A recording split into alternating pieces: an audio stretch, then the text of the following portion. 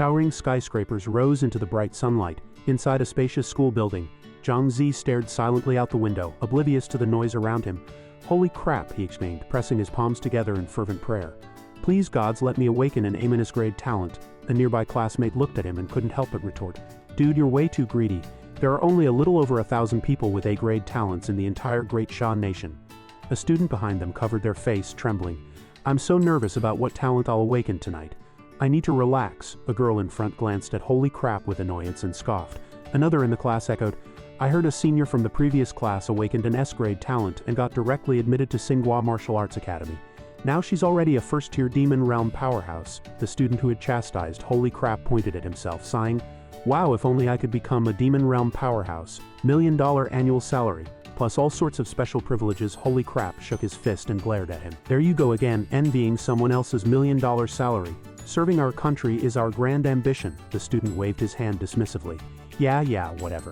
Though I hate to admit it, most of us will just end up being ordinary people, not contributing much to the country." Zhang Zi stared at his phone screen, his brow furrowed.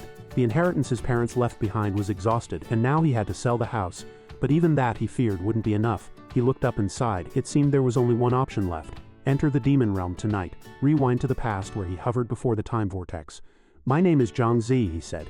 He frowned at his reflection, recalling how he had traveled from Earth to this world 10 years ago. To be precise, he had been adopted by the Zhang family. Although not their biological son, they treated him as one. Without them, he wouldn't have survived. Zhang Zi's adoptive parents were still alive then. His adoptive father picked up a chicken leg and handed it to Zhang Zi. "Eat up," he said. "This is your home now." Young Zhang Zi's eyes welled up. "Okay," he replied. The little girl next to him, being fed by Zhang's mother, chirped, "Great, I finally have a brother." But the peaceful scene didn't last.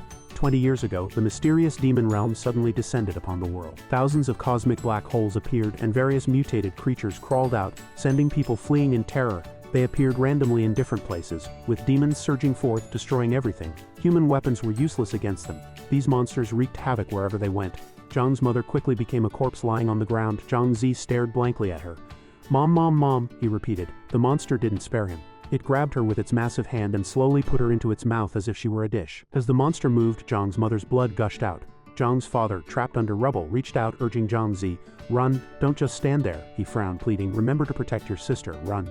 Zhang Zi turned to him, tears streaming down his face. "Dad," he grabbed his sister's hand and ran towards their father, the little girl crying out, "Daddy!" The towering monster stepped towards where Zhang's father lay trapped, its massive foot coming down and blood splattered. Zhang Zi's eyes widened and he screamed, "Dad!" The monster continued its relentless stride and Zhang's father lay lifeless, fallen like the others. A group stood on a mountaintop overlooking the abyss before them. Zhang Zi's thoughts drifted further into the past. Humans were being slaughtered by the beasts of the demon realm. His own father had died tragically before his eyes. Humanity began to fight back, charging through the gates to the demon realm. There they found themselves growing stronger. Individuals with awakened abilities known as Awakened Ones entered the demon realm, battling the monsters within. Nations began organizing these Awakened Ones, attempting to push back the demon realm creatures. With the emergence of the Awakened Ones, monsters were steadily eliminated, marking the first significant victory. The international organization, the Demon Realm Powerhouse Association, was established, classifying Awakened Ones into 5 tiers based on their abilities, from Tier 1 to Tier 5, with Tier 5 being the strongest. Generally, only 5th-tier Demon Realm powerhouses can defeat high-level Demon Realm monsters. Awakened talents are classified into 7 tiers, ranked from highest to lowest. SSS, SA, B, C, and D. The higher the tier, the greater the power, and the easier it is to slay monsters. Only those with A-grade talents can pass the first-tier powerhouse assessment. Back in the present, Zhang Zi glanced at his watch as he walked. It was getting late and he needed to hurry home and prepare. He pushed open the classroom door, silently vowing, "Tonight I must awaken an A-grade talent and pass the assessment." Night had fallen. "Sister, I'm home," Zhang Zi called out as he entered. He smiled at his sister. "Let's eat out tonight." "Brother?" she replied softly, holding up a plate of charred food. Apologetically, she said, "I'm sorry, brother. It's your 18th birthday today, and you're entering the demon realm to awaken your talent. I wanted to make you fried chicken, but I burned it." Zhang Zi put down his bag and comforted his sister with a smile. "You don't need to do this, I can cook. You're so busy with studying and you're not well. You don't have to make dinner for me every day." The little girl replied dejectedly. Outside, the sky was completely dark. Laughter echoed from inside the house. "Wow, just peel off the burnt skin and the meat inside is still delicious. I'm so good. Save some for me, brother. I was supposed to make you fried chicken for your birthday, remember? Hey, don't move the plate, it's going to fall." The pale moonlight spilled over the treetops under the night sky. Zhang Zi's sister ran out of the house, calling out, "Brother, I'm going to a classmate's house to study tonight." You're going into the demon realm soon, remember to be careful. Okay, go ahead, be sure to be home before 9:30, don't worry your brother. The clock on the wall ticked relentlessly. Watching the 10-second countdown, Zhang Zi tensed up. The time was near. He thought with a determined expression, whether I succeed or fail, I don't care. Sister, wish me luck, asterisk. The watch screen glowed with electronic light, emitting a zip sound. Zhang Zi stared at the light from the watch screen. In an instant, a massive vortex appeared before him, sucking him in. Zhang Zi frowned, moving forward with the vortex's pull. A sprite hovered before a system screen, greeting him. Welcome to the demon realm. I'm your guide sprite. Zhang Zi found himself in another space, isolated from the outside world. The sprite's voice continued. This is the demon realm's novice training area. Please set the name and attire you'll use in the demon realm, he replied without hesitation. I've already prepared. My name is Sha, and my attire is a mask. The sprite smiled and replied. All right. The sprite's staff emitted a light enveloping Zhang Zi. With the light, Zhang Zi's attire changed. The sprite's voice rang out. It is Sha. We will now activate your talent. Please place your hand on the crystal ball above. Your talent will manifest automatically. A blue orb appeared before Zhang Zi. He extended his hands toward the orb, his expression determined. It has to be A grade, it has to be A grade. When he placed his hands on the orb's surface, a blinding light shot out from within. Zhang Zi prayed aloud, it has to be A grade. As the light faded, he asked, puzzled, is that it? What grade talent did I awaken? The sprite stared blankly at the orb. Huh? Zhang Zi urged, his face pale. Say something, what grade talent did I awaken? Say something, don't scare me. The system screen clearly displayed a line of text. Your awakened talent is the legendary SSS grade summoning skill. He pointed at himself in disbelief, stammering, SSS grade, me? I didn't mishear, did I? The system screen confirmed again. You have awakened the legendary SSS grade skill talent. It exists only in legends. No one in this world has ever awakened an SSS grade talent. You are incredibly fortunate. Looking at the orb before him, Zhang Zi's face lit up with joy. Awakening an S-grade talent guarantees admission to a prestigious university with a bright future ahead. What happens when you awaken an SSS grade talent? I can finally turn my life around, the system screen continued to display. Here is the description of the legendary summoning skill. Please review it. Detailed information about Zhang Zi's awakened ability appeared on the screen. SSS grade summoning skill. Level 1. Experience 0.001. Consumption 10 points. Life 60 seconds cooldown. Effect. Kill a target to summon a copy of the target after death. The copies are identical to the original, have no time limit and can be upgraded up to level 5. Note. Level 1 summoning skill summons 10 copies, Level 2 summons 30 copies, Level 3 summons 50 copies, Level 4 summons 100 copies and Level 5 summons 500 copies. He excitedly scanned the ability information on the system screen, unable to suppress his exclamation. Holy crap, this summoning skill is insane. He rubbed his chin, lost in thought. Damn, if I can summon an identical copy just by killing a monster, can't I build a monster army? Zhang Zi's mind conjured images of his skill, picturing summoned monsters led by a boss, which was incredibly cool. Calm down, he told himself. He opened the system interface to check his character's status. His information was displayed. Asterisk identity, Sha, asterisk number. See country 247511176 asterisk health points, 100 asterisk stamina, 110 asterisk damage, 1 to 10 asterisk speed. 10 asterisk attributes, asterisk strength 10, average human is 10, asterisk constitution 10, average human is 10, asterisk spirit 11, average human is 10, asterisk agility 10, average human is 10, asterisk available attribute points, none, asterisk skills.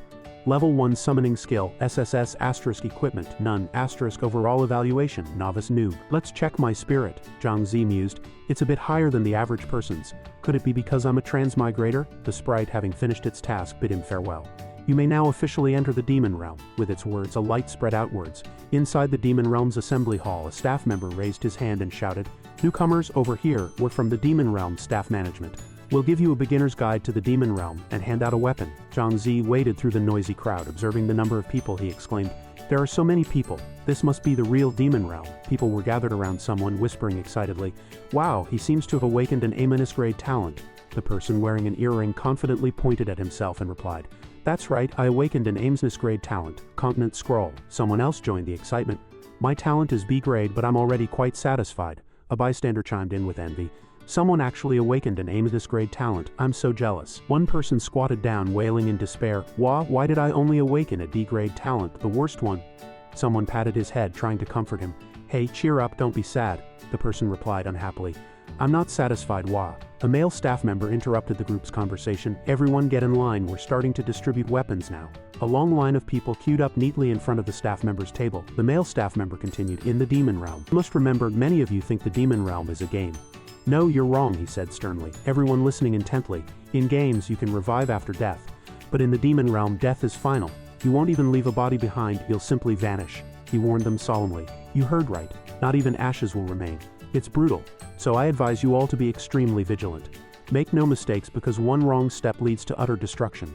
Not only should you watch out for monsters, but also your fellow humans. Having finished speaking, he began distributing weapons. The female staff member next to him added, also remember this, to leave the demon realm you must return to the altar. Only the altar allows teleportation back. After distributing weapons for a while, it was finally Zhang Zi's turn. Next, she called. He stepped forward, standing before the female staff member. She looked at his report and said, first register your talent grade and skill, then choose a weapon. What grade talent did you awaken? He replied calmly without changing his expression. D grade. With so many people around, it's good I hid my talent grade beforehand, he thought. The demon realm is a dangerous place. People will kill or stab you in the back if they know you have a high grade talent. Keeping a low profile is the key to survival. The staff member then asked Zhang Zi what weapon he wanted. What weapon would you like? He pointed to a weapon and replied, I'll take that bow. People around them, hearing his grade, whispered and sneered. Did you hear that? Another D grade. With that grade, I'd rather go back. Why force yourself? The male staff member handed him the bow and arrows, chatting with him. Ranged weapons, while not high in attack power, are safe, he said. He added, as long as you're careful, you'll survive longer. Zhang Zi nodded slightly. Looking at the empty weapon distribution area, she wiped her brow. Finally finished. I'm exhausted. Zhang Zi approached and asked, how many people awakened A-grade talents this time? She glanced at the information sheet in her hand. Let me see, only 3. This batch is really not as good as the last. After receiving their weapons, a group of people charged forward like wild horses, shouting excitedly, charge, watch me slay everything. Meanwhile, arrow shafts filled the target. Zhang Zi looked at his results and sighed. Sigh. The instructor watched Zhang Zi silently. Gazing at the arrows on the ground, Zhang Zi thought, bows are harder to handle than I thought. After shooting so many arrows, I've only hit the bullseye once. He stretched his arms, calculating. In actual combat, I won't have so many chances to reshoot. Since I don't have summons yet, I can't rush out. I need to improve my archery skills as quickly as possible, find a good opportunity, and summon my first monster. The sun beat down relentlessly. After a long time, more and more arrows hit the target, scattered on the ground. Zhang Zi's eyes lit up. He pulled back the bow, aiming forward. The arrow shot out with a whoosh, hitting the bullseye dead center with a thud. After practicing for so long, it's finally paying off. Zhang Zi grinned as system prompts appeared. Archery proficiency +1, archery proficiency +1, archery proficiency +1. A system notification popped up. Archery proficiency level 4, hit rate 80%. Zhang Zi lowered his hand, 2 fingers holding a scratched arrow. He spoke, this should do. Turning away from the demon realm altar, he pulled up his face mask and continued, it's time to go. On the other side, the mutant rabbit's eyes gleamed red, full of menace. Next was a mutant tortoise with a hard shell, golden eyes, and a flame burning in the middle of its forehead. The demon realm was just ahead. The system screen displayed. Demon realm level 1, violent rabbit, fast speed, high evasion but low defense. Armored tortoise, high defense, thick HP but slow speed. And finally the sharp-toothed wolf, the level 1 boss, fast speed, high attack, skill, tear, inflicts 5 consecutive hits and applies a burning and bleeding effect. 2 people were running, one of them shouting, help! Behind them, an armored tortoise as big as a rock was in pursuit. Both were pale-faced, running and screaming, our health bars are dropping. The armored tortoise stomped its foot, sending up a shower of rocks, one of which knocked one of the people flying. The person fell to the ground, shrinking back in terror. Facing the armored tortoise's wide-open mouth, help! An arrow shot from nowhere, hitting its head with a thud. Zhang Zi raised his hands, yelling loudly to attract the armored tortoise's attention and allow the person to escape. Hey, over here! He put on a friendly smile. Cute little tortoise, let's be friends. Upon hearing this, the armored tortoise flew into a rage. Zhang Zi broke out in a cold sweat, speechless. The armored tortoise abandoned its previous target and quickly pursued Zhang Zi. Zhang Zi ran while talking to it. Look over there. He ran forward frantically, whispering. Phew, that's scary. The armored tortoise is still chasing. He spotted the demon realm altar ahead. Zhang Zi ran towards it with all his might, the altar's huge stone pillars flashing with lightning. Sensing danger, the stone pillars immediately released bolts of lightning. The lightning struck the armored tortoise, accompanied by an attack notification. Stone pillar attack, critical hit. Minus 190 HP to the armored tortoise. Zhang Zi used this opportunity to increase the distance between himself and the armored tortoise. The armored tortoise's HP dropped rapidly, leaving only a sliver. Zhang Zi's arrows kept hitting it. Soon, the armored tortoise collapsed, its HP depleted. The system popped up a notification, defeated. The armored tortoise slowly dissipated before Zhang Zi. A soul orb formed after defeating the monster appeared on the ground, and the system immediately prompted, you have obtained a low-grade strength demon soul orb. Zhang Zi wiped his sweat, relieved. Indeed, using the magic sealed altar was the right move. The system quickly provided information. Demon Realm Guide. After a demon realm monster dies, it randomly drops a demon soul orb. The quality of demon soul orbs is divided into low-grade, mid-grade, and high-grade. Different colored demon soul orbs correspond to different attributes. Red is strength, green is constitution, blue is spirit, and yellow is agility. Absorbing a demon soul orb of the corresponding attribute grants a certain attribute value increase. A low-grade demon soul orb increases it by 0.01 points. Mid-grade increases it by 0.1 points, and high-grade increases it by 1 point. He held the soul orb in his hand, calculating. A low-grade demon soul orb only increases attributes by 0.01 points. I'll save them for now. I remember hearing on TV that a low-grade demon soul orb can sell for 1,000 yuan. The system continued to prompt. You have defeated an armored tortoise. You can now summon a duplicate. Summon? Zhang Zi clicked the screen without hesitation. Summon. A summoning circle appeared before him, the light in the vortex slowly fading. Then the armored tortoise that had just been defeated was summoned. He looked at it and laughed excitedly. Ha ha ha, a summon. I finally have my first summon. He looked at it with loving eyes. The armored tortoise also reached out and touched him. They smiled at each other, very happy. On the other side, a violent rabbit punched another awakened one hard in the face, causing him to scream. Ming's teammates stepped in front of him to stop him. Ming, step back. Ming groaned in pain, clutching his bleeding face. It hurts. Another teammate yelled at the violent rabbit. You monster, there's so many of us. There's no way we can't beat you. Time flew by, the sky gradually turning the colors of dusk, the setting sun illuminating the entire forest. A teammate spotted something and looked back. Seeing what was running towards them, he panicked. Not good, there's an armored tortoise behind us. Ming immediately retreated to his teammate's side. Over there, they raised their weapons, taking a defensive stance. Another person stopped them. Wait, am I seeing this right? He looked at Zhang Zi sitting on the armored tortoise's back and said in surprise, how can someone be sitting on an armored tortoise's back? Zhang Zi flashed a proud smile. Hello, brothers. Ming stared blankly at him. What's going on? Monsters in the demon realm attack on sight. Why isn't the armored tortoise attacking him? Two teammates also exclaimed, can monsters in the demon realm be tamed? I'm so envious. Ming, ignoring the approaching violent rabbit, reached out and suggested, what's there to envy? Why don't we try taming this violent rabbit, then I'll bring it out with us. Before Ming could finish, the violent rabbit landed another heavy blow on him. Two teammates rushed forward to attack the violent rabbit, reminding him, Ming, step back. He groaned, holding his mouth. My teeth, this darn rabbit doesn't play fair. The teammates attacked while shouting, damn rabbit, take this. The one with the knife quickly slashed at the violent rabbit, reducing its health by 8 points. The violent rabbit used the momentum to jump backward. After creating some distance, it curled up its body, gathering strength. It raised its head and roared, and the system issued a warning, violent rabbit, berserk mode. The person with the stick looked at the rabbit and shouted, crap, the violent rabbit has gone berserk. The one with the knife quickly reassured him, don't worry, it doesn't have much health left. If the three of us go all out, we can definitely take it down. Two more rabbits in the same berserk state appeared. Ming and his group turned pale and gaped at the sight. Whoa! Setting aside Ming's fierce battle for the moment, the twilight sky was a breathtaking sight. Birds soaring through the orange-red sky. Zhang Zi sat on the armored tortoise's back, gazing into the distance, admiring, the twilight on this grassland is so beautiful, it calms the mind. As soon as he finished speaking, a dust-filled chase unfolded before him. Ming and his group ran and shouted, we're dead, we're dead.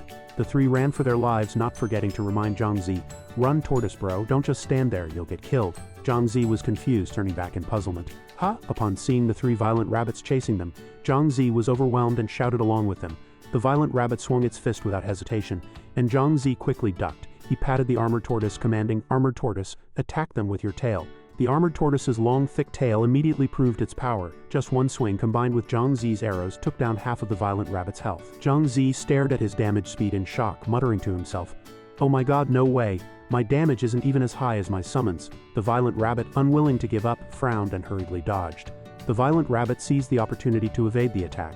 The three rabbits quickly concentrated their fire on the armored tortoise, and its health immediately dropped to half. Seeing this, Zhang Zi gritted his teeth, anxiously saying, crap, the armored tortoise is too slow, even with high defense. It can't withstand attacks from three violent rabbits at the same time. I need to find a way to distract them. With its health reduced to half, the armored tortoise entered a berserk state, letting out a roar towards the sky. Then it turned and charged towards the three violent rabbits, striking them all with critical hits, each losing 30 health points.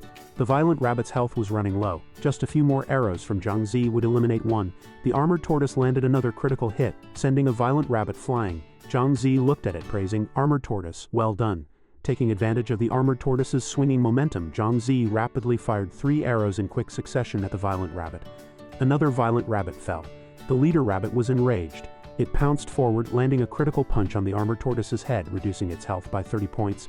Seeing this blow, Zhang Zi shouted at it, armored tortoise, gripping his arrows tightly, he glared at the violent rabbit, shouting, you damn rabbit, I won't let my first summon die. Countless arrows shot out, attacking the violent rabbit, but they didn't have much of an effect. Zhang Zi shouted while attacking. Armored Tortoise, get back to the summoning circle or you'll die. The Armored Tortoise refused to yield, its brow furrowed tightly. Then it raised its head and let out a roar, and the system displayed Armored Tortoise, Rakshasa, Level 2, Max Level 5, EXP 130th, HP 400, ATK 80 to 100, DEF 70, no skills. Zhang Zi looked up stunned at the Armored Tortoise. It swung its massive tail, landing a critical hit on the violent rabbit, instantly reducing its health by 40 points, a single strike knocking it out completely. Holding 3 soul orbs, Zhang Zi shouted excitedly, "We won!" The Armored Tortoise also raised its head in agreement, letting out a cry. Zhang Zi said happily, "Great." The system continued to ask, "You have defeated 3 violent rabbits. You can now summon 3 duplicates. Do you wish to summon?" Zhang Zi didn't hesitate, replying to the system, "Summon." Looking at the 3 summoned violent rabbits, joy filled Zhang Zi's face. Looking at all the monsters he could summon, he said excitedly, "I now have 4 summons." The next morning the system rang. Ding ding, a notification popped up. "You have received a class group message." The message content didn't specify details, only urgently gathering everyone back. All students, return to the altar immediately for an important announcement. Seeing this message, Zhang Zi wondered, what's so urgent? 4 in the morning, the sky was clear. Sunlight streaming down from the treetops. Below, a group of people gathered, moving. Zhang Zi mingled among them, thinking as he walked, "I'm hiding my strength for now, can't release my summons or I'll definitely scare them." Suddenly 2 violent rabbits and an armored tortoise with red glowing eyes rushed out from the front of the group. One person shouted, "Monsters, everyone attack!" A girl at the front drew her sword and with a single strike landed critical hits on all the obstructing monsters, shocking everyone else. 2 people gaped in astonishment. Even Zhang Zi was stunned. One move, and they're all wiped out. Girl slowly retracted her sword energy, but the commotion continued. "Just one sword and it's this terrifying. Is this the power of an S-class talent awakened?" She glanced impatiently at the crowd, reminding them, "Stop the chatter, keep moving." Seeing her impressive performance, Zhang Zi inwardly sighed. Impressive indeed, it seems snatching the boss from her is impossible. Another girl in the team cheered softly, "Sister Huo is so cool." By now, the sky had turned dim, and birds flew out from the treetops of the forest. Under the bright moonlight, a wolf raised its head and howled, "Oh woo!" Hearing the wolf's call, a young man in the team reminded them, "That's the sharp-toothed wolf, we've arrived." A vortex then appeared before them. The girl turned to them, instructing, "This is a cross-level portal. The sharp-toothed wolf is about to appear. If you don't want to die, keep a safe distance. No attacking without my command." As soon as she finished speaking, a wolf claw reached out from within. Its appearance stirred up a gust of wind, making their clothes flap. Everyone raised their hands to shield their faces. Whoa! A sharp-toothed wolf with gray-blue eyes slowly stepped out, scrutinizing them. By now, they were surrounded by a purple mist, and 2 people said worriedly, "The fog is too thick, I can't even see where the sharp-toothed wolf is." The mist grew thicker, obscuring the entire team's vision. The girl with the S-class talent calmly took a defensive stance. She closed her eyes, sensing the wolf's movements in the mist. The sharp-toothed wolf quickly swept past her from behind. The sharp-toothed wolf's movement was erratic, appearing and disappearing, and the others began to grumble impatiently. "What do? We can't even see the monster, how are we supposed to fight it? And this is just the first-level boss." The fog gradually dissipated, revealing the sharp-toothed wolf's sharp teeth. The girl with the S-class talent suddenly opened her eyes. She quickly dodged the sharp-toothed wolf's lunge. She turned, her wrist raised, brandishing her sword, her heel pivoting gracefully with her body's motion. With superb movement and agile coordination, she delivered a beautiful critical hit. The sharp-toothed wolf crashed to the ground and slowly dissipated. The surrounding mist also dispersed, fading quickly. The crowd erupted again. "We won, the sharp-toothed wolf is defeated." "Yeah, what just happened?" Ignoring the clamor, Zhang Zi carefully studied the system screen. The information about the move just used immediately appeared. Light Slash, S-Class, Level 1, EXP 378 1000, consumes 10 soul power, 60-second cooldown effect. Slashes the target, doubling damage with each strike. When the final strike doubles, it triggers a critical hit, dealing massive damage. Note: Light Slash Level 1, 3 consecutive slashes on the target.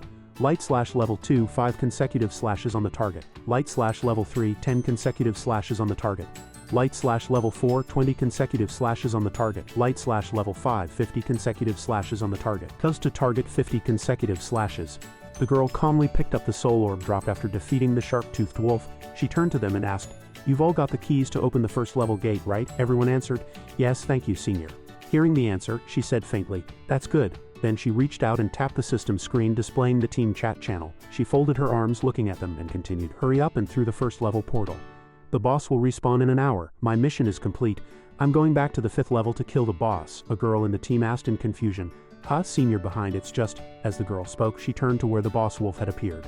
By now, the vortex had grown larger, beginning to absorb pure energy from the space. Seeing this, she said in disbelief, "That's a sign of a boss respawn. How is that possible? It's not even been an hour yet." The vortex hummed, radiating a constant killing intent. Her face paled, analyzing the situation.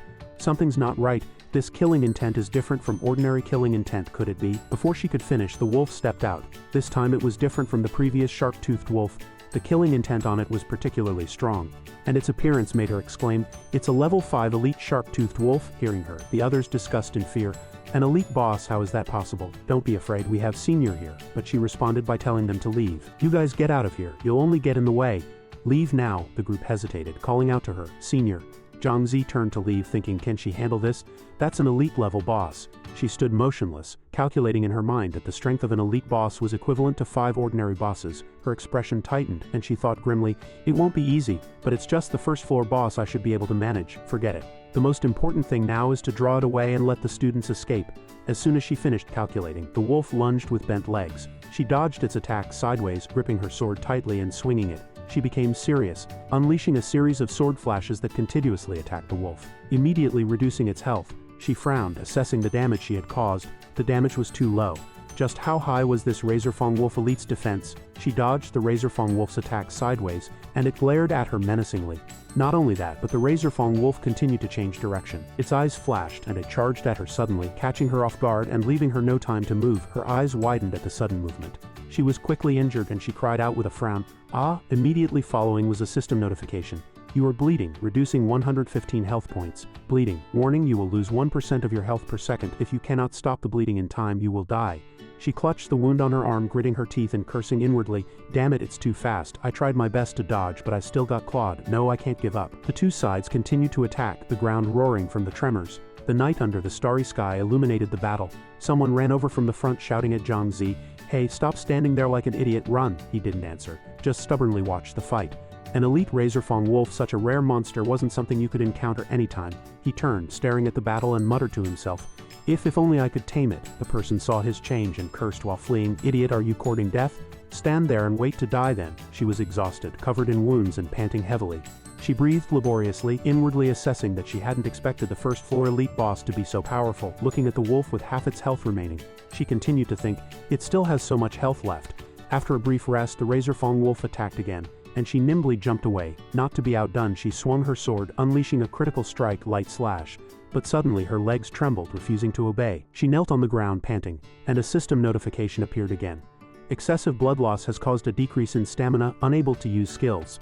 She was enveloped in a faint mist which snaked along the curves of her body. She panted wearily, surprised that the first floor elite boss was this strong. Looking at the elite wolf boss with half its health remaining, she sighed, it still has so much health. The wolf quickly stepped forward, continuing its attack, and she leaped into the air to dodge. Her face was stern, and she stubbornly released a skill, blood slash, but her body had exhausted its strength, her legs trembling uncontrollably. Heavy panting filled the air. And the system screen displayed, excessive blood loss has caused a decrease in stamina, unable to use skills. She stood there wearily, facing the still snarling wolf. It lunged, its eyes flashing fiercely, and her face and eyes dimmed, unable to dodge the attack. As the wolf brushed past her, blood sprayed from the wound. She could no longer hold on and collapsed to the ground. The Razorfang wolf opened its large mouth full of sharp teeth, ready to tear into its prey. She was exhausted and could only watch with a frown. Suddenly, several arrows flew from the wolf's side, firmly pinning it, and she looked up in surprise. Zhang Zi, still drawing his bow in the bushes, was aiming at the Razorfang wolf, which turned to him in anger. She witnessed a foolish scene as Zhang Zi waved his hands, taunting the Razorfang wolf. "Come and get me, puppy." She lowered her head, trying to recall who the person in front of her was. Looking at his face, which was covered, she suddenly exclaimed, "I remember now, he's one of the first-year freshmen. Why hasn't he escaped?" The wolf, provoked, lunged and bit, and he twisted, dodging its sharp teeth, not forgetting to taunt, "Eat, can't catch me." She watched this scene speechless and reached out her hand, her voice trembling. "Hey, stop teasing it, run, you can't beat it." But he didn't care, screaming as he ran and playing with the Razorfang wolf. Oops. She could only watch silently as Zhang Zi ran in the distance. Even though she was seriously injured, she was still concerned about his situation. That idiot, he's going to die. In the depths of the forest, trees rushed by at breakneck speed. Zhang Zi ran frantically below, encouraging himself as he went. That elite boss still had half its health. Charging up now was just asking for death. But having come this far, how could he not go? He couldn't die. Who would take care of his sister if he did? He ran, glancing back, observing the situation with gritted teeth. He had to lure it to a more spacious area for his summoned beast to have an advantage. "It's too fast, I can't hold on much longer." Soon, the Razorfang wolf was closing in on Zhang Zi. A wild beast unleashed, its mouth wide open, lunging at him. Undeterred, he braced his feet lightly, stopping his momentum. Turning to face the wolf, he shouted, "Summon beasts!" From his hands, which he waved in the air, a hard-shelled tortoise and a berserk rabbit were summoned, raising their heads and roaring as if liberated. Ji Lu drank a health potion while running toward his location. Are you crazy? A newbie trying to take on an elite boss? I have to save him, the system kept reminding her, warning of excessive blood loss and exhaustion. She bandaged her wounds while running, thinking, I have to stop the bleeding as soon as possible. Hopefully that newbie can buy some time. A girl suddenly appeared, releasing her skill. Green Blessing. A green healing light shot out from the magic staff. The light quickly enveloped Moonshadow's entire body, instantly healing her wounds. Moonshadow looked back in surprise. Little Princess, what are you doing here? Moonshadow's teammates had all arrived. The girl called Little Princess looked at her and replied, We all came. The strongest teammate looked at her helplessly. Moonshadow, you're really crazy. You dared to fight an elite monster alone. Another teammate chimed in. You were too reckless. Even if it's the first floor elite boss, how could you possibly beat it alone? Moonshadow dejectedly lowered her head and replied, I am sorry, I thought I could. The remaining teammates looked around, searching. Wait, where's the elite boss? Moonshadow remembered the matter at hand and said to her teammates. Right, that elite Razorfang wolf was lured away by a newbie. We have to catch up, her teammates exclaimed in surprise. What, a newbie dared to lure away an elite boss? The scene shifted to Zhang Zi, who was summoning his beasts. Summon beasts, attack. The hard-shelled tortoise and berserk rabbits roared and charged forward. 3 berserk rabbits launched the first attack, striking the Razorfang wolf from 3 directions. Although the Razorfang wolf was fast, being surrounded by 3 berserk rabbits would definitely affect its speed. Just like this. As he expected, the tortoise took the opportunity to whip the Razorfang wolf with its massive tail. The Razorfang wolf was sent flying by the tortoise's powerful blow, crashing into a tree, instantly losing 51 health points. Seeing this, Zhang Zi smiled triumphantly, knowing that this would compensate for the tortoise's speed disadvantage, allowing it to perfectly attack the Razorfang wolf. The wolf's entire body was enveloped in a thick aura of murderous intent. It rushed over with a frown. This attack greatly reduced the health of the berserk rabbits and the tortoise. Zhang Zi anxiously drew his bow to attack the Razorfang wolf, dealing significant damage. He needed to keep his summoned beasts from being hit head-on. Suddenly the system notified him. Berserk rabbit level increased to level 2. The newly upgraded berserk rabbit immediately charged at the wolf from the side. Zhang Zi shouted at them, the berserk rabbits have leveled up too, keep surrounding it. Tortoise take the hits, berserk rabbits keep attacking. The wolf turned and clawed at the tortoise's neck, causing it to wince in pain. Mist enveloped the entire forest, obscuring the moonlight above. One berserk rabbit couldn't withstand the attacks and soon met its demise. The system warned, berserk rabbit level 1 health depleted, death. Seeing this notification, Zhang Zi cursed angrily, damn it, the Razorfang wolf's onslaught didn't stop. And with its continuous attacks the system continued to sound, berserk rabbit level 1 health depleted, death. Zhang Zi gritted his teeth, his face grim, and shouted, damn it, my berserk rabbits, they fought for so long without dying. Watching the 2 summoned beasts desperately attack the wolf, Zhang Zi muttered to himself, if you don't die soon, I'm going to die from exhaustion.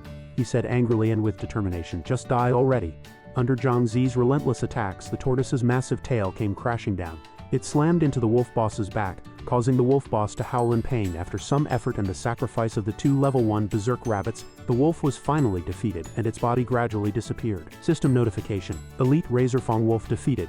Watching the wolf slowly disappear, Zhang Zi breathed a sigh of relief. Finally, and the remaining 2 are down to their last sliver of health. The rewards for defeating the wolf boss quickly dropped. System notification. Item drops. Intermediate grade 4 magic soul orb, a wolf fang necklace and a wolf bone dagger. Looking at the quantity and quality of the items, Zhang Zi was excited. As expected of an elite boss, it even dropped an intermediate grade magic soul orb. He picked up the wolf bone dagger and the wolf fang necklace, checked their information and made a decision.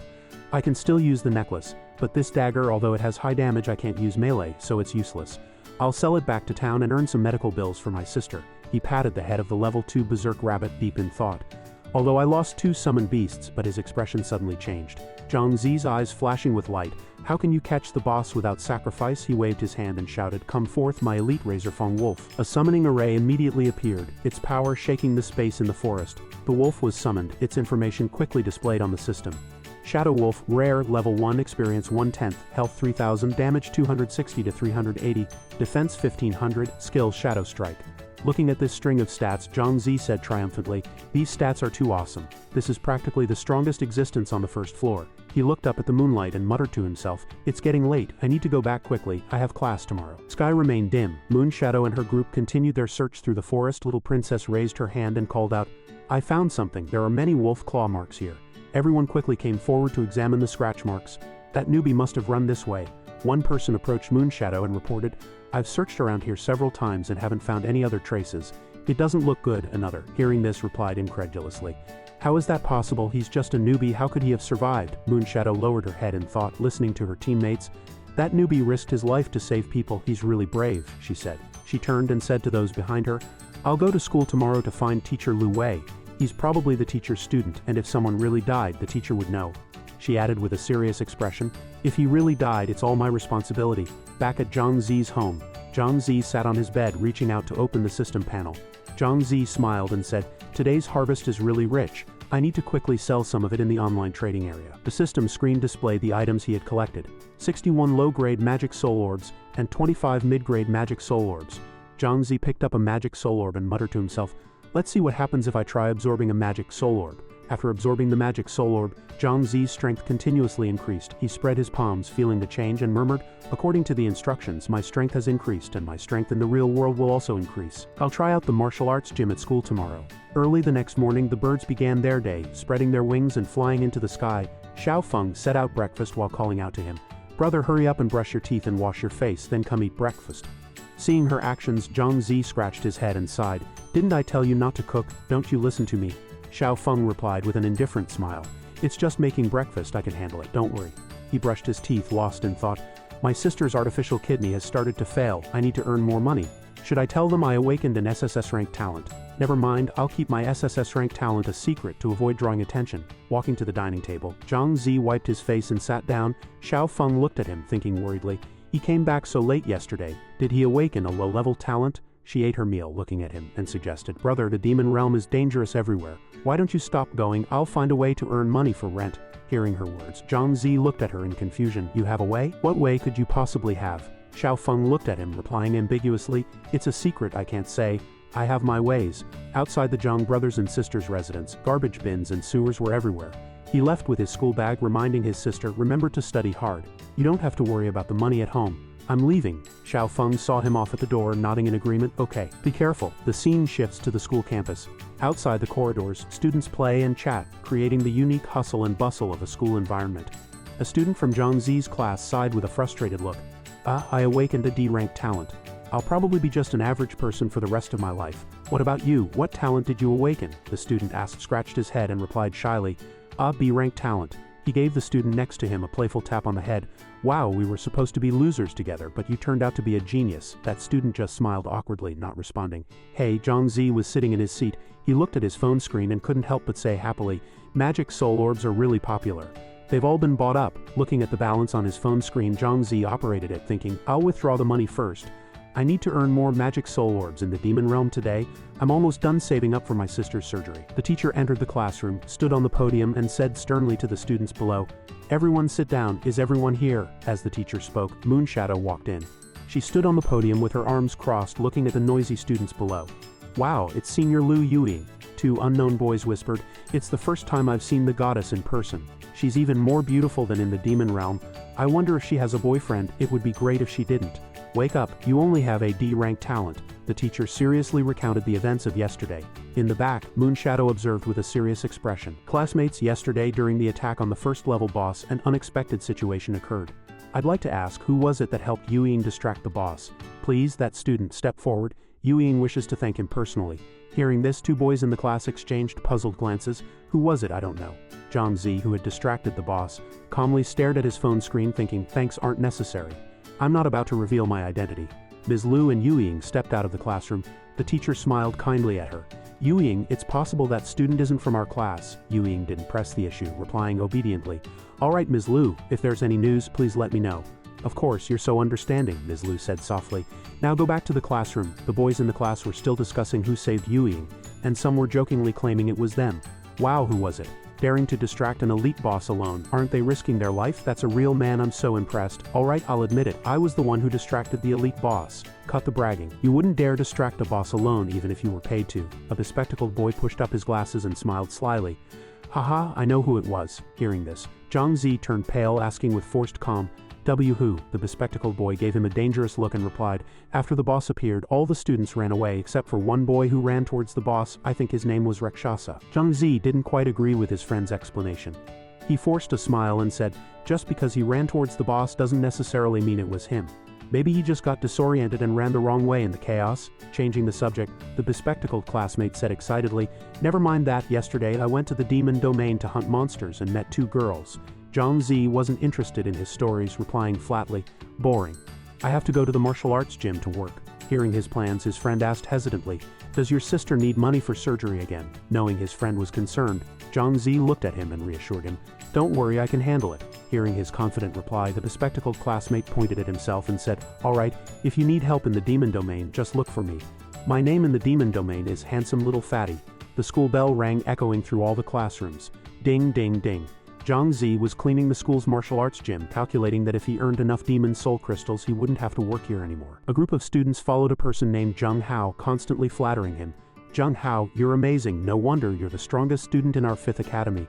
"That's right, able to punch with a force of 507 kilograms. That's 7 kilograms higher than the Qingdai Martial Arts School's requirements, and you've awakened an A- rank talent. Your future is surely bright." However, Zheng Hao wasn't swayed by the flattery. He replied humbly, "This is nothing. There are always people stronger than you.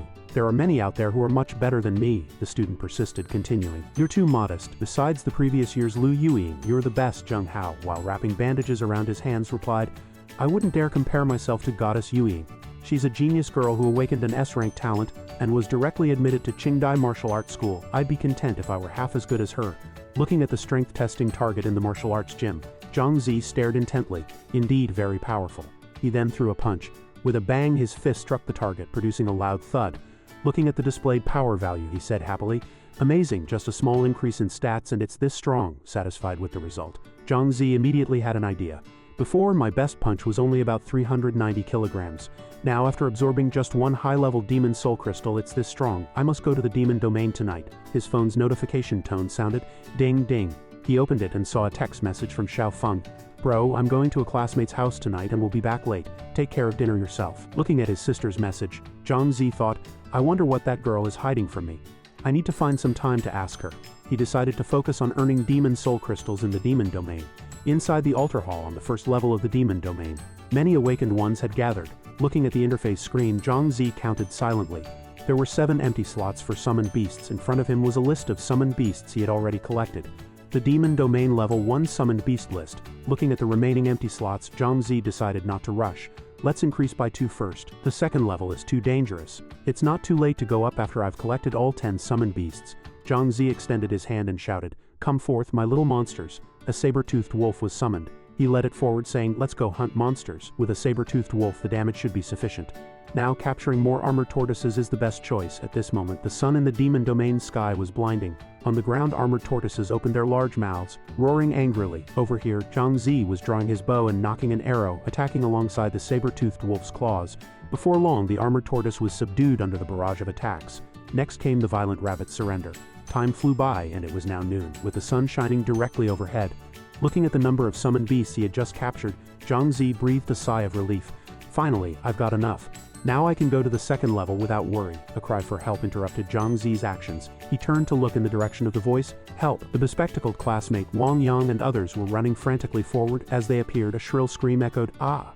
Seeing the people who appeared, Zhang Zi quickly covered his face and hid behind a tree. He wondered, "How isn't that Wang Yang?" Wang Yang ran while begging the people chasing him. "Brothers, uncles, please don't kill us. We're just newbies who just entered the demon domain. We don't have anything valuable." The 2 people chasing them had fierce expressions, laughing as they pursued. "Haha, we knew you were newbies.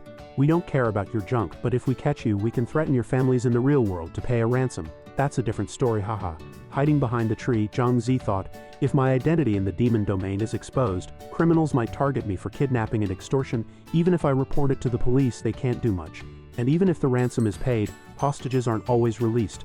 They usually choose to silence them." Wang Yang ran frantically ahead, shouting, "Brothers, my family is poor, spare me." But they weren't about to let him go. They chased him, saying, "Trying to fool us? Didn't you brag about driving a luxury car in the real world in front of those 2 girls?" He extended his hand, unleashing his awakened ability, his expression turning fierce. "Let's see where you can run, Swamp Meyer." Wang Yang and the 2 girls with him were quickly surrounded by a blood-red swamp, unable to move. Ah, a talent skill. A sharp blade was approaching Wang Yang's neck. "Spare his life." The man swung his axe, his eyes wide with a grin. "Hee hee, if you don't want to die, give me your family information." Despite his fear, Wang Yang retorted firmly, "Don't dream about it. I won't say a word." The man looked greedily at Wang Yang's arm, raising his axe. "Those guys were like you. After I chopped off one of their arms, they obediently gave up their information." An arrow flew from the side, hitting his arm. He cried out in pain. "Ah!" The axe-wielding man turned around, his face twisted in anger, roaring, "Damn it, who dares to ambush me? Don't you want to live? Dares to ambush me?" His veins popped, glaring at the person still holding the bow, his screen displaying, "The archer is Rakshasa." Zhang Zi looked at him with disdain, saying disgustedly, "A bunch of trash, only knowing how to do harmful things. I despise you." His companions immediately changed their target, rushing towards Zhang Zi, ready to attack him. "The ambushing archer is here." Zhang Zi wasn't stupid enough to stay put and take the beating. He quickly turned and ran. The axe-wielding man's face was contorted, his teeth gritted as he ordered the others. "You dare shoot me and think you can run? Those 3 lambs are trapped by my talent skill. They can't escape for an hour. Go bring that ambushing guy back, I'm going to tear him to pieces." Zhang Zi frowned. Observing the angry pursuers, he assessed the terrain ahead, quickly devising a plan. "I've been here before.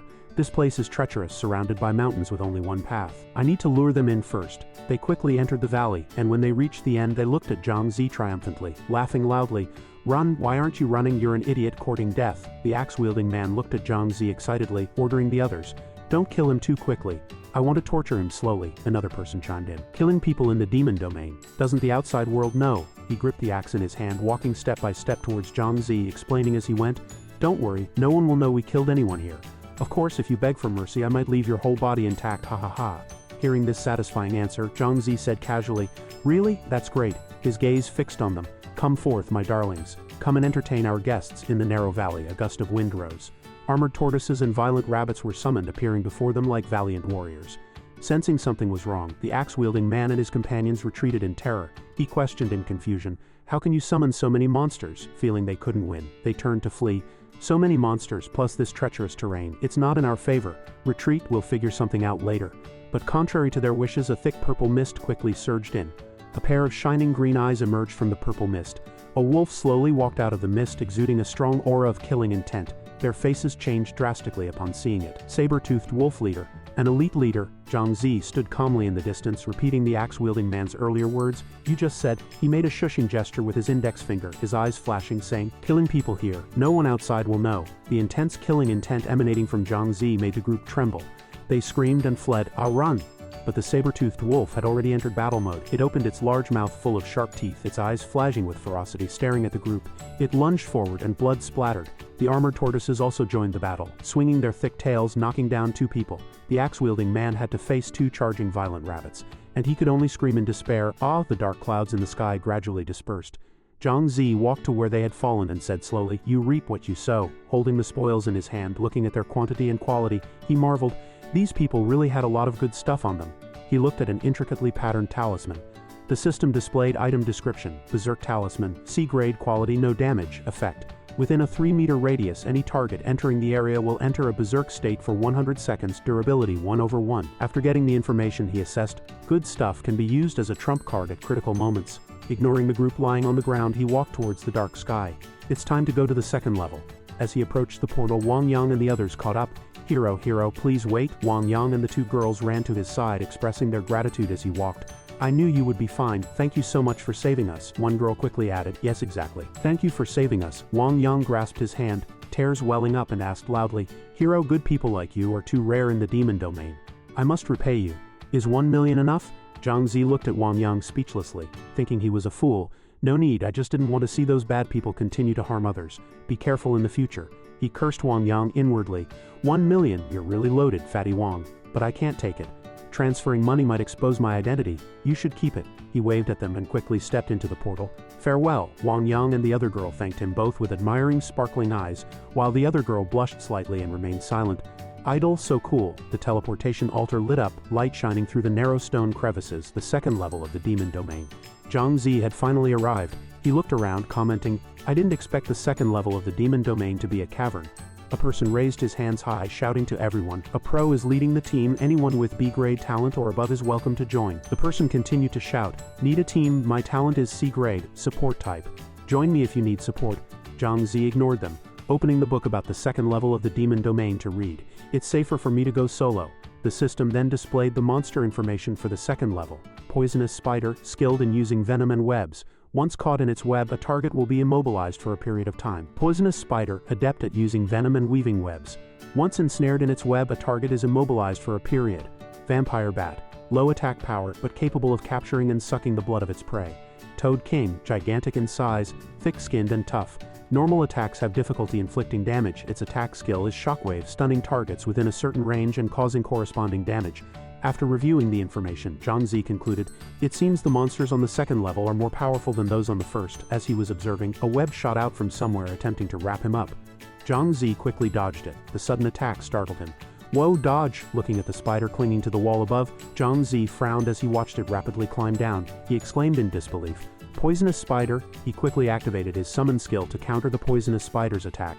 "Come forth, summon beasts." Two violent rabbits quickly responded to the summons, rushing to attack the web-spitting spider. The web instantly ensnared one of the violent rabbits. Immediately after, the poisonous spider spewed out a series of venomous blasts. The violent rabbit struggled to break free from the web while the venom continuously eroded its health bar. Seeing the damage caused by the poisonous spider's venom, Zhang Zi frowned in surprise. The poisonous spider's damage isn't high, but once poisoned, the health depletion is rapid. He drew his bow and nocked an arrow while commanding his other summon beasts. "Team, let's go together." A flurry of blades and shadows ensued, accompanied by the sounds of combat. Before long, the poisonous spider was defeated, and the system displayed "Poisonous Spider defeated." Looking at the dropped items on the ground, Zhang Zi was speechless. He had sacrificed a violent rabbit to defeat a poison spider, only to receive 2 low-grade magic soul orbs. He waved his hand, summoning the poison spider he had just eliminated. "Summon Poison Spider." The poison spider emerged from a vortex, its information displayed in detail on the system screen. Poison Spider, Rakshasa, level 5, max, EXP 1/10, HP 300, damage 100 to 500, defense 200, skills, none asterisk. Looking at these stats, Zhang Zi smiled happily. As expected of a monster from the second level, its attributes were much higher than the violent rabbit and armored turtle from the first level. He ventured deeper into the demon realm, looking around as he walked. He had only taken down 2 poison spiders after walking for so long. Although the monsters on the second level were stronger than those on the first, their numbers seemed sparse. A pair of blood-red eyes emerged from the darkness, unnoticed by Zhang Zi, who was still deep in thought. The number of bats doesn't seem to be high either. 2 bats flew out from the darkness, their mouths wide open. Zhang Zi reacted in time, extending his hand and shouting, "Summon Armored Turtle and Razor Wolf." The Armored Turtle and Razor Wolf quickly appeared. He secretly breathed a sigh of relief. "Luckily, my summoning speed has improved, otherwise being caught off guard wouldn't be a joke." With all his summoned beasts out, Zhang Zi didn't hesitate and commanded, "Attack together." The Armored Turtle's tail sweep took away a chunk of the bloodthirsty bat's health. One bat retaliated, biting the Armored Turtle's neck with its sharp fangs. The violent rabbit, Armored Turtle, and Razor Wolf were quickly drained of their blood, leaving the entire team battered and bruised. Zhang Zi frowned, observing his summoned beast's weakened state. He quickly changed his tactics, realizing that the blood-draining attacks were restoring too much of their health. He concluded that he needed to focus his attacks on single targets, as the blood-draining ability of the bloodthirsty bats was too strong. With that, he summoned his poison spider, commanding it to attack with venom. Both the spider's web and its venomous strikes hit the bloodthirsty bats simultaneously, quickly poisoning them. Zhang Zi smirked. "HMPH, let's see how you like my poison. The venom's damage should counteract your blood draining." Directing the battle, Zhang Zi called out, "Good job, Poison Spider. Everyone focus fire, take them down one by one." Webs filled the battlefield, and the bats were soon under assault from all sides, shrieking in agony. After a fierce fight, the 2 bats were defeated, falling to the ground and vanishing. Zhang Zi crouched down, checking the remaining number of his summons. "To take down just 2 bloodthirsty bats, I've lost quite a few summons. It seems only the strongest will survive." He raised his hand and shouted, "Come forth, summons." 2 more bloodthirsty bats emerged from the swirling portal, spreading their wings. Assessing his current summon count, Zhang Zi thought decisively, "With these 2 bloodthirsty bats, I now have 8 summons. That should be enough to take on the second floor's boss." Meanwhile, on the other side of the demon domain, a group of awakeners had gathered. They couldn't help but complain, "Are they crazy? This is a public boss. When did it become their private property? We're here to defend our home too." The nation strives for strength, battling monsters within the demon domain. Yet these individuals betray their country for mere money. It's outrageous. Zhang Zi quietly observed the situation ahead. Everyone had gathered outside the cave entrance, with 2 awakeners deep in discussion. Isn't anyone going to stop them? Where's the Demon Domain Association? All the high-level players are on the upper floors. Who cares about us newbies? A crowd blocked the passage leading inside. One of them shouted, "Quiet everyone." He tapped his finger on a wooden sign with a smug expression. The sign read, 10 magic soul orbs for a shot at the boss. Another, hands on hips, objected loudly. 10 magic soul orbs? That's highway robbery. The first man exploded in anger, yelling back, "It's a toll, got it. Think it's too much? There's only 1 slot left for the boss. Who wants in?" Zhang Zi raised his hand, stepping forward. "I'll go in." He approached the toll collector, negotiating. "Brother, I'm new here. I don't have that many soul orbs. Can I pay with gold ingots instead?" The man crossed his arms, raising an eyebrow. "Gold ingots, you say?" Zhang Zi met his gaze calmly. "That's right. My family has a lot of money. If you take me to fight the boss and get the key to the 3rd floor, you can have it all." The man grabbed Zhang Zi's collar, pulling him close and threatened in a low voice, "Kid, don't try to fool me. If you don't have the money, you'll regret it." Zhang Zi glanced at him, replying meekly, "Brother, I wouldn't dare." The man released his grip, spreading his arms. He patted Zhang Zi's head and announced loudly, "All right, let's go. Let your master show you how to take down the devouring toad boss." Zhang Zi pretended to be meek, obediently saying, "Yes, thank you, sir." While outwardly compliant, he inwardly gloated. Hee, just you wait. His group entered the cave along with Zhang Zi. Ahead, a massive figure sat with its back to them. The toll collector called out, "Leader, everyone's here. Let's start the fight." The massive figure turned its head slightly and responded, System information. Arrow Superman, combat rating, skilled." Zhang Zi's heart stirred. He gazed up at the massive figure with admiration. "I remember Lu Yueying's rating was also skilled swordsman. Anyone with that title must be formidable." The toll collector frowned, loudly telling those nearby, "When the leader fights the boss, you all sit quietly and watch." The group quickly entered the boss's cavern. Zhang Zi looked up while others exclaimed in awe, "Wow, this cave is huge, it's amazing." The massive figure stopped, facing an enormous toad foot. Zhang Zi peered over the others, his jaw dropping at the sight of the toad boss. The devouring toad towered over them 100 times larger than Zhang Zi. His eyes widened, exclaiming, "That devouring toad is freaking huge." Arrow Superman shed his cloak, revealing his muscular physique. As he did so, he said, "Everyone step back. I'm going to pull the boss." The heavy cloak fell to the ground and Arrow Superman strode forward. He stomped his foot, launching himself into the air. Like a cannonball fired from a barrel, he hurtled toward the devouring toad, his fists ablaze with red flames, his eyes locked fiercely with the boss. A barrage of rapid-fire punches rained down from his fists, striking the boss's face. Those below watched with awe, shouting, "That's powerful." He took down half the boss's health in one move. Arrow Superman roared, delivering another devastating blow. The information about his punch appeared on the system display. Flame Impact Punch A, Level 1, Experience 612 1,000ths, Cost 10 Stamina, Cooldown 60 seconds, Effect: Unleashes multiple strikes on the target in a short period. Note: Level 1 Flame Impact Punch strikes the target 10 times, Level 2 20 times, Level 3 30 times, Level 4 100 times, Level 5 300 times. The devouring toad opened its mouth, spitting out a golden fireball. Arrow Superman dodged to the side. The fireball struck the cave wall of the demon domain, exploding. The surrounding rocks trembled violently under the fireball's power, scattering debris everywhere. The others scrambled to avoid the blast radius. "Wow, Arrow Superman continued his relentless assault, his rapid-fire punches hammering the devouring toad once more, causing it to wince in pain. Zhang Zi watched the battle intently, calculating that the devouring toad had only half its health remaining. He needed to seize the opportunity for a sneak attack. Arrow Superman, his face grim and filled with murderous intent, shouted, "Die!" His critical hit punches continued to whittle down the devouring toad's health. Zhang Zi drew his bow, his eyes sharp, and yelled. "Now?" The arrow flew swiftly, piercing the toad boss's eye. Arrow Superman watched in shock. The frog enraged roared and knocked Arrow Superman to the ground. It turned, its brow furrowed, and lunged towards Zhang Zi. The black-faced toll collector and his companions, witnessing this sudden turn of events, shouted angrily, "Didn't I tell you not to interfere? Stop him from killing the boss or he'll take all the loot." Zhang Zi turned and fled, the devouring toad pursuing him in a rage. The black-faced toll collector rushed to Arrow Superman. "Leader," Arrow Superman crossed his arms coldly, stating, "Ignore him. He's just a newbie daring to steal the boss. Leave him be." Arrow Superman frowned, his gaze icy, and continued, "He's courting death. No one interfere. Let the devouring toad tear him apart." Zhang Zi glanced back but didn't respond, focusing on his plan. The others, seeing Zhang Zi's imminent demise, gloated and mocked. "He's overestimating himself.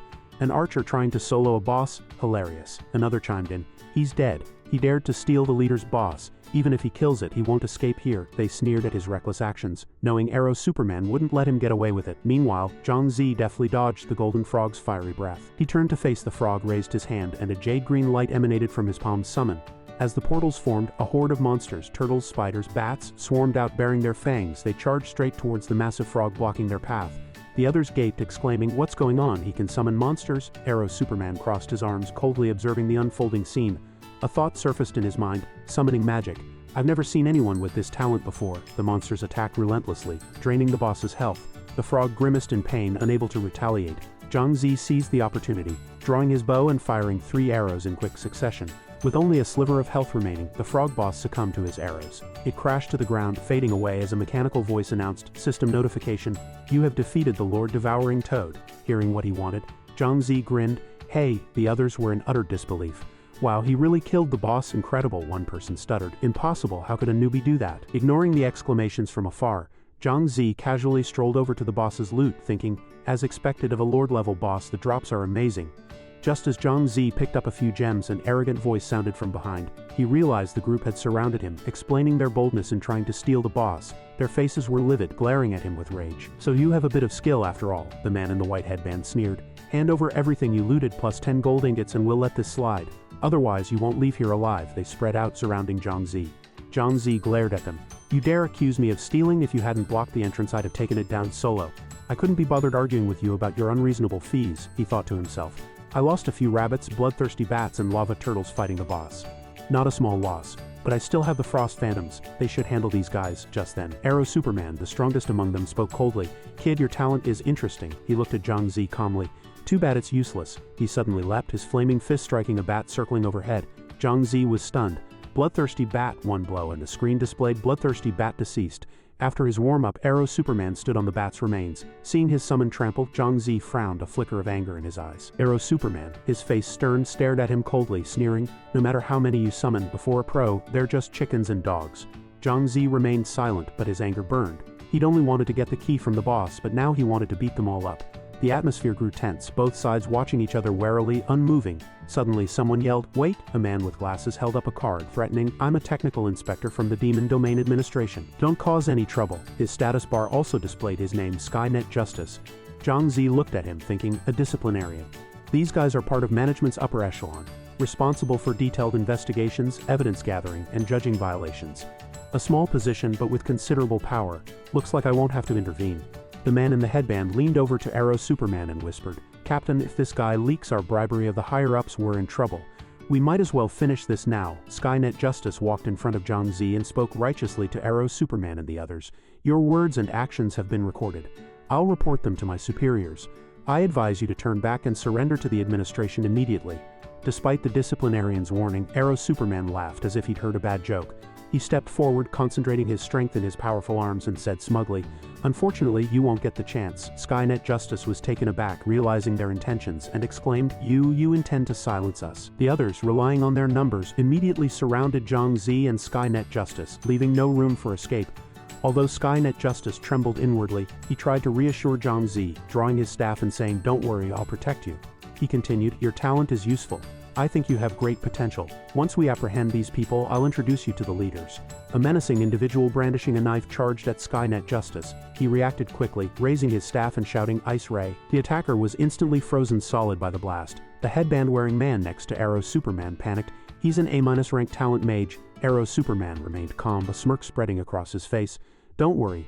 Those talent skills have a 60-second cooldown. More than enough time to deal with him." He then bellowed, "Everyone attack together." Hearing the command, the headband-wearing man was invigorated. He charged forward, brandishing his weapon. "Kill!" However, Skynet Justice easily evaded his attacks. He ducked under the man's arm and kicked him away, sending him flying with a pained cry. "Ah," Skynet Justice chuckled dismissively. "I'm a top graduate from the Martial Arts Academy. Don't mistake me for a weak scholar." Looking at Arrow Superman's unyielding expression, he continued, "My colleagues will be here soon." He raised his voice, threatening, "I demand your immediate surrender. You cannot escape the law's grasp." The headband-wearing man lowered his head, muttering, "Surrender?" Then he looked up, scoffing, "Dream on." He raised his hand and began casting a spell, a dazzling golden light emanating from his palm. The light enveloped Arrow Superman, and he nodded approvingly. "Well done, Lao San." The headband-wearing man grinned, "Hee." Arrow Superman exerted his power, stomping his feet and launching himself into the air, sending shards of rock flying, his hands ignited with flames, and he hurtled towards Skynet Justice. Skynet Justice frantically raised his staff, chanting, "Ice Ray." But the attack was ineffective against Arrow Superman. The golden light had granted him magic resistance. B-grade talent skill, 100% effect immunity for 10 seconds. Skynet was dumbfounded, unable to believe his attack had been deflected. How was that possible? He gestured to Zhang Zi behind him to run. "This guy is tough. We're no match." Noticing the dread on Skynet's face, Arrowman curled his lip. "HMPH, none of you are escaping." Arrowman revealed a cruel smile, swinging his fist and spewing flames. "Die." Skynet panicked, unable to dodge this attack. He raised his hand to cover his face, closing his eyes to await the attack. Suddenly, the explosion stopped within reach. He opened his eyes and saw a giant turtle blocking in front of him. He cried out in terror, "Lava Turtle!" At the same time, the spider on the lava turtle's back sprayed webs at Arrowman, who quickly raised a shield and dodged to the side. "Ah!" Zhang Zi stepped forward, calmly saying, "Disciplinary officer, leave these people to me." Hearing this, Skynet wondered if he was hallucinating. "What did you say? You want to fight them?" Zhang Zi remained calm, creating 2 blue portals as he spoke. "Who said I'd fight them personally?" With that, he waved his hand and the blue vortexes spread out. "These guys are the ones who will fight them." Arrow Man, and the others suddenly found themselves surrounded by purple mist, wondering, why did it suddenly get foggy? A black wolf slowly emerged, exuding a dangerous aura. The turban-wearing black man's jaw dropped. He exclaimed, "Iron-toothed wolf and a Star Shadow level 1, the black wolf stood guard in front of Zhang Zi as if protecting its master. Suddenly a massive figure appeared behind it. Arrow Man was ensnared by the spider silk and struggled to break free. He glanced at Zhang Zi's side. In the darkness, Zhang Zi gave him a provocative smile. "I'm going to win this round for sure. That's the X-class boss that was just eliminated." They were terrified. "The sky-devouring frog, they're in chaos. The sky-devouring frog, he can summon it too." A person with a blank expression said, "What's going on? Why are the bosses from the first and second levels here? Is something wrong?" The person behind him tapped him on the head. "You idiot, it's obvious, that guy summoned them." He was shocked. What kind of perverted talent is this, being able to summon bosses? Others were also surprised. "That's too powerful, being able to summon bosses." The witch secretly assessed, then said, "I think this archer's talent must be A grade, right? No, it must be S grade or above." At this moment, the person wearing the headscarf said to Arrow Man in a panic, "Captain, what should we do? That kid summoned 2 big bosses." Arrow Man frowned. He said coldly, "There's no turning back now." He stared at the scene in front of him and gritted his teeth as he ordered, "Leave the monsters to me, you guys go deal with that guy." After speaking, he spewed flames and rushed towards Zhang Zi. Heaven's Net shouted, "Be careful." Zhang Zi tried to stay calm and ordered, "Sky-devouring frog, iron-toothed wolf, attack." The 2 monsters immediately opened their mouths and pounced on Arrow Man. He easily dodged the attacks while waving his hands and feet to counterattack. A moment later, a system prompt appeared. Leader Sky-devouring frog, 1/3 of its health lost. Just as Arrow Man made his move, the Sky-devouring frog spewed flames, forcing him to retreat. He immediately rushed forward, attacking the Sky-devouring frog's health points, leaving the frog defenseless. At this moment, Arrow Man was full of confidence, thinking, HMPH, just a few more monsters to kill. Seeing this, Zhang Zi frowned, realizing that this guy was indeed powerful. He planned to deal with the Sky-devouring frog first, then the iron-toothed wolf. Just then, Arrow Man's team lined up behind him. The person with the headscarf smiled and said, "Haha, did you think you could take down our captain?" He revealed a smug grin. "We've killed the Sky-devouring frog boss countless times. Did you think summoning one would make you win?" Heaven's Net pondered, seeing the situation. "This guy is indeed terrifying. The Sky-devouring frog's defense isn't high, it won't last long." Zhang Zi was unfazed. He fumbled and pulled out something, thinking, "Looks like I'll have to show you my power." He held up a red talisman covered in golden cracks. Heaven's Net saw the talisman in his hand and widened his eyes. "Rampage talisman, this is..." Zhang Zi threw the talisman and commanded, "Iron-toothed wolf, unleash carnage." The talisman flew onto the iron-toothed wolf. The talisman gradually dissipated, and a red aura spread out, absorbed by the iron-toothed wolf. In an instant, it fully absorbed the talisman, and the surrounding aura changed. It hunched down, then the iron-toothed wolf opened its eyes flashing with an unsettling pressure. It roared, shaking the entire cave, causing Arrow Man to stagger. Killing intent was terrifying. The others panicked again. Rampage talisman, the boss is enraged. The iron-toothed wolf instantly became much larger than before, staring fiercely at the enemies in front of it. Drooling and filled with desire, Arrow Man's expression became serious. He thought, "Is this the rampage state? I haven't done anything yet. How did it go berserk on its own?" With that thought, he immediately jumped aside. At the same time, Arrow Man still cautiously observed the wolf, knowing that it was impossible to win in this state. Survival was the priority. Seeing this, Zhang Zi could only sneer, "Want to run too late, buddy." How could Arrow Man's speed compare to the rampaging iron-toothed wolf? In the blink of an eye, it caught up with him like lightning. The iron-toothed wolf opened its fangs, ready to tear its prey apart. Chapter 13. In an instant, the iron-toothed wolf created a cage, trapping Arrow Man. He panicked, searching for an escape route. Before he could see anything clearly, he was repeatedly clawed on the back. The iron-toothed wolf attacked its prey erratically, and Arrow Man screamed in pain, "Ah!" The person wearing the headscarf outside saw this and shouted in panic, "Captain?" With just a few scratches, Arrow Man lost his strength and fell to his knees. "Ah!" He grimaced, regretting his underestimation of the kid's strength. Finally, he collapsed, and a system prompt appeared in the status bar. Arrow Man has been eliminated. His companions turned pale, some shocked. "That guy is too overpowered." Others paled and shouted, "The captain is dead, run!" But the person with the headscarf had a grim expression, gritting his teeth. They wouldn't let them escape. The iron-toothed wolf continued its pursuit of the remaining enemies. Its crimson eyes gleamed in the darkness as they scattered and fled. The person with the headscarf, in his panic, could only let out a final desperate cry. "No!" Zhang Zi silently watched the scene unfold, thinking, "Today I'll leave you no place to bury your corpses." Heaven's Net pondered, seemingly wanting to say something. He stared at Zhang Zi. This guy's talent is terrifying. Such talent must be recalled to serve the country, or the consequences will be unimaginable. At this moment, a voice rang out, "Heaven's Net, we're here." Heaven's Net turned around, saying happily, "Great, my people are here. Don't let them escape, capture them all." They immediately changed direction, pursuing the remaining companions of Arrow Man. "Stop!" Seeing that he was no longer needed, Zhang Zi began to tally the items dropped by Arrow Man, clicking his tongue in amazement as he picked them up. as expected of a high-level adventurer, so much wealth. Arrow Man dropped 2 high-level magic soul orbs, 18 medium-level magic soul orbs, 77 low-level magic soul orbs, 2 health recovery potions, an invitation, and 3 pieces of equipment. As he picked up a piece of iron, Zhang Zi noticed a piece of paper on the ground. He picked it up and asked in confusion, "What's this?" The status bar immediately displayed. C-grade quality invitation, Death Domain Pass, durability 1/1. Zhang Zi was bewildered. What?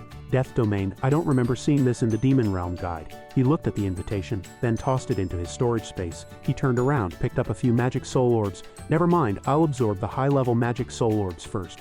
Just as he finished absorbing them, he heard Heaven's Net running over saying, "Brother Rakshasa, your performance just now was outstanding." He patted his shoulder and invited him.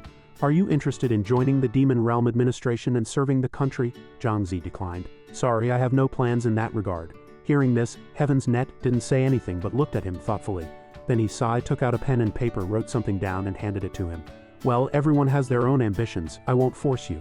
This is my number. Contact me if you need anything." Zhang Zi took the note and said, "Okay, I got it." Then he turned and walked towards the portal. Just as he was about to step into the portal, Heaven's Net called out again. "Brother Rakshasa, one more thing." He looked back at him in puzzlement. Heaven's Net said seriously, "I don't know how powerful you'll become in the future, but I hope you remember that the blood of Great Shah flows in your veins. Never do anything that would betray the country and the nation." Hearing this, Zhang Zi waved his hand. "I know, I'm also a citizen of Great Shah." Then, under the gaze of Heaven's Net, he slowly walked into the portal. The portal gradually changed, and his vision shifted. In a gloomy forest, birds with spread wings flew, and a beam of light shot out from 4 pillars by the riverbank. Zhang Zi stepped out of the teleportation point. He looked around. This level seemed to be much less populated than the previous one, and the monsters were also much stronger. If one's strength wasn't sufficient, it was best not to act rashly. After observing for a while, everything was unfamiliar to him. He opened the book to see what monsters were on the 3rd level. The book Zhang Zi was reading was the Demon Realm Guide, and 2 creatures appeared on the page, elf warriors and elf mages. Looking at the images of the 2 monsters, Zhang Zi's eyes widened in surprise. The monsters on this level aren't insects or beasts, but humanoid. This is interesting. He closed the book, glanced at his watch and said, "It's late, time to go home." Zhang Zi returned to the portal. In the blink of an eye, he was back home. Zhang Zi changed his clothes and went to the dark living room. He said, "It's so dark, why hasn't anyone turned on the lights?" He ran to his sister's room and knocked on the door. "Xiao Feng, are you asleep?" "Xiao Feng." There was no response, so Zhang Zi opened the door. "I'm coming in." He looked at the empty bed and frowned. "She's not back yet." "It's so late?" A sense of unease welled up in his heart. He took out his phone and dialed a number. "Could something have happened? I'll try calling." It was almost midnight, and the light from the phone was blinding, but it couldn't alleviate the worry in his heart. He dialed his sister's number and made the call. As soon as the call connected, Zhang Zi spoke. "Hello, is this Pan Pan? I'm Zhang Feng's brother." Suddenly a voice shouted, "Why are you answering the phone now? Come to Cloudtop Club." Hearing this, he asked in surprise, "What happened to Zhang Feng?" In the middle of the night, Zhang Zi rushed out. He arrived at the location sent on his phone and looked at the magnificent place in front of him, asking in confusion, "This is Tianfang's most luxurious dance hall. What is she doing here?" As soon as Zhang Zi arrived, 2 security guards rushed out and shouted loudly, "Hey, what are you doing here?" His mind raced. She be working here. Is this how she talks? If anyone dares to touch her, I will absolutely not let them off. Thinking this, he gritted his teeth and glared at the 2 people in front of him. He ran in a zigzag pattern, knocking them down one by one. "Get out of the way." Then he strode inside, leaving the 2 security guards spitting blood and collapsing to the ground. At this moment, Zhang Pan and a girl were surrounded by a group of people. A fat man said arrogantly, "I've already given you face, but you don't know what's good for you. I asked you to have a drink with young Master Chen, and you're still so unappreciative." He had a cigarette in his mouth and took out a gold card. "Here, there's 10,000 yuan in this card. Come over and keep us company." Seeing that the 2 of them were unmoved, he threw the card at the girl's feet, curling his lip in disdain. "You come here to do this. What are you pretending to be so noble for? Disgusting." The brown-haired girl smiled obsequiously, reaching out to shield the frightened Zhang Pan behind her. "Esteemed guest, my friend really can't drink. How about I drink for her?" The fat man angrily waved his hand and pushed her away. "Who do you think you are? Young Master Chen wants her." Zhang Pan saw her friend being hit, her eyes filled with tears, too scared to speak. Looking at the fat man spat at her. "I'm telling you, you must serve this esteemed guest well today, otherwise," before he could finish speaking, a figure walked over from a distance, interrupting him. "Esteemed guest," Zhang Zi walked in angrily, his eyes flashing with murderous intent. "I don't care what kind of guest you are. If you dare to touch a hair on my sister's head, I'll break your legs." Zhang Pan saw who it was and cried out, "Brother." Someone in the crowd shouted, "Stinky brat, how dare you interfere with the affairs of Tianqing Group? Do you want to die?" At the same time, whispers arose from the crowd. "This person is from the Tianqing Group. It seems this brother and sister are in trouble." Tianxing Group, could that be Wu Qiancheng? This is bad. Wu Qiancheng has a lot of influence in Zhangbei, with many demon realm powerhouses. People from both the legal and illegal worlds give him face. The brown-haired girl fearfully covered her mouth. At this moment, Zhang Zi bent down. He had picked up the card that the fat man had just thrown away. Seeing this, the fat man revealed a smug smile, thinking, that's more like it. Being obedient is a good boy. Zhang Zi held the card between two fingers and said lightly, you think you can touch my sister with just this card? He flicked the card away and said calmly, you're thinking too much. The card flew towards the fat man with force, and the fat man was stunned. Suddenly, the person who had been sitting on the chair jumped in front of the fat man in an instant. He easily caught the gold card and looked at Zhang Zi confidently. He was too fast. Zhang Zi didn't even see how he moved. With his backer, the fat man became arrogant again, pointing at Zhang Zi's nose and shouting, someone beat him up. Several security guards immediately rushed up, swinging their fists at Zhang Zi. The fat man commanded from behind, break his legs. Just as they were about to attack, the sound of high heels tapping the floor rang out. Stop! A sexy and charming girl walked in with her arms crossed. She frowned and said, dare to cause trouble in my Cloud Top Club, do you want to die? The brown-haired girl saw who it was and shouted in surprise, Sister Zhang. Sister Zhang walked in slowly. Oh, I was wondering who it was, she sneered. So it's boss Wu Qiancheng, what brings you to my Cloud Top Club? In her heart, she was secretly wary. This Wu Qiancheng was no good. We can't let him lose too much face either. Seeing that it was her, the fat man stepped forward and frowned. Sister Zhang, your girls here have too many rules. My friends and I aren't having any fun. Sister Zhang simply smiled. Hee hee, boss Wu is a magnanimous man. Why bother arguing with children? How about we just let it go? Hearing this, the fat man frowned and roared. Let it go, your place has drug problems. I think it's time for Tianfeng City to have a new owner. Hearing this, Sister Zhang just smiled and said, hee hee, we always welcome boss Wu to Tianfeng for fun. Her expression suddenly turned serious, and she coldly pointed at the fat man's face. But if you want to come here and cause trouble, you better roll back to your Beijiang. At this time, the onlookers outside also chimed in with support. Just because you're from Beijiang doesn't mean you can run wild here. Sister Zhang is right. If you dare to bully our people, we don't welcome you. Bullying others with power, don't be afraid, girls. The law will punish them. Seeing everyone opposing him, the fat man still smiled and said, hee hee with you. Without the demon realm powerhouses I've spent money to cultivate to fight monsters, he pointed at everyone, smugly saying, can you even survive to this day? Only the truly strong deserve to enjoy life. After speaking, he curled his lips and pointed at Zhang Pan, his eyes filled with lust. Today, I'm definitely taking this little chick away. Seeing that she couldn't persuade him, Sister Zhang sighed and said, is that so? Then don't blame me for being impolite. With that, she raised her foot, ready to kick the fat man's head. Just as she was about to strike, a person suddenly appeared behind the fat man, revealing a cunning smile. In the blink of an eye, he retaliated, sending Sister Zhang flying. Ah, it's that blonde guy who was protecting the fatso earlier. He frowned, rubbing his neck. Seeing this, the fatso became even more smug, laughing loudly. Haha, young Master Chen truly lives up to his reputation as the only S-rank powerhouse in Zhangbei for the past decade. Sister Zhang struggled to her feet, gritting her teeth. HMPH, that little punk, the fatso continued, pointing towards Zhang Pan in the distance. Bring that little girl over here and see who dares to stop me. The little girl trembled, looking at the two tall men before her, her eyes filled with pleading. The two men coldly reached out, attempting to grab her. A figure swiftly dashed past, putting an arm around Zhang Pan's shoulders. Zhang Zi slammed his knee into the bodyguard's face, roaring angrily, get your filthy hands off her. Seeing this, young Master Chen said with interest, oh, Zhang Zi is protecting his younger sister. He frowned, raising his voice. I already said, anyone who dares to touch my sister, I won't let them off easily. Young Master Chen looked at him with keen interest. Oh, quite fast, aren't you? The fatso looked at him warily. Are you also a demon realm adventurer? Sister Zhang asked, clutching her shoulder as she stood up. Little brother, what's your agility attribute? How are you so fast? Young Master Chen narrowed his eyes, staring at Zhang Zi. His own agility attribute had already reached 11, and he didn't expect someone to be even faster. With that thought, he smoothed his hair, smiling. Interesting. Let me formally introduce myself. I'm Chen Feng, a third-year student at Longhu High School in Zhangbei City. What's your name? Zhang Zi replied calmly. Tianfeng 5th High School, Zhang Zi. After listening to Zhang Zi, Chen Feng smoothed his hair. I didn't expect you were in the same year as me, he said confidently. What a coincidence. Let's have a match. Zhang Zi turned to leave, leaving the other person embarrassed. Sorry, I'm not interested. Suddenly, he felt something flying towards him. Zhang Zi reacted quickly, kicking the glass bottle into pieces. His speed was so fast that even Zhang Pan's skirt was lifted by the wind. He frowned at Wu Feng. You were the one who threw the glass bottle, Wu Feng. A smug smile appeared on Wu Feng's face. Oops, you caught me. You're pretty fast. Without my permission, you and your sister aren't leaving here today. Sister Zhang spoke up, reminding him. That guy's strength is immense, at least 800 pounds. Be careful. Zhang Zi's eyes flashed with impatience. He turned to Zhang Pan and said softly, Sis, wait for me over there for a bit. I'll take you home after I deal with him. He looked at his opponent. Wu Feng smiled and said, "You're the only one in the entire North Energy High School. It's lucky I ran into you today. I hope you can surprise me." As soon as he finished speaking, Wu Feng leapt up, his speed so fast that only an afterimage could be seen. He grinned as he swung his fist. Sister Zhang broke out in a cold sweat. It turned out that Chen Feng had been hiding his true strength all along. His punch already reached 1,000 pounds.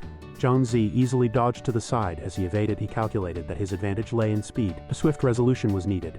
He threw a punch at Wu Feng, who raised his arm to block it. Wu Feng stood firm, his hair swaying, and he grinned, saying, "Not bad, but your punches are still too weak for me."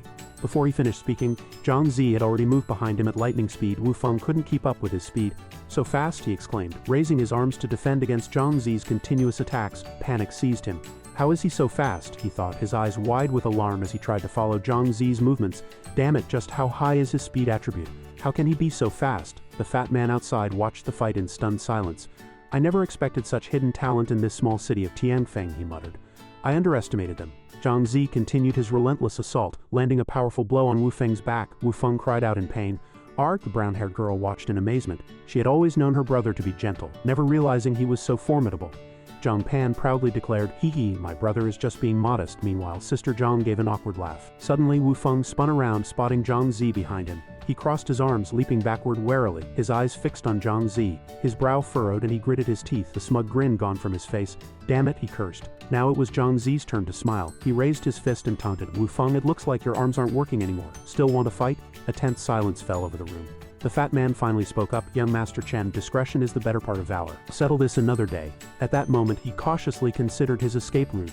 This was Tianfeng City, and a formidable opponent had suddenly appeared. The best course of action now was to make a quick exit. There was no other choice. Wu Feng shouted, "Zhang Zi, I'll remember you. The national competition is in 3 months. Once I get into Qingdai Martial Arts Academy, I will personally come and find you." Zhang Zi replied calmly, "What a coincidence. I also plan to apply to Qingdai Martial Arts Academy.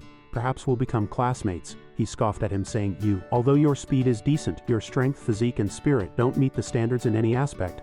As for skill, I think if you were truly capable, you wouldn't have let your sister come to a place like this, would you?" Zhang Zi smiled gently and said, "You don't need to worry about my affairs. You should take care of your own arm first. Come find me at Qingdai Martial Arts Academy then." The two left angrily, with Wu Feng still sneering as he departed. "Hey, I don't know where you get such confidence." Seeing them slink away, the crowd exchanged glances, then continued to shout loudly, "Get lost, just because you have a little money doesn't make you great. You think you can bully the people of Tianfeng City? You've been taught a lesson now." After dealing with everything, Zhang Zi patted his younger sister's shoulder and said with concern, "Xiao Pan, it's getting late. Let's go home quickly." The little girl smiled and agreed. "Okay." At this moment, Sister Zhang spoke up, "Young man, please wait." She smiled at Zhang Zi and said, "Young man Zhang Zi, thank you so much for today. If you don't mind, could we go upstairs for a chat? I have a few words I'd like to say to you." Seeing this, Zhang Pan said innocently, "Brother, Sister Zhang is a good person." Zhang Zi thought for a moment and said, "All right." Sister Zhang invited the two into the room and began, "Young man Zhang Zi." She placed a check on the table and said, "Here is 500,000. The two looked at the check in surprise.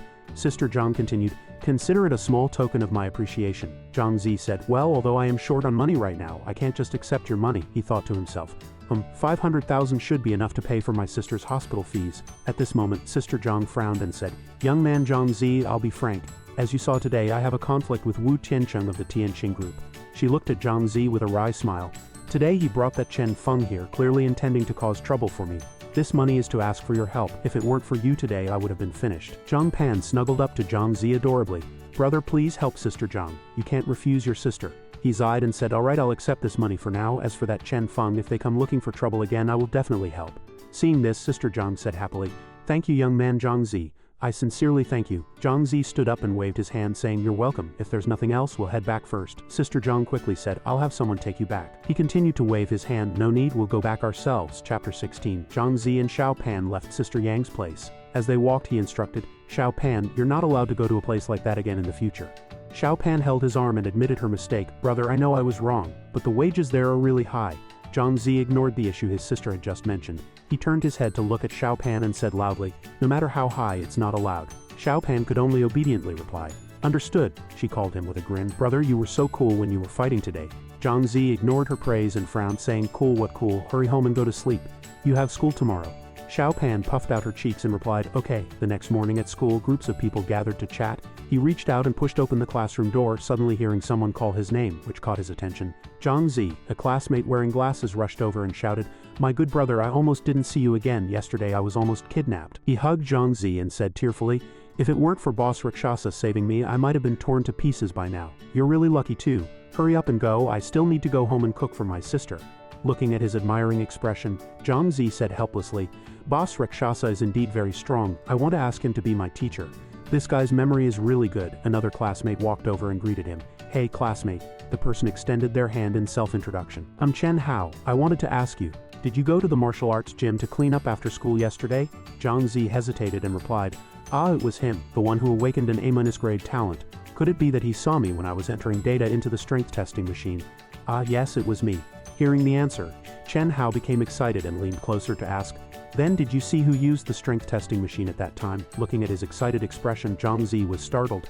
I'm sorry, I didn't see. He looked at Chen Hao with a worried frown. Without waiting for him to say more, he quickly left. I have something to do, I'll go first, he thought to himself. Luckily, he didn't find out. It seems I need to be more careful and absolutely cannot reveal my talent. Watching his hurried departure, Chen Hao muttered to himself, could it be him? A friend accompanying Chen Hao denied it with an incredulous look. Him? Impossible. He's just Zhang Zi from class A8. In the last preliminaries, he didn't even make it into the top 100 in the whole school. It's definitely not him. Chen Hao interrupted him impatiently. Alright then, let's wait for the global competition. The truth will naturally come to light.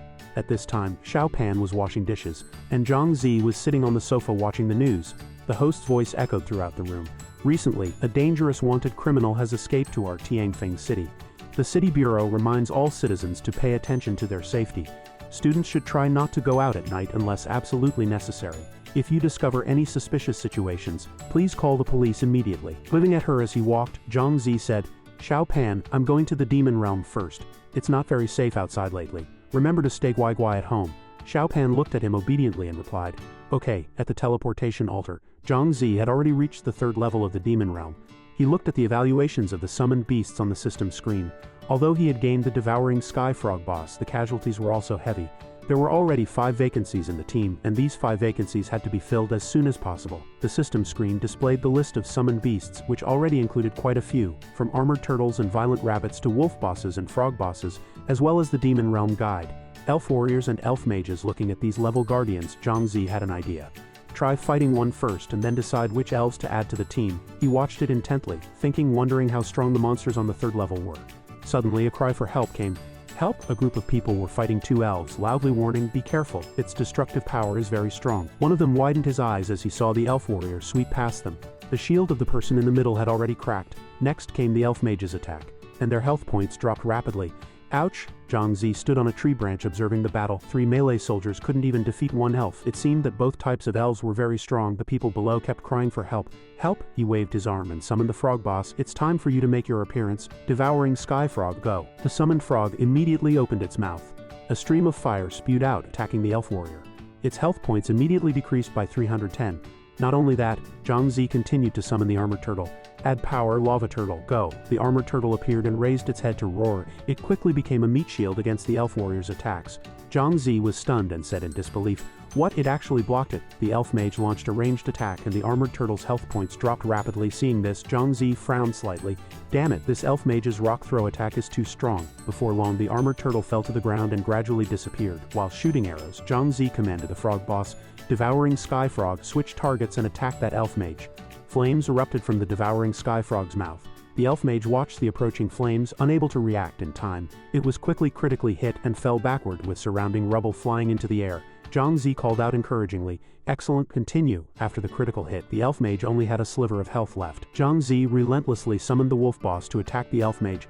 Iron Fang Wolf, finish it off. Before the wolf boss could attack, the elf mage turned and fled. A scene that made Zhang Zi gape in surprise. What? Zhang Zi stared dumbfounded as the elf mage ran away. Holy crap, there are even monsters that run away when they can't win. The elf mage hurriedly left the battlefield. Zhang Zi shouted at it, you think you can run? Then he summoned the violent rabbit to chase after it. Let's see who's faster, you or my violent rabbit. He and the Iron Fang Wolf jumped down from the tree branch. The violent rabbit was desperately chasing the elf mage, leaving only the elf warrior standing alone. Zhang Zi, the frog boss, and the Iron Fang Wolf stood in front of the elf warrior. He looked at it and asked softly, "Only you left, are you still going to resist stubbornly?" Then he commanded his 2 summoned beasts, "Attack!" The elf warrior was quickly surrounded and attacked. It flew into the air and shouted, "Ouch!" Finally finished it off. Zhang Zi stood with his hands on his hips and praised, "Pretty brave, it took a full 10 minutes to subdue you." He stretched out his hands and a summoning vortex immediately appeared. "Come on up, little baby. Let me see how brave your stats are." The elf warrior was summoned. It bravely swung its arms. The system displayed the information. Rakshasa Elf Warrior, Level 1, 5 stars, Experience 1/10, Health Points 450, Attack Power 240 to 290, Defense 300, Skills, none. Looking at the data on the screen, Zhang Zi exclaimed, "Both attack and defense are very strong. As expected of an elf from the 3rd level of the demon realm. Although it has no skills, its attributes are stronger than a level 3 violent rabbit." Suddenly remembering the important matter, he stood with his hands on his hips and wondered, "Speaking of the violent rabbit, why hasn't it returned after so long?" Suddenly, a notification appeared, "Your violent rabbit has died." Seeing this notification, Zhang Zi panicked. "What happened? How did my little rabbit die?" A rumbling sound came from behind him. Zhang Zi turned back, puzzled, and said, "Ha, what's that sound?" The sound of a group of goblins' footsteps came from the forest. The leading goblin mage charged towards them with the others, constantly making squeak chirp noises. Zhang Zi stared dumbfounded at the swarm of goblins rushing towards him. "My god, that rock goblin brought all its buddies." He turned and ran. A group of goblins hot on his heels. "How did so many of them come? My summoned beast army won't be completely wiped out, will it? I better put them away first and run." Zhang Zi ran towards the teleportation altar. Seemingly sensing the potential danger of the altar, the goblin mage signaled the goblin warriors to stop. Zhang Zi's knees buckled, and he looked at the roaring goblin warriors, panting heavily. These guys actually know they can't get close to the altar. They're quite clever. The people around them witnessed this scene and began to discuss it. Damn it, what did those guys do to attract so many goblins? Did he seduce some goblin's wife so he's being chased? Heavens, such heavy taste. Faced with their discussion, Zhang Zi could only remain silent. The goblin mage turned and left, not forgetting to angrily flip Zhang Zi off as he went. The goblins swarmed away, their faces full of anger. Zhang Zi sat on the altar, looking at the data while thinking, "These goblins are too cunning.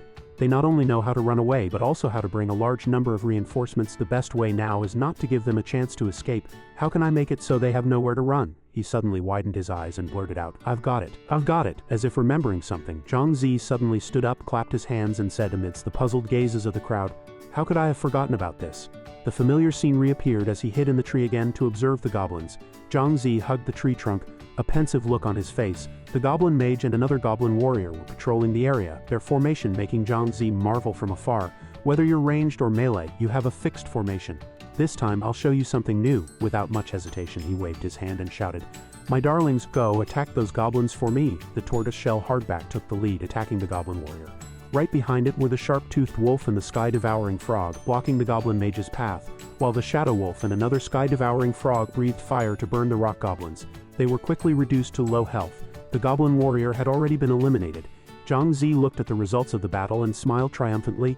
"You have no way out this time, do you?" They all stared at the goblin mage, and Zhang Zi looked at it smugly. "Hee, now you're the only one left." The goblin mage had only a sliver of health left. Facing the fierce offensive of the sharp-toothed wolf, it broke out in a cold sweat. Cool, if it didn't run now, it would be too late. The goblin mage turned and rushed into the forest, having anticipated its intention. Zhang Zi remained calm, smiling as he summoned a spider. "Haha, I knew you'd run." Poisonous spider web attack. After the web was sprayed, the goblin mage took damage and fell to the ground. His team surrounded it and he bent down, revealing a sinister smile. "Weren't you running? Weren't you moving? Brothers, finish him off for me." It trembled all over, looking at him with tearful eyes. Immediately afterward, a scream rang out. "Ah!" Zhang Zi looked at the system screen and cursed. "Damn it, this guy's range damage is really high." The screen displayed the goblin mage's information. Goblin mage Rakshasa, level 1, max 5, experience 1/10, health points 300, attack power 290 to 330, defense 280, no skills. After careful evaluation, he didn't hide his desire. The damage is almost as high as the shadow wolf's. No wonder it hurt so much. No, I definitely have to summon a few more. Without further ado, Zhang Zi turned to his beasts and said, "Brothers, charge. We're going to kill all these goblins." They continued on their way, subduing goblins as they went. The hunt went smoothly, and Zhang Zi stroked his chin thoughtfully. "The poisonous spider's web attack is indeed very effective. It seems I should use it more often in the future." The tortoise-shell hardback has been killed in action. The lava turtle LV3 has died after its health points were depleted. The opposing sky-devouring frog breathed fire to burn the goblin warrior. Finishing the hunt and looking at the spoils, he was overjoyed. 7 goblins, 1 poisonous spider, and 2 big bosses. Finally done. A sinister smile appeared on his face as he continued his journey triumphantly. "This time, I'm going to see what the boss on the 3rd level of the demon domain looks like. Hee. A magnificent pure white fortress appeared before Zhang Zi. Looking at the sturdy and thick city walls, he couldn't help but hesitate. It seems the boss on this level is much stronger than the previous ones. On this level, besides the Goblin King boss, there are countless small goblins following it.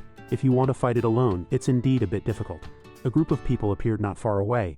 A person wearing a purple cloak waved and called out to everyone. I've reached S-rank talent and can take newbies to fight the boss for free. If you want to go together, hurry and get on board. We'll set off once we have 100 people.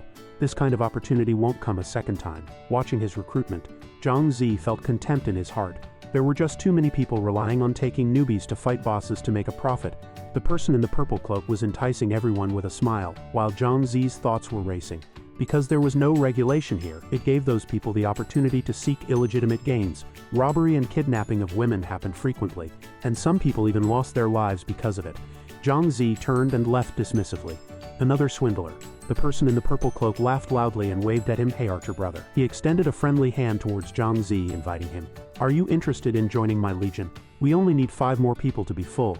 It's completely free, and all the loot obtained after killing monsters will be yours. We don't want anything. While considering how to deal with the boss, Zhang Zi thought that there were too many people here. He needed to find a deserted place. Relying on his summoning squad and advancing step by step shouldn't be a big problem. He glanced at the person in the purple cloak and refused. No thanks, I prefer to act alone. The people following the purple cloak watched his receding figure and began to murmur, TCH. Such audacity, turning down a direct invitation from a pro. Exactly, an archer trying to act alone on this mountain. Isn't that suicide? Forget about him. Why bother so much? His death has nothing to do with us. Does that brother have a screw loose? Does he think he has to pay someone to carry him? Finding a hidden spot to observe the entire fortress, Zhang Zi quickly made a decision. Not only is there no one here, but there are also very few enemies. I'll go in from here. He drew his bow and didn't forget to summon his beasts. My darlings, with everyone ready, Zhang Zi shouted. Charge! Consecutive critical hits landed on the guarding goblin before it could even react. In no time they had eliminated some goblin warriors. And Zhang Zi successfully entered the interior. Boss X and Boss Wolf didn't let any goblins blocking their path get away. After a while, Zhang Zi had collected a considerable number of soul orbs. This harvest was quite substantial. He looked at the map in the book and continued to assess. According to the map, the Goblin King boss is in the camp ahead. Sounds of cries for help and notifications came from the camp. Help, the Goblin King boss is here. Constant screams echoed from within. Ah, help! Zhang Zi frowned outside, calculating. Could someone have already started fighting the boss? A group of people ran out in a panic, chased by the level 3 boss and goblin warriors. Ah, the goblins are killing people. Help! The goblin boss attacked them with a ferocious expression and they howled in pain. Ah, they're surrounded. The screams just keep coming. Ouch! Peeking through the cracks in the barrier, Zhang Zi observed, isn't that the same group from before? What's going on? That purple-robed guy is there too. Why isn't he helping them? The people being attacked from all sides can't fight back. The goblin boss is also fiercely attacking the crowd. They'll be wiped out soon. Looking at the glittering soul orbs, the goblin boss laughed triumphantly, kaka, grabbing the barrier. He instantly understood the situation, frowning as he thought, I get it now. That purple-robed guy isn't some S-rank talent expert at all. He's the one responsible for leading newbies into this death trap. Zhang Zi sneaked into a tent, his thoughts continuing, then he'll find a chance to collect these soul orbs and equipment. He reached out and picked up a soul orb. Looking at the soul orb in his hand, Zhang Zi cursed incessantly. These low-level soul orbs were all exchanged for those newbies' lives. That purple-robed guy is truly despicable. A knife flew over and stuck into the ground, stopping him from picking up the soul orbs. Zhang Zi exclaimed, "Oh damn it." The goblin boss roared angrily, "Roar!" It looked at Zhang Zi and sneered, "Clueless fool." The goblin warriors also responded, raising their swords high and roaring, "Roar!" While jumping up to dodge the attacks, Zhang Zi commanded his summoned beast, "Big bro, second bro, third bro, help me block the attacks from these guys around me." They quickly stepped forward, blocking the goblin warriors' attacks. Now that Zhang Zi was no longer surrounded, he faced the goblin boss head-on.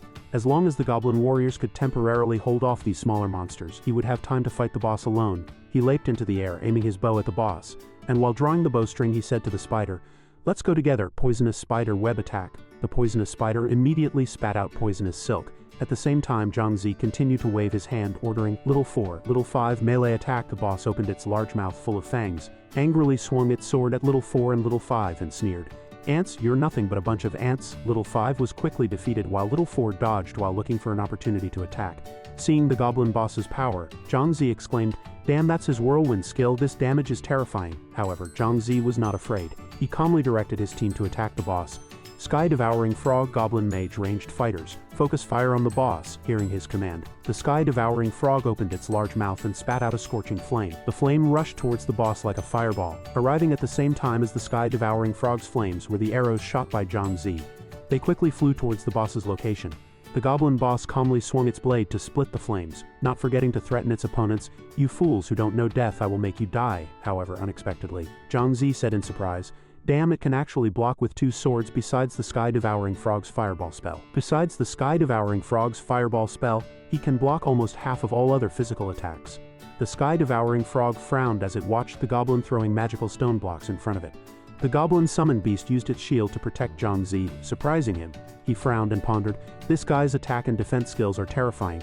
The smaller monsters over there are also about to give out. What should I do? Should I retreat for now?" A hand suddenly reached out from the side holding a sharp blade glowing with dark energy.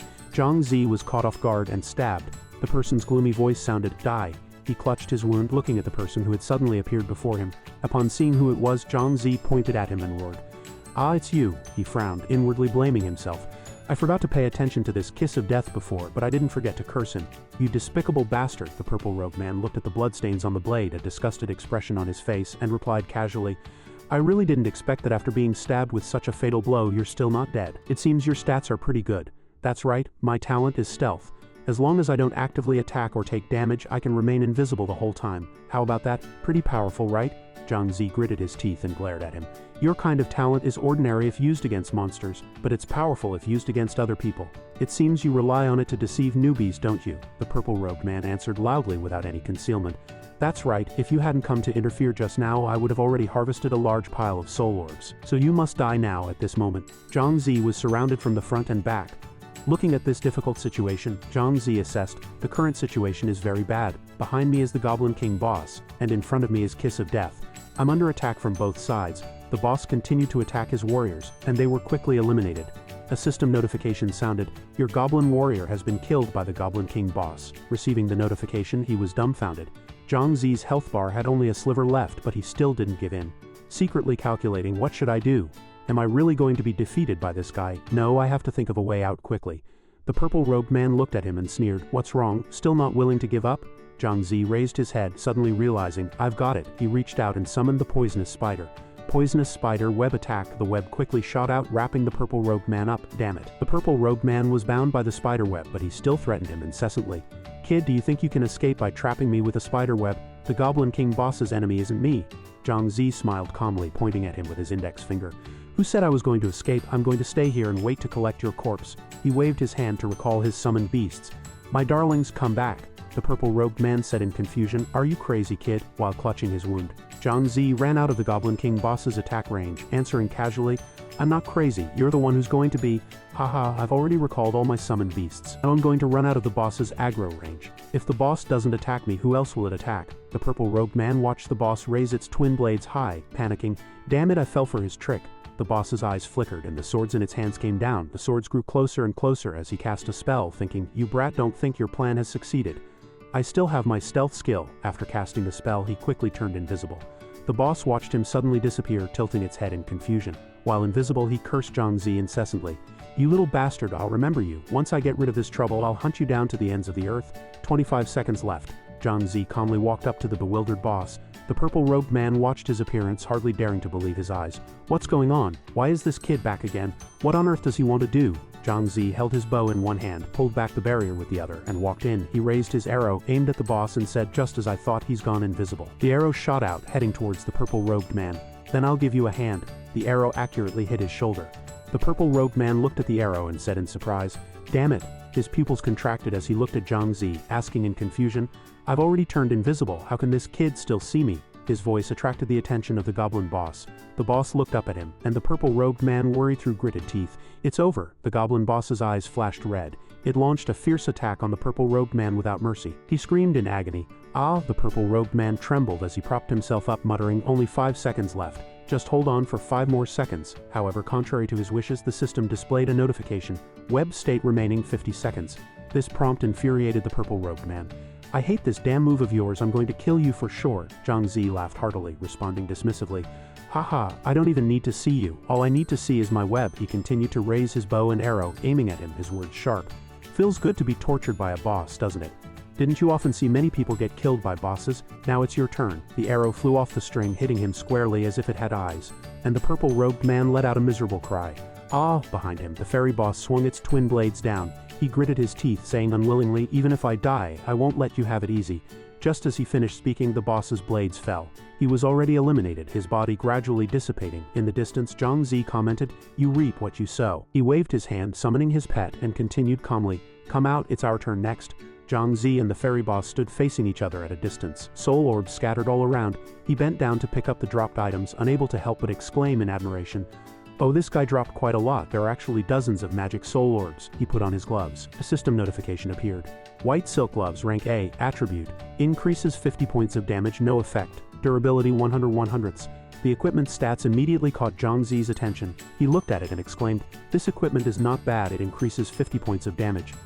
"My attack power has finally increased." He drew his bow and aimed at the boss, and the arrow shot out. It didn't hit the fairy boss, instead it curved, and anger flashed in the fairy boss's eyes. Zhang Zi's expression froze. He realized there was something wrong with his attack. The boss angrily unleashed a cyclone slash, its killing intent surging. The destructive power of this skill obliterated Zhang Zi's summoned creatures. It attacked while roaring, a bunch of insects. The fairy warriors were quickly knocked down, dissipating in the air. System notifications kept sounding. Level 1 fairy's vitality has not died. Level 1 fairy's vitality has not died. Zhang Zi clenched his fists, watching the boss in shock. The boss's cyclone slash damage was too high, and it was an area of effect skill which was terrifying. He had to think of a way. At this moment, the boss was extremely angry. It kept cursing and releasing skills. "A bunch of insects, all of you die." Seeing it close at hand, he raised his hand and commanded the spiders, "Poison hand web attack." The poison spiders quickly spat out webs from their mouths. The webs rapidly chan-rao around the fairy boss's legs, tightly binding it. Zhang Zi used the momentum to jump up, dodging the fairy boss's attack. It glared fiercely at the blade trapped by the web. Zhang Zi's eyes sharpened and he waved his hand, giving an order. Tactical dispersal, ranged attackers, prepare. Under his command, the fairy mage's stones and arrows swiftly rained down from all directions, launching an attack. The toad of devouring also opened its mouth and spat out flames, joining the assault. On the other side, the fairy mage extended its hand, gathering stones, and under the control of magic, launched them at the fairy boss. The boss frowned, trying to block the incoming attacks with its twin blades. Zhang Zi reached out and removed the cloth covering his face, looking at it with a smile. "Hee hee, is this enough to deal with you?" The toad of devouring's flames burned fiercely, engulfing the boss. At this point, its health points were only 9% remaining. Zhang Zi controlled the battle intently as he spoke. "Hold on a little longer, we're about to win, only 9% health left." Ranged attacks, stones imbued with magical power and raging flames continuously bombarded the fairy boss. The image of flames flickered in its eyes. In an instant, an explosion erupted around the fairy boss, sending debris flying. The boss's health finally reached 0. Not in vain were his efforts. The boss was finally defeated, and a notification immediately appeared. "Congratulations, you have defeated the Fairy King." Zhang Zi cheered happily before the fairy boss dissipated. "Woohoo, finally won!" The Fairy King's throne shattered into pieces, and a dazzling purple light shone through the cracks. As the throne completely broke apart, a space was revealed containing a colorful vortex. A system notification sounded. "The 4th floor portal has appeared." Zhang Zi picked up the soul orb, saying, "No wonder I didn't see the portal." So it was hidden inside the boss's throne. Holding a blue soul orb, his eyes gleamed.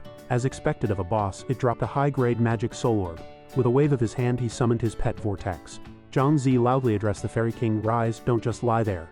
A blue summoning aura enveloped the Fairy King's entire body.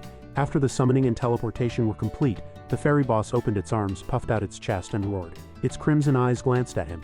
Zhang Zi smiled, squinting, and looked at it with a bright grin. He waved his hand and patted its head, complaining, "You were really tough to beat, making me sacrifice several of my pets." Despite this, he still patted its head, his face beaming. "But from now on, you're one of my underlings." The pet list appeared, and Zhang Zi looked at it thoughtfully. "Currently, I have 3 bosses, Dark Wolf, Toad of Devouring, and Fairy King. Although Dark Wolf's stats are the lowest among the 3 bosses, it is still an elite monster and is about to level up." Calculating the remaining slots, Zhang Zi had an idea. "There are still 5 empty slots. I'll add 3 blade shield fairies and 2 rock-throwing fairies later." He put one hand on his hip and the other on his chin, pondering. "But now I should go to the 4th floor first, otherwise the boss will respawn soon." Zhang Zi glanced into the distance, a sinister smile appearing on his face. "In the future, I can try to summon a few more bosses and a few more fairy kings. Wouldn't I be invincible then?" He was about to step into the portal when a voice came from behind him. "Stop!" A group of people suddenly appeared out of nowhere, wielding weapons and attacking Zhang Zi. "Drop your weapons and surrender immediately."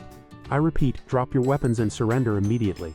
He turned to look at the group of people who had just appeared. The badges on their clothes caught Zhang Zi's attention. The symbol was that of the Virtual Domain Administration. They surrounded him tightly, leaving no gaps. A blonde person among them spoke first. "Where are the adventurers in your team?" Zhang Zi looked at them calmly and explained. "What are you talking about? I'm not teamed up with anyone." "Ah, I think you've mistaken me for someone else." The blonde person didn't believe him, pointing a sword at him and saying loudly, "Stop your excuses, we received a report.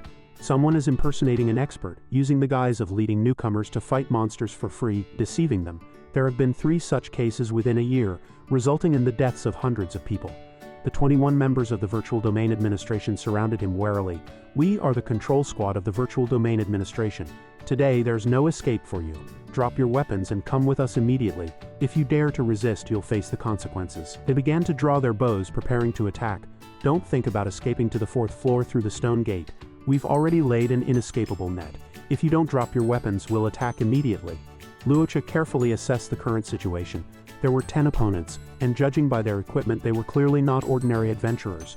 There was no certainty of victory in resisting. He sighed helplessly. It seemed he had no choice but to go with them. Today was truly unlucky. Suddenly a serious voice rang out. "Wait, he's not the criminal." Luocha was surprised to see it was him. A boy wearing a happy badge walked over and greeted him. "Luocha, what a coincidence, we meet again." The surrounding people bowed their heads in respect. "Administrator." Luocha was stunned again. "Administrator, weren't you an inspector? When did you get promoted to administrator?" The man didn't hide anything and said truthfully, "It's all thanks to Luocha. Thanks to the case we solved together last time, the higher-ups gave me a special promotion. I'm now the administrator of the control room, and I have Luocha's help to thank for that." The two shook hands happily. "You're too kind. It was just a small matter, no need to thank me," the brown-haired girl asked hesitantly. "Administrator, when I came, he was the only one here.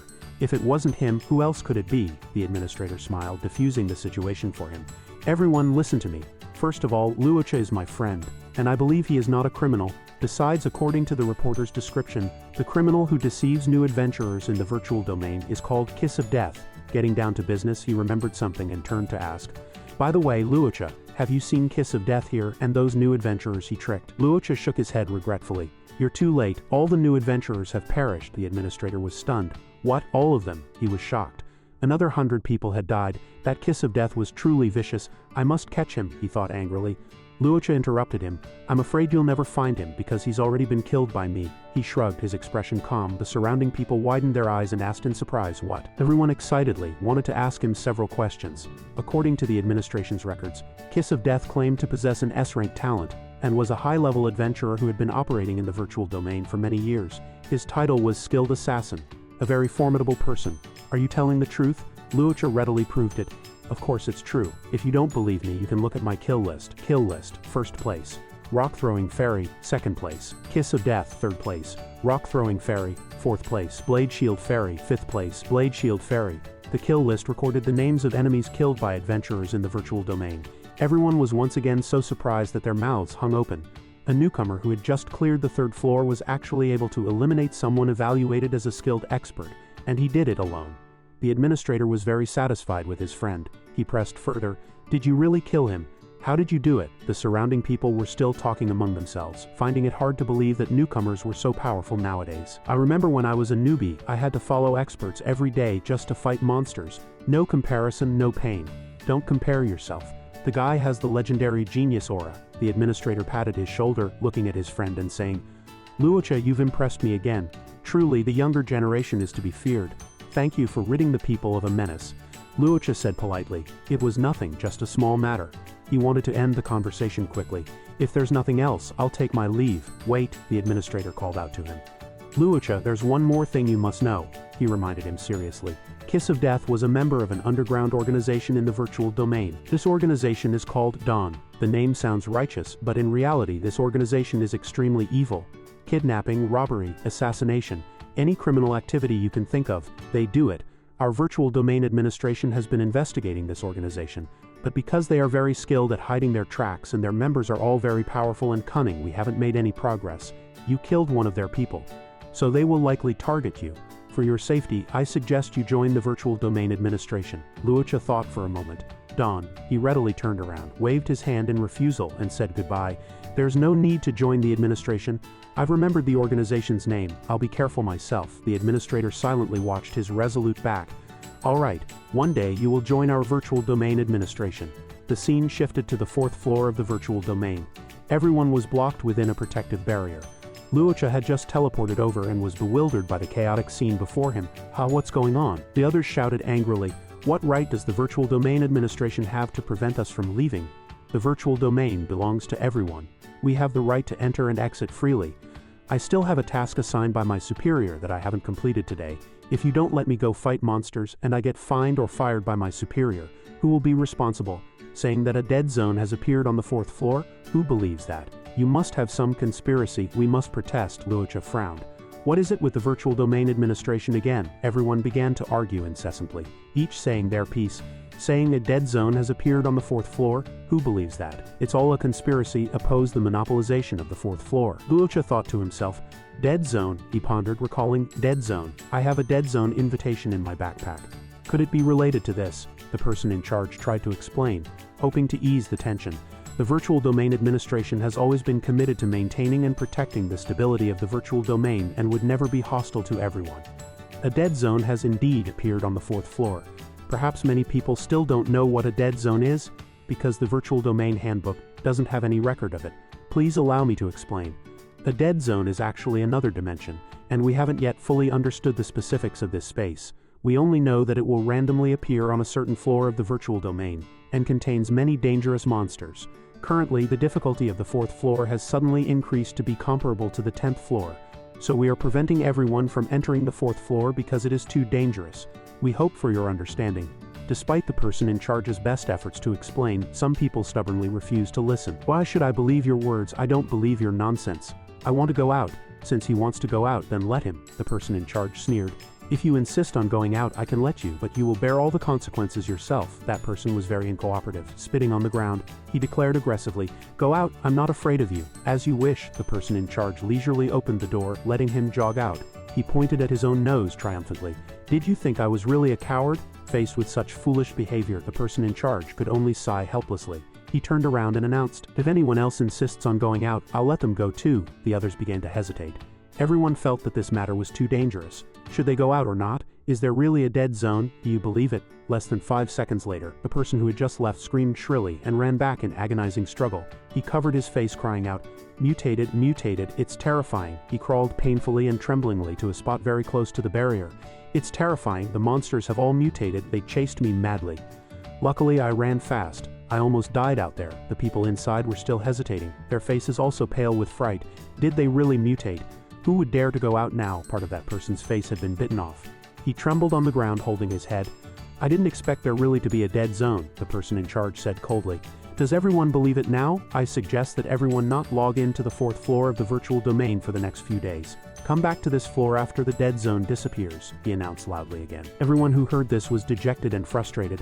What? We can't log in for several days, then what are we waiting for here? Let's log off and rest. Luocha observed silently as more and more people logged off. He rested his chin on his hand, thinking, It's getting late. Since I can't go out, I should go back too. Fortunately, tomorrow is Saturday, so there's no school. At the same time, in another dimension, a huge monster roared, preparing to charge forward. The young man in front of it smirked, a confident smile on his lips. He suddenly pushed off the ground, using the force to leap up. A few simple attacks caused the huge monster to wail in agony and collapse. Here's a beautiful landing, accompanied by a system notification. Giant zombie has been defeated. He sheathed his sword with satisfaction, a smile playing on his lips as he examined the massive purple gem before him. He lazily bent down to pick it up, just as another notification popped up. Descendant of Death has been defeated by Rakshasa. He rested his chin on his hand, pondering. A slight upturn at the corner of his mouth. Rakshasa, how interesting. So he was currently on the 22nd floor battling the boss.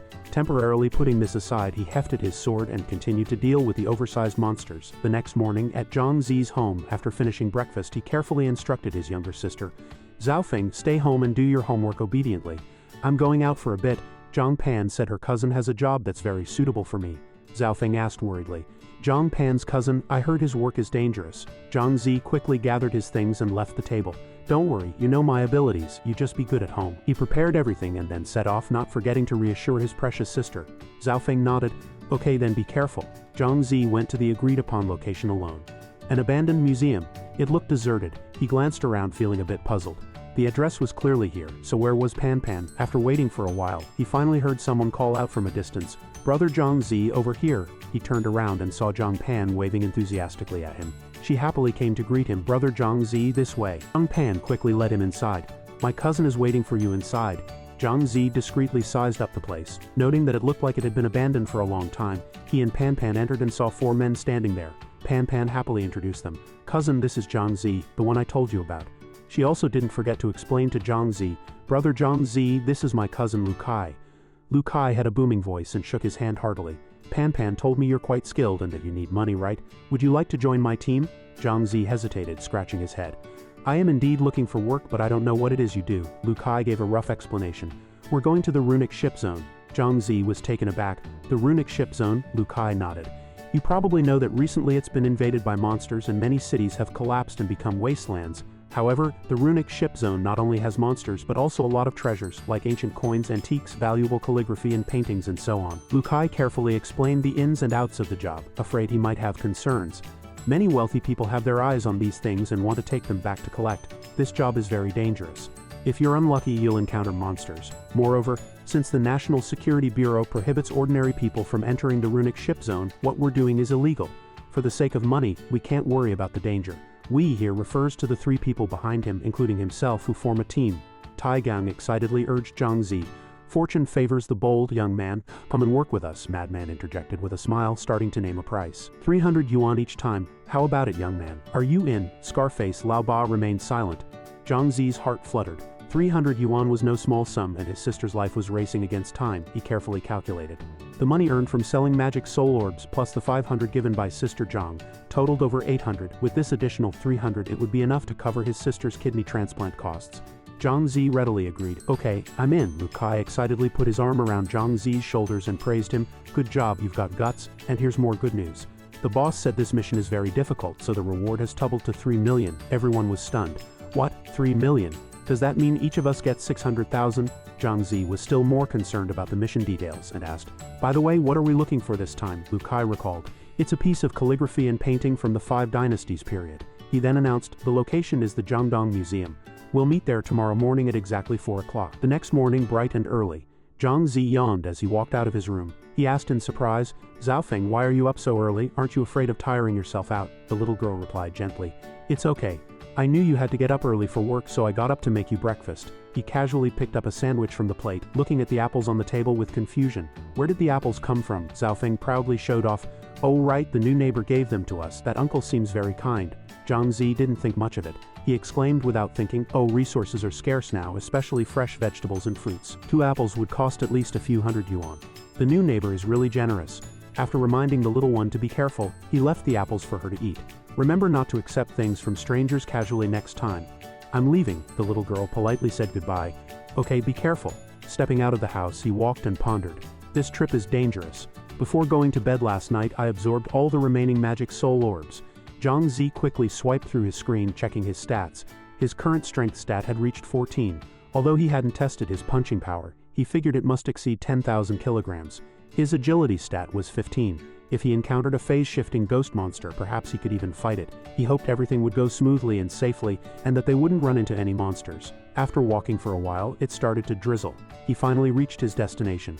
The place looked gloomy and desolate, devoid of any life. This was the city wall. The other 4 were already there waiting. They waved and called out to him, "Over here." Lu Kai winked and handed him a plucked chicken, smooth and bare, taken from the altar. He instructed, "Take this. Use it in an emergency." Zhang Zi looked at the plump chicken blankly. What's this for?" Lu Kai explained to him. "Phase-shifting ghost monsters like to eat corpses. If you're targeted, throw this dead chicken at them and run quickly." Zhang Zi suddenly understood. He carefully wrapped the chicken to avoid any smell. "Oh, I see," the others had already gone up and impatiently urged. "Stop dawdling, hurry up and follow." Lu Kai waved back. Coming, the others went up first, with only Zhang Zi lagging behind. He laboriously climbed up the city wall using the rope. Someone above was pulling the rope, and with his practiced skill, he quickly caught up with the others. Standing on the city wall and looking over, the scene was drastically different from their side. It was a desolate, bleak and tragic sight. Lu Kai patted Zhang Zi's shoulder with concern, reminding him, "You're Pan Pan's friend. I hope nothing happens to you. Stick with me and follow orders and I guarantee you'll return safely." Madman went down first to scout the situation. "Hurry up, it's getting late." The 5 of them quickly landed and slowly headed towards their destination. Lao Ba walked in front, muttering softly, "Boss, after this is done, let's find a chance to send that kid back. It's inconvenient having a burden." Lu Kai nodded. "That's what I was thinking too." After a while, they arrived in front of a dilapidated building, surrounded by piles of rubble blocking the way. "We're here." Zhang Zi, unfamiliar with the situation, asked blankly, "But there's no entrance here at all." Lu Kai didn't mind. He turned to the expert and asked, "Madman, did you find it?" Madman turned around, flashing a handsome smile, and boasted, "Boss, this way." He had found the entrance. Lu Kai assigned tasks in order. "Lao Ba, go." Lao Ba gritted his teeth, flexing his wrists. "Move aside." He exerted all his strength and threw a punch. The rubble blocking the entrance was blown away by his punch, and the entrance gradually revealed itself. Lu Kai didn't forget to explain to Zhang Zi, "Lao Ba has the highest strength stat in our team. I remember it's around 12. Zhang Zi thought to himself, *12, that's even lower than my strength stat. Everyone carefully stepped inside.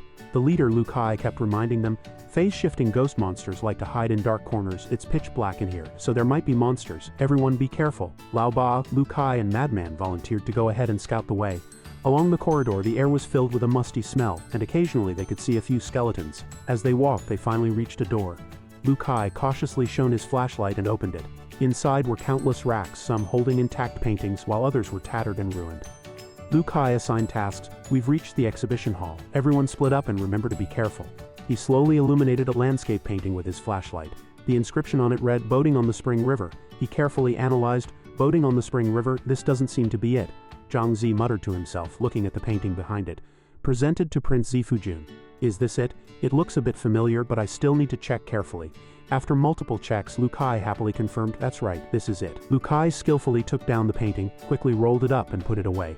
Madman laughed happily. "Mission accomplished. Once we get the money, I'm going to the Cloudtop Club to find some girls to have some fun with." Suddenly, Zhang Zi keenly realized, isn't someone missing? Upon his reminder, everyone noticed, "Where's Tai Gang?" Lu Kai quickly picked up his walkie-talkie and tried to contact him. Tai Gang, do you copy?" But there was no response. Lao Ba said with confusion, "He was clearly right there. How did he suddenly disappear?" Lu Kai was just as puzzled as everyone else, but the important matter was at hand and he made a decision. "We can't wait here. It's too dangerous," Lu Kai said decisively. "Leave a message for Tai Gang. We're leaving first." Just as they were hurrying to get out, a pair of blood-red eyes on the ceiling were secretly watching them. It slowly revealed its claws. Zhang Zi's hearing was exceptional, and he immediately heard a strange sound. What's that sound?" Just then, a heavy object fell from the ceiling with a bang, creating an explosion and raising a cloud of dust. Lu Kai gritted his teeth. "Damn it, we've run into it." Zhang Zi had an ominous premonition. "What is that?" As the dust settled, a pair of huge claws gradually became visible. It was a TIER2 phase-shifting ghost monster. Its body was as huge as a gourd with eyes on its belly, and its sharp fangs were incredibly eerie. Lao Ba rushed forward to entangle it, shouting loudly, "You guys retreat first, I'll deal with it." He drew his knife and slashed, but the attack was useless against it. The knife even shattered. Lao Ba gritted his teeth, cursing angrily. "Damn it, its skin is so thick." At this moment, the phase-shifting ghost monster swung its massive body to attack. Lao Ba was so frightened that he blocked with all his might. The monster roared and slammed a fist into him, the surrounding stones shattering from the impact. Lu Kai shouted anxiously, wanting to rush forward. Lao Ba. Fortunately, Madman reacted quickly and pulled him back. Through the lingering dust and the terrifyingly large body of the phase-shifting ghost monster, Lao Ba's staggering figure gradually became visible. He clutched his swollen arm, reassuring them. "It's just a ruined arm. I'm fine." Zhang Zi felt uneasy, thinking, "I have to fight with all my might. This monster is terrifying."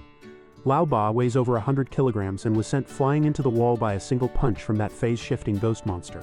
The phase-shifting ghost monster roared, preparing to attack the others again. Zhang Zi watched its overwhelming power with a pale face. Suddenly he remembered his treasure and quickly pulled the chicken out of his pocket. He threw it hard at the phase-shifting ghost monster. While it was busy dealing with the chicken, Lu Kai quickly called out to everyone, "Run!" The phase-shifting ghost monster realized it had been tricked. It roared at them and gave chase. Zhang Zi and Lu Kai ran ahead. Madman and Lao Ba ran behind, with the phase-shifting ghost monster close behind them. Madman cursed angrily, drew his gun and rushed forward to attack it. "Boss, you guys go first. I'll fight this monster." His flamethrower forced the phase-shifting ghost monster to raise its arm to block. Lao Ba gritted his teeth and decided to stay. "We brothers will fight it. We live together. We die together." He was already holding a grenade in his hand, determined to take the monster down with him. He pulled the pin and threw the grenade at the phase-shifting ghost monster, not forgetting to shout, "Boss, run!" The grenade slammed into the phase-shifting ghost monster. It exploded, and it was likely that both of them were doomed. The powerful explosion of the grenade could be felt even outside the cave, and flames blazed. Zhang Zi looked back in dismay. Lao Ba madman they, Lu Kai fought back tears. Damn it, he quickly composed himself and rallied. Now is not the time for sadness. Let's get out of here first. Lu Kai quickly grabbed his hand and pulled him along as they ran. The two of them finally burst out of the cave entrance. We'll be safe as long as we climb out of this cave. The two carefully crawled out. As soon as they emerged, they felt the sunlight. But Lu Kai was filled with terror. What is this? Outside, a huge phase-shifting ghost monster was already waiting for them. In the tense, humid air, it turned out there wasn't just one. Many phase-shifting ghost monsters were already lying in ambush all around. They roared anxiously and rushed forward, eager to devour the delicious prey before them. Lu Kai decisively picked up his rifle, handed the painting to Zhang Zi and instructed, "Put the calligraphy and painting in your bag. You go first. I'm entrusting my sister to your care from now on." Zhang Zi firmly disagreed. "No, we go together." Before he could react, Lu Kai had already rushed forward with his gun, shouting. He used all his strength, constantly aiming and attacking the phase-shifting ghost monsters. "Die, you disgusting things!" The more he fought, the braver he became, charging forward to get closer to the phase-shifting ghost monsters to increase his chances of dealing damage. Lu Kai gathered his strength, and before the phase-shifting ghost monster could swing its claws to attack, he jumped back to defend himself. While it was looking around for him, he had already quickly slid past its feet and circled behind it. Lu Kai took out a grenade and pulled the pin. Then he unleashed all his anger and fury, throwing it at the monster. Upon impact, the grenade immediately exploded, flames raging. He dodged to the side in time, nervously watching. Before the previous one was dealt with, another one appeared. It bared its sharp teeth, drooling mucus, and quietly stood behind him, ready to swallow its prey whole. Zhang Zi shouted a warning in panic, "Be careful!" But it was too late. The phase-shifting ghost monster had already grabbed Lu Kai in its palm and lifted him into the air. He struggled, gritting his teeth, but was powerless. The phase-shifting ghost monster roared in anger and directly slammed him hard against the wall. From such a distance and with such force, Lu Kai was caught completely off guard and smashed into the wall, writhing in pain. He fell down from the wall, his whole body weak and covered in bruises, his ribs broken. He couldn't move and could only stand there and be beaten. He cursed in despair. Damn it! Watching the monster rush over menacingly, he panicked. Was he really going to die here? The phase-shifting ghost monster jumped up, preparing to deliver a fatal blow. Lu Kai's face was pale, and he closed his eyes, desperately awaiting his miserable fate. At this most critical moment, Zhang Zi rushed over at lightning speed. He dashed forward like a gust of wind and stood in front of Lu Kai in the blink of an eye. Lu Kai looked at the young man who had resolutely stood in front of him in astonishment. Zhang Zi charged forward furiously, determined to teach it a lesson. "You bastard!" The human and the monster leapt up at the same time, ready to engage in a fierce battle. Their fists collided in midair, generating a powerful impact. But Zhang Zi's strength was superior. He actually repelled the phase-shifting ghost monster with his bare hands, sending the foolish creature flying backward. Lu Kai was dumbfounded. Heavens, his strength is incredible. He can actually fight a monster. The phase-shifting ghost monster fell to the ground. It quickly adopted a defensive posture, ready to continue its attack. Zhang Zi also stopped holding back, explaining helplessly. "Although it's not a problem, directly fighting these monsters isn't very efficient after all. There are too many of them. If they all rush at us together, we won't be able to defeat them at all." Lu Kai reassured him. "Little brother, don't worry. The monsters in the ghost pit have a characteristic. They won't fight each other for prey. Unless one voluntarily gives up, they won't all rush at you at once." The monster in the ghost pit seemed to understand human speech. It roared, issuing a challenge, while the other monsters behind it looked on board as if watching a show. Zhang Zi nodded. "That puts my mind at ease." The monster in the ghost pit cautiously observed the opponent in front of it. It pounced again to attack, and Zhang Zi stood his ground, wondering aloud. "You have great strength, but what about your speed? I won't give you a chance to breathe," it roared ferociously. Swinging its sharp claws at Zhang Zi, just as it was about to touch him, it suddenly changed direction, its two massive hands closing together, trying to crush him. But it was wrong. Zhang Zi was no pushover either. He had already jumped away to dodge. He quickly circled behind the monster, raised his fist, and struck downwards with a powerful punch, slamming it hard into the monster's face, making it grimace in pain. Green liquid oozed from its eyes, and Zhang Zi landed lightly. The monster in the ghost pit was enraged, wanting to reach out and tear Zhang Zi to shreds. Lu Kai exclaimed, "Little brother, you're amazing. That punch was fantastic." After taking Zhang Zi's blow, the ghost pit monster collapsed in less than 5 seconds, completely exhausted. Zhang Zi wiped his sweat, panting heavily. That last strike was very dangerous. Fortunately, he was fast enough. The immediate priority is to take down one. 3 more remain. Today, I will fight you to the end. Watching the several giant monsters rushing towards him excitedly, Zhang Zi felt the pressure mounting. They looked ferocious, as if they couldn't wait to devour their prey alive, rushing towards him in a frenzy. Zhang Zi clenched his fists, readying himself. Suddenly he sensed something, but before he could dodge, he was stomped hard on the shoulder. It was a girl in a revealing spy outfit, with a hot figure but radiating a dangerous aura that kept people away. She used his shoulder as a pivot, leaping high into the air. She performed a beautiful somersault midair and then accurately kicked the head of the nearest ghost pit monster. Enraged, the monster immediately turned around to attack the girl. The girl calmly waited until the monster was about to pounce on her, then lightly jumped up, kicked it and landed. The monster's filthy claws were about to touch her again, and the girl slapped it away in disgust. She coldly used a skill, dealing critical damage, shattering the ghost pit monster's bones with a single blow. It fell down in agony, its massive body crashing to the ground. Zhang Zi watched all this in astonishment. This girl was too powerful. That kick just now must have had a force of at least 2,000 kilograms. After dealing with the monster, the girl put her hands on her hips, turned around lazily, and called out to him. "Kid!" Zhang Zi became alert. "You!" Just then, a yellow car drove over.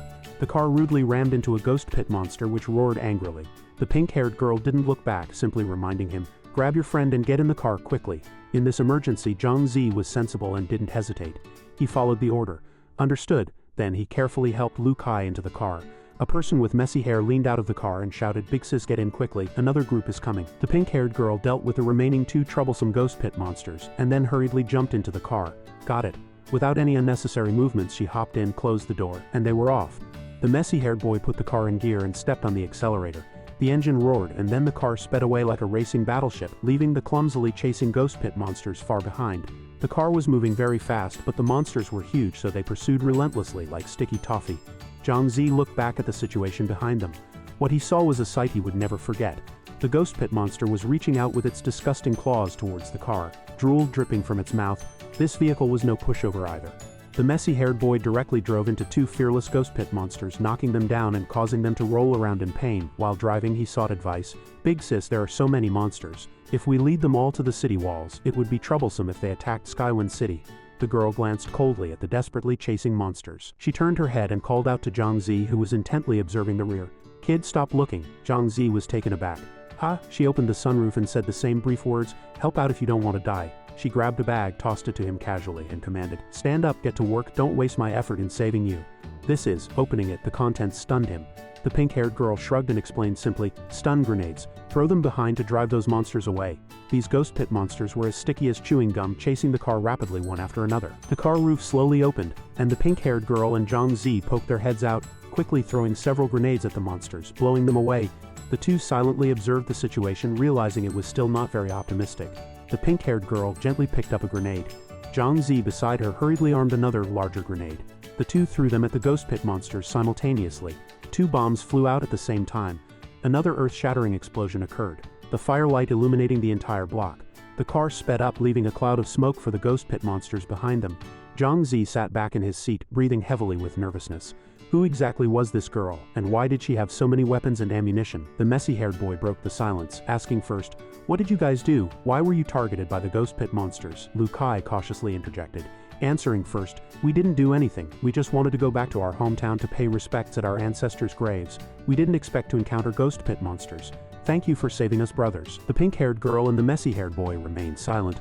Of course, they knew Lu Kai was lying, but they didn't expose him. The pink-haired girl suddenly turned her head to look at Zhang Zi.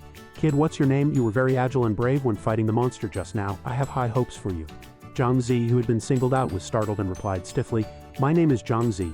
The girl rested her chin on her hand, thinking for a moment. "Zhang Zi, huh? Not a bad name. Next time, don't go digging for things in the Wheelship District anymore. You'll lose your life unless you're a strong individual from the demon realm." Zhang Zi frowned, nodding perfunctorily while secretly pondering her words. Although the girl's identity was a mystery, they didn't seem to harbor any ill intentions. The car smoothly drove out of the city walls, and the city walls were now ahead. "Someone's injured among you, and you need to go to the hospital for treatment as soon as possible. We'll drop you off here." Lu Kai thanked them. "Yes, thank you." Zhang Zi helped Lu Kai out of the car. He looked at the receding figure of the car in confusion. Who exactly were they? Lu Kai speculated. "I don't know who they are, but they might be strong individuals from the demon realm. Otherwise, it would be impossible for them to defeat the ghost pit monsters so easily." Zhang Zi looked back dejectedly and said regretfully, "What bad luck, my backpack was torn by the monster and the box containing the painting is also lost." Lu Kai sighed, clutching his chest, and said, "Ah, it's all fate." He comforted Zhang Zi, telling him to forget about what was lost, as at least they had saved their lives. At dusk in the hospital. After taking Lu Kai to the hospital, Zhang Zi returned home dejectedly. He let out a long sigh. Today had been full of twists and turns fraught with danger. He silently thanked the girl in his heart. If she hadn't appeared suddenly, he and Lu Kai might have already died in the Wheelship District. Walking downstairs, his mood also became heavy. It was a pity that the painting was lost. Otherwise, he wouldn't have returned empty-handed today. While he was thinking, he didn't notice and bumped into a stranger. Zhang Zi quickly apologized. Ah, I'm sorry. Suddenly, his expression changed as he realized how familiar this person's build looked. He turned back to look at the person's back. The person was a bit overweight and was wearing a hat and a mask, completely concealing their features. Could it be him? His mind involuntarily thought of Lu Kai's staunch teammate. Zhang Zi changed direction, deciding to follow him. This person had suddenly disappeared in the ruins and now reappeared here. Let me see where you're going. He quietly trailed him all the way to outside the hospital. The person entered a building and made a call. Hello, boss. A barrage of curses came from the other end of the line. You bastard, is he behind all this? He replied. That's right, I'm here. No one followed me, rest assured. Two figures gradually came into view, while Zhang Zi observed from the shadows. It was an old man with gray hair and a tall bald man wearing sunglasses with a diagonal scar on his face. The old man held a cigarette in his hand and began to speak. You're here, did you bring what I asked for? Tai Gong said with a treacherous smile. I brought it. He hesitated before asking, what about my money? Boss Li examined the goods while affirming, you won't be shortchanged by a single penny. He wore a standard smile, his tone unchanging. I admire you. You're ruthless and very decisive. To pocket 3 million, he had actually framed his brother who he had been with for over a decade. It was truly cruel. Zhang Zi cursed angrily. Tai Gang, you bastard. All right, Boss Li happily held the scroll and the scarred bodyguard knowingly picked up a box of money. This is 3 million. The box is full of thick stacks of bills. Tai Gang picked up the money box with a sinister smile. Only the ruthless can get close to success. Behind him, the scarred bodyguard was quietly cocking his gun. Suddenly, he pointed the gun at Tai Gang's head and Tai Gang froze instantly. He turned around angrily and questioned, what do you want to do? His eyes widened. Without a word of explanation, without any superfluous words, the bullet went directly into his head. Tai Gang fell to the ground, his eyes wide open in death. Boss Li smiled leisurely, recalling his words, only the ruthless can get close to success. There's some truth to that. The bodyguard quickly took back the money box in his hand, so I have to be even more ruthless than you. I despise petty people like you the most. With that, he turned and left decisively, without even a second glance. The two men looked around warily. Zhang Zi hurriedly covered his mouth, holding his breath as much as possible. His face was pale, a headshot, killing without blinking an eye. Just who exactly was this Boss Li? He didn't have time to think more. The immediate priority was to leave this place. Zhang Zi ran home breathlessly. It was already very late, and Xiao Feng was still waiting for him at the door. Zhang Zi ran while cautiously looking around, afraid of being followed. Xiao Feng waved excitedly. Brother, you're back. How was work today? He was panting heavily, saying dejectedly. Don't even mention it. Today was incredibly unlucky. Let's go inside quickly. Just then, the neighbor next door opened his door and came out. Xiao Feng was startled and greeted him. Ah, uncle. Zhang Zi looked in the direction of Xiao Feng's gaze, puzzled. Uncle?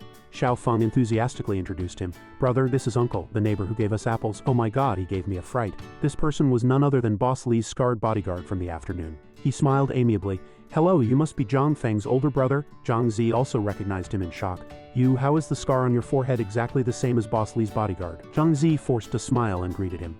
Hello, Uncle, thank you for the apples. He nodded, wanting to shake hands in greeting. Don't mention it. We're all neighbors, we should help each other out in the future. Xiao Feng jumped up happily. That's right, Uncle, would you like to come to our house for dinner? Before he could finish speaking, Zhang Zi interrupted impatiently. That's enough. He bowed very politely. Uncle, I'm too tired today. I'll invite you next time. We'll go inside now. Xiao Feng waved goodbye reluctantly. Uncle, come to our house for dinner when you're free. As soon as they entered the house, Zhang Zi closed the door unceremoniously. The scarred uncle stood there thoughtfully. After entering the house, seeing him standing at the door in a daze, Xiao Feng said understandingly, Brother, I'll go prepare dinner. Zhang Zi fell into thought. It's impossible. Why does that uncle have the exact same scar on his forehead as that killer? Could it be? Thinking of this, he felt uneasy and knew he had to figure it out. He hurriedly instructed his sister, Zhang Feng, I'm going out for a bit. She asked curiously, Brother, you just got back. Why are you going out again? He didn't answer, just reminding her, Stay home and wait for me obediently. Don't go out. Zhang Zi said to himself, No, I must figure this out, otherwise both my sister and I will be in danger. He gently jumped out of the window and then onto the adjacent balcony.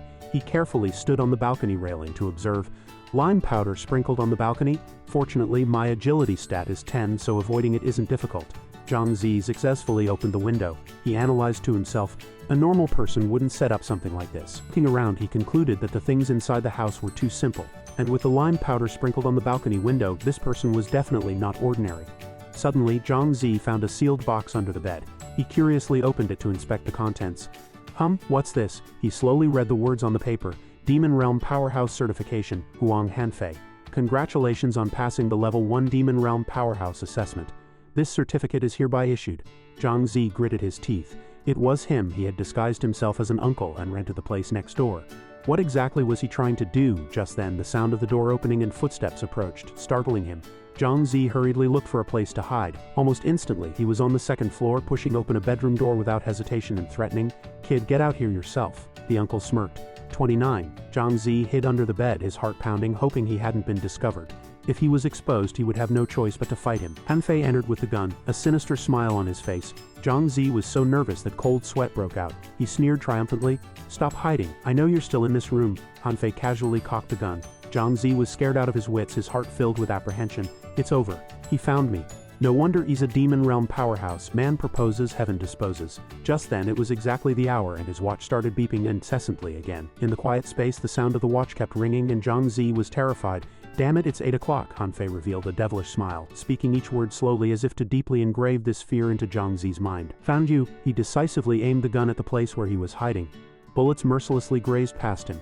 More bullets followed, but fortunately at that moment the watch opened the portal. Just before the bullet was about to pierce his eye, a flash of light occurred. The entire room was filled with light and lightning. Han Fei sensed something. He fell silent, no longer speaking. He directly used force to kick the bed away. There was no one underneath. Han Fei bent down to pick up the bullets embedded in the floor. He was furious. The demon realm gate opened at 8 o'clock and that kid must have entered the demon realm. He revealed a chilling smile. "Kid, I'll wait for you to come back there." The demonic smile on his face deepened. On the other side, Zhang Zi, who had narrowly escaped death, quickly transformed into Rakshasa. He thought worriedly, "He found me. That guy is definitely guarding the bed waiting for me to return, but I can't stay in the demon realm forever." Zhang Zi pondered hard. "After 12 hours, my stamina will be exhausted and I'll be kicked out of the demon realm. What should I do?" A notification popped up from the system. "Welcome to the demon realm. Which layer would you like to go to?" Zhang Zi had to consider the future. He had to become very strong within 12 hours, otherwise he wouldn't be able to contend with that criminal.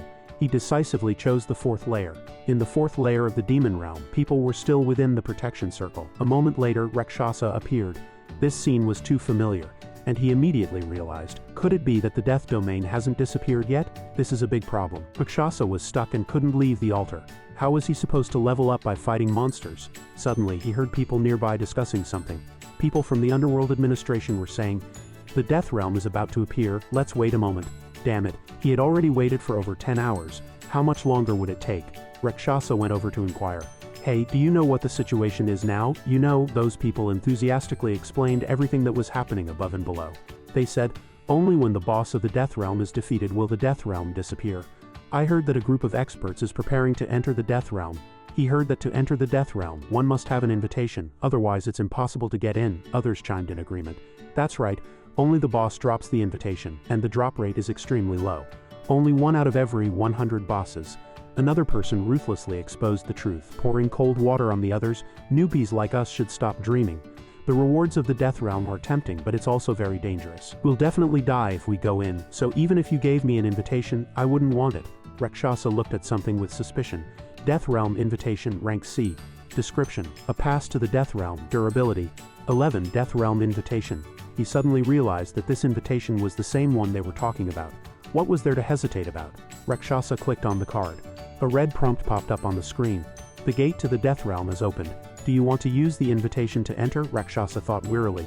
He had already cleared the previous 3 levels. Going back to fight monsters wouldn't give any rewards, and he couldn't enter the 4th level. In the real world, there were also powerful figures from the underworld eyeing him, wanting to kill him. It seemed he had no choice. He pressed the use button, activating the death realm invitation. A system notification appeared. "Use successful.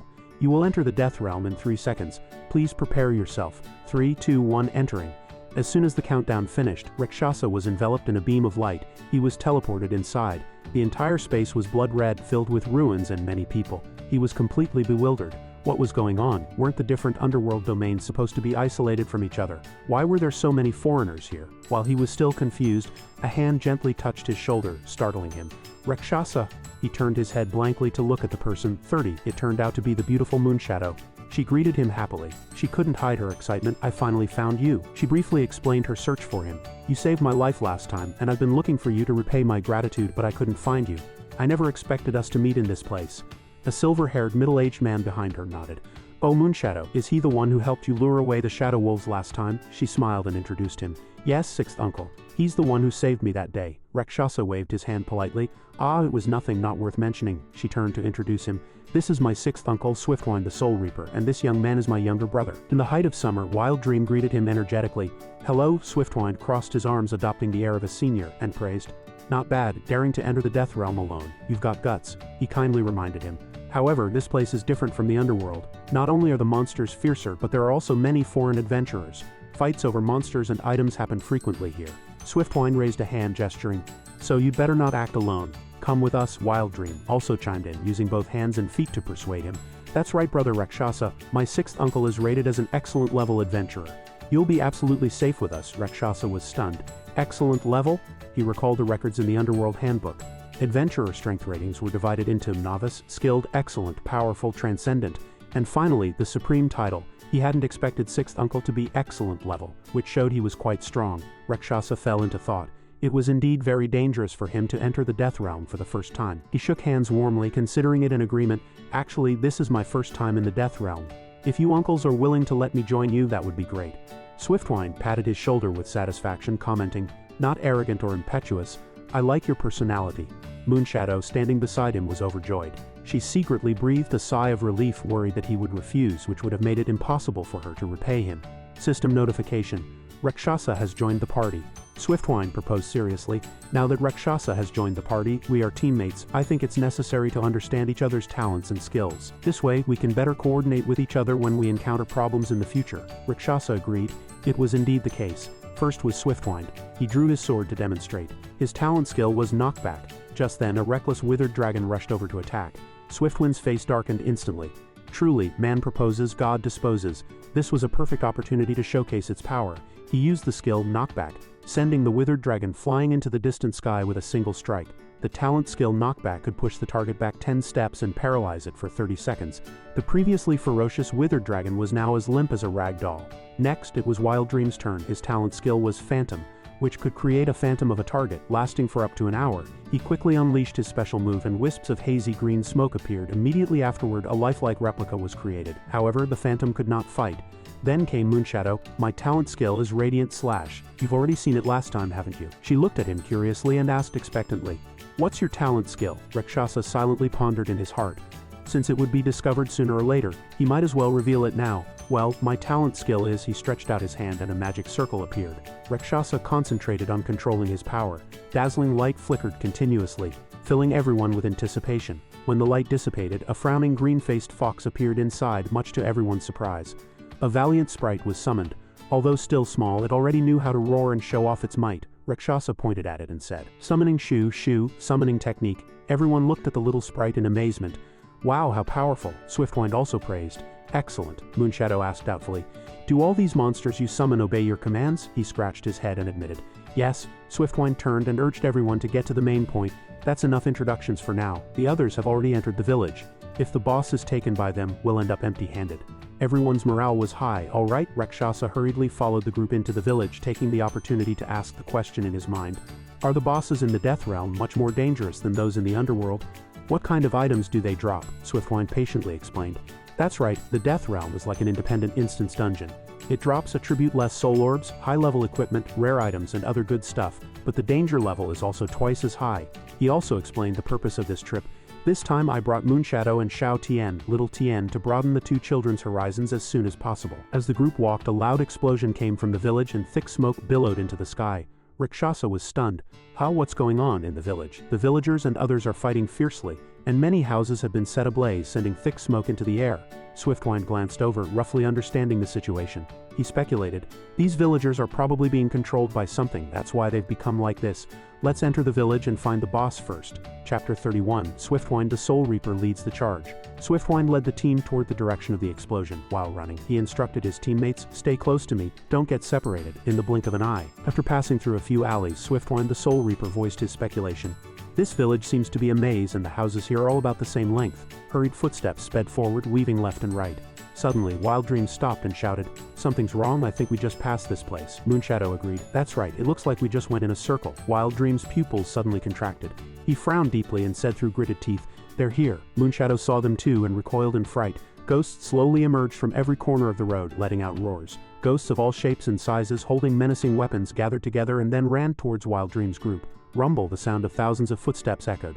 Wild Dream and his companions slowly retreated, then stood closely together. Swiftwind the Soul Reaper spoke to reassure them. Don't panic. He drew his massive ancestral greatsword and assigned tasks. I'll handle the front defense. Moonshadow will cover the rear. Little Tien and Brother Rakshasa will take the middle. We'll fight our way through while moving, just don't get separated. The others quickly responded, okay. The ghosts were getting closer and closer and everyone was ready to fight. Roars continued to sound, and some ghosts jumped into the air, swinging hammers down. Rakshasa's eyes were cold. He stretched out a hand and a summoning circle appeared. He said coldly, come forth. As soon as he finished speaking, two small sprites emerged from the magic circle. Sprite warriors. Sprite warriors. Sprite mages. Wild Dream glanced slightly behind him and saw little Tien trembling as he looked at him. His eyes filled with pleading. Looking at his terrified face, it seemed he was a newbie. His gaze swept over the two fighting sprites and various damage numbers kept appearing. -76, -208, -98, -308. Wild Dream was secretly astonished. What was going on? These monsters' damage and defense were so high. Lost in thought, in an instant, a ghost jumped in front of Wild Dream. By the time he noticed, it was too late. He could only stand there, his eyes wide with shock.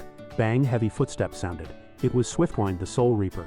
He jumped in front of Wild Dream in time, slicing the ghost in half. He glanced at Wild Dream, secretly despising him. He had originally thought that since he could rescue Moonshadow, his strength must be considerable. What a pity. Suddenly, the surrounding air seemed to distort. Wild Dream noticed the anomaly and stared at the sky. He saw what looked like a door opening above. Piercing through the clouds were several bolts of lightning. Wild Dream hurriedly shouted, "Sixth Uncle, be careful." It was too late. The lightning struck Swiftwind the Soul Reaper. He cried out in alarm, "What's going on? Someone's ambushing me." The lightning grew more intense, -277. Swiftwind the Soul Reaper was struck repeatedly, his screams echoing. Just as the lightning receded, a figure in a red cloak appeared. He greeted them triumphantly.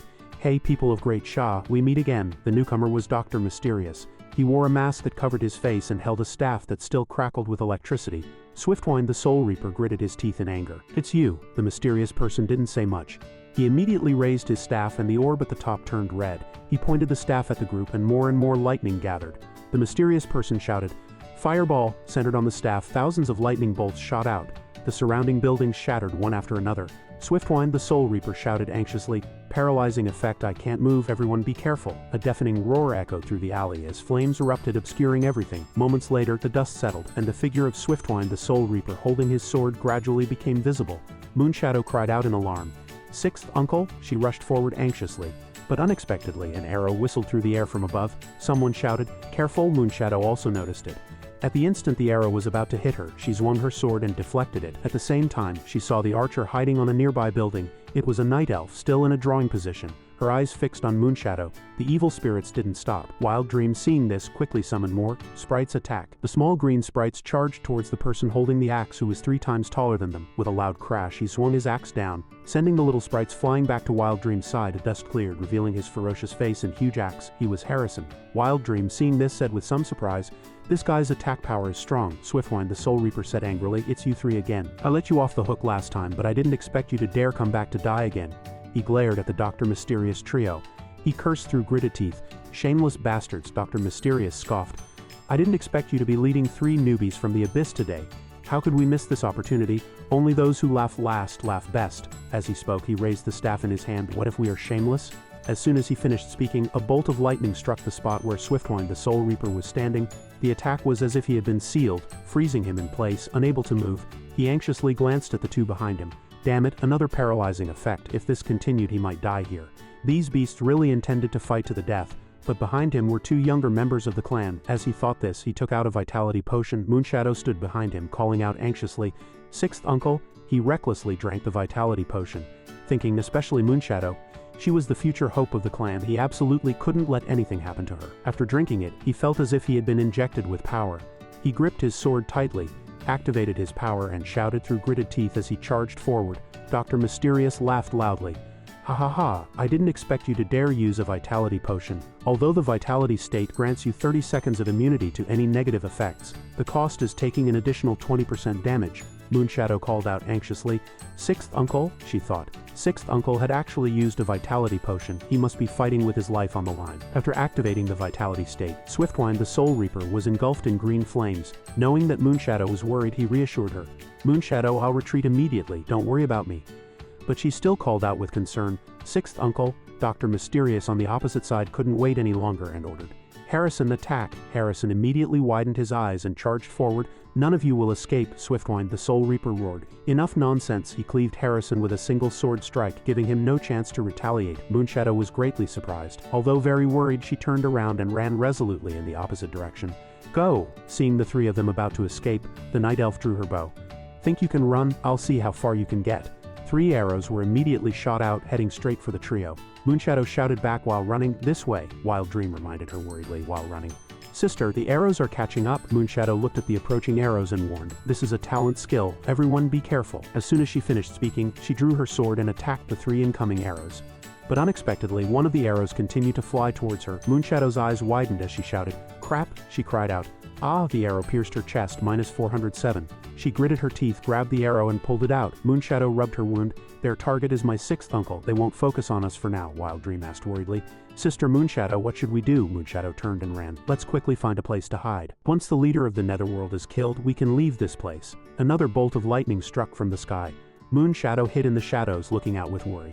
Rakshasa asked with confusion, "By the way, I have a question. I remember adventurers from different countries can only fight monsters in their own country's demon domain. How did your 6th uncle get into a feud with those foreign adventurers? There are only 2 demon mages left, and a few low-level leaders haven't been summoned yet," Moonshadow explained. "The demon domains of different countries are indeed not connected, but the Netherworld is different, and over there, the mysterious Doctor trio are attacking Furious Gale together," she thought to herself. Maybe her 6th uncle had conflicts with those guys before. Changsha knelt down on the ground with worry. "Sigh, it's all my fault. If I had known the Netherworld was so dangerous, I wouldn't have insisted on coming. My innate skill is completely useless." Upon hearing this, Moonshadow scolded angrily.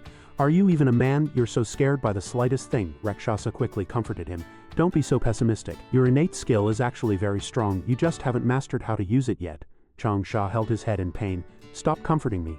Your innate skill can summon small monsters to help you fight, but what's the use of me summoning dreams?" Suddenly, Moonshadow interrupted them. "Stop talking, did you guys hear something?" A spine-chilling sound rang out, and they turned their heads to look in the direction of the sound. Heavens, there was a ferocious-looking creature with one of its feet chained. A burly figure wielding a giant axe approached step by step. He was none other than the Death Butcher of this place.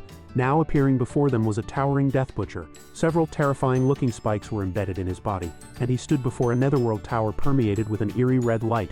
Moonshadow, Zhongzi, and Changsha were all awestruck by his powerful build. Worry was written all over Moonshadow's face. Heavens, it looks like we've encountered a boss. Changsha, standing behind, wasn't any better off. He trembled with fear as he said, "Oh my god, what bad luck, we just escaped the tiger's den and now we've run into a boss." But Zhongzi beside him remained calm, seemingly pondering something. Moonshadow was still flustered. She turned to Zhongzi and said, "What do we do now? If 6th uncle were here, we might have a chance, but with just the 3 of us, it's practically suicide." At this moment, Zhongzi was still looking at the Death Butcher. He raised a finger to signal silence. "Don't panic, the boss hasn't noticed us yet." They looked back and saw that Changsha had collapsed to the ground some time ago due to excessive fear. His body trembled, his hands clutched his head and his eyes were vacant. "What do we do? There are foreign adventurers behind us, and the Death Butcher in front. We're doomed this time." Zhongzi couldn't ignore Changsha's trembling state. He was still trying to find a solution. They couldn't just sit and wait for death. Then he sighed, closed his eyes, seemingly contemplating something, and then said, "In that case," before his voice faded, he had already picked up the summoned bow and arrow. His eyes filled with determination as he looked towards the tall tower and the enormous monster. "Then let's defeat the boss together." Moonshadow and Changsha behind him became even more worried, their faces filled with confusion at Zhongzi's actions. Changsha asked shrilly, "What? That's a Netherworld boss, how could we possibly defeat it?" Moonshadow echoed. "Exactly, are you sure you can kill the Death Butcher?" By this time, Zhongzi had made up his mind. He turned around to persuade the 2 of them. "I don't have a 100% chance of winning, but rather than sitting here and waiting for death, we might as well give it our all." Changsha became even more worried. He patted Zhongzi's shoulder and said firmly, "That still won't work. What if we're fighting the boss and those 3 people from before come over and attack us from both sides? Wouldn't we be dead for sure?" At this moment, Zhongzi smiled, closed his eyes, and raised a finger, saying, "That's a good question. When the time comes, your innate skill will come in handy." Changsha turned around in surprise, tears still lingering in the corners of his eyes, and asked, My innate skill? What do you mean?" On the other side were the 3 people from before. The Night Elf, Harrison, and the mysterious Doctor were. A furious roar suddenly erupted, followed by a curse. "Damn it! A monster lunged at them, its mouth watering and drooling, only to be stomped hard on the head by a foot. Unexpectedly, that furious gale chaser actually had a random teleportation scroll that could be used. Harrison struck the monster's head hard with his weapon. His face was ferocious, and a flash of bright light indicated that the monster had been logged out. The three of them watched as the monster gradually blurred and disappeared. Harrison said, "I remember that item is very expensive, at least tens of thousands of US dollars on the market. That guy is really rich." The night elf reached out and picked up the gem that had just appeared. "He got lucky this time, otherwise we would have definitely gotten our revenge today." The mysterious doctor held his staff and said calmly, "There's no need to feel regret. He only had about 10% health left when he escaped. If he teleported to a place surrounded by monsters, do you think he can still survive?" The elf beside him agreed. "That's right, it would be best if he teleported directly next to a boss and got killed by the boss." Harrison was very happy. "Haha, I hope so." Suddenly, the mysterious doctor seemed to have noticed something. His face stiffened and he listened intently to the sound. He looked up ahead and shouted at the two people in front of him.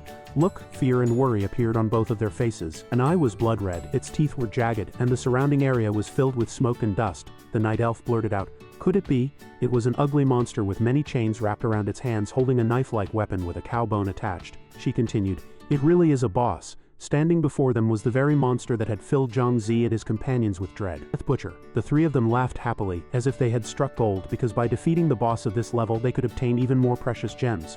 Harrison said disdainfully, "We've really hit the jackpot this time. The boss's body contains a lot of gold. Let's quickly eliminate it before anyone else finds out." The mysterious doctor was not to be outdone. He sneered, "Haha, what luck today. I didn't expect it would be our turn to fight the boss." The night elf raised the bow and arrow in her hand, a sly smile appearing on her lips as she said, "The S-rank equipment is mine." She shot countless purple arrows at the Death Butcher. Many arrows hit it, but it seemed unaffected without any reaction. Instead, it became even more furious, its eyes filled with anger and hatred towards her. The mysterious doctor was somewhat puzzled. Physical immunity, then he formed a hand seal, and raging flames burned in his palms. He boldly asked the boss, "Then how about this move?" The scene was chaotic. Flames burned all around, but they all gathered on the boss's head, yet it was unscathed. The flames burned on its flesh, but it looked at them with unusual calmness, its eyes filled with rage. What's going on? He only felt strange now, his face full of confusion. He and the night elf attacked with all their might, but it was the same as before. Why didn't this boss have even a single scratch? Harrison, seeing this situation, was also more puzzled. He looked at the mysterious doctor seriously. "That's strange. I've never seen a boss like this before." He felt very odd and stammered, "Could it be?" Images of the three of them appeared on a blue sphere. Someone was monitoring their every move. It was the boss's skill. It would instantly turn transparent when attacked. Over here, Changsha was using his innate skill to stare at the sphere. "Hurry up. My dream can only last for an hour." Moonshadow looked worried and turned to the team leader, Zhang Zi, asking, "What's your plan at this moment?" Zhang Zi was still focused on watching the battle over there and replied, "We absolutely can't rush in directly. We must first slowly figure out his weaknesses." He formed another hand seal and commanded at the same time, "Come out, my darlings, it's your turn." Now appearing behind Zhang Zi was a huge golden frog with flames in its mouth, the gluttonous toad, a tall green monster, the troll king, as well as a poisonous spider and a shadow wolf. Moonshadow was both surprised and admiring at this moment. "I didn't expect you could actually summon the bosses from the first, second, and third levels. I thought you could only summon small monsters." The wolf that Zhang Zi summoned had a system notification. Level increased to LV2. It now looked extremely ferocious, its eyes filled with rage, ready to attack the opponent at any moment. Over here, Zhang Zi was also directing the battle of his two summoned beasts. "Time is running out. You two go together." These were precisely his two powerful armies, able to protect him at any time and any place. Each summoned beast's eyes were filled with sharpness and determination as they charged forward. Chapter 34. As the Troll King rushed towards the Death Butcher at an extremely fast speed, it looked at them with disdain, uttering contemptuous words, "A bunch of insects." It raised its greatsword, preparing to smash it down hard on the Shadow Wolf. Before the Shadow Wolf could react, it looked at the Death Butcher and let out a low growl. At this moment, Zhang Zi looked at the Shadow Wolf, worry evident in his eyes as if sensing something ominous, and shouted loudly, "Dodge!" But it was too late. The Death Butcher swung its weapon down fiercely, disregarding the Shadow Wolf's life or death. A bright light flashed and it said viciously, "Die!" The Shadow Wolf narrowly avoided the blow, but it couldn't be said that it had completely survived because the Death Butcher had no intention of letting it go. The Shadow Wolf was still trying hard to escape, but the monster pursued relentlessly, saying mercilessly, "Have you sensed the aura of death?" It grabbed the Shadow Wolf and threw it away, continuously uttering vicious words. "Die!" The Shadow Wolf had already lost 380 health points at this moment, and the massive blood loss caused it to roar in pain. The Death Butcher didn't stop. It continued to throw the Shadow Wolf around, letting it lie dying on the ground. Zhang Zi clenched his fists, watching the Shadow Wolf with worry, sighing inwardly, as expected of a netherworld boss. Its strength is truly terrifying. They were still standing there, searching for a way to attack this butcher.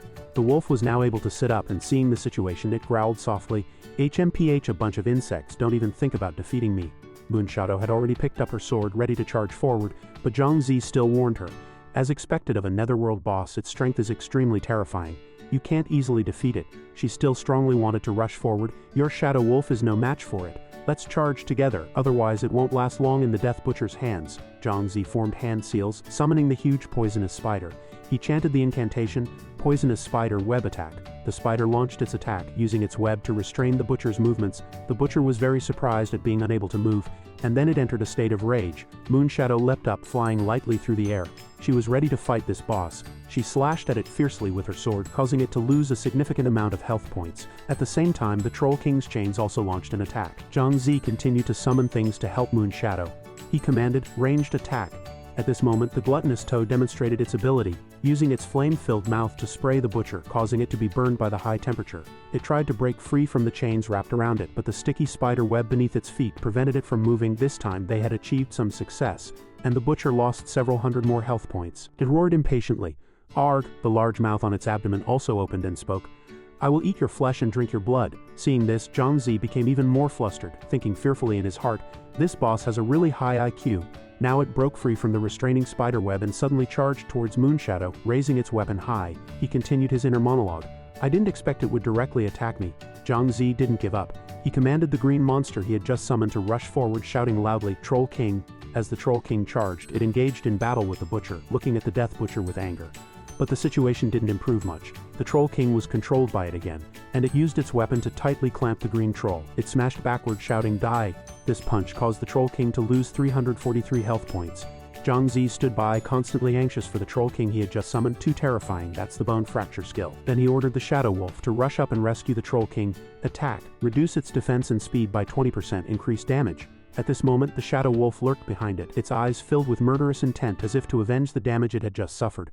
"Die!" The Shadow Wolf pounced, baring its sharp teeth and roaring. It also used its sharp claws to scratch at the butcher. The butcher noticed, and it angrily slammed its greatsword hard into the ground. It then used its hand to throw the wolf into the air, causing the wolf to lose a large amount of health points. It roared, "Die!" Zhang Zi watched the wolf's condition with horror and involuntarily called out its name, "Shadow Wolf." The wolf's image in the system gradually blurred and then disappeared. The wolf's health points now only showed 0%. Zhang Zi felt very sad for its demise and groaned, "My Shadow Wolf." He was somewhat lost at this moment, looking at the ground, feeling sorry for the poor wolf. "Damn it, he killed my Shadow Wolf." Moonshadow knew he was heartbroken, but she turned around, trying to calm him down. "Now is not the time to be sad. If we can't defeat the boss, we will all die." Changsha held the sphere in his hand, looking at them blankly, appearing very tired. He gasped for breath and said, "Hurry up, I can't hold on much longer."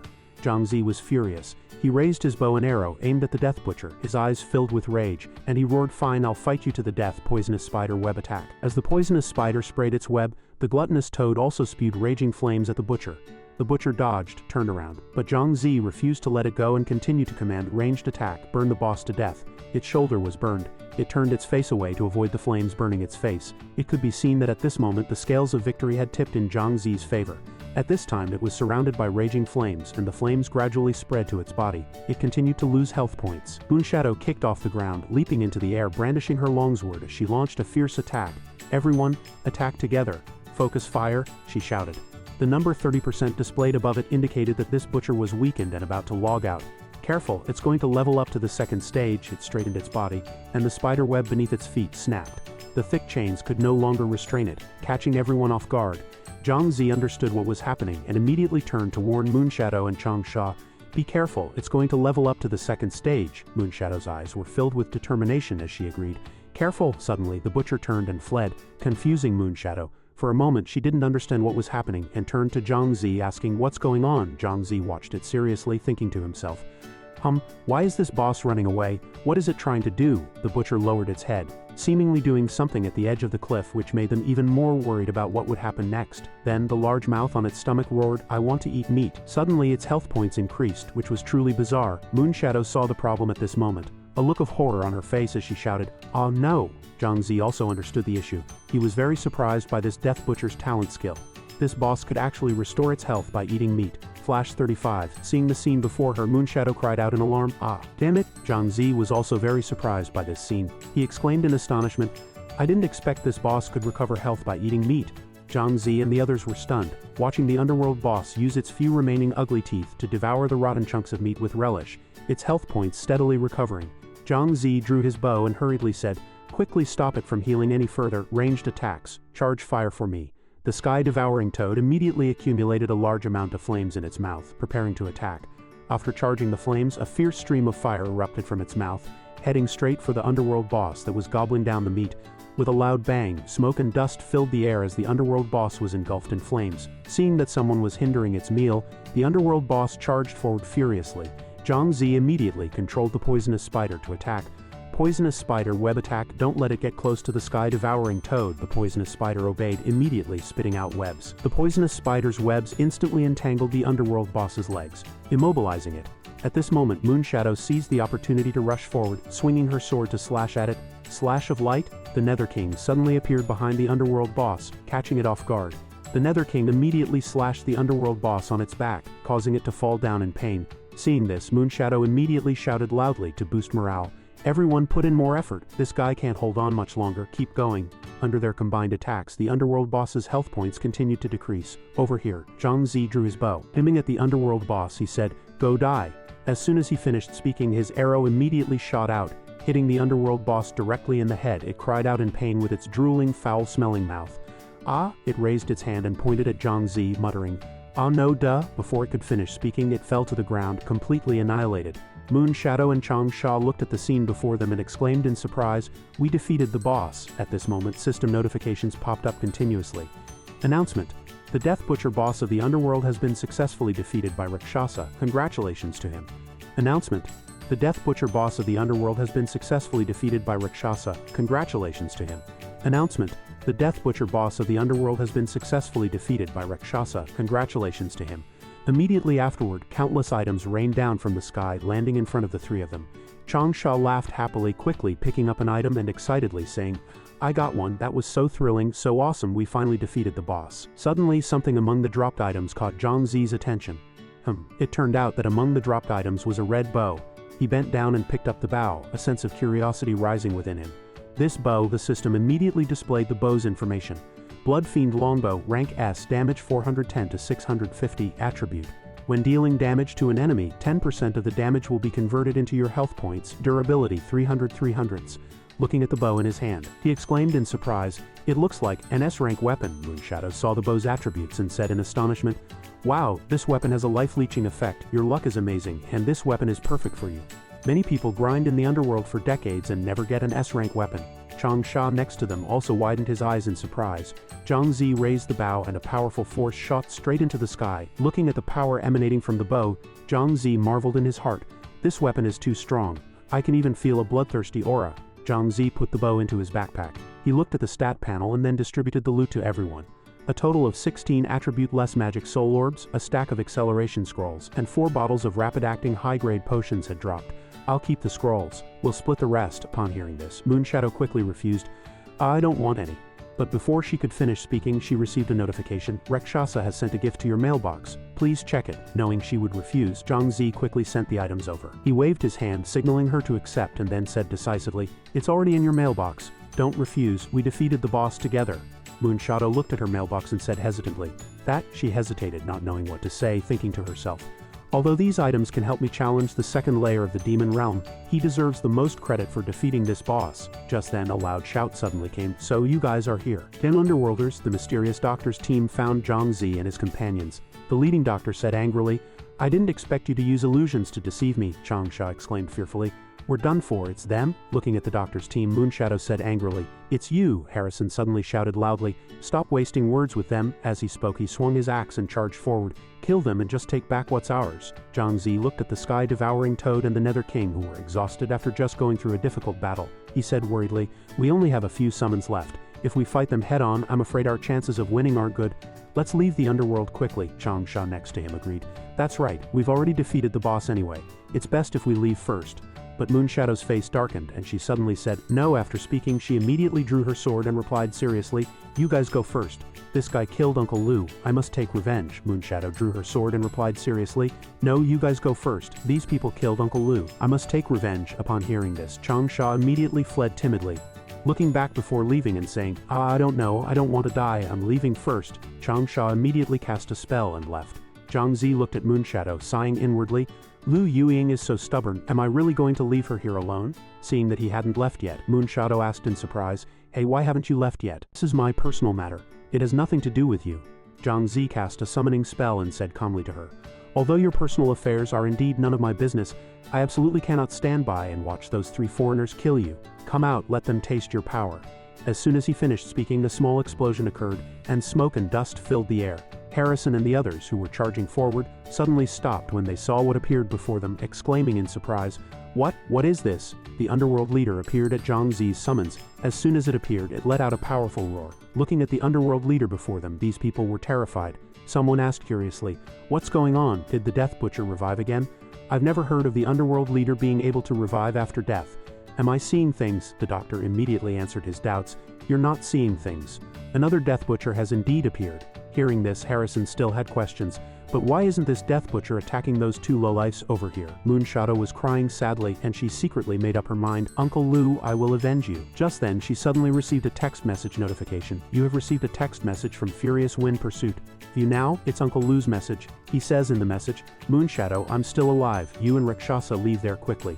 Do not fight those 3 foreigners at all costs." Moonshadow asked in disbelief, "Uncle Lu, is that really you? You're not dead?" Uncle Lu replied immediately. "Do you want Uncle Lu to have died in vain? Stop talking nonsense and come here quickly. Xiao Tian has already told me everything. You 2 were really amazing." Moonshadow replied happily, "Uncle Lu, it's so great that you're okay. I'll go back right away." After replying to the text message, Moonshadow turned to Zhang Zi and said happily, "That's great, Uncle Lu is still alive. He wants us to go back quickly." Zhang Zi also replied happily, "Really? That's wonderful." As soon as he finished speaking, Moonshadow immediately cast a spell to return. Before leaving, she said to Zhang Zi, "Well, see you on the 4th level of the altar." Zhang Zi scratched his head and agreed. "Oh," watching Moonshadow leave. Zhang Zi smiled, marveling inwardly at this girl. He really didn't know what to say about her. Over here, the underworld leader was charging towards Harrison, and Harrison immediately rushed forward, preparing for a final showdown. His axe swung down, but it didn't hit the underworld leader. It only struck air.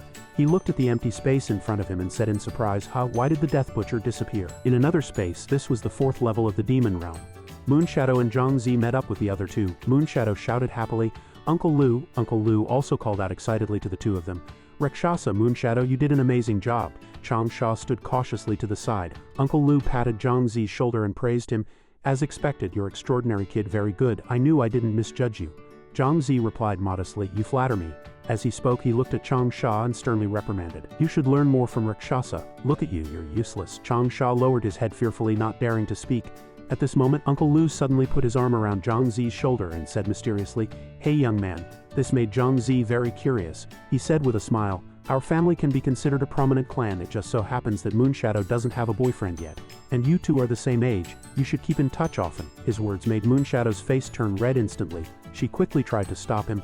"Aya!" Moonshadow's face was as red as a tomato. She shouted shyly, "On Uncle Lu!" Uncle Lu held his head and laughed loudly. "Ha ha ha, all right, I won't say anymore." Zhang Zi suddenly turned his head and said seriously to him, "By the way, Senior, I have a question I'd like to ask you." Uncle Lu also became serious and replied, What is it? Go ahead and ask." Zhang Zi immediately stated his question. "It's like this, Senior.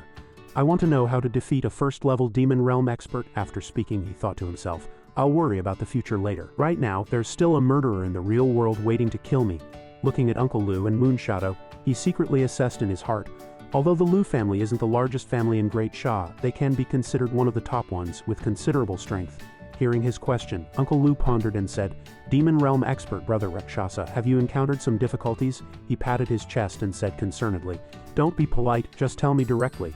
I can help you get justice." Zhang Zi waved his hand to decline. He said politely, "Thank you for your kindness, but I think I can handle this myself." Looking at the information panel in front of him, he calculated in his mind, "The hardest debt to repay in this world is a favor. I'd better solve this myself. I have 8 high-grade attribute-less magic soul orbs. After absorbing these, my strength will definitely increase significantly." Hearing this, Changsha next to him advised worriedly, "Brother Rakshasa, Demon Realm experts are much stronger than we imagine. Please don't act rashly, Moonshadow also said. If you want to deal with a demon realm expert, besides having sufficient personal strength, you also need to pay attention to finding the opponent's weaknesses. Uncle Lu continued her thought. Zhang Zi asked curiously, what does that mean? Uncle Lu continued to explain to him. Rakshasa, everyone knows that to become a demon realm expert you must pass a trial. But in reality, the trial for a first-level demon realm expert is very simple. You can pass as long as your 4 basic attributes reach the standard. However, some experts, in order to make their strength more prominent in the later stages, strengthen a certain attribute from the very beginning. Thinking of this, Uncle Lu thought of the 3 major power systems: the warrior system that strengthens strength, the assassin system that strengthens speed, and the mage system that strengthens energy. Then he continued to explain, for example, if a certain demon realm expert invests a large amount of resources into their strength attribute, then their strength will definitely be very powerful, and their attack power will be much higher than other demon realm experts. Is the same true for hearing or speed? Hearing this, Zhang Zi immediately understood and said, I see, even demon realm experts of the same level will have differences due to their varying 4 basic attributes. He pointed to the attribute panel in front of him and pondered, among my 4 basic attributes, agility is the highest, already reaching 15 points. If I continue to invest resources, my movement speed and attack speed will also increase. This way, I will have a greater advantage in battle, and my chances of winning will be higher. He thought of Huang Hanfei and wondered in his heart, I just don't know, what is Huang Hanfei's advantage? At this moment, Chang Sha suddenly raised his hand and shouted loudly, Uncle Lu, Sister Moonshadow, our time in the demon realm is almost up, let's go home quickly. Lu Yueying said hesitantly, well then if there's nothing else, we'll head back first. A notification suddenly appeared on Rakshasa's information screen. Lu Yueying has sent you a friend request. Before leaving, Lu Yueying didn't forget to remind him, be careful on your own, Rakshasa replied, I know, goodbye. Immediately afterward, a notification appeared on his screen, request accepted. Subsequently, Rakshasa couldn't help but breathe a sigh of relief. Phew. He gently tapped a button, exited the screen and then said, it's my turn.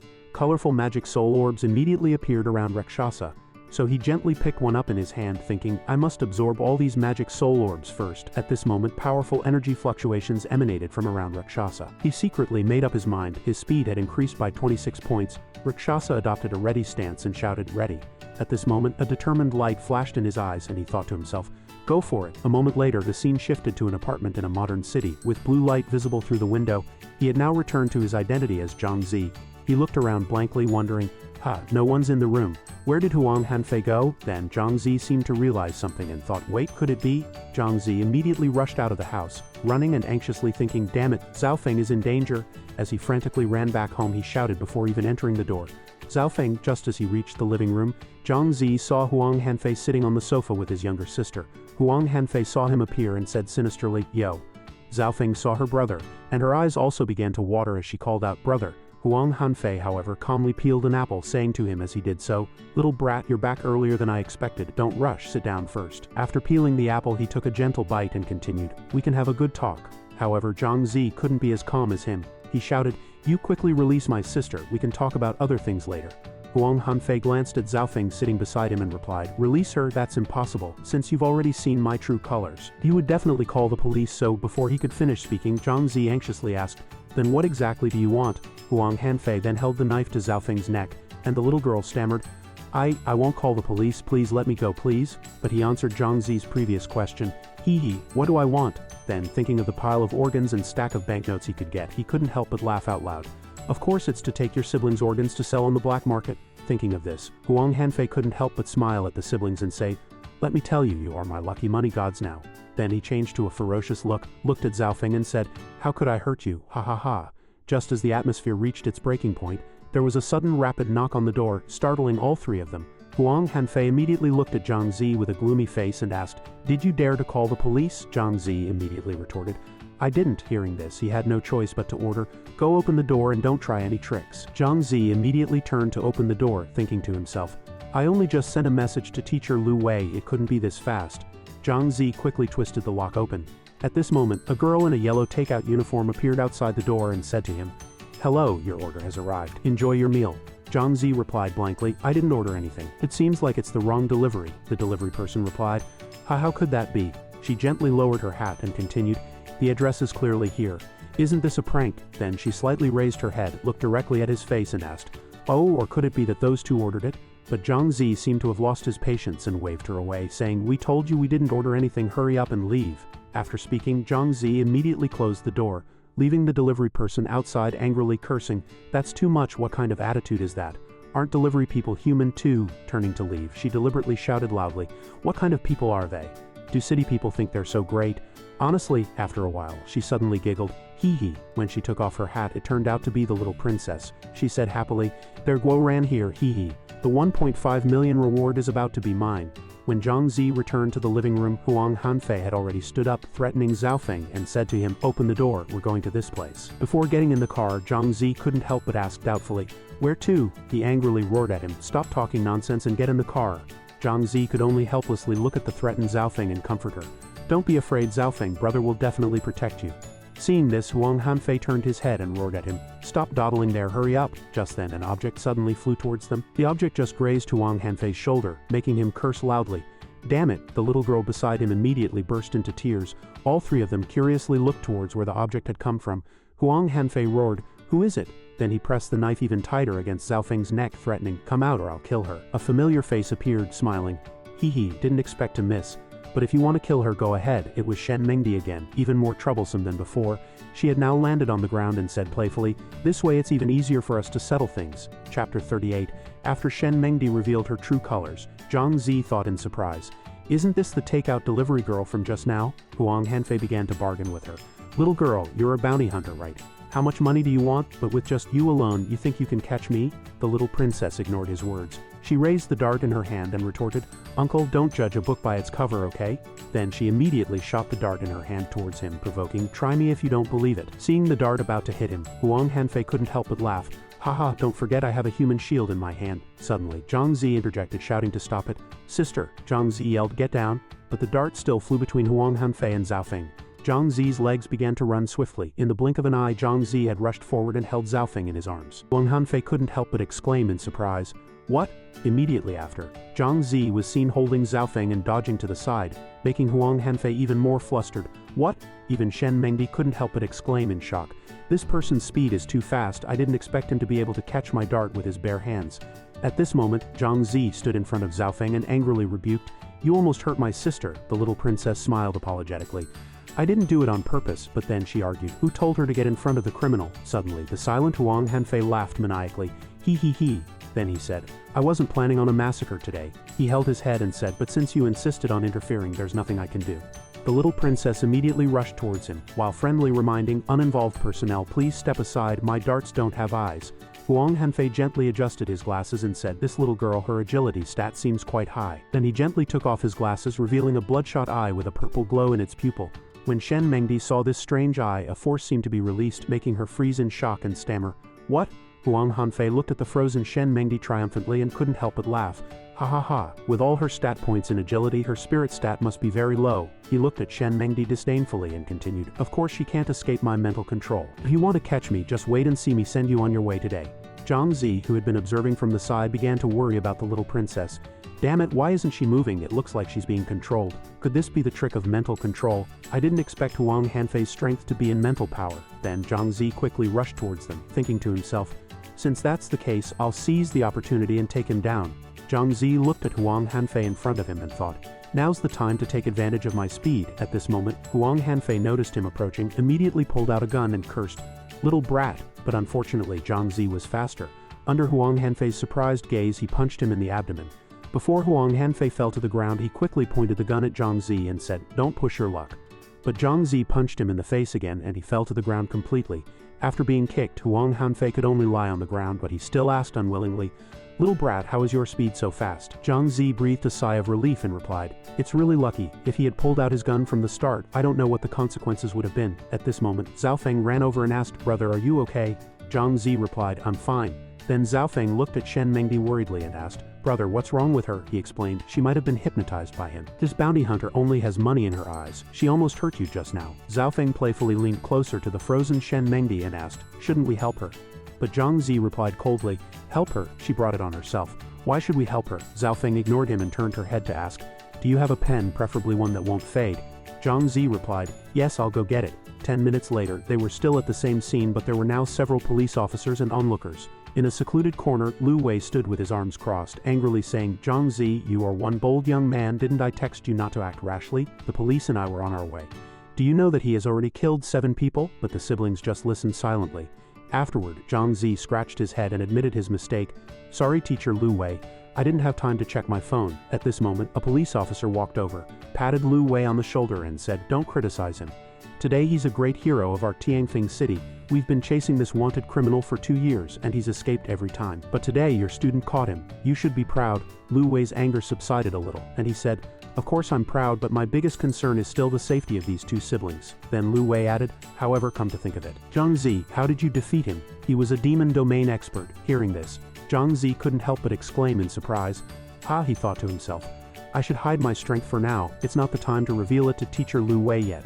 Zhang Zi immediately shifted the credit to someone else. He pointed at Shen Mengdi and said, of course I couldn't defeat him alone. It was thanks to that young lady's help. Then he added, oh right, she seems to have fallen under Huang Hanfei's hypnosis and can't move now. The police officer turned to look at Shen Mengdi beside him and said helplessly, it's Shen Mengdi again. This girl really risks her life for money. Zhao Feng, hearing this, said, so her name is Shen Mengdi. It's a pretty name. The police officer walked over to Shen Mengdi and said to Zhao Feng, yes, she's a bounty hunter, and a veteran one at that. She's also a Tier 1 demon domain expert. Although she's caught many wanted criminals, she's also caused us police a lot of trouble. After speaking, he asked curiously, but what happened to her face? Zhao Feng stuck out her tongue and innocently replied, I don't know. When we saw her, her face was already like this. It turned out that Shen Mengdi's face had been scribbled all over. But the police officer didn't ask further and said, all right, then we'll take this criminal and Shen Mengdi back to the police station first. As they pushed the stretcher into the vehicle, the police officer turned back to Zhang Zi and said, oh right, young man, Huang Hanfei's bounty is 1.5 million. Since you said you and Shen Mengdi worked together to capture him, the bounty will be split equally. Remember to bring your ID to the police station in a few days to collect the money. Zhang Zi asked in surprise, confirming what, half each, 750,000? That's so much money? But he immediately replied with a smile, okay, thank you, police officer. Then he happily put his arm around Zhao Feng's shoulders and blurted out, great, we finally have enough for my sister's surgery and hospital fees.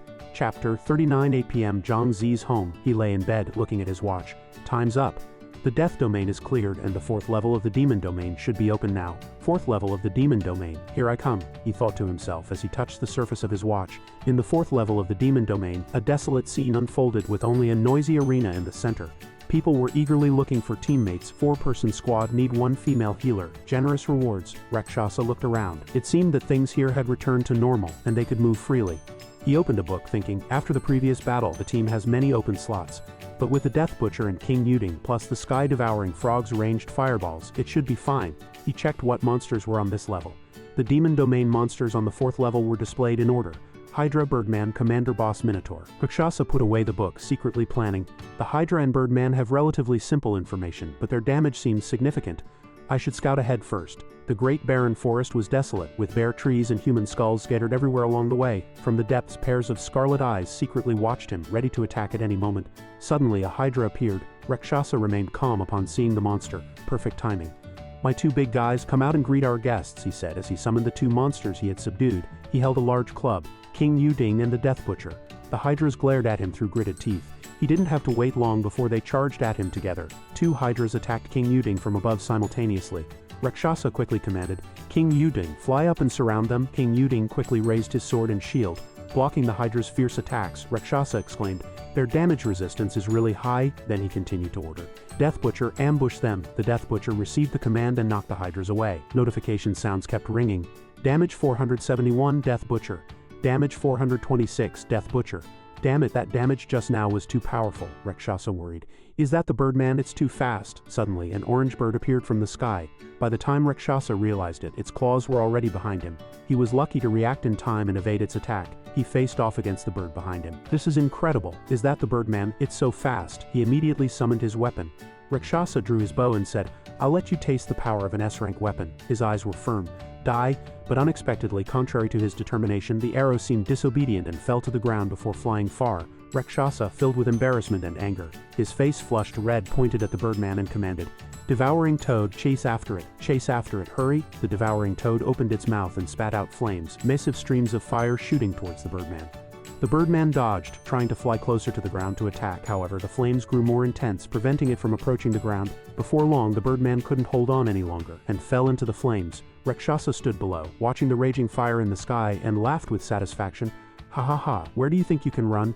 -339. With a loud crash, the birdman's charred corpse fell in front of Rakshasa. He bent down and picked up the crystal orb. Fortunately, the multi-headed monster and the birdman didn't have very high defense, otherwise they would have been difficult to deal with. Holding the crystal orb, he summoned, "Only you left." The birdman instantly appeared before him. The monsters he had subdued before appeared and disappeared simultaneously. Rakshasa looked at his system panel and sighed. "Finally, I've collected them all." He put away the panel and pondered as he walked, "I can go and pay my respects to the boss of the 4th level of the demon realm." But before he had taken a few steps, he heard cries for help coming from the distance. "Help, someone's trying to kill me." Rakshasa narrowed his eyes. In the distance, Dragon King was chasing after Little Rabbit, swinging his club and yelling as he ran. "Stop right there, I'm going to teach you a lesson today." Zhang Zi noticed a girl running towards him quickly. Behind her, a tall man was trying to grab her, shouting, "Stop right there, I'm going to teach you a lesson today." He turned away dismissively, raising his hand to adjust his mask, thinking, "Sigh, why does this kind of thing happen everywhere? I better not get involved." Suddenly, she rushed towards Zhang Zi, hugged his leg with both arms and pleaded for help with a very sincere and pitiful look. "Big brother, please save me, someone is chasing me from behind." It was Moonlight Little Rabbit, and he didn't know why that man was chasing her. Fear was written on her face and tears streamed down, making her look even more pitiful. "Brother, please save me, they want to kill me." But Zhang Zi couldn't get involved in this either. He could only give her some advice. He would consider it helping her. "I'm sorry, I can't save you. Hurry back to the altar, you'll be safe there." The man was catching up quickly. Little Rabbit maintained her original posture and suddenly shouted loudly, "Brother, I've completed everything you asked me to do, now they've come after me, you can't just abandon me like this. I've already given you everything." These words greatly surprised Zhang Zi. Couldn't understand what she was talking about at all. After hearing her words, countless questions about this girl surfaced in Zhang Zi's mind. "Ha, what nonsense are you spouting?" Dragon King also arrived at this moment. He pointed his blade at Zhang Zi, his face full of anger, his fists clenched tightly, and he anxiously accused Zhang Zi, "So you're the one who's been directing her from behind. The person I hate most is someone like you. Today I will definitely act on behalf of heaven." Zhang Zi felt very confused by this man, but his eyes seemed to realize something, and he blurted out, "Oh buddy, you're too impulsive." Then he thought to himself, "I don't even know this guy." At this moment, Dragon King had already spread his legs and adopted a stance ready to fight Zhang Zi to the death. He provoked Zhang Zi with a mocking tone, "Abandoning your companions when trouble arises." Then he swung his mountain-shaking club, preparing to smash it down on Zhang Zi, and continued, "Are you even a man? Just die." Zhang Zi was also ready. He couldn't stand by and do nothing for this poor girl. Zhang Zi felt that this person had no sense of chivalry at all, so he prepared to make his move. The girl, seeing that someone had come to save her, immediately ran away. "Damn it, is this guy not only bad-tempered but also out of his mind?" Little Rabbit ran away calmly like that, her face filled with joy, and she even waved goodbye, completely ignoring the dumbfounded Zhang Zi behind her. "Big brother, I'll leave this to you, I'm leaving first." At this moment, a line appeared on the system interface. "Moonlight Little Rabbit stole 3 intermediate soul orbs from you." This greatly surprised Zhang Zi. He had actually been deceived by a little girl. He blurted out, "Damn it, so that little girl was a thief. No wonder the hot-tempered Dragon King was chasing her relentlessly. She must have stolen something."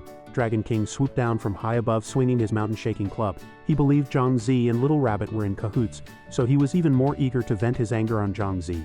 "Damn it, hand over what that little brat stole." Zhang Zi was at a loss. He could only explain to Dragon King, hoping he would calm down. "Hey, I really don't know her, and she just stole 3 soul orbs from me too." At this moment, Dragon King had already charged over.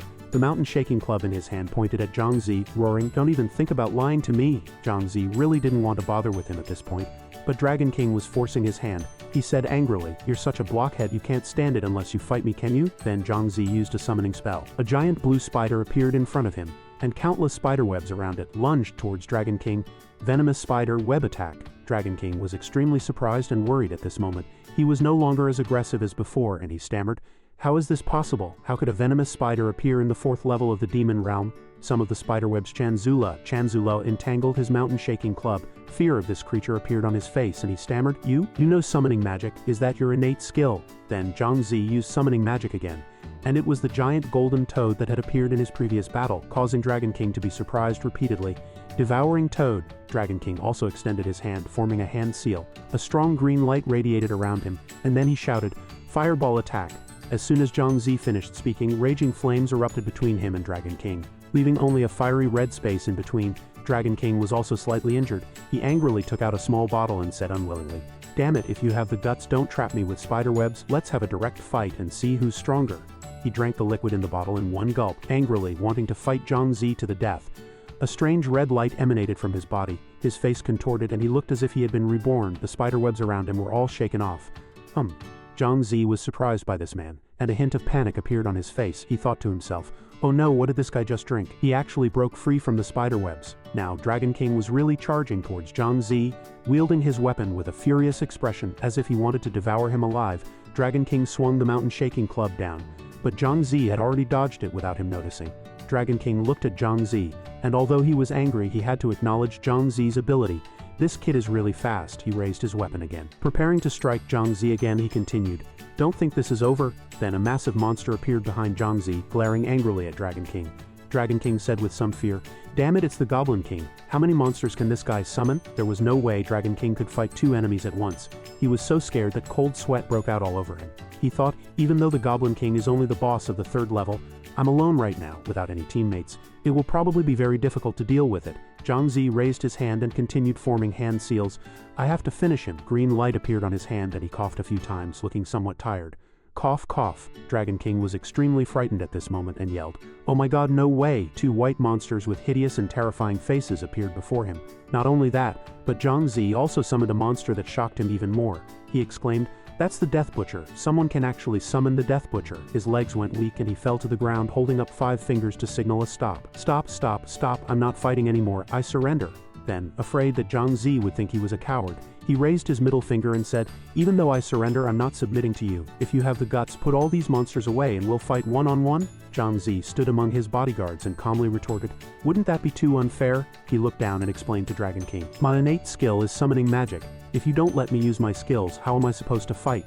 Then he asked Dragon King with concern about the reason for the fight, "What did Moonlight Little Rabbit steal from you?" Dragon King was acting like a child now. Hearing Zhang Zi's words, he shouted loudly, "Then I won't accept it either. Aren't you in cahoots with her? You're asking me now? Are you trying to anger me to death?" Zhang Zi really wanted to explain things clearly to him at this point. The system displayed a few lines of green text, and then he said, "I'm really not with her." Zhang Zi showed the system information to Dragon King and continued, pointing at the system panel, "She stole my things too. See for yourself if you don't believe me." At this moment, Dragon King realized he had misunderstood and caused today's conflict. He scratched his nose awkwardly and said, Oh, so it was my misunderstanding." Dragon King scratched his head embarrassedly, feeling that he was truly wrong, and sincerely apologized to Zhang Zi. I really misunderstood just now. I'm sorry." Seeing him like this, Zhang Zi smiled triumphantly. Dragon King extended his hand, wanting to reconcile with Zhang Zi. This surprised Zhang Zi, who thought, even though this hot-tempered Dragon King is straightforward and a bit dim-witted, his character isn't bad. He admits his mistakes and corrects them, which is quite rare. Dragon King, still scratching his head somewhat sheepishly, smiled happily and wanted to shake hands with Zhang Zi, saying friendly, "Well, I guess we became acquainted through fighting. Let's be friends." He smiled happily, finding this man somewhat interesting and perhaps someone who could easily become a good friend. "Well, it's been a long time since I've met someone so friendly, and our personalities seem to click." The two laughed heartily, and Zhang Zi also extended his hand to shake his. "Haha, great." At this moment, the system screen also displayed the message, "You have successfully added Temperamental Dragon King to your friend list." Then, Dragon King also turned around and left happily, waving goodbye to Zhang Zi with a smile as he departed, just like an old friend. "Alright, if you need any help in the future, just come find me. I still need to go monster hunting with some friends. I'll take my leave now. See you later." Zhang Zi stood in the distance, watching this scene, and smiled happily. He waved his hand, thinking that Dragon King's temper wasn't too bad after all. Temperamental Dragon King's way of handling things is a bit blunt and forceful, but it's quite amusing. After Dragon King left, Zhang Zi took out the strange red book, flipped to the map page and muttered to himself as he walked and read, "I wasted quite a bit of time just now. I need to hurry and find the 4th level boss to fight. The 4th level is like a maze. If it weren't for the map in this guide, it would be really easy to get lost." Now, he was facing a dark forest with no leaves on the trees, looking gloomy and terrifying. However, he still firmly told himself that according to the map, continuing forward would lead him to the 4th level boss's location. Zhang Zi kept walking forward. Before long, he arrived at the stone forest wasteland. He walked calmly, and suddenly heard a cry for help from the other side. "Help!" He stopped and slowly considered the cry for help he had just heard. His gaze sharpened. Every time he came to a boss's location, he would hear someone calling for help, but this voice sounded very much like that Moonlight Little Rabbit. He quickly looked over. In the distance were 2 huge monsters wielding weapons, seemingly about to deal with the little rabbit he had encountered earlier. Perhaps this little girl had stolen something from someone again. Her face was filled with fear as she hid behind a shield, hoping the monsters wouldn't see her. The Minotaur commander was a massive monster holding a large blade, which it was swinging down at the hiding little rabbit. The monster's eyes were filled with rage, and green power emanated around it. It brought its blade down on little rabbit's shield. This little girl had angered a ferocious monster. She was trembling with fear at this moment, loudly calling for help incessantly.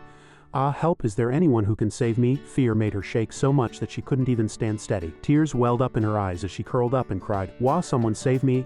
I don't want to die." Zhang Zi stood in the distance, and seeing the little girl, he wasn't surprised. He felt she was getting what she deserved. He thought to himself, "Sure enough, it's that brat. She's finally getting her comeuppance." Zhang Zi noticed something strange behind the Minotaur commander. He put his hands behind his back, a smug expression on his face. Seeing this scene, he muttered to himself, "Why does the name of that pig-headed monster standing behind the boss sound so strange?" The Minotaur commander continued to hack at the shield, grunting as it did so. That monster was Daybreak Warrior. It looked at Little Rabbit with a ferocious expression, its eyes full of hatred. It laughed triumphantly in its heart. "Damn brat, daring to steal my things, you deserve to die." Although Zhang Zi in the distance didn't want to get involved, he couldn't just stand by and watch Little Rabbit get killed.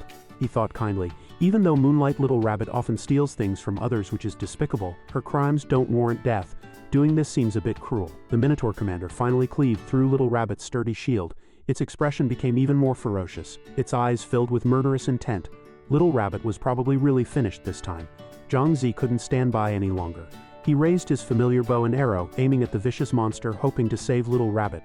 The arrow shot towards the monster's head, shocking and surprising it. It exclaimed, "Humph." It was very angry and looked up to see who was so bold as to shoot an arrow at it, shouting loudly, "Who is it?" Daybreak Warrior pointed at Zhang Zi, warning him. Its face filled with anger because of Zhang Zi's actions. "Hey, who are you? If you know what's good for you, don't interfere. She's a thief and deserves to die." Seeing this, Zhang Zi quickly jumped onto a high stone pillar nearby. Zhang Zi pleaded softly for the little rabbit. "I know she's a thief, but you don't have to push people to desperation, do you? She's not that old. Can't you give her a chance to turn over a new leaf?" The Minotaur commander became even more furious upon hearing Zhang Zi's words. Brandishing its weapon and charging swiftly towards his location, it seemed its next target was Zhang Zi, but he remained seated calmly without fear. Bai Ryu was equally enraged. He taunted Zhang Zi from afar, saying, "Humph, don't advise others to be generous if you haven't experienced their pain. Are you trying to play the hero and rescue the damsel in distress? First, see if you have the ability," he continued, seemingly trying to break Zhang Zi's fear. "This is the boss of the 4th level.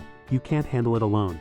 But Zhang Zi was not intimidated by his words. He calmly replied, "Hee, don't worry, I can handle it." He reached out his hand, forming a familiar hand seal, and a bright green power gathered around his palm. Then he said loudly, "Come forth, let them see something amazing." As soon as Zhang Zi finished speaking, countless monsters he had summoned gradually appeared behind him. Each of them had a terrifying appearance, sending chills down one's spine. Bai Ryu, seeing Zhang Zi's massive army from afar, was scared out of his wits, his face filled with horror, and he couldn't help but exclaim, "Damn it, did you summon all these monsters?" He still couldn't believe it, thinking to himself, "I never expected such a talent skill." The Minotaur commander, still overestimating its abilities, continued to charge forward, brandishing its weapon. It remained furious, and Zhang Zi's army was also ready to fight them. Zhang Zi raised his hand, and the giant blue spider above him lay on its web, awaiting his command. Web attack. The Minotaur commander desperately swung its greatsword at them, letting out a few muffled grunts. "Ah!" At this moment, Zhang Zi held the bow and arrow he had used earlier. He drew the bow, aimed at them, his eyes filled with determination. All together, charge up. Surrounding it was the army he had just summoned. It seemed they had nowhere to escape this time. Daring to provoke Zhang Zi was their own doing. A massive chain lunged towards it, ready to entangle it, and the scene instantly became chaotic. Zhang Zi didn't stop. He continued to summon a giant toad which held flames in its mouth, waiting for Zhang Zi's command to spew them out. Toad devours the sky, burn them. Full power, swift battle. As soon as he shouted, a raging fire ignited before them. Flames erupted from the toad devours the sky's mouth as if to incinerate everything. Bai Ryu was terrified. All the beasts Zhang Zi summoned possessed immense power, and their combined strength was no match for them. He thought to himself, "This brat, I didn't expect him to even be able to summon a boss. Isn't this freaking invincible?" He clenched his fists angrily. Now he could only retreat. In this situation, wasn't his disguise talent completely useless? "Fine, Rakshasa, I'll remember you," he shouted, turning toward the hiding little rabbit. "You damn brat, you got lucky this time. Some fool was willing to step in and save you." The little girl hiding behind the broken shield was still trembling, fearfully covering her head with her hands and sobbing softly. Then an explosion sounded, bang, right in the air behind her. The little rabbit looked up, her face still filled with fear, crying "Wah."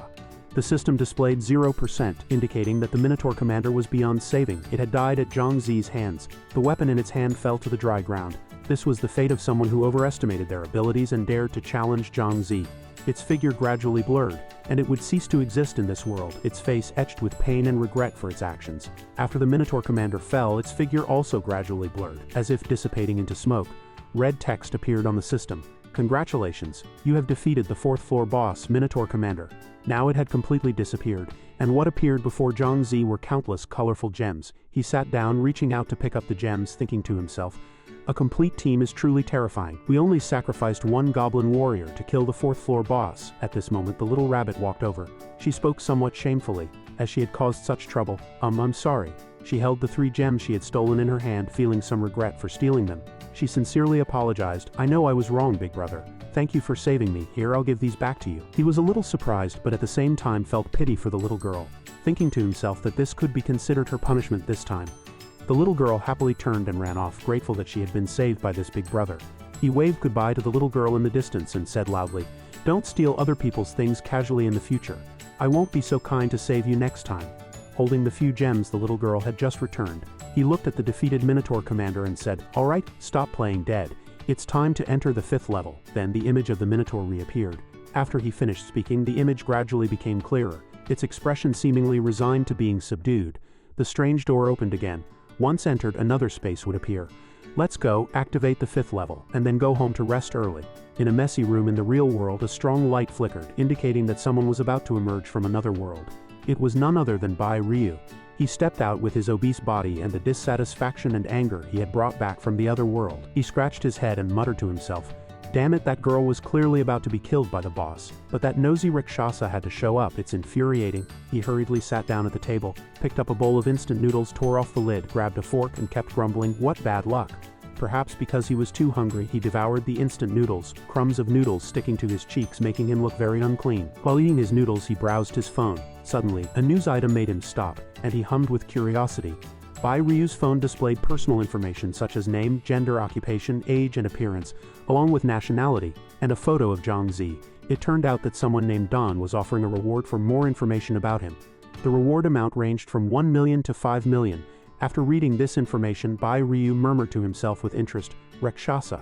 He laughed gleefully, his expression gradually becoming inhumane, his eyes turning extremely cunning as he muttered, "You're dead this time." The next day at school, Zhang Zi went to school as usual. The school was still bustling and lively. During the break, people in the hallways whispered, all talking about the same thing. Zhang Zi walked calmly down the hallway as usual, his hands in his pockets. Suddenly, he noticed the conversation of 2 male students behind him. They were talking about something. "Have you seen the Demon Realm forum? Dawn is offering a reward to find someone."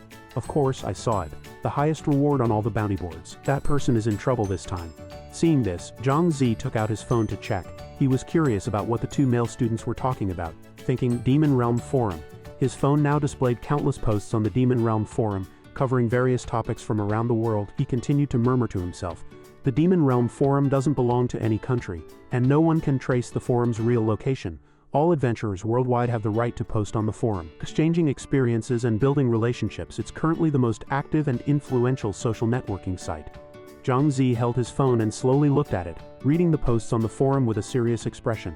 He thought to himself, "I didn't expect someone would actually spend 5 million to find me." After reading these words, he felt somewhat flustered, his inner thoughts revealing, "This person called Don." Zhang Zi gradually became angry, with a hint of worry. "It must be that when I died before, Kiss of Death secretly informed his accomplices so they know he died at my hands. It seems I'm inevitably going to get into big trouble this time." The faces of those he had befriended in the other world flashed through Zhang Zi's mind. Moonshadow, Dragon King, and Furious Wind Chaser. "It seems I need to find some reliable friends in the Demon Realm. With them around, I won't have to worry about being stabbed in the back." Zhang Zi stopped thinking about it and opened the door to enter the classroom, hearing his friends talking. "Hey, did you guys hear? A death domain appeared in the Demon Realm a few days ago. The 4th level of the Demon Realm has been sealed off by the management. No one is allowed to enter. Are you living under a rock? This news has been all over the place for the past few days. Everyone knows about it." Zhang Zi walked in. A boy and a girl were chatting happily in the classroom. They were speaking loudly, so he could easily hear their conversation. "I was there at the time. Later I heard that the boss of the Demon Realm was killed by someone from our great Shah country." When those foreigners heard that, their faces all changed, and then they left silently. The male student who was listening also felt very happy and said, "Really, that's fantastic, fantastic. This time, our great Shah country can finally hold its head high." The girl responded after hearing this. "Do you know who killed the boss? That expert really brought glory to our country this time. I think the nation should award them something." Zhang Zi calmly returned to his seat, but his ears were still paying attention to the conversation over there. Rakshasa. Everyone in the death domain at that time received a notification, and it was repeated 3 times. It was so cool. Hearing this, he let out a smug sound. HMPH. A friend saw Zhang Zi just sit down and called his name. Zhang Zi. Wang Yang ran over, put his arms around Zhang Zi's shoulders and excitedly told him about the demon realm. Did you hear? My idol Rakshasa killed the boss of the death domain. He's a god, I must become his disciple. Afraid of revealing his identity, Zhang Zi pushed Wang Yang away and said, then go find him. Why are you hugging me? I'm not Rakshasa. Suddenly, he heard a man's voice calling for him, his tone very forceful and loud, causing both him and Wang Yang to look up in surprise. Who is Zhang Zi? It was Crocodile. His expression was somewhat fierce, and his behavior was also rude. He kicked open the classroom door and shouted loudly, get out here now! He stood with his hands on his hips, striking a cool pose, and kept yelling, what are you looking at? I'm looking for Zhang Zi. Zhang Zi. Hurry up and get your ass out here. Zhang Zi's classmates in the classroom stammered fearfully, I'm not Zhang Zi. The students standing at the door watching the commotion also whispered, discussing Crocodile's reputation. That guy is the boss of the Crocodile gang. I heard he's already awakened a B-rank talent. Oh dear, Zhang Zi has provoked this plague. I'm afraid he's going to be finished this time. Wang Yang, worried about Zhang Zi, still tried his best to comfort him. That guy is called Crocodile. I heard he's very strong. He can kill an ox with one punch. Knowing that Wang Yang was worried about him, Zhang Zi put his hand on his shoulder. It's okay, Wang Yang, you stand aside first. Crocodile walked over, holding a chair he had casually grabbed from the classroom, and quickly walked towards Zhang Zi. He asked him very angrily, you're Zhang Zi, you've got guts. I heard you want to replace me? Seeing him like this, Zhang Zi stepped forward to protect Wang Yang. I don't think I know you. After speaking, Crocodile raised the chair and lunged at where Zhang Zi was standing, saying, seeing your arrogant look makes my hands itch. Go to hell. Don't get in my way. Just as the chair was about to hit him, Zhang Zi was also ready to throw a punch. His firm gaze held a hint of anger as he looked at the other man. Zhang Zi's punch was so powerful that it made the Crocodile gang leader dizzy and almost pass out. His face was almost deformed by the fast and fierce blow. Crocodile crashed into the wall with a bang. No one had expected Zhang Zi to be so strong. He groaned loudly in pain. Ouch! After he fell, his 2 or 3 lackeys quickly ran over, anxiously checking on him, each shouting loudly in panic, trying to wake him up. Boss, Zhang Zi stood on the other side triumphant. This was the consequence of daring to provoke him. HMPH. He looked at Crocodile contemptuously, cracking his knuckles, thinking to himself, I thought he was some big shot. Everyone around was discussing animatedly, marveling at Zhang Zi's strength. The brown-haired boy said, heavens, just one punch. When did Zhang Zi become so strong? The girlfriend next to him replied, what's going on? Boss, Crocodile got beaten. What? Zhang Zi? He defeated the Crocodile gang boss with one punch. Only the black-haired boy standing at the back lowered his head, seemingly deep in thought. He was Zheng Hao. Taking advantage of everyone's inattention, he took out a strength tester, looked at it intently, and thought seriously. The force of that punch reached about 4,090 catties, approximately 2,045 kilograms or 4,508 pounds. Zhang Zi was staring at him, his eyes somewhat fierce. Zheng Hao was still pondering about what Zhang Zi had just done. How did Zhang Zi do it? Why had his speed and strength increased so terrifyingly? A few days ago, his strength test was only 497 catties, approximately 248.5 kilograms or 548 pounds. How could it have increased to 1,000 catties, approximately 500 kilograms or 1,102 pounds today? At this moment, Zheng Hao felt a surge of anger, his face filled with determination. He clenched his fists, thinking, no, I must get into Wuxing University. No one can take my place. That evening in the cozy home, Zhang Zi chatted with his younger sister, carefully giving her instructions. By the way, Zhaofeng, the security outside school hasn't been very good lately. Be careful when you go to school. His younger sister was washing dishes beside him and replied obediently, don't worry, brother. I heard that the security guards at our girls' school are all experts from the demon realm. Zhang Zi felt slightly relieved after hearing this. Well, that's good, it's getting late. I'm going into the demon realm. His younger sister, who was wiping the dishes, heard her brother say this and asked curiously, brother, I've noticed you've been going into the demon realm to fight monsters every day recently. What exactly is your talent skill? Zhang Zi smiled in response to his sister's question, which made her even more curious. I'll tell you when you awaken your own talent skill. Zhaofeng pouted playfully upon hearing this, feeling that her brother was too mysterious. TCH, what's so great about it? I'm about to awaken my talent skill soon too. On the way to the demon realm, the system displayed a panel with the content. Welcome to the demon realm. Which level would you like to choose? Zhang Zi's hand gradually moved downwards, as if he intended to choose the 5th level. In the 5th level of the demon realm, a beautiful scene appeared. A cool island that made one want to stay there for a vacation every day. Zhang Zi opened the demon realm guide, but his gaze wasn't entirely focused on the book.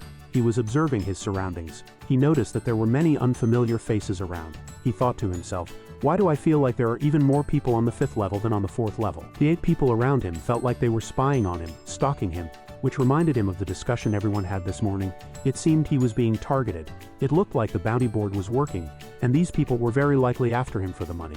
Although he was paying attention to his surroundings, his hand opened the list of summoned beasts he had previously subdued. Zhang Zi was now a little worried. He couldn't leave here immediately, otherwise he would definitely be attacked by them.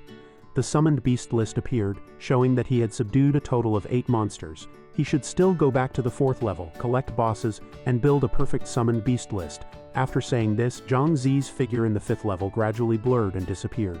The people who were tracking him stood around where he had been, somewhat panicked. These people were probably very angry about missing out on the bounty they should have received. That kid ran away, he must have noticed us. Who knows which level he ran to. Next time we meet, let's see if he'll still be so lucky. At this time, Zhang Zi was in the 4th level base, a dark, secluded place filled with a gloomy atmosphere. It was easy to feel cold here. He continued walking in the forest where he had first arrived, summoned the Moonlight Bunny, and was somewhat happy that he had shaken off those people. Sigh, luckily I ran fast, otherwise they probably would have found me. Now I need to hurry up and summon the shadow. Suddenly, he felt someone secretly following him from behind. His expression became suspicious, his eyes trying hard to glance backward, and he said loudly, "Who's there? Show yourself," as Zhang Zi turned around. He got into a dueling stance, but saw a figure that surprised him immensely. It was the little bunny from last time. This time she was still hugging his leg like before, but something else surprising happened. He asked loudly, "It's you again, why do you keep using this trick?" The little bunny pleaded coquettishly, "Woo-woo, I'm sorry. I know stealing is wrong, but I really have no choice. I need money and I must get to the 30th floor. Please help me." Zhang Zi's heart softened. He felt sympathy for the little bunny, and his eyes showed compassion and concern. He said, "Tell me what's wrong slowly. Let go of my leg first." The little bunny's eyes were already full of tears. She continued to act spoiled, holding his leg tightly and crying, "Woo-woo-woo, if you don't agree, I won't get up." He had no choice but to agree to stop her from crying. He said helplessly, "If you keep crying, you'll attract others." Okay, I promise to help you." Upon hearing this, the little bunny immediately asked happily, "Really?" The little bunny stood up and took out all the things she had stolen from her body. They were some colorful gems in a strange box. She held them in both hands, lowered her head and said sincerely, "Thank you, Brother Rakshasa. These are the most valuable things I have. I'll give them all to you." Zhang Zi understood the little bunny's situation. He firmly refused to accept them. He pondered for a moment and said, "Keep these for yourself. I have to continue fighting bosses anyway. It's okay to bring her along, but I have to say in advance that I'm just a newbie myself. I don't know how many levels I can help you with. I can only do my best." The little bunny listened and said happily, Okay, thank you very much, Brother Rakshasa." At this moment, the system displayed a green message, indicating that the Moonlight Bunny had joined your party after Zhang Zi agreed to help her. Zhang Zi walked forward with the little bunny. The two chatted happily as they walked. He asked the little bunny curiously, "By the way, little bunny, is your talent skill stealing things from targets?" The little bunny cleared up his doubts. "Yes, my talent skill is light fingers. Although I don't really like this talent skill, I have no other choice." Zhang Zi listened, as if he had thought of something. He turned to the little bunny and said, "Hey, I have an idea. I'll help you hold off the monsters, and then you use your talent skill on the boss to see if you can steal anything."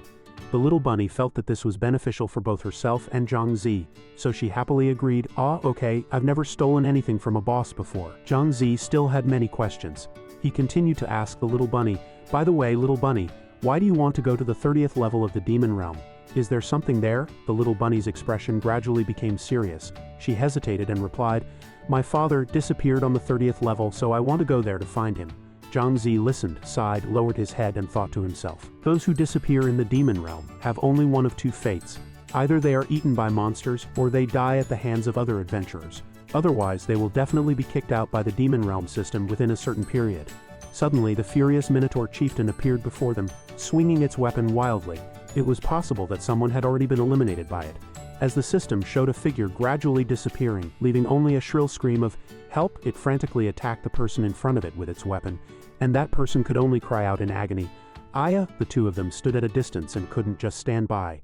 Zhang Zi turned to the little bunny, seeking her opinion. "It seems the Minotaur chieftain has already wiped them all out. Let's just rush in," the little bunny replied very firmly. "Okay." Zhang Zi reached out and formed a hand seal. Blue power gathered in his palm. His expression was serious and his eyes flashed with angry light as he shouted, "Come forth!" After the summoning, countless of Zhang Zi's summoned beasts appeared before the Minotaur chieftain. He led this powerful army in a charge, shouting, "My darlings, entertain our guest." Now was the time for the little bunny to use her talent skill. Zhang Zi turned to her and instructed, "I'll provoke the Minotaur chieftain and lure it over. You take the opportunity to steal its belongings. Don't worry, I will absolutely not let it touch you." The little bunny seemed a little scared, her face filled with worry, but she still agreed, "Okay." Zhang Zi raised his usual bow, pointed the arrow at the Minotaur chieftain and shouted loudly, "Hey, my darlings, charge!" This ferocious giant beast swung its chains, lashing heavily at the Minotaur chieftain, causing it to lose 684 energy points in pain. Next was the sky-devouring toad's performance. It spewed flames from its fiery throat at the Minotaur chieftain. The scorching flames made the Minotaur chieftain suffer immensely, and this time it lost even more energy than before. Then came the chase between it and another monster. In this situation, it probably couldn't defeat this powerful army. It roared angrily, its eyes filled with violent killing intent, and the surrounding air turned cold. It flew straight towards Zhang Zi's location, wielding a massive weapon in its hand. This time it was determined to take down Zhang Zi because it had lost too much energy. Zhang Zi continued to command calmly. He summoned a giant spider and said, "Web attack." He felt it was a good time for the little bunny to act, so he shouted, "Little bunny, it's your turn to perform." As the spider webbed tightly Chan Rao entangled the Minotaur chieftain's legs. The little bunny looked around from behind, preparing to pour all her power into her talent skill. The Minotaur chieftain struggled furiously but couldn't break free. The little bunny felt the time was right. She turned to Zhang Zi and agreed, "Okay, never mind that annoying monster still struggling." The little bunny raised her hand, surrounded by pink energy. She was doing her best to steal something valuable from the Minotaur chieftain. Her expression was serious, with a hint of anger, yet she looked quite adorable. The system displayed green text, "You have obtained a hard horn." It turned out that the little bunny had plucked a horn from the Minotaur chieftain's head. She exclaimed happily, "Wow!" The Minotaur chieftain was enraged by the loss of a horn and glared back at the little bunny, but there was nothing it could do. The little bunny calmly held the horn and looked at Zhang Zi, asking, "What's this for?" The Minotaur chieftain was now burning with anger. It roared madly, causing the little bunny behind it to cower down in fear, covering her ears with both hands, utterly terrified. Zhang Zi walked worriedly to the little bunny's side and comforted her in a low voice. "Don't be afraid, I'm here. It won't be able to touch you." The Minotaur chieftain glared at them angrily. Seeing this, Zhang Zi turned to the little bunny and said, "Little bunny, keep stealing, don't be polite." He said this as if to provoke the Minotaur chieftain. The little bunny asked in surprise, "Ah, keep going." After saying that, she continued to steal, puffing out her cheeks and trying her best to take more things. "Okay." At this moment, the system displayed green text again, "You have obtained a cowhide." The Minotaur chieftain roared even more furiously, "Moo." After stealing the cowhide, the little bunny also began to mock it. She stuck out her tongue, pulled down one of her eyes with her hand, and said, "Stupid cow, you can't touch me. I'm going to steal everything you have." Zhang Zi didn't know what the horn was for, so he opened the guidebook to check. This might be a material. However, the Demon Realm guide never mentioned any sub-jobs. "Little bunny, I'll keep this for now." The little bunny replied happily. "Okay." Zhang Zi closed the book and looked at the Minotaur chieftain, saying, "Looks like that's about it. There probably isn't anything left on it." The monster wielding the chains continued to step forward and strike the Minotaur chieftain fiercely. It could only cry out in pain because this attack caused it to lose another 434 energy points. Although it was in great pain, it could only endure it. On the 44th level, the two stood in front of the stone door leading to the next level. Rakshasa stood with his hands on his hips and said, "Little bunny, you got the key, right? Go to the 5th level and wait for me. I'm going back to the 3rd level to continue fighting bosses." The little bunny went first, waving as she walked away. "Okay, brother Rakshasa, I'll wait for you at the altar on the 5th level." Rakshasa waved back. "Okay." After the little bunny left, Rakshasa summoned, "Come forth." A system immediately appeared before him. "Let's go, hurry up. There's still the boss on the 5th level to collect," he said as he walked. Behind him was a huge, terrifying minotaur wielding an axe. On the 3rd level of the Demon Realm, a fierce battle was taking place. Rakshasa was fiercely fighting the bosses of this level. He sat down, picked up the orbs of light one by one and said with satisfaction, "Good luck, no one is competing with me for the bosses. One more elite king is enough to collect." He looked at the LED screen, thinking thoughtfully, "Alright, even if I'm surrounded by other adventurers in the future, I won't be afraid. 5th level, here I come." With A**poof**, Rakshasa instantly disappeared. On the 5th level of the Demon Realm, the sky was clear, the lake water was crystal, and flocks of birds soared in the sky. As soon as Rakshasa appeared, the little bunny ran over. "Brother Rakshasa," she looked worried. "Those people must have seen the wanted poster. Be careful they don't do anything to harm you." Rakshasa glanced at those people and comforted the little bunny. "Don't worry, they definitely won't dare to do anything out of line in a moment." Moonshadow walked over from a distance with a group of people waving hello happily. "Rakshasa, we meet again." Suddenly, Dragon Lord pointed at Rakshasa and the little bunny, and shouted, "Hey, it's that thieving guy." Upon hearing his words, Moonshadow looked surprised. Dragon Lord walked up to Rakshasa, pointed unhappily at the little bunny, and said, "Brother, how are you with her? Are you really in cahoots?" Seeing his fierce appearance, the little bunny hid behind Rakshasa in fear. Rakshasa quickly explained, "It's not what you think. The little bunny has turned over a new leaf and promises she won't dare to steal anything again in the future." After saying that, the little bunny came out from behind him, took out 3 orbs of light and said sincerely, "I'm sorry, I won't dare to steal anything again in the future. Please forgive me." Dragon Lord scratched his head and said magnanimously, "Well, a real man doesn't argue with a woman. I'll spare you this time." Titan walked over from behind and called out, "Brother Rakshasa." Titan happily extended his hand. Hello, Moonshadow told me last time that you helped her kill the iron-toothed wolf. What a brave person. I hope we can become friends. Rakshasa politely declined. Making friends with me right now is probably not very safe. There's a group of people waiting to kill me for the bounty. Hearing him say that, little princess's eyes lit up.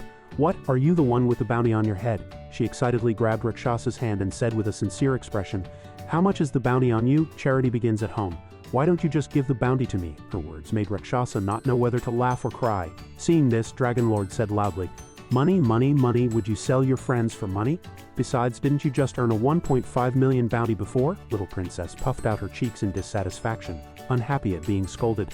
Don't mention it. That guy named Zhang Zi took half of it, causing my income this month to not meet the target. It's infuriating. Hearing his own name, Rakshasa was startled. He looked at little princess in surprise. So it was her, the bounty hunter Shen Mengdi. He really hadn't expected that the money princess was actually the bounty hunter Shen Mengdi. Seeing that the situation wasn't good, Titan stepped forward and grabbed little princess's shoulder, reminding her, little princess, that's enough joking around. Rakshasa is Moonshadow's savior and Dragon Lord's friend. We should be helping each other. Little princess looked unhappy. I know, Dragon Lord laughed and patted Rakshasa on the back. Let me tell you, Rakshasa's talent skill is very powerful. He can summon monsters to help him fight. He can even summon bosses. Hearing this, Titan and Autumn Knight were immediately surprised. What? Summon bosses? Dragon Lord said with a smile.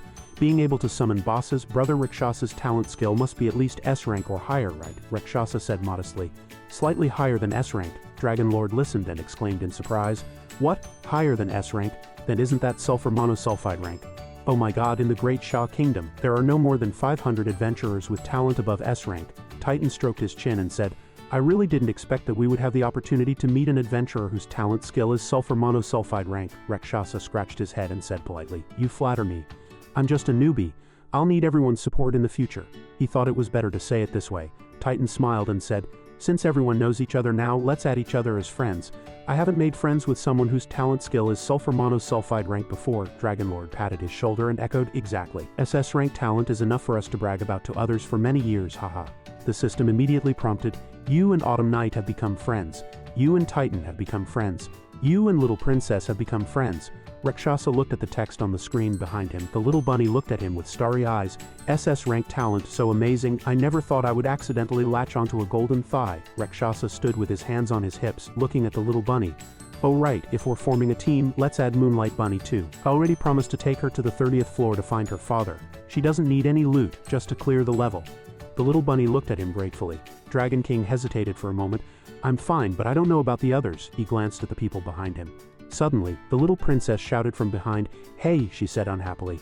Humph, none of you are saying anything, all acting like good guys.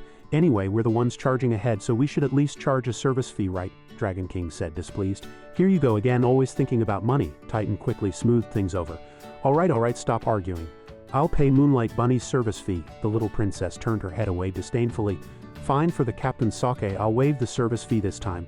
But don't even think about me healing Moonlight Bunny, Moonshadow explained dotingly. Little Princess is the only little adult in our team. Although she's greedy for money, she has a good heart and excellent skills. Just a bit of a temper. Don't mind her. Rakshasa looked at her, thinking, her obsession with money, I completely understand it now. Seeing that everything was settled, Titan commanded seriously, alright, is everyone ready? Let's go. This time we must defeat the Black Flag Commissioner boss on the 5th floor. We failed last time because we weren't prepared enough. This time we've brought enough health potions, and with Brother Rakshasa's help we'll definitely succeed, Dragon King said excitedly. That's right, it seems much safer now. At least these assassins don't dare to attack me too openly.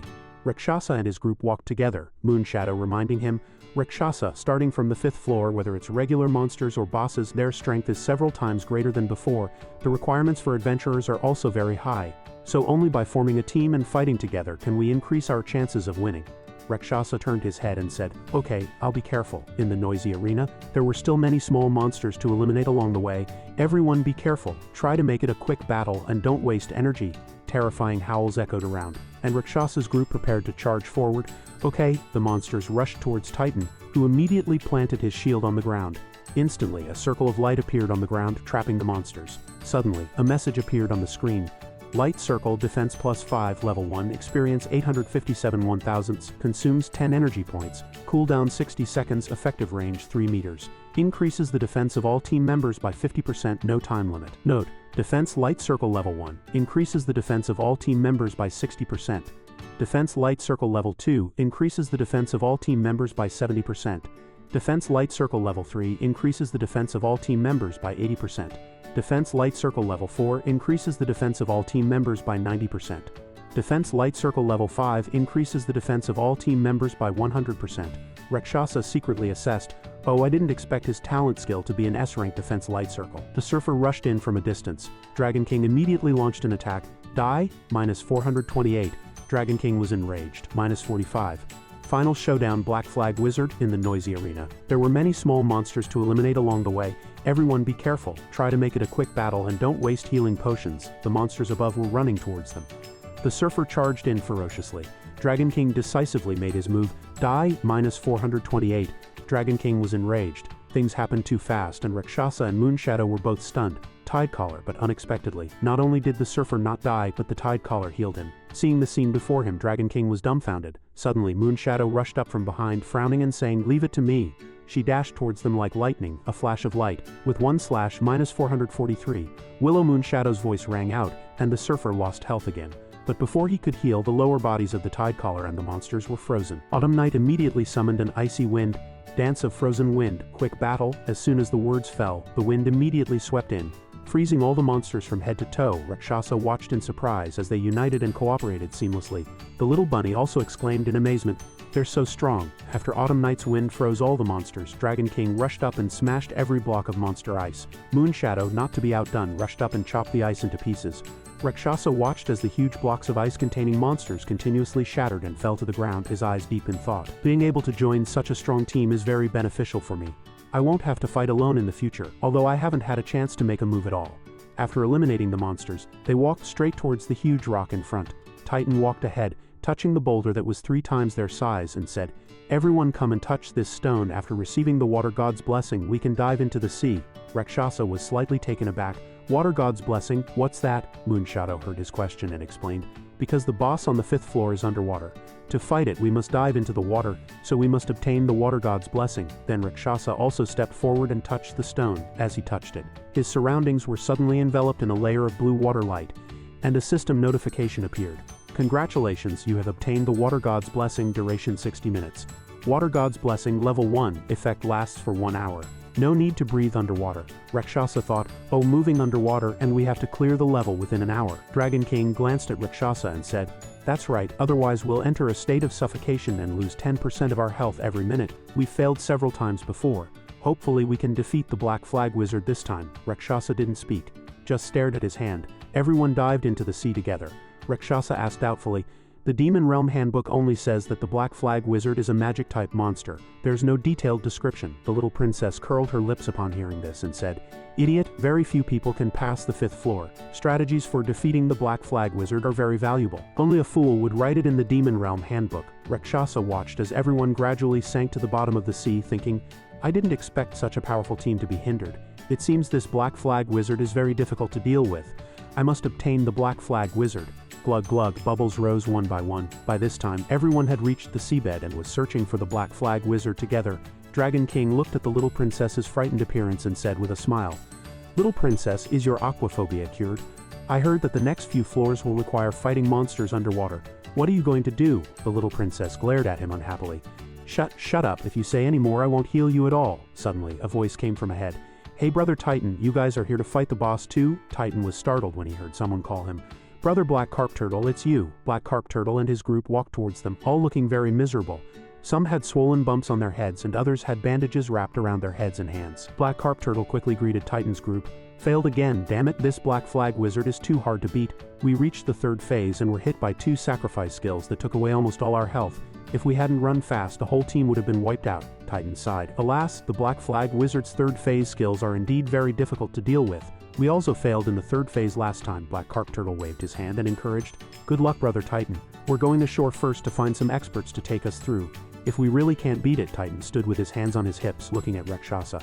Black Carp Turtle is an adventurer with an S-rank talent, but he's also been stuck by the Black Flag Wizard for almost a month. Now hiring a skilled team leader will probably cost millions. Rakshasa glanced at the departing group. "What are the characteristics of this Black Flag Wizard? Can you tell me?" Moonshadow said worriedly. "The Black Flag Wizard is different from the bosses on the previous floors. The battle process is divided into 3 phases. While recalling the terrifying surfer, she explained, in the first phase, the Black Flag Wizard won't appear, instead he'll summon small monsters to protect himself. After 3 summons, if there are still adventurers alive, he will appear personally and enter the second phase. An adventurer knocked away by him, -889 Black Flag Wizard. She continued, in the second phase, the Black Flag Wizard will use an attack called Dark Strike, which deals massive damage to the target and also knocks the enemy away. Dark Strike. When the Black Flag Wizard's health drops below half, he will enter the third phase, which is also the most difficult phase, Death Sacrifice. He will use the Death Sacrifice skill, dealing damage to all enemies, and the effect will stack. The Black Flag Wizard emits purple light all over his body, causing adventurers to fall down in pain. The first Death Sacrifice will deal 20% damage, and then each time the skill is cast, the damage of Death Sacrifice will increase by 20% until it reaches 100%, and the entire team will be wiped out. Rakshasa rested his chin on his hand, thinking, I see, it does sound very difficult to deal with. At this moment, Titan said, the first 2 phases are no problem. We've tried it 3 times and everyone is familiar with them. The most difficult part is still the last phase. Let's assign tasks this time. I'll block the boss's attacks. Moon Shadow is responsible for dealing damage, Autumn Night controls the enemies, and Dragon King and Rakshasa are responsible for guarding the 3 locations where the small monsters appear. We just need to prevent the boss from sacrificing the small monsters to defeat it. After receiving the orders, everyone shouted loudly, Understood. Everyone looked very determined. Titan shouted loudly, Black Flag Wizard, we're back. There was a dilapidated arena at the bottom of the sea, but the passages on both sides were beautiful, decorated with coral reefs and peculiar rocks. Everyone walked towards the arena where the Black Flag Wizard was waiting. When the Black Flag Wizard saw them approaching, it immediately adopted a fighting stance, Black Flag Wizard. Immediately after, it began to summon, raising its staff and pointing it at them. Titan took the lead and shouted, Everyone stand behind me. Autumn Night used Dance of Frozen Wind to control the small monsters. Under his command, everyone immediately obeyed, standing behind him, ready for action. As soon as he finished speaking, Titan lowered his shield and formed a defensive line. Immediately afterwards, Autumn Night summoned Dance of Frozen Wind, freezing all the small monsters charging towards them. Third phase, Death Sacrifice. The Black Flag Wizard waved the staff used to summon small monsters and pointed it at them. Seeing this, Titan quickly shouted, Everyone stand behind me. Autumn Night used Dance of Frozen Wind to control the small monsters. As soon as he finished speaking, everyone gathered behind Titan.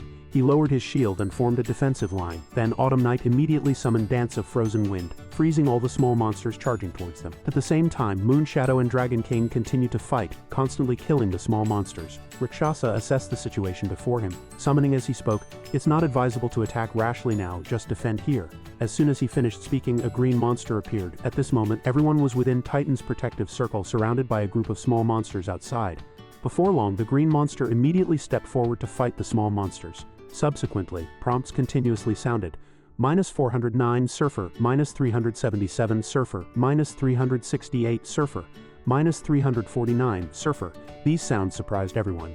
Damn, the monsters on this floor are too terrifying. Even the small monsters deal so much damage. Seeing this, the Black Flag Wizard pointed at them, commanding the next wave of small monsters. Hiss, hiss, hiss, swish, swish, swish. Sword light continuously attacked the small monsters. Moon Shadow reminded them while fighting, Everyone be careful, we're about to enter the second phase. As soon as she finished speaking, a purple figure flashed, and the Black Flag Wizard suddenly appeared above them, startling Titan. Moon Shadow shouted anxiously, Dragon King, be careful. Immediately afterwards, the Black Flag Wizard had already appeared behind Dragon King. He was startled. Who is it, Dragon King? Watch out. The Black Flag Wizard didn't give him time to react and immediately launched an attack, his expression fierce. Dark Strike, -759 Black Flag Wizard, -759 Black Flag Wizard. After the attack, Dragon King's painful voice was immediately heard.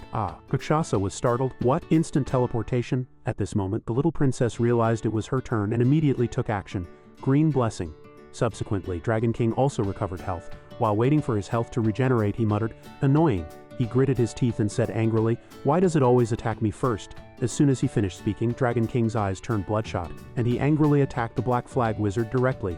However, when the staff in his hand struck down, there was nothing there. The Black Flag Wizard had already appeared behind Moonshadow, intending to attack her. Moonshadow was startled, and Dragon King anxiously reminded her, Moonshadow, be careful. Despite the warning, she couldn't evade the Black Flag Wizard's swift attack. Ouch! Moonshadow was immediately knocked away, landing in front of Rakshasa. He quickly helped her up and asked with concern, Hey, are you alright? Moonshadow said embarrassedly. Why yes, I'm fine. At this moment, Autumn Night was still gritting his teeth and persevering Dance of Frozen Wind. He seized the opportunity to quickly attack the Black Flag Wizard in front. After freezing the Black Flag Wizard, he shouted, Dragon King, seize the chance. Hearing his name called, Dragon King immediately rushed forward. Bang, a staff slammed heavily into the frozen Black Flag Wizard, -698. Dragon King was enraged. After the attack, the Black Flag Wizard disappeared before everyone's astonished eyes. Bang, the Black Flag Wizard fell onto the arena, then revealed its true form, even more ferocious than before. Hiss hiss hiss, Titan, seeing its appearance, loudly warned. Watch your health, the Black Flag Wizard is about to enter the third phase. Everyone, take your positions according to the formation we discussed earlier.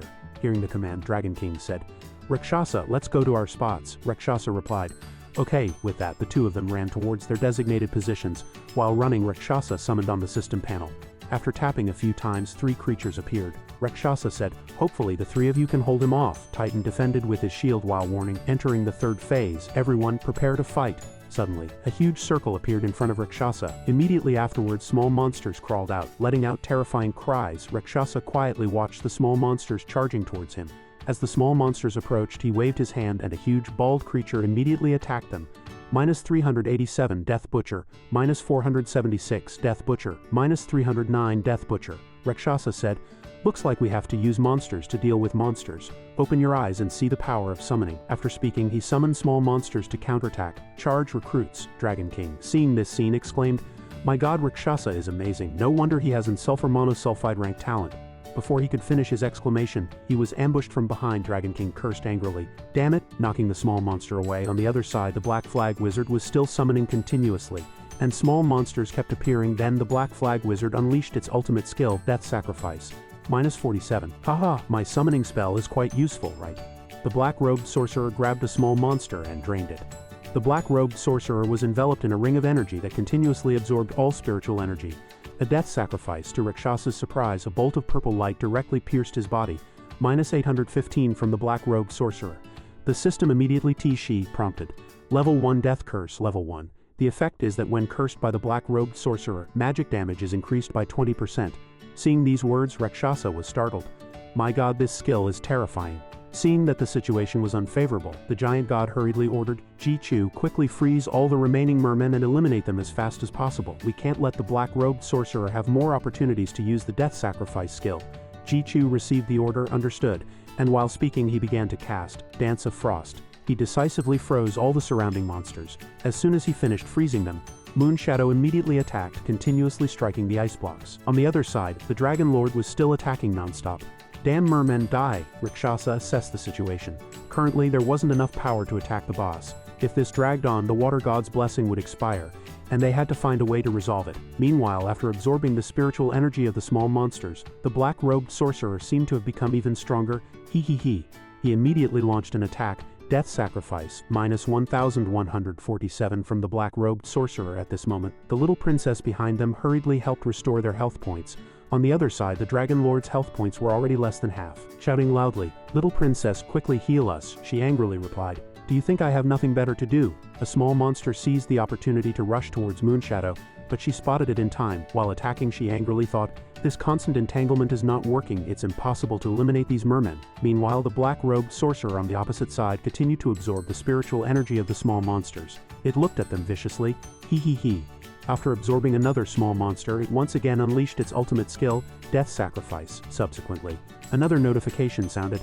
-1566 Black-robed sorcerer. Moonshadow was pierced through the chest by a bolt of purple light and cursed. Damn it! Clutching her chest, she knelt down in pain. Ji-Chu, the magic swordsman behind her, wasn't in much better shape and exclaimed loudly, This is bad, at this rate we're all going to die. Moonshadow clutched her chest and thought, are we going to fail again? Life and death in the demon realm are no joke. Suddenly, blue vortexes continuously emanated, healing spell. The blue vortexes surrounded Moonshadow, restoring her health points. She said in surprise, what's going on? The Dragon Lord laughed and said, Is that a healing spell? My health points are increasing. He was also bathed in the blue light, restoring his health points. The Dragon Lord shouted, Everyone look quickly, it's the summoner? He looked towards Rakshasa, who was controlling his summons to help everyone. Rakshasa, while controlling his summons, said, My summoning spell is quite useful, right? The Dragon Lord laughed and said, Rakshasa is amazing. If it weren't for you summoning these mermen to heal us, we would have all fallen. The giant god was also very pleased. Rakshasa really brought many surprises as expected of an sulfur monosulfide rank talent skill. It's fantastic. The little princess was also surprised and giggled. With so many mermen helping to restore health, we're guaranteed to have enough health to fight. With Rakshasa's help, everyone seemed full of motivation. The giant god encouraged, Everyone, give it your all and eliminate the black-robed sorcerer. We're about to clear this level. No need to spend money hiring experts anymore, Moonshadow also added. That's right, everyone work together. Ji-Chu immediately froze all the surrounding monsters. Seeing this, Moonshadow rushed forward to attack while shouting, "Focus fire!" Rakshasa also summoned his bow. Aiming the Anyong bow, he thought, "Devouring Toad, it's time." He aimed at the black-robed sorcerer, thinking, "I must defeat him myself to summon him." Meanwhile, the black-robed sorcerer was still continuously absorbing spiritual energy.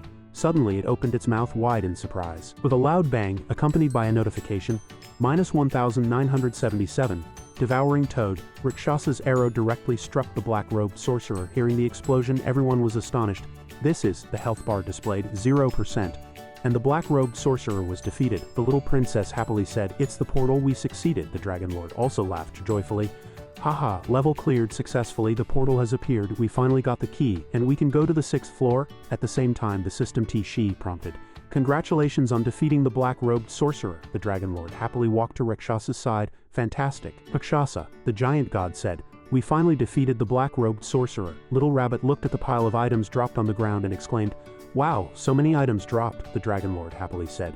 "You contributed the most today, so you get to choose the reward items first." Rakshasa naturally wouldn't refuse. "Okay." Rakshasa knelt on one knee and looked at the items. This is an invitation to the Death Realm." He picked up the invitation and thought, "Last time I went to the Death Realm, I summoned the Death Decapitator. If I can go again, I wonder what I'll encounter."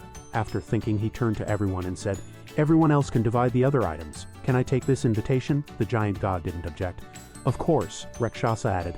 "Little Rabbit, you didn't participate in the battle, so you don't get any loot." Little Rabbit cheerfully agreed. "Okay, I don't want anything. I never dreamed I'd be able to reach the 6th floor of the Demon Realm." The Dragon Lord was more excited than anyone, laughing loudly. "Haha, let's go, I can't wait to see what the 6th floor is like." At this moment, the giant god finally spoke. "Since everyone is so eager, let's quickly go to the 6th floor. According to the Demon Realm Handbook, the 6th floor is a mine, and the monsters inside are kobold miners." This reminded Zhang Zi of the Death Decapitator he summoned last time he went to the Death Realm. If he could go again, he looked curiously at the card, wondering what he might encounter. He decided to keep this invitation for later study. Zhang Zi turned to everyone and said, "Everyone else can divide the other items. Can I take this invitation?" After hearing this, no one could refuse, of course. Zhang Zi also distributed the items to those who had helped him. "Little Rabbit, you didn't participate in the battle, so you don't get any loot." Little Rabbit obediently followed his arrangement. "Okay, I don't want anything. I never dreamed I'd be able to reach the 6th floor of the Demon Realm." The Dragon Lord was very excited and eager to continue fighting. "Haha, let's go, I can't wait to see what the 6th floor is like." After listening, the giant god complied with everyone's wishes. "Since everyone is so eager, let's quickly go to the 6th floor." According to the Demon Realm Handbook, he gave a brief introduction to the challenge in advance. The 6th floor is a mine, and the monsters inside are kobold miners.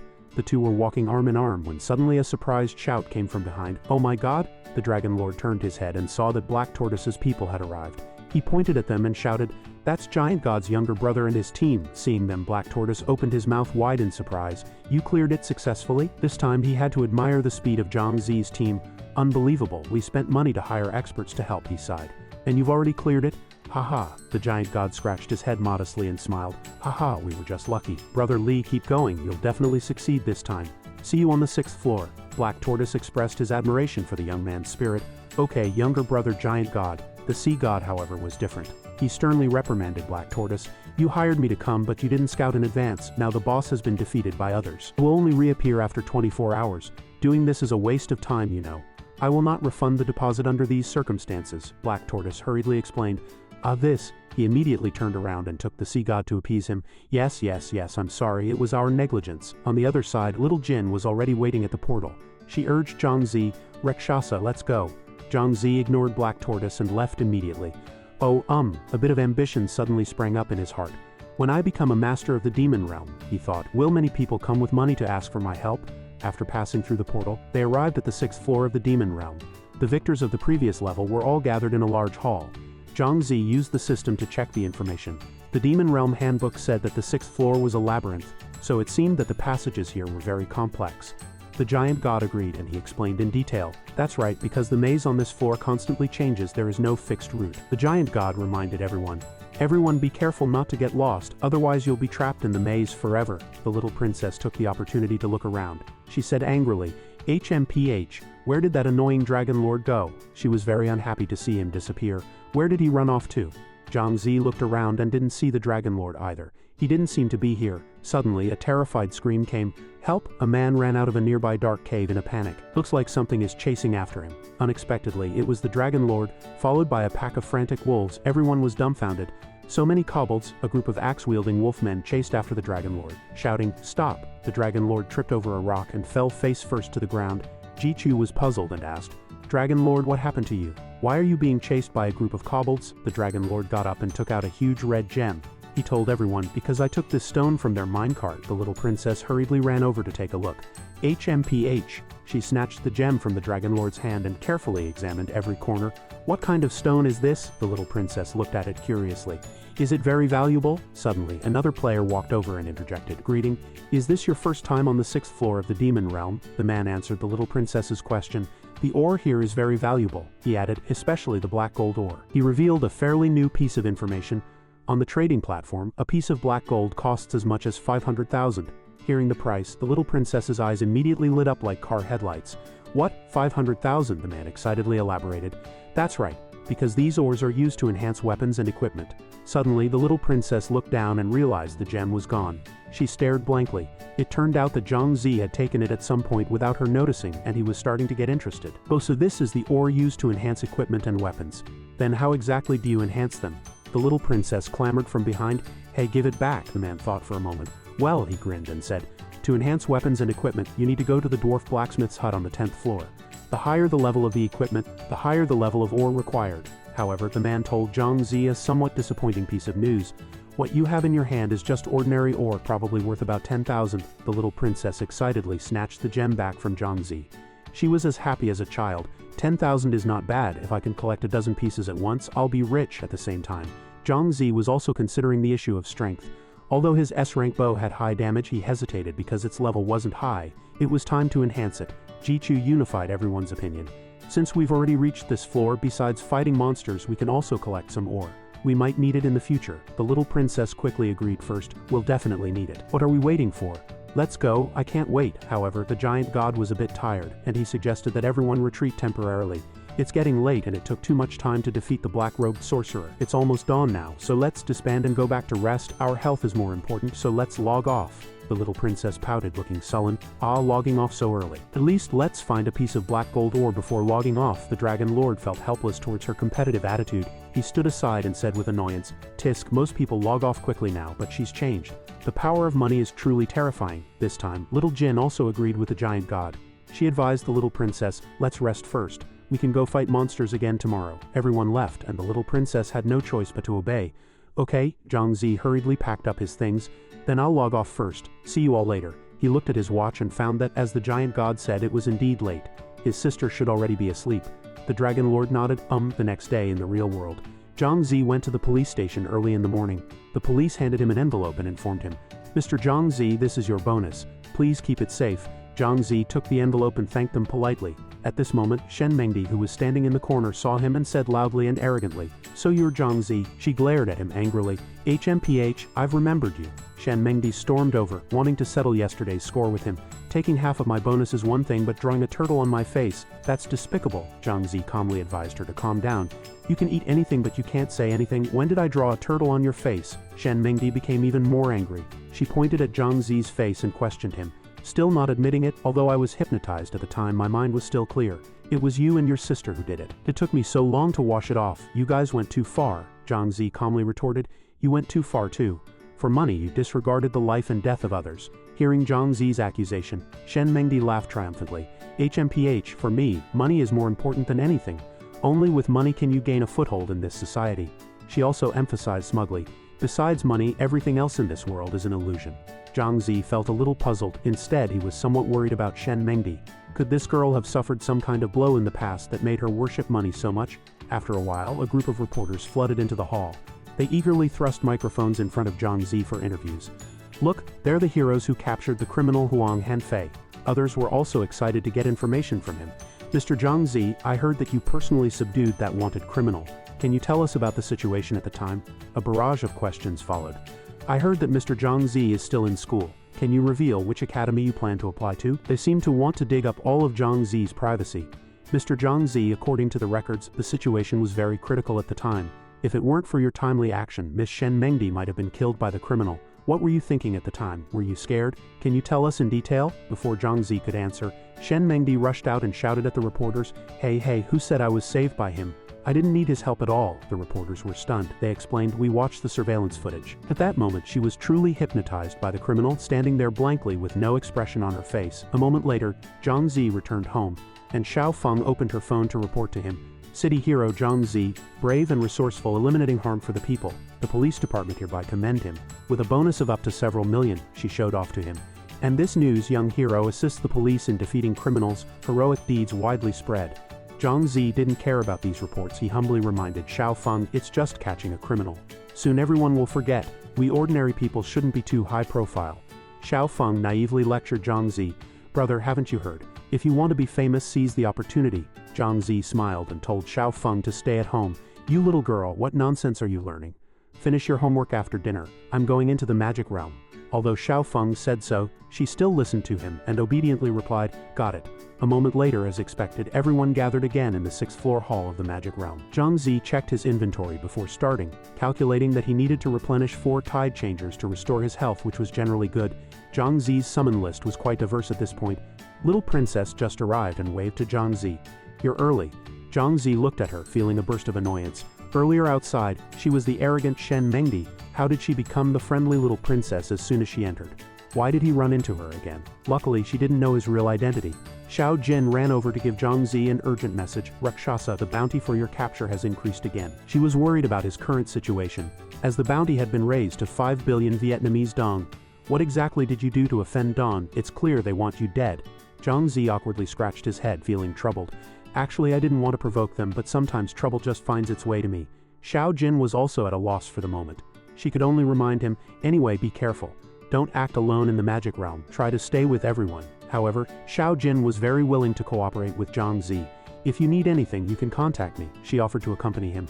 I'll go online and fight monsters with you. At least it'll be safer that way. Xiao Jin secretly gave Zhang Zi her personal phone number for easy contact.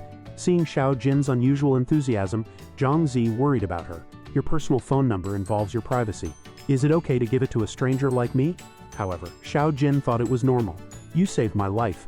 I believe you're not a bad person. Zhang Zi felt such deep friendship in the game for the first time, and he was very grateful. Thank you for your trust, but I won't save this phone number. Xiao Jin didn't force him after hearing that, but turned and left, feeling a little unhappy. Well, whatever. Zhang Zi glanced at her and noticed Xiao Jin's frown. He asked himself guiltily, is she angry? What a strange girl. A moment later, Titan's team had gathered and he came over to ask about the situation. Is everyone ready? No problem, let's go. Zhang Zi also announced, okay, everyone's here. Speaking of battle enthusiasm, Dragon King was the most excited. He raised the staff in his hand and pointed straight at the mine. Ha ha ha, kobold miners, here I come. Just pick a mine and rush in. The deeper they went into the dark and silent mine, the more uneasy Zhang Zi felt. The monsters in the magic realm were getting stronger and stronger. Zhang Zi quickly made comparisons in his mind. He used to think the lava turtle was very strong, but now it was nothing compared to these new foes. Reaching a deep part of the mine, a strange, extremely harsh sound suddenly echoed. Clang, clang, clang, clang. Sure enough, as soon as the sound fell, a monster's foot stretched out. Everyone retreated in panic. Be careful, what appeared before them were the kobolds from yesterday, mining in the cave as usual. However, as soon as they saw the humans, their eyes immediately turned fierce, glaring at them as if they wanted to devour them alive. Titan calmly arranged the plan for the team tactics as before. I'll draw the monsters. Sister Chu will control them. Little Princess will heal, and the rest will attack, the others responded in unison. Understood, however, the attack power of these kobolds was much stronger than they had imagined. A single claw strike took away 79 health points from Titan's shield. Even Zhang Zi had never seen such a thing. He widened his eyes. Damn, the kobolds are so strong, Titan's defense is so high, and he's still losing health. Titan was still struggling to resist. He activated a magic array, pushing the kobolds away from where they were standing. At the same time, he reminded everyone, be careful not to get hit by them. Their damage is very high. Night's Fall provided cover from behind with icy rain, freezing the wolf pack with a single move, significantly reducing their health. Dragon King took care of the rest, his staff landing blow after blow on the fanged creatures, making them howl in pain. Willow Shadow also danced with her sword aura sweeping across the battlefield. Zhang Zi summoned his various summons and launched fierce attacks, suppressing them. He thought to himself that he shouldn't summon the Blackthorn Wizard for now. Mages have low defense, and it would be a pity if he died. Icy rain could only temporarily hold the werewolves. Once the ice broke, they began to counterattack frantically. Unfortunately, the one closest to Dragon King took advantage of his distraction and pounced down from above, hitting him on the head. The single blow dealt fatal damage, and Dragon King cried out in pain, "Damn it, oh my god, that hurts." The situation seemed to be spiraling out of control. Knight's Fall was panicked. What's going on? The freeze time for Icy Ron is 60 seconds. Why did it fail in just over 10 seconds? He couldn't believe it. Could it be resisted? Sure enough, Zhang Zi hadn't expected this either. He originally thought Icy Rain was an A- grade talent skill, but its effect was greatly reduced. It seemed that Zhang Zi had to come up with a new battle plan for the team. If they didn't upgrade their weapons and equipment, they probably wouldn't be very effective at higher levels. Dragon King was still entangled with the crazed werewolf, and he weakly called out to Little Princess for help. "Heal me quickly, I can't hold on much longer." Little Princess snapped out of it and immediately activated Green Blessing to heal him. Okay, this time Zhang Zi also summoned all his monsters and ordered them to attack. Understood. Just as Dragon King was fighting the werewolf with all his might, Willow Shadow quietly flew in from above. With a single sword strike, she dismembered the werewolf into pieces. Just like that, the werewolf was completely defeated. Moon Shadow breathed a sigh of relief, finally eliminated one. Titan was also in trouble. His shield couldn't withstand the continuous pressure from the werewolves, and Titan called for help. "There's another one here, concentrate your fire on it." Zhang Zi's Devouring Sky was ready. He raised his fire bow, aimed and gave the order, "Devouring Sky, fire." The arrow shot out, immediately causing a huge explosion, turning the werewolf into charred remains. Taking advantage of the werewolf being stunned by the explosion and losing its fighting spirit, the others launched a general offensive, eliminating them one by one. Finally, everyone got some items dropped by the monsters. Titan breathed a sigh of relief. "We underestimated the strength of the 6th floor monsters. It's very difficult for us to find the boss's location now," he suggested. "I suggest we clear the small monsters on the periphery first and then make plans after we've improved our strength." Zhang Zi also agreed. "High damage and not low health. The small monsters on this floor are already so strong, the boss must be even more terrifying." Before things were over, rumbling sounds and deafening dog barks soon echoed from the mine again. "Woof woof woof woof woof woof." Titan was shocked. "Here they come again. Everyone be careful, the wolf pack is getting stronger and fiercer, charging up without fear." When it was all over, Titan was also exhausted. He had to admit, "It seems we underestimated the strength of the 6th floor monsters. I'm afraid we can't defeat the 6th floor boss right now." He thought the team needed to change their strategy. "I suggest we clear the monsters on the periphery first, improve our own strength, and then make plans." Zhang Zi checked the gems dropped by the monsters and offered some suggestions. "Their damage is high and their health is not low. The small monsters on this floor are already so strong, the boss must be even more terrifying." Before they had time to rest, deafening dog barks echoed from the dark mine. "Woof woof woof woof woof woof." Titan looked ahead in horror and immediately arranged for everyone to take their positions. "They're coming again. Everyone be careful." The wolf pack charged out aggressively, baring their teeth and roaring at them. Knight's Fall took the opportunity to cast Icy Water, freezing the entire wolf pack. At the same time, Dragon King rushed forward, scavenging all the gems from their bodies, HMPH, stones, unexpectedly. The wolf pack broke free from the freeze in just a few seconds. They turned around and attacked Dragon King. On the other side, Titan used his body to suppress the wolf pack, making them scream in pain. Dragon King was panting as he had to fight these mad dogs non-stop. He was exhausted and said in frustration, "Damn it, I can't take it anymore, let's go back to the 5th floor." Titan was still trying to support them from behind and encourage them. "Don't lose heart, everyone, listen to me. It's normal to be stuck on these small monsters on the 6th floor for a month." "But a month?" Little Princess was so frightened that she jumped up. "How is that possible? Wouldn't that mean we'd be living on thin air?" Xiao Jin, noticing Zhang Zi standing still, was curious. "Rakshasa, what are you looking at? You're completely frozen." Zhang Zi stood like a statue, a thought suddenly popping into his head. "I suddenly had a new discovery that might help us deal with these kobold miners more easily." This was new to Xiao Jin, and she listened curiously. "Oh, what discovery?" Zhang Zi observed carefully for a moment and then pointed to her. "Didn't you notice they're all wearing the same thing on their heads?" Xiao Jin followed his gaze and noticed. "It's a candle," she suddenly realized, and immediately analyzed. "It seems so. They all have a candle on their heads. Could it be they rely on candles for light?" This was exactly what Zhang Zi saw. He drew his bow and arrow and aimed at the wolf pack. That's right, Zhang Zi happened to recall what happened earlier. "Actually, when we first started fighting, I accidentally shot off the candle on one of the kobolds' heads, and it immediately stopped attacking and spun around in place." The arrow shot out of his hand, flying towards one of the werewolves. "So the kobold's weakness is the candle. I'll prove it to you." With a single shot, he shattered the candle on its head. The werewolf, having lost its candle, suddenly became disoriented and could only look around blankly for direction. Xiao Jin looked at their helpless appearance. They seemed to have lost their way. Dragon King immediately became excited. Haha, so candles are their weakness, brother Rakshasa, you're amazing. He quickly rushed forward to take revenge, hitting the fanged creatures hard with his staff. Die all of you. Xiao Jin also took the opportunity to rush forward wielding her sword, and with a few strikes she cut off hundreds of health points from the furry creatures. As the last monster fell, Dragon King smiled triumphantly. Titan was utterly impressed by Zhang Zi's observation skills. He stepped forward and said gratefully, Brother Rakshasa, thanks to you, once we clear this floor, let's have an offline party together. My treat, little princess immediately chimed in happily. Great, let's go to that hotel last time. I especially like their pickled fish. However, Zhang Zi didn't think that far ahead. Let's talk about the offline party later. After all, I'm a wanted person now. If my identity is exposed, it might cause trouble for everyone. Titan thought Zhang Zi's concerns were reasonable. Oh, I forgot about that, sorry. Then let's talk about the offline party later. Zhang Zi opened the system panel to check the information. According to the Magic Realm Guide, there is a cave in the deepest part of the 6th floor, which is the lair of the boss, the Kobold Mining Master. The system also recorded the information of the Kobold Mining Master in detail. Their skill is to detonate explosives, causing danger to the victims. At this time, Titan was no longer worried. He called on everyone to concentrate all their strength. Now that we know the Kobold's weakness, it's much easier to deal with them. Let's hurry up and take care of them, then go meet the boss. Everyone shouted in unison. Okay. So the team continued to advance into the depths of the mine. They came across a large opening, and inside it was pitch black. Zhang Zi had a premonition that this was likely the boss's lair. Dragon King completely trusted his words. Haha, finally found it. Let's go in and take a look. However, Titan was very cautious and had a bad feeling. Everyone be careful. The boss is much stronger than the small monsters. It also has a very powerful skill, which is detonating explosives, he reminded everyone. Not only does it do a lot of damage, but it can also cause dizziness, so everyone must be careful. Everyone agreed. Okay, when they entered the cave, they were surprised to find that another team had arrived first and was attacking the boss, even about to successfully eliminate it. The boss's health was already very low. Zhang Zi frowned. It seems we've been beaten to the punch. Of particular note was that they noticed the woman standing by, leisurely watching the battle, was none other than Luo Yan. Little princess immediately became angry. Why is it her again? Luo Yan heard the unfamiliar voice and turned around. She arrogantly raised her chin and said, I thought it was someone else, it's Miss Shen. Luo Yan smiled contemptuously. The magic realm is really small. I didn't expect to meet Miss Shen here. Have your family's debts been paid off yet?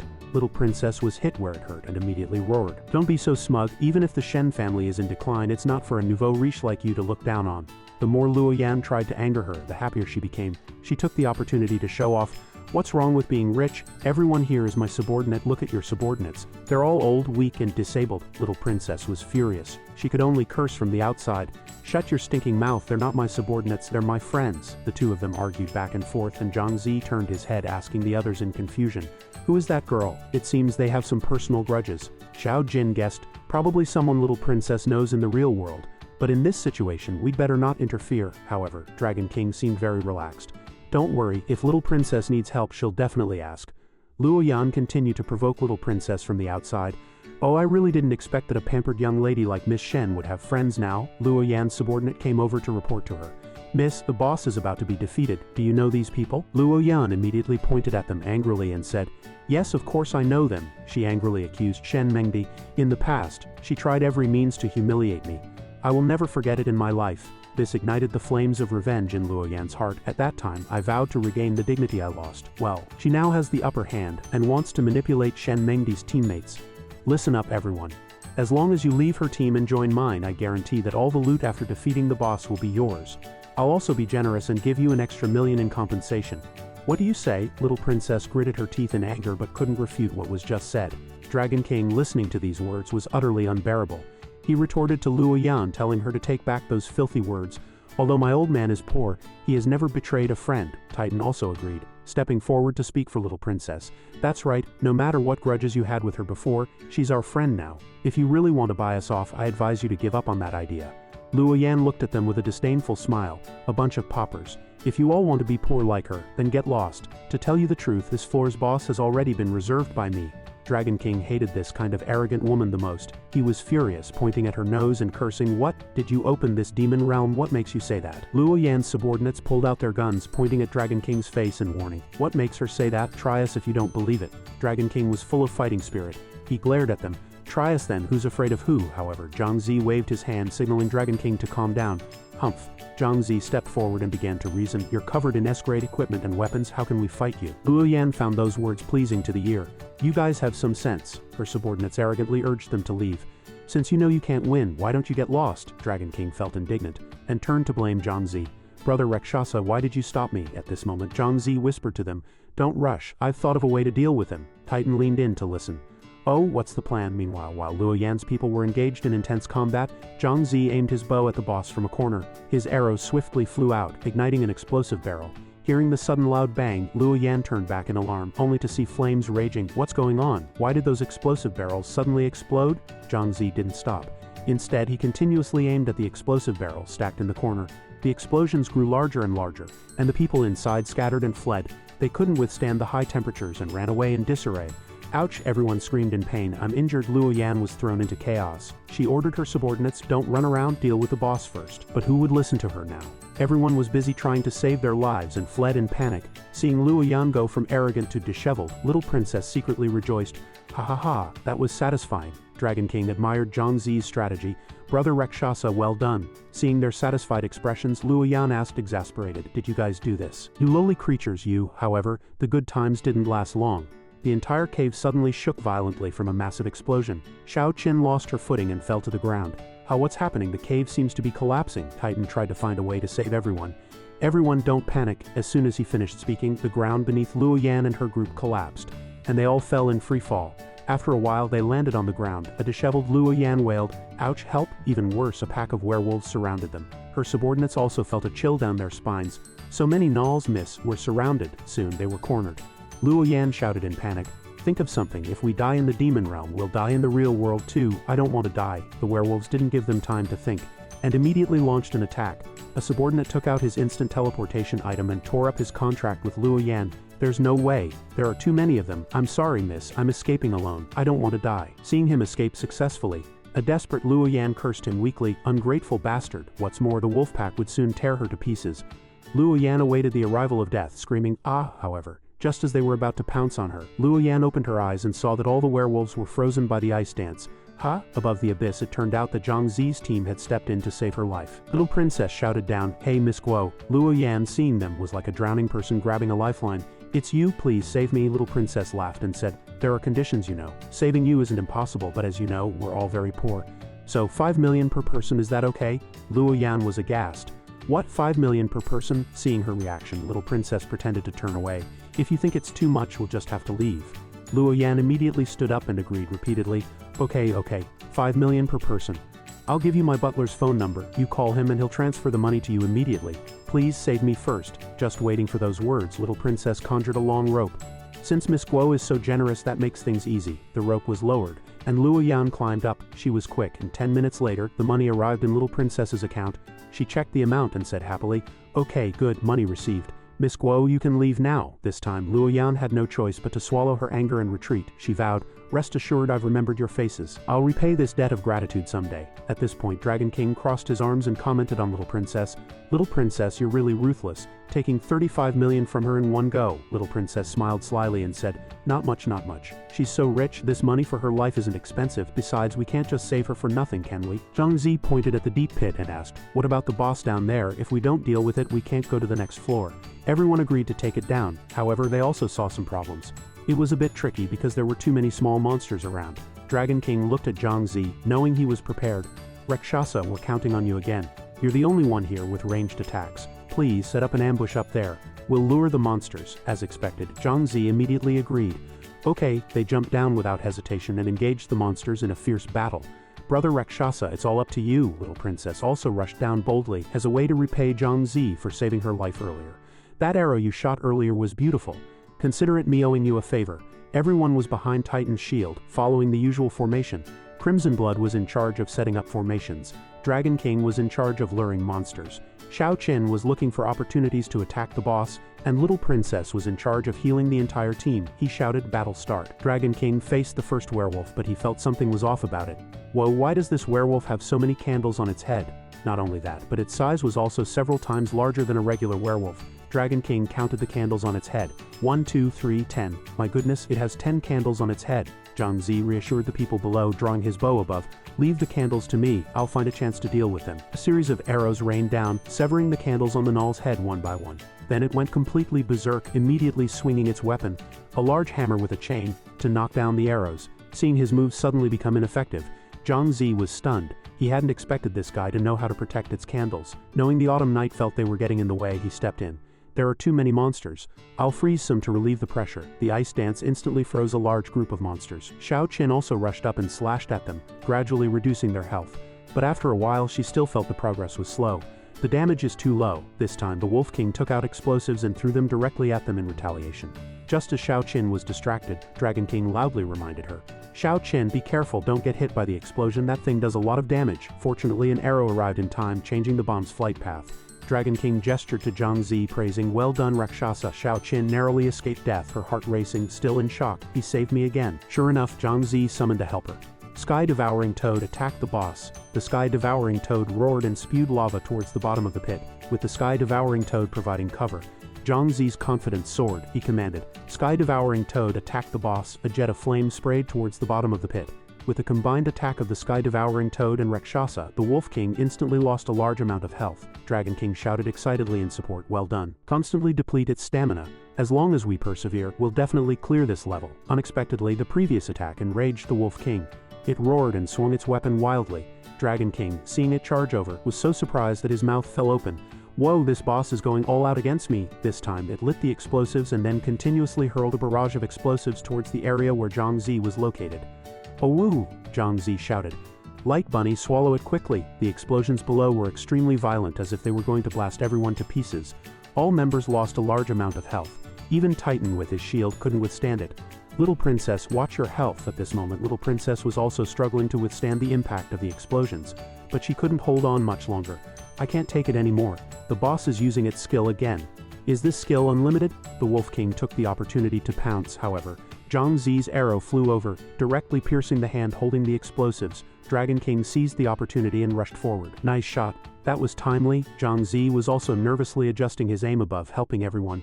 "Hurry, take down the boss. I'll shoot off the candles on its head, otherwise it'll use explosives again." Little Princess did her best to heal everyone. Health restored. Xiao Qin has the strength to attack again. "Good, we have to take it down quickly. Its skill damage is terrifying." She used a series of critical hit slashes, and this time the Wolf King's health dropped significantly. It roared loudly, trying to retaliate. However, before it could retaliate, Dragon King's club smashed down heavily on its head. Dragon King called out to everyone to focus. "Never mind, I'm going to fight it to the death. It's either it dies or I die." Titan seized the opportunity, raising his shield and encouraging everyone. Full attack. Above, the Sky Devouring Toad actively spewed flames, creating pressure and turning the Wolf King into roast meat.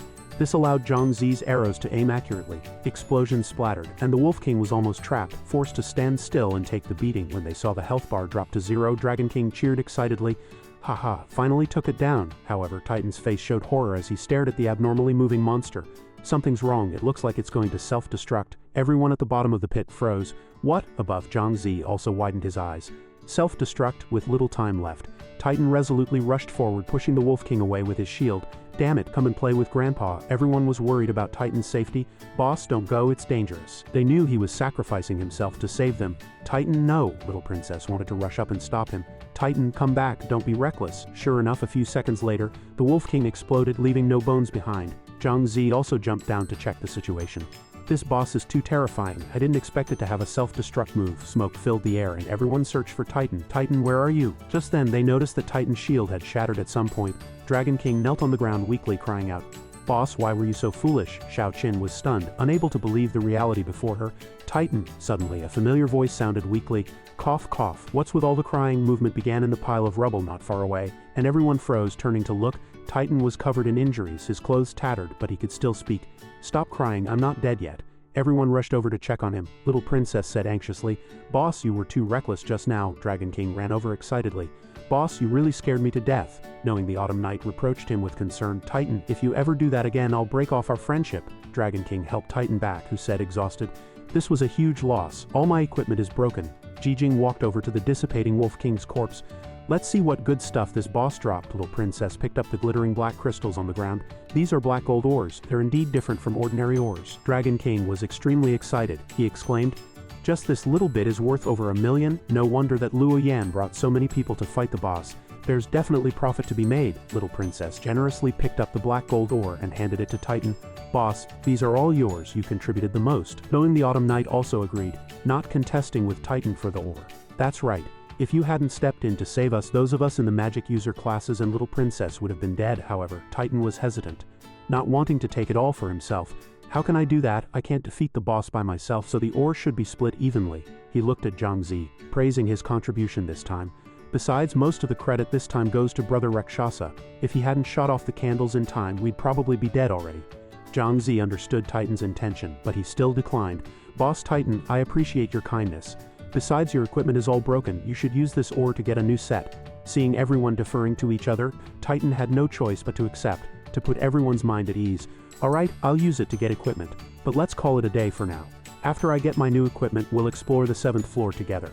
Everyone shouted in unison. Okay, and so after an intense battle, everyone returned to the main hall ready to go home. Little Princess suddenly asked Zhang Zi, by the way, Rakshasa, do you have any other plans later? Zhang Zi didn't understand her meaning and replied casually, well, it's still early, I don't have anything planned. Little Princess happily made an appointment with him. That's great, in half an hour, let's meet at the 6th floor altar. The three of us, you, me and Dragon King, will go make some money together. Zhang Zi didn't think much of it and agreed. How about we make a bit more money? Sure. I'll log off for now, see you in half an hour. With that, he disappeared. The little princess smiled happily. Okay, see you later. Zhang Zi returned to his room. He sat on the bed, picked up his phone and looked at it. We're meeting in half an hour, I'll go to the trading market to buy some equipment now. Zhang Zi counted the silver in his wallet, plus the 5 million given by the little rabbit. I've already made 10 million today.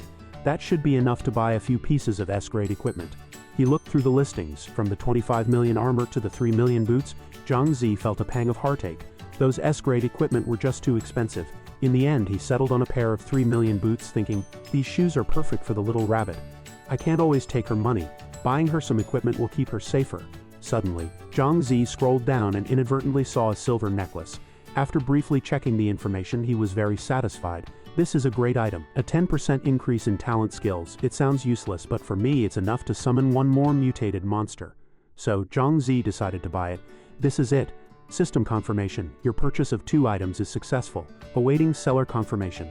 After buying the items and resting for a while, Zhang Zi was ready to go again. It's almost time. I need to go to the 6th floor altar to meet up. He immediately moved to the game lobby. As soon as he entered the game, Zhang Zi saw that everyone had arrived. He asked the little princess, is everyone here? She nodded. Yes. The Dragon King couldn't wait and asked the little princess, tell us quickly, how can we make more money? She had a flash of inspiration and came up with a bold idea. The way to make more money, of course, is to collect ore. Dragon King, do you remember the ore deposit we went to last time? The Dragon King stroked his chin and thought, I remember, but don't you think it's dangerous? After hearing this, Zhang Zi thought to himself, as expected, the little princess really planned to make money by collecting ore. The little princess encouraged the Dragon King, hoping he would participate. It's not dangerous.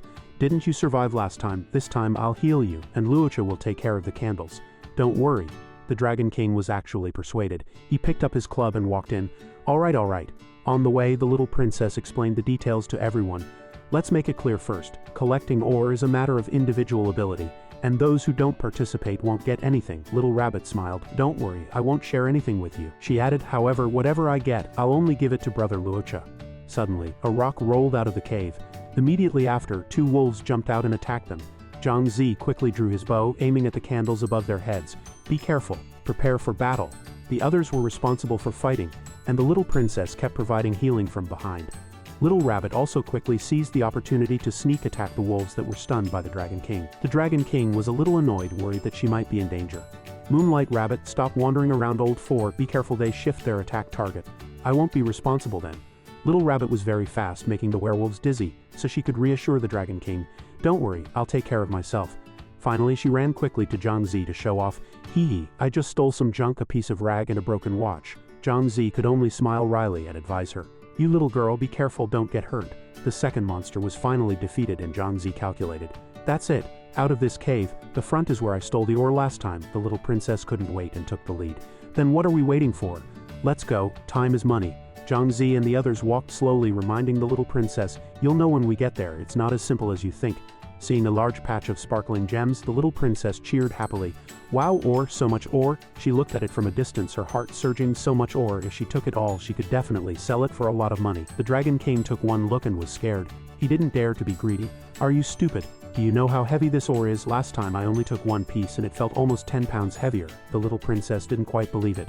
Ah, so heavy. Wouldn't that mean we can only take a few pieces back each? Zhang Zi thought about it, recalling some important information. In the demon realm, the higher the strength attribute, the more things you can carry. Zhang Zi tried to analyze it for everyone. My strength attribute is 16 points now, and the force of a punch is about 1,000 pounds. But according to the Dragon King, a bag of ore weighs about 2,000 pounds. I definitely can't move it by myself. He opened the system and asked them to do the same. Everyone check your attribute points and backpack size and calculate how many pieces of ore you can carry. The Dragon King checked his attributes and said, I can probably take 60 pieces of ore. Zhang Zi also saw the reality. I can probably take 50 pieces, but not to mention fighting, even walking will be difficult, the little princess said modestly. Most of my attribute points are concentrated in spirit.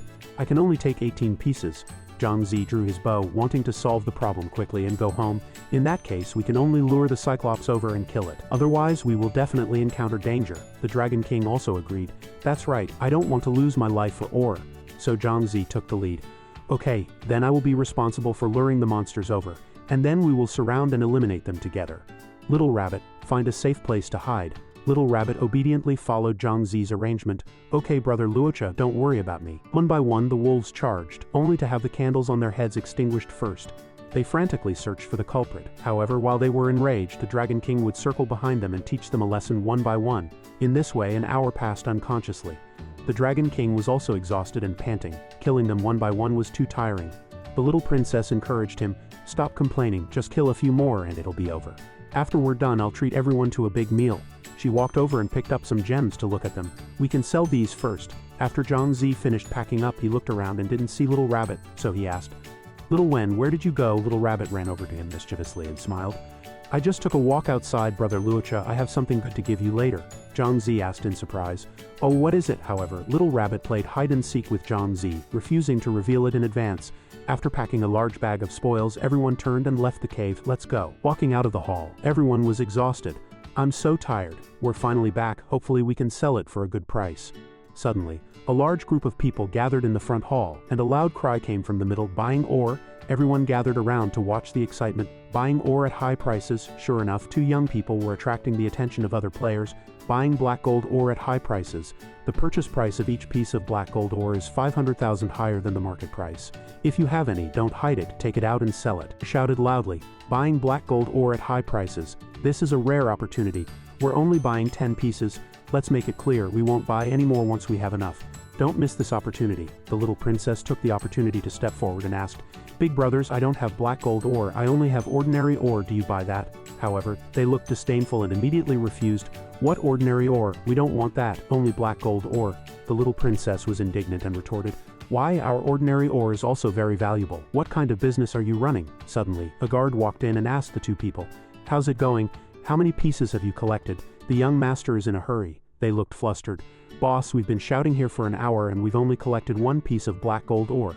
The guard immediately got angry and scolded, You two good-for-nothings. Young Master Chen Feng has been trapped on the 7th floor for several days and needs black gold ore to forge equipment. He also threatened them. If you dare to delay the young master's entrance exam to Wuqing University, be careful with your lives. They were so scared that they didn't dare to say a word. Yes, we will hurry. The Dragon King took a look and also felt the tense atmosphere.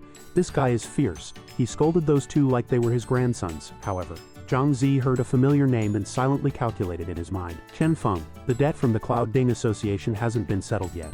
If you're going to the 8th floor, I'll definitely be ahead of you.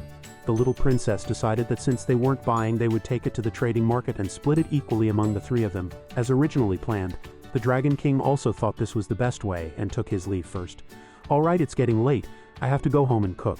Zhang Zi also said, Okay, goodbye. He turned to Little Rabbit and said, Let's go back too, it's really late. We should log off. At this moment, Little Rabbit suddenly felt a little embarrassed and whispered to Zhang Zi, Brother Luocha, I have something to give you. She took out a glittering crystal. Brother Luocha, look what this is, Zhang Zi said in surprise. This is black gold ore? How did you get it? Little Rabbit proudly told him how she had stolen it. While everyone was fighting monsters, I secretly swiped it from a Cyclops. I thought it was junk at first, but I didn't expect it to be black gold ore. After hearing this, Zhang Zi really wanted to applaud her. Haha, Little Rabbit, you're really lucky. You already gave me your share of the money before, keep this for yourself. However, Little Rabbit wanted to give him the crystal and modestly refused to keep it for herself. No, brother Luocha, black gold ore can help you improve your strength quickly. The stronger I am, the sooner I can take you to the 30th floor, and the sooner I can see my dad, so please don't refuse. Since that was the case, Zhang Zi couldn't refuse any longer. Alright, I'll owe you one. Little Rabbit happily said goodbye to him. Okay, then I'll log off first, brother Luocha, see you tomorrow. Zhang Zi agreed. Okay. Holding the black gold ore, Zhang Zi was still worried about the future. Although the attributes of my level 5 weapon are good, the level is still too low, and the lethality is not enough. If I go to higher levels of the demon realm in the future, I'm afraid it will be more and more difficult to fight monsters. But he could only comfort himself for the time being, strengthen it with this black gold ore, and believe that his S-grade weapon would play a greater role. Soon, the next day arrived, and Zhang Zi came to the hospital to ask the doctor. The doctor guessed as soon as he saw him. It's Zhang Zi. Come over and sit down. Is your sister feeling unwell again? Zhang Zi came to him for something else. Dr. Yang, this time I came to purchase the permanent right to use an artificial kidney. Dr. Yang was very surprised. He hesitated. Oh, permanent right to use? The permanent right to use 2 kidneys for your sister costs 10 million. That's a lot of money. Zhang Zi scratched his head and told the truth. It's like this, I borrowed the money from a friend, but I only have 7 million at the moment. He asked tentatively, can I buy one first? I promised to buy the remaining one within half a year. Dr. Yang looked embarrassed. He offered a suggestion. Well, since that's the case, I have a suggestion. He told Zhang Zi that the company would be introducing a new type of artificial kidney next month, which would be better in terms of performance and compatibility with the human body. However, Dr. Yang also explained some issues in advance, but the price may be a little higher. Why don't you wait until next month? But for Zhang Zi, this was rare good news, and he agreed, okay, then I'll wait another month. I want to get the best for my sister. Dr. Yang also finalized it. Okay, suddenly the door was pushed open. Both turned to see what had happened. A burly man rushed in, reporting with a very nervous expression. I have an emergency, I need to see Dr. Yang alone. Dr. Yang also softly asked Zhang Zi to leave. Then Zhang Zi, you go back first, I'll notify you immediately if there's any new information. Zhang Zi also tactfully withdrew. Okay, Dr. Yang, if anyone tries to cause you trouble, I'll help you. Dr. Yang reassured him, don't worry, it's nothing. When passing by the man for some reason, Zhang Zi felt a faint sense of unease. Dr. Yang turned to ask the man, what's the matter that you're in such a hurry to see me? He cautiously reported to him. Leader, headquarters has ordered us to do something big in the demon realm tonight. Chapter 54, Talent Skills Are Ineffective. Dr. Yang immediately patted him on the shoulder and instructed, Zhang Zi, you go back first. I'll tell you as soon as I have any new information. Zhang Zi replied, okay, Dr. Yang. If someone comes to cause trouble, can you help me? Dr. Yang could only reply, don't worry, it's nothing then. Zhang Zi immediately walked out, and as he left, he lightly brushed past the mysterious bald man. After Zhang Zi left, Dr. Yang asked coldly, what important matter? What do you want from me? The bald man immediately reported, Leader, headquarters has instructed us to carry out an important mission in the demon realm tonight.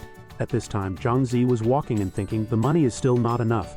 Within a month, I must get the best kidneys for my sister. Then he secretly made up his mind, I must find a way to make more money in the demon realm. Next, the scene switched to a dark and desolate place. This was the giant cave, specifically the 7th floor of the demon realm.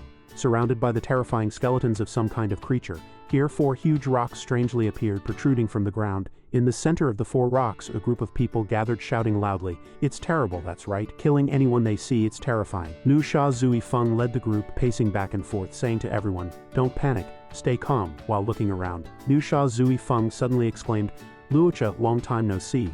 The mysterious person wearing a turban was none other than Zhang Zi, who went by the alias Luocha. When Luocha saw Nu Sha Zui Feng looking at him, he replied in surprise, Uncle Lu. So you are also from the Demon Realm Management Bureau. What's going on here? Why isn't anyone hunting monsters? Dragon King stepped forward to answer Ragekill Chasing Wind.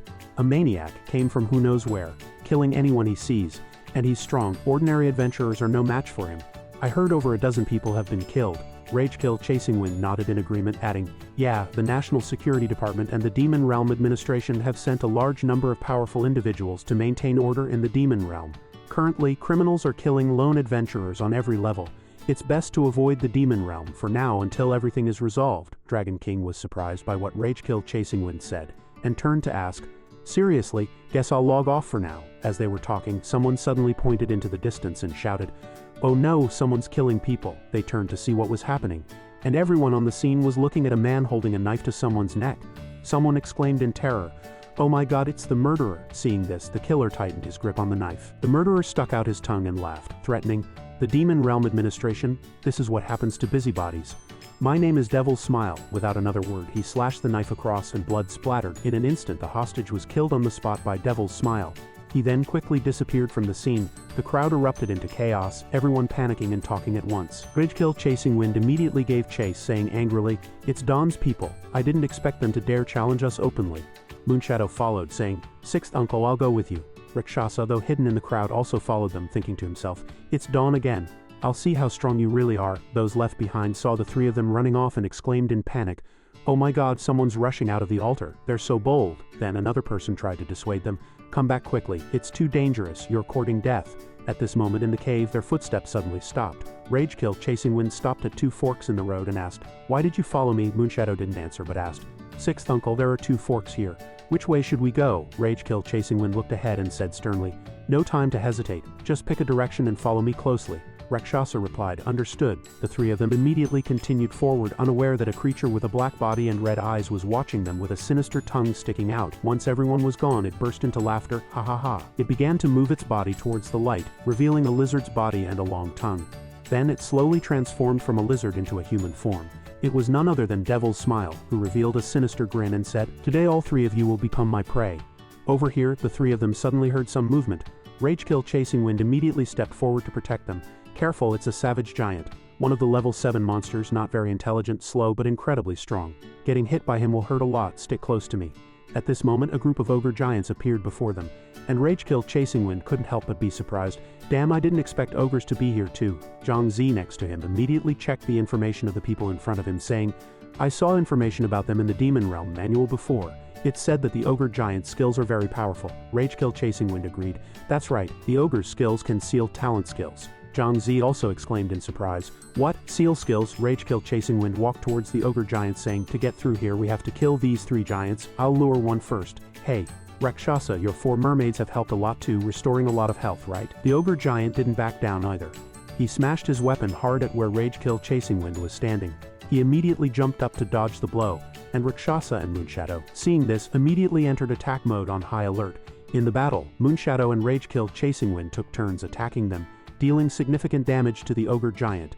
Just as the battle was in full swing, Rakshasa raised an arrow and shot it at one of the giants in front of him. Ragekill Chasing Wind also stepped forward and added a blow, causing the giant to take critical damage immediately. Ragekill Chasing Wind smiled with satisfaction. "Haha, Rakshasa, your 4 mermaids have helped a lot, restoring a lot of health, right?"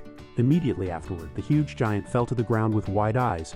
At this time, the 3 of them surrounded the giant, and Ragekill Chasing Wind breathed a sigh of relief, finally got rid of one. But Rakshasa reminded them, the remaining 2 won't be easy to deal with either. The 3 of them continued towards the remaining 2 giants, and Ragekill Chasing Wind reminded the other 2, "These 2 giants are too close together. Attacking either one will attract the other's attention. We must attack the ogre giant first. Although he has silence magic, his health and defense are not high. Kill him first and then deal with the savage giant." Ragekill Chasing Wind immediately assigned tasks. "Moonshadow, focus your attacks on the ogre with me. Rakshasa will rely on you to heal me and Moonshadow." Zhang Zi replied, "Okay, don't worry." At this time, the 2 giants shouted wildly, "Enemies, kill!" At this moment, one giant stuck out his long tongue and channeled his energy with both hands. He quickly launched a silence attack on Moonshadow. A prompt immediately appeared in front of Moonshadow. "You have been attacked by the ogre giant's silence magic. You cannot use talent skills for 180 seconds. Moonshadow shouted, "Not good, I can't use Light Slash anymore." Ragekill Chasing Wind immediately jumped in front to protect Moonshadow. Seeing this, the other ogre giant attacked while shouting wildly, "Enemy, strong, kill enemy." Ragekill Chasing Wind immediately raised his sword to block the attack and shouted, "Moonshadow, how long until your skills recover?" Moonshadow quickly replied, 40 seconds. 55 dodges, monster attack, circling movement. At this moment, Moonshadow could only helplessly watch Ragekill Chasing Wind fight the 2 ogre giants, shouting, "Sixth uncle, be careful." Ragekill Chasing Wind was also at a disadvantage, using one hand to block the attack of a giant in front of him. Unable to dodge the silence attack of the other giant, he also shouted helplessly, "I can't dodge anymore." Just then, Rakshasa quickly appeared to help them. It turned out he had stepped in front of Ragekill Chasing Wind, blocking the silence attack for him. Ragekill Chasing Wind was surprised to see this. "Rakshasa, why?" Zhang Zi, whose skills were sealed, turned to him and said, "Sixth uncle, you're the main force of the team. You absolutely can't let your skills be sealed. I'm responsible for ranged attacks, so let me deal with the ogre giant's silence magic." Zhang Zi, though sealed, continued, "Everyone, focus your fire to take down the ogre. Don't let him use his skills anymore."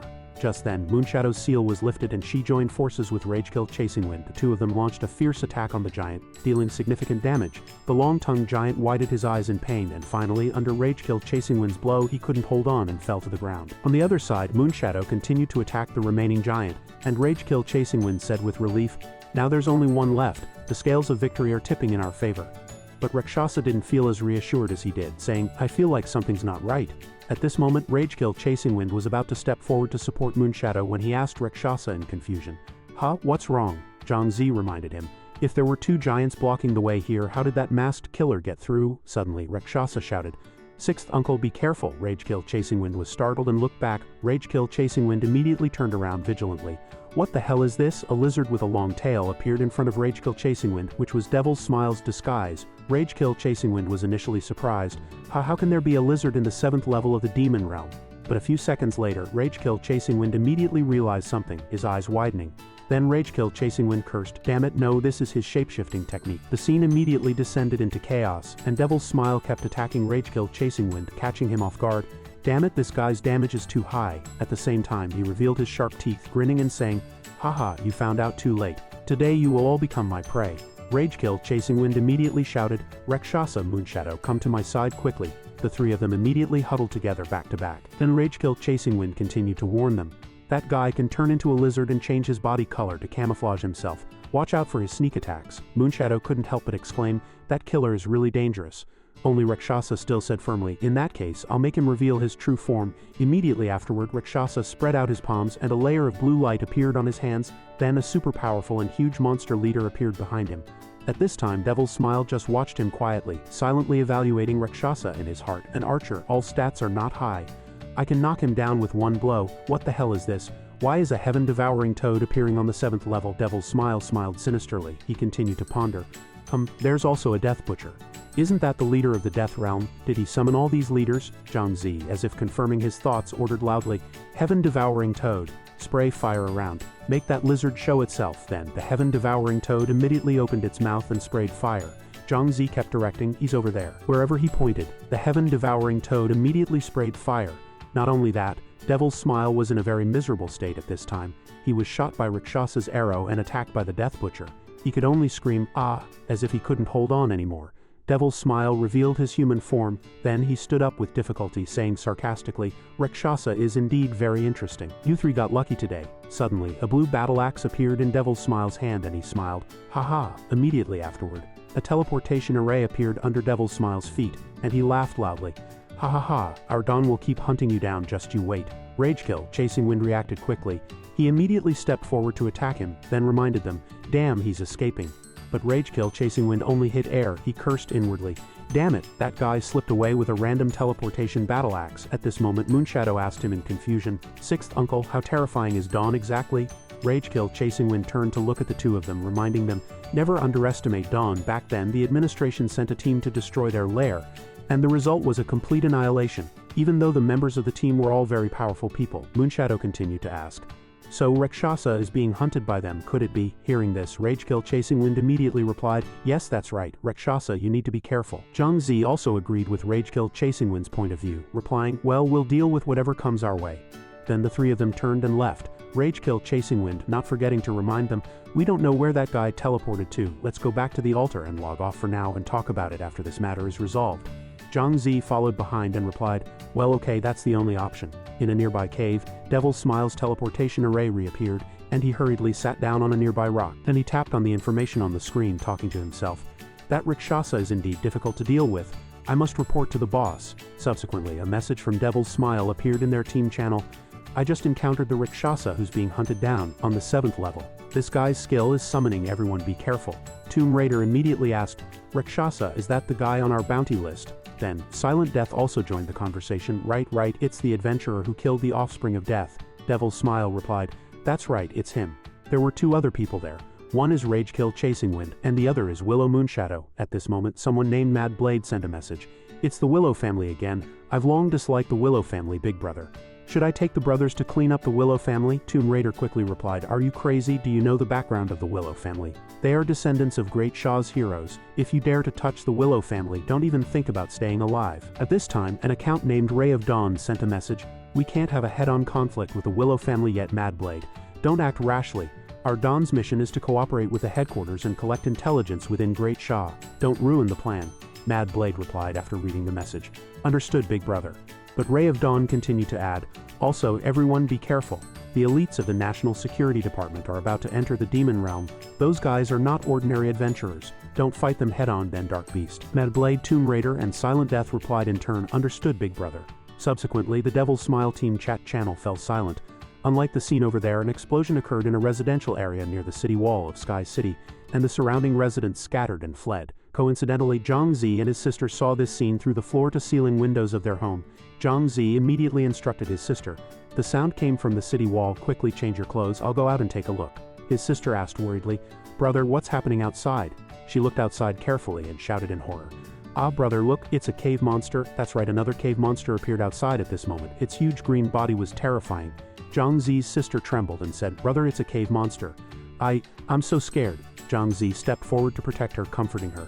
Don't be afraid, I'm here. The cave monster was getting closer and closer, and Zhang Zi said, Let's go to the shelter, it'll be safer there. Zhang Zi's sister obediently ran. The brother and sister quickly ran out of the house, and the people outside were desperately fleeing. The brother and sister merged into the fleeing crowd, and someone shouted in fear, Help, monsters have invaded. At this moment, a scene appeared before Zhang Zi's eyes. A cave monster was about to attack a pitiful child. He ran over and shouted, No! Zhang Zi quickly hugged the child tightly in his arms and then kicked the cave monster. Then he said to his sister, Zhaofeng, get to the shelter quickly. However, at that moment the three of them were surrounded by a group of monsters from the abyss, coming from three directions. Zhang Zi shielded Zhaofeng behind him, comforting her. Don't be afraid, Zhaofeng, your brother is here. He thought, I'm alone against three abyss monsters, I'm afraid. Before Zhang Zi could finish, a female figure appeared, launching an attack on the abyss monsters, and a female voice rang out, Damn monsters, come at me. Zhang Zi recognized her instantly. It's her, the one from the cruise ship district. A pink-haired masked girl stood atop a high-rise, coldly looking down at them. Zhang Zi, standing below, saw an abyss monster suddenly pounce on the girl from behind and shouted anxiously, Be careful! At the critical moment, the spider monster lunged at Xiaochen, who swiftly executed a graceful mid-air turn. Zhang Zi exclaimed in admiration, Such speed! Xiaochen struck the monster directly with her scepter, the force of which amazed everyone. The monster was pinned down by Xiaochen's scepter and she stood atop it, looking quite dashing. At this moment, others rushed over to take command. The monster Xiaochen had eliminated oozed green slime. She ordered, Take this monster back and give it to Professor Yu Yang. The others responded in unison. Zhang Zi and his companions were stunned by the scene before them. Xiaochen crossed her arms looking at Zhang Zi and said, So you live here. Head to the shelter first and come back after the monster's retreat. Zhang Zi tried his best to conceal the tension on his face. After Xiaochen finished speaking, she vanished into the night, leaping between the high-rise buildings. Zhaofeng looked at her brother with admiration. Brother, do you know her? She's so amazing. Zhang Zi gazed at the spot where Xiaochen had disappeared and gave a faint, His eyes were firm and his tone was steady. Give me some time and I will surpass her. In the city center, people were watching the television news. Currently, all monsters have been eliminated, but this invasion of the demonic domain monsters has severely disrupted traffic in many areas of the city. Zhang Zi, lying on his bed, was also watching the news. He speculated, thinking, the Dawn organization wreaked havoc in the demonic domain, and that same night, monsters from the Forbidden Zone invaded the city. Could the Dawn organization and the Forbidden Zone monsters be working together? He browsed the comments below the news. Last night was terrifying. Why did the Forbidden Zone monsters suddenly invade our city? I heard that the Forbidden Zone monsters didn't just invade our Tianfeng city. More than a dozen cities across the Great Sha country suffered the same attack. Is that true? What's going on? It's not the first time Forbidden Zone monsters have invaded the city, but it's never been this coincidental. All cities are the same. I have a feeling the Forbidden Zone monsters will definitely return. And it will be more terrifying than this time. Holy God bless us, Holy God bless us. Instead of praying to the gods, we should pray to the experts of the demonic domain. Only they can save our Great Sha country. Zhang Zi suddenly sat up, muttering to himself, This is definitely not simple. Tonight I must enter the demonic domain and uncover the truth. The seventh layer of the demonic domain. A mysterious area, the ground parched and cracked. At the central circle, stone pillars wrapped in golden light stood tall. On the circle, a group of people were preparing to participate in a mission. Titan, Moonsilk, and Dragon King had all arrived, and now Rakshasa was late. Titan said worriedly, This monster invasion is quite severe. I heard that over 10,000 people have died. My sixth uncle also said that the higher-ups of the National Security Bureau and the Demonic Domain Administration Bureau are paying close attention to this matter. And they are trying to gather demonic domain experts from all over society, Moonsilk added. That's right, Dragon King gritted his teeth in anger. Unfortunately, my strength is too weak. Otherwise I would have fought those monsters to the death, Titan said firmly. Indeed, we should still focus on improving our strength first. I heard that the Dawn organization has retreated. Now let's discuss our plan to deal with the boss on this layer. Rakshasa interrupted Titan and Dragon King's conversation. The demonic domain guide states that the boss on this layer can only fight a maximum of 3 people, Dragon King frowned. What? What do you mean by only 3 people? That's right, I've heard about this too. Let's discuss our strategy as we go, Titan suggested. Okay, Titan led the way, explaining as he walked. I heard that the boss's lair on this layer only opens once every 12 hours, and each time only 1 team can enter with a maximum of 3 people. Rakshasa, upon hearing this, asked in confusion, then what should we do? Everyone has their own strengths, and each of us holds a position. No one can be left out. Titan turned and suggested, well, I have an idea. We can split into 2 groups of 3.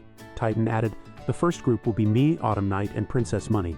I'll tank. Autumn will control and Princess will heal. The second group will be Rakshasa, Willow Moon, and the volatile Dragon King. Brother Rakshasa is versatile. His merman bloodline can heal everyone.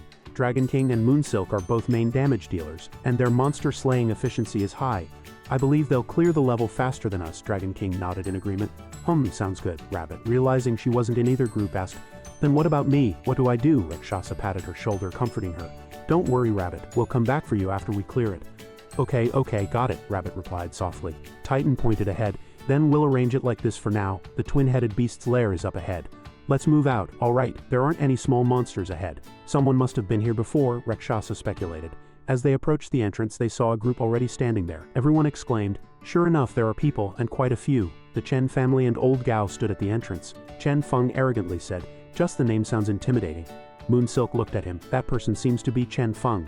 Titan stared intently at the old man. That Wind Cloud Hermit looks like an expert, at least elite level or higher. Wind Cloud Hermit confidently sneered. Today is a momentous occasion for our Chen family's young master to challenge the 7th layer boss of the demonic domain. Please wait a moment. Upon hearing this, everyone was furious. What right do you have? The boss belongs to everyone. We can fight whenever we want. It's none of your business. He was about to draw his sword. He frowned at the young man. Words are backed by strength. If you don't listen to advice, don't blame me for being impolite. He drew his sword and thrust it into the ground, unleashing a gust of wind that sent everyone around him staggering. Rakshasa exclaimed. Such power! Titan was also surprised. That old guy is indeed powerful. Let's observe from outside for now. Okay, Dragon King, already short-tempered, immediately charged forward, waving his weapon and shouting, acting all mystical. I'll see how powerful you really are. Take this. Rakshasa tried to stop him, but it was too late. Dragon King's scepter slammed down, but Wind Cloud Hermit easily deflected it with his sword. Wind Cloud Hermit smiled smugly, an ignorant young man. Dragon King was penalized, and he frowned, gritting his teeth. This old guy is so strong. He injured me with just 1 strike. Rakshasa quickly stepped forward to stop Dragon King, advising, he's this strong with just 1 sword. He's carrying another one on his back. Wind Cloud Hermit's strength is unfathomable. He can sense attacks from behind without looking, which means his mental power is extremely high. Young Master Chen laughed triumphantly.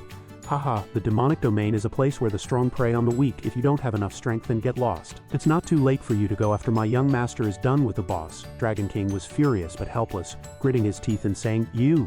Just as Dragon King was about to make a move, everyone present was frightened, fearing something terrible would happen. Moonsilk quickly calmed Dragon King. Dragon King, don't be impulsive. We're really no match for them. Titan also hurriedly pulled Dragon King back. That's right, let's observe from the side for now. Besides, I'm also curious what they're waiting for. Exactly, that old guy is so powerful. Why haven't they gone in to fight the boss yet? Rakshasa asked, puzzled. Young Master Chen impatiently said to Old Gao, Old Gao, when will those small monsters appear? We've been waiting for half an hour. Old Gao remained calm, frowning as he replied. Young Master Chen, don't be anxious. The small monsters' spawn time is not fixed, but once they appear, the door will open, and we can be the first to rush in and deal with the boss. Princess Money, hearing their conversation, asked curiously, Small monsters? What small monsters are they waiting for? A person also waiting to fight the boss curled his lip and said disdainfully, Little girl, is this your first time here? Usually this door is impossible to open. Only when the small monsters come to deliver food to the boss will the door open. Rakshasa's eyes flickered slightly. The small monster's spawn time is not fixed. Doesn't that mean we have to rely on luck to fight the boss? The person said. That's right, which is why that old guy is guarding this place. Rakshasa suddenly realized.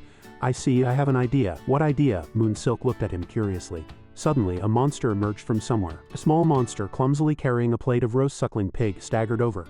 The crowd pointed at the monster and shouted, It's here. The small monster is here. Everyone step aside. After they fight the boss, it'll be our turn. The small monster was tall and sturdy, wearing only a simple cloth skirt carrying a plate of roast suckling pig expressionless. It hurried towards young Master Chen and old Gao. Young Master Chen and old Gao showed no fear. Young Master Chen pointed at the monster and said to old Gao, is this the small monster? Once the door opens, we can go in and fight the boss, right? Old Gao crossed his arms, coldly saying, that's right. Young Master Chen will soon reach the 5th floor. Suddenly, an arrow shot directly at the small monster, who let out a painful cry of ah and fell heavily backward. Old Gao and young Master Chen were caught off guard. Damn it, young Master Chen turned around angrily, shouting, Rakshasa, are you crazy? Why did you attack the small monster? If we can't fight the boss, you won't either. Rakshasa, Dragon King, and Titan walked out imposingly. Rakshasa held a bow, the red light on the bow flashing coldly. He said in a low voice, whether it's our turn to fight the boss or not is not important. What's important is that I must kill this small monster today. Young Master Chen roared impatiently, wanting to point his bow at them. Damn it, are you crazy? Or did you lose your mind? How dare you block my way? Rakshasa coldly replied. If you won't let us fight the boss, then you won't either. Who's afraid of who? Titan frowned. That's right, Rakshasa is our brother. At worst, we'll all die together. Dragon King raised his club and shouted, that's right, try and do something if you dare. Young Master Chen was furious, shouting sharply, fine, today I'll show you the power of Chen Shao, the mad young master. The people behind him also retreated a few steps in panic. Old Gao saw that the situation was not good and pressed down on young Master Chen's shoulder. Young Master Chen, don't fight them. Young Master Chen growled in confusion. The Dawn organization caused quite a stir in the demonic domain yesterday. The Demonic Domain Administration Bureau and the National Security Bureau are investigating. If a murder occurs at this time, it will likely bring unnecessary trouble to our Chen family, he added, trying to calm young Master Chen down. Hearing old Gao's words, young Master Chen finally put away his weapon, suppressing his anger and saying, looks like you guys got lucky today. You guys got lucky. However, if I can't fight the boss, you can't either. All of you can just wait here in despair. Rakshasa sneered, saying disdainfully, hey, you don't need to worry about that. Even if I kill the small monster, everyone can still fight the boss. Upon hearing this, young Master Chen burst out laughing, his tone full of mockery. Ha ha ha, how boastful. Everyone can fight the boss, keep dreaming. Maybe by next year. As soon as he finished speaking, Rakshasa drew his bow and aimed at the small monster. The small monster was pushed back by the force of the arrow, and the roast suckling pig in the plate fell to the ground. Gradually, a green energy engulfed it, and everyone around was stunned. Young Master Chen was furious, pointing at Rakshasa's face and roaring, Rakshasa, I'll remember you, you just wait. Seeing this, old Gao could only softly persuade the emotionally unstable young Master Chen. Young Master Chen, now that the food delivery monster is dead, it won't respawn so quickly. Why don't we go back and rest for a while? When the monster respawns, I guarantee the boss will still be yours. Young Master Chen suppressed his anger, pointing at Rakshasa and roaring, damn it, meeting you guys is really bad luck. You guys stay here. Old Gao and I are going back to rest. All right, Zheng Hao said weakly. Sai, let's log off too. With so many people, who knows when it'll be our turn to fight the boss. Rakshasa pointed at the crowd, reassuring them. Everyone, as I said before, I'll make sure everyone gets to fight the boss. Please be patient and wait a little longer. The people present had lost patience. Some turned and left, while others were furious at not being able to fight the boss time and again. You killed the food delivery monster. It'll take at least 4 or 5 hours to respawn. By then, that Chen family's mad young master will come again. And it still won't be our turn. Forget it. We know those words of yours were just to comfort us. Exactly. Instead of wasting time here, we might as well go kill a few monsters, collect some demonic soul crystals, and earn some living expenses. Zheng Hao frowned and said, those idiots really overestimate themselves, daring to go against young Master Chen. Aren't they courting death? These kinds of people would risk their lives just to vent their anger. We'll definitely get to fight the boss eventually. Titan's lips curled into a smile. Titan looked at him in confusion. Brother Rakshasa, while I admire your actions just now, I still don't understand why you did it. Dragon King also scratched his head, looking puzzled. Rakshasa's lips slightly curved upwards, and he released the green energy again, confidently saying, don't worry. I'll explain it to everyone now. In the green energy, the small monster reappeared and everyone was stunned. Moonsilk exclaimed, I get it, ha ha ha, we're so stupid. How could we forget that Brother Rakshasa's talent skill is summoning? Dragon King said admiringly. Now I understand too. Brother Rakshasa, you're so clever. Rakshasa pointed at the small monster and ordered, little guy, go open the door. The small monster obediently stood up, rushed towards the door, and used its massive body to smash it open. The people who had just left stopped in shock at the scene before them, their voices trembling as they said, what's going on? How did the door open? The small monster, holding the roast suckling pig, rushed out, causing an uproar. Brother Rakshasa, it's fortunate you came up with a good idea in the nick of time. According to the plan, you three go in first. We'll wait for you here. Okay, Rakshasa turned and said, we'll come back for everyone after we defeat the boss. Moonsilk added. Dragon King urged him and Moonsilk while the people outside panicked. Quick, back to the altar, report to young Master Chen, just as they entered. A foul stench filled the air. A massive two-headed monster sat dozing in a chair surrounded by scattered white bones. Seeing Rakshasa and his group stirring, the monster abruptly awoke. Dragon King jumped up, brandishing his staff, and charged at the monster, yelling, "Monster, prepare to die!" Moonshadow was taken aback by Dragon King's impulsiveness. Just then, one of the heads turned and asked, "Food, where is the food? I'm hungry."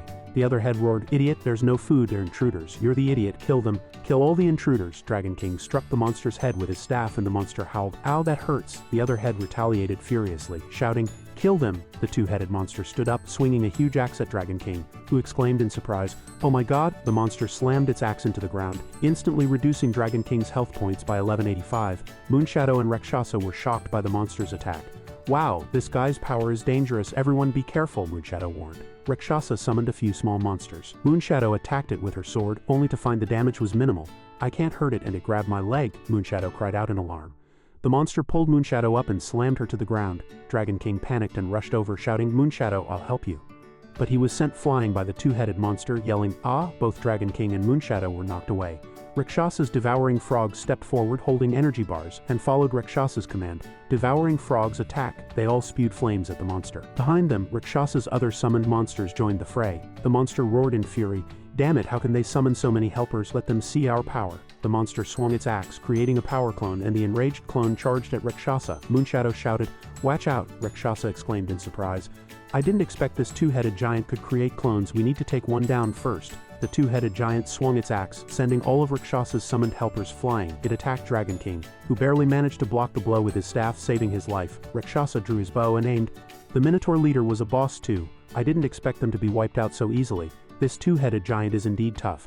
We need to find another way. The monster swung its axe, yelling, "Die, die!" Rakshasa was also intimidated by its immense power. "This boss is terrifying. I have to take it down." Dragon King charged forward again and Moonshadow followed. "Dragon King, I'll help you." "All right." Rakshasa raised his slaughter bow. "Charge!" Together, they knocked the two-headed giant to the ground. Rakshasa marveled. "The combined attack damage is incredible. How did you do that?" "What happened?" Moonshadow asked. Dragon King stammered in surprise. The monster clutched its head, howling in agony. "Ah, it hurts. They injured me. Yes, it hurts. Kill them." Rakshasa drew his bow and suggested, "How about you try that again?" Dragon King and Moonshadow hesitated, then agreed. "All right." They launched another combined attack. "Daddy!" Dragon King shouted. The two-headed monster was unharmed. It stood straight, raising its axe high. "Kill them?" Rakshasa asked in surprise. "Ha, what happened? Why didn't the combined attack work this time?" Dragon King was thrown back, crying out in pain. "Ah, that hurts, brother." Rakshasa, "Call your mermaid nurse to heal me," Moonshadow exclaimed in surprise. "Why did it fail this time? Does it only succeed with a certain probability?" The monster attacked furiously. Rakshasa drew his bow again, aiming at it. "I think I get it now." Dragon King, Moonshadow, "Try again. Slaughter bow, go." Dragon King and Moonshadow attacked the monster together once more. "You big guy, come on, fight me." Rakshasa seized the moment and his arrow struck at the right time. Finally, they succeeded. The two-headed monster staggered again. Only then did Dragon King and Moonshadow breathe a sigh of relief. "We did it, haha," Rakshasa said confidently.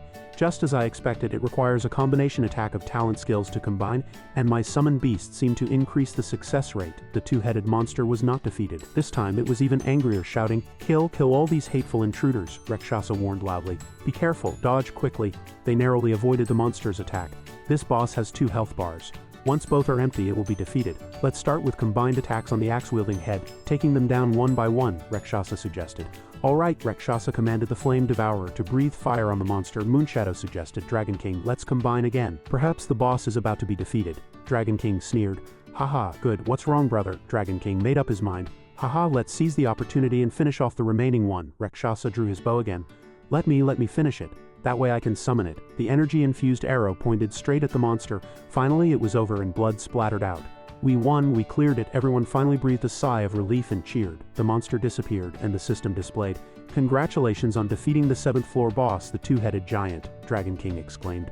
"Fantastic, we defeated the 7th floor boss." The monster turned into a pile of gold coins and diamonds. Everyone stepped forward, amazed by the sheer quantity of gold coins and diamonds.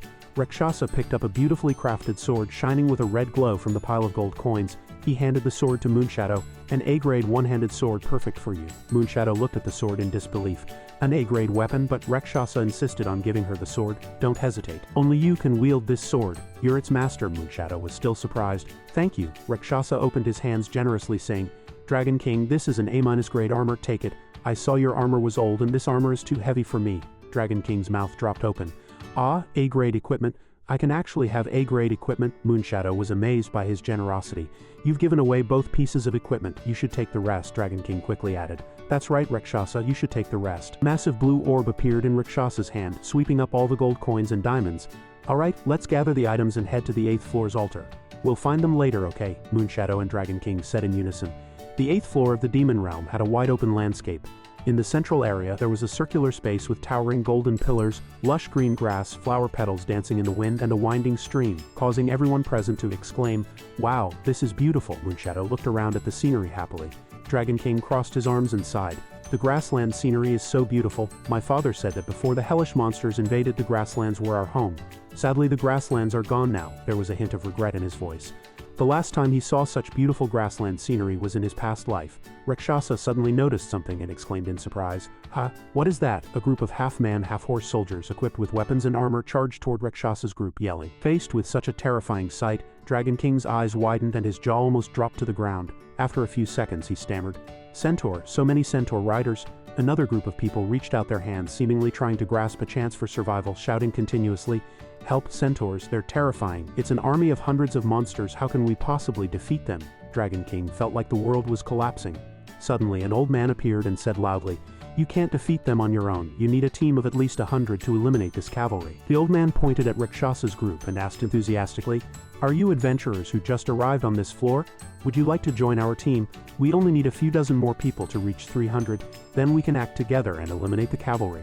Rakshasa pointed at the old man and asked, "Hello, old man. Are there any requirements to join your team?" The old man held a book, flipped through the pages, and still said enthusiastically, "Of course there are requirements. First, you must obey orders. Second, the spoils of war will be distributed by the captain. Finally, each member must pay a membership fee of 10 demon soul orbs. I'm old and tired of commanding hundreds of people in battle. Surely you won't begrudge me this little bit of money?" Dragon King blurted out. "Just as I thought, another swindler." Rakshasa stopped Dragon King and said coldly, "Thank you for your kind offer, old man.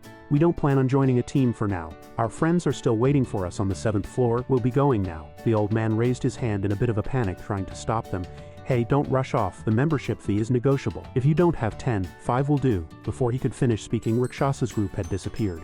Back in the cave, Dragon King was still angrily muttering, "Swindler old man, does he think we're newbies who don't know anything? If Rakshasa hadn't stopped me, I would have cursed him out." Moonshadow gently advised, "We should just ignore people like that. There's no need to argue with them." "Exactly. It's not that old people are bad, it's that bad people get old," he said calmly. Seeing everyone, Moonshadow waved happily and greeted, "Titan, little princess, we're back." Jichu and Little Rabbit responded happily, "Big brother Rakshasa, you're back." Chen Shao pointed at Rakshasa, surprised by their appearance. "You, how are you here? My men said you were already at the boss." Chen Shao's subordinates, sweating profusely, pointed at Rakshasa's group. "Young master, it's this archer Rakshasa. He seems to have summoned the little giants to deliver food." Chen Shao was furious, his face flushed, and he shouted in disbelief, "He can summon little giants? Impossible." Rakshasa stood there calmly and said, "Titan, I'll open the way for you. After you're done, please come back. I want to take Little Rabbit through the level with you." Little Rabbit, though unwilling, could only clench her fists. "Okay, no problem," Titan agreed happily. Rakshasa placed his hand on the ground again, and a blue energy appeared once more, summoning monsters in front of them. Titan smiled confidently.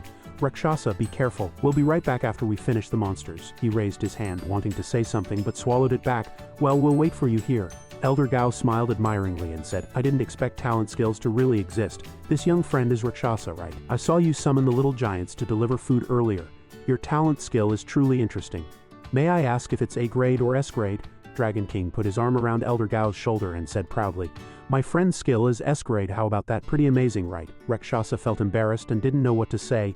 Elder Gao smiled and said, "So it's an S grade talent. No wonder, Rakshasa, I know people in the National Security Department. The country needs talents like you. Are you interested in joining the National Security Department?" As soon as Elder Gao finished speaking, Dragon King frowned and gasped in surprise. "What, the National Security Department?" he asked, his voice trembling. Rakshasa also widened his eyes, surprised by what the old man said.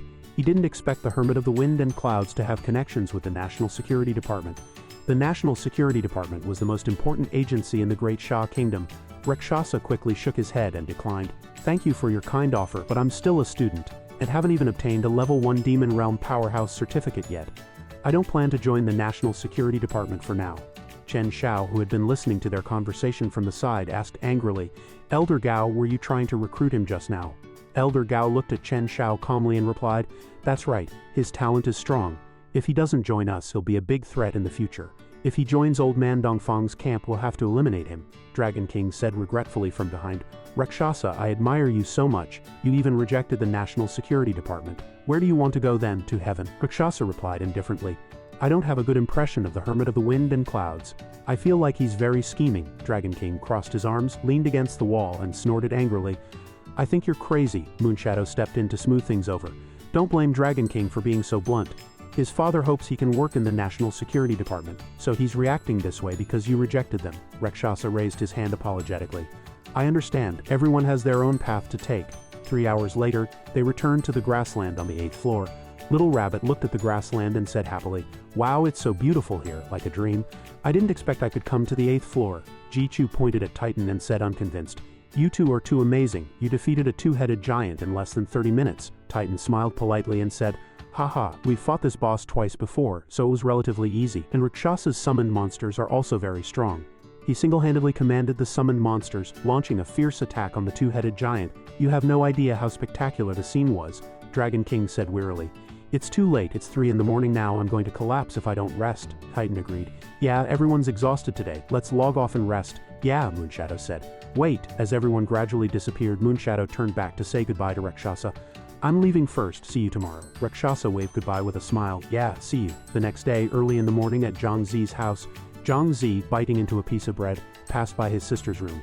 Xiao Feng, I'm going to school. Okay, just as he stepped out the door, a luxury car sped over and stopped in front of his house. A woman wearing a sexy red dress stepped out of the car, and Zhang Zi pointed at her in surprise. Sister Zhang said gently.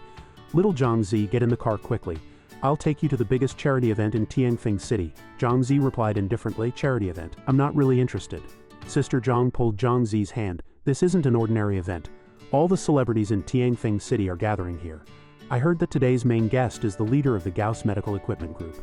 Zhang Zi asked curiously, Gauss Medical Equipment Group, is that the company that sold my sister the artificial kidney? Sister Zhang pushed Zhang Zi into the car. Let's talk about it in the car. I need to take you to change clothes and get dressed up first. The event is about to start. He asked blankly, I have to change clothes? Inside a magnificent villa, hundreds of people stood at the entrance and dozens of luxury cars were parked in front of the villa. Inside was a scene of pure white and splendor, the villa brightly lit. Crystal chandeliers sparkled, people in elegant attire conversed gracefully, and music played softly. Zhang Zi was suddenly pulled in by Sister Zhang, looking handsome in a well-tailored suit. Sister Zhang, holding a glass of wine, smiled and said, I didn't lie to you, did I? All the celebrities of Tianfeng City are gathered here. Take a look around, I'll go greet a few big bosses. Zhang Zi, holding a glass of orange juice, said softly, Sister Zhang, go ahead. Zhang Zi walked around the hall when suddenly a voice rang out, Oh, Zhang Zi, you're here too? Zhang Zi was startled and recognized Wang Yang. Wang Yang, you're here too? Wang Yang joked with him. Zhang Zi, who brought you here? You can't get in without an invitation. Zhang Zi was about to speak when he noticed a familiar face standing behind him, Chen Feng. Wang Yang turned around and asked in surprise, What, you know Chen Feng? Zhang Zi was silent for a moment, then said, No, I don't. Chen Yang, who had just picked up his wine glass, noticed something else and muttered, Huh, isn't that? He walked up to Moonshadow and teased, Oh, it's Sister Moonshadow, I've been looking for you. Moonshadow was startled, turned around, and quickly denied, Chen Feng, what nonsense are you talking about? Chen Feng reached out to touch Moonshadow's hair, teasing her. Sister Moonshadow, weren't you very impressive in the demon realm yesterday? Moonshadow angrily slapped his hand away. Chen Feng, take your hand away. Chen Feng became even more presumptuous, saying in a flirtatious tone, Sister Moonshadow, you're too fierce. Anyway, we have a marriage contract. Why don't we start cultivating our relationship? Moonshadow turned around angrily and scolded, You're crazy, I don't know what nonsense you're talking about. Moonshadow's hand was grabbed and a smug smile spread across his lips. Moonshadow, don't go. Moonshadow gritted her teeth in anger but was helpless. You, Lu Moonshadow. A gentle voice rang out, attracting everyone's attention. Zhang Zi approached Lu Moonshadow with a beaming smile and eyes sparkling with joy. Moonshadow was stunned. The boy looked familiar, but who was he? Zhang Zi smiled and waved to Moonshadow. Lu Moonshadow, come over. I'll introduce you to some friends. Moonshadow grabbed the lifeline and ran over. Okay, I'm coming. Seeing this, Chen Feng angrily pointed at Zhang Zi and told him to stop. I remember your name is Zhang Zi, right? Chen Feng walked closer and yelled at him. Why the hell do you keep going against me? Zhang Zi casually straightened his tie and replied, Do I know you? You must have mistaken me for someone else. I don't know you at all. I haven't settled the score with you from the Cloud Top Club last time. Chen Feng snorted coldly.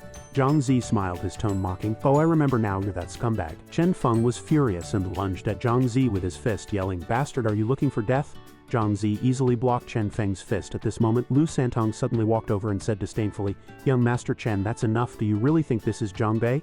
When Moonshadow saw Santong, she happily called out, "Uncle Six." When Chen Feng saw Santong, he immediately broke out in a cold sweat. Santong said coldly, "Although our families arranged your engagement with Moonshadow back then, who could have foreseen what would happen in the future? Besides, this isn't Zhang Bei. Young Master Chen, please conduct yourself with dignity." Chen Feng suppressed his anger, clenched his fists and said through gritted teeth, "Lu Santong, you're very good. I've had enough fun for today anyway."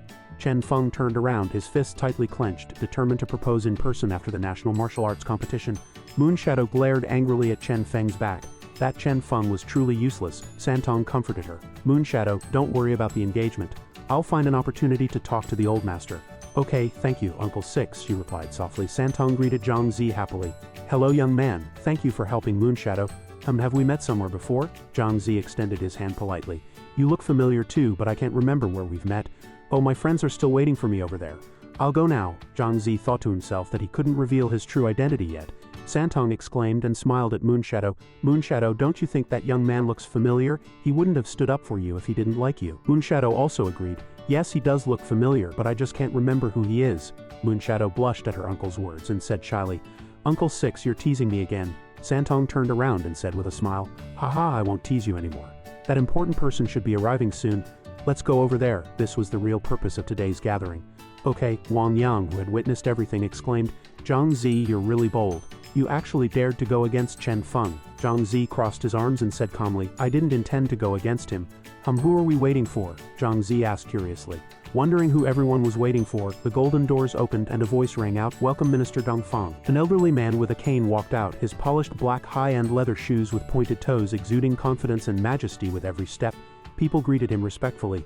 "Minister Dongfang, good evening." Minister Dongfang walked out with Xiaoqin and his bodyguards, returning their greetings happily. "Yes, good evening everyone." "Minister, hello." Everyone rushed to ingratiate themselves with Minister Dongfang. "Minister Dongfang, you look so vigorous." Zhang Zi saw Xiaoqin and muttered to himself, "It's her." Wang Yang heard Zhang Zi and opened his mouth in surprise. "No way, you even know Minister Dongfang from the Ministry of National Security?" Zhang Zi replied nonchalantly. "Oh, the Minister of National Security." In the distance, Xiaoqin also recognized Zhang Zi and thought to herself, "I didn't expect him to be here too." The auctioneer, seeing that everyone had arrived, continued. Next, the second part of the evening, the auction. The auctioneer turned to point at the screen. The auction item is this calligraphy and painting presented to Mr. Wang Zijin. An ancient scroll of calligraphy and painting was placed in a luxurious glass case, eliciting gasps of admiration from the crowd. As soon as Zhang Zi saw the auction item, he was shocked. How did this calligraphy and painting end up here? Could it be? Zhang Zi looked back and finally saw Boss Li in the crowd. As expected, Boss Li is here too. That bastard used Lao Ba and Crazy's lives to make money. He's so inhumane. I must get justice for them, Zhang Zi said angrily. Zhang Zi said to Wang Yang, who was enjoying the food, "Hey, I have something I need your help with." Wang Yang asked blankly, what is it?" After listening to Zhang Zi's whisper in his ear, Wang Yang nodded in understanding. Wang Yang looked very surprised. Zhang Zi, this is very dangerous." Hearing this, Zhang Zi didn't want to force him and said, "It's okay. If you think it's too difficult, I can find another way." However, the chubby man said with a firm attitude, no problem, I'll help you with this." After saying that, Wang Yang walked straight to the backstage where there was a partition. In the backstage, he covered his mouth with a cloth, held a USB flash drive in his hand and looked a little anxious. On the stage, Sister Zhang was unaware of Wang Yang's whereabouts. The starting price for the work presented to Mr. Wang Zijin is 5 million. Anyone who likes this calligraphy and painting can start bidding. 5 million, 6 million. Suddenly, a strange sound came from the stage screen, and Sister Zhang had to turn around abruptly. The huge screen showed a picture of Boss Li receiving the painting from a strong man wearing a duckbill cap. Seeing this, the people below were very surprised and talked about it. The person on the screen is Boss Li, right? What he's holding in his hand seems to be the painting presented to Mr. Wang Zijin. At this time, Boss Li was very scared and panicked. He kept asking, "What's going on? Who played this video?" The screen continued to play a picture of a bald, scarred bodyguard following Boss Li and shooting a trading man with a gun. The scene just now made Sister Zhang angrily question, "Boss Li, how could this happen? Do you have anything to explain?" With conclusive evidence, he still denied it. "Who is it? Come out, who dares to frame me?" Zhang Zi suddenly spoke up. "Boss Li, if you don't want people to know, don't do it. Your methods of murder and robbery can't be hidden." Hearing this, he was furious. "Who are you? How dare you frame me? Does everyone want to know who the murderer in the video is?" After saying that, he walked towards Xiaoqin. "Hello, I'd like to trouble you to confirm something. Is the murderer in the video the serial killer Huang Hanfei, who was just arrested by the police a few days ago?" As soon as the words fell, the venue was filled with discussions. "Who is the murderer? What? Boss Li is actually involved with a serial killer? After some verification, Xiaoqin decisively ordered. I've just verified that the man in the video is Huang Hanfei. Arrest Li immediately. 2 bodyguards escorted Boss Li away, and the crowd was still talking about it. Unbelievable. I thought he was a patriotic businessman, but he turned out to be a murderer. My goodness, I never expected Boss Li to be this kind of person. Young man, well done. We were all deceived by his hypocritical appearance. If it weren't for this young man, we might still be kept in the dark. At this time, Zhang Zi was relieved. Lao Ba, crazy, I've avenged you. The scene just now made Minister Dongfang very satisfied. Xiaoqin, you really have a discerning eye. This young man is really interesting.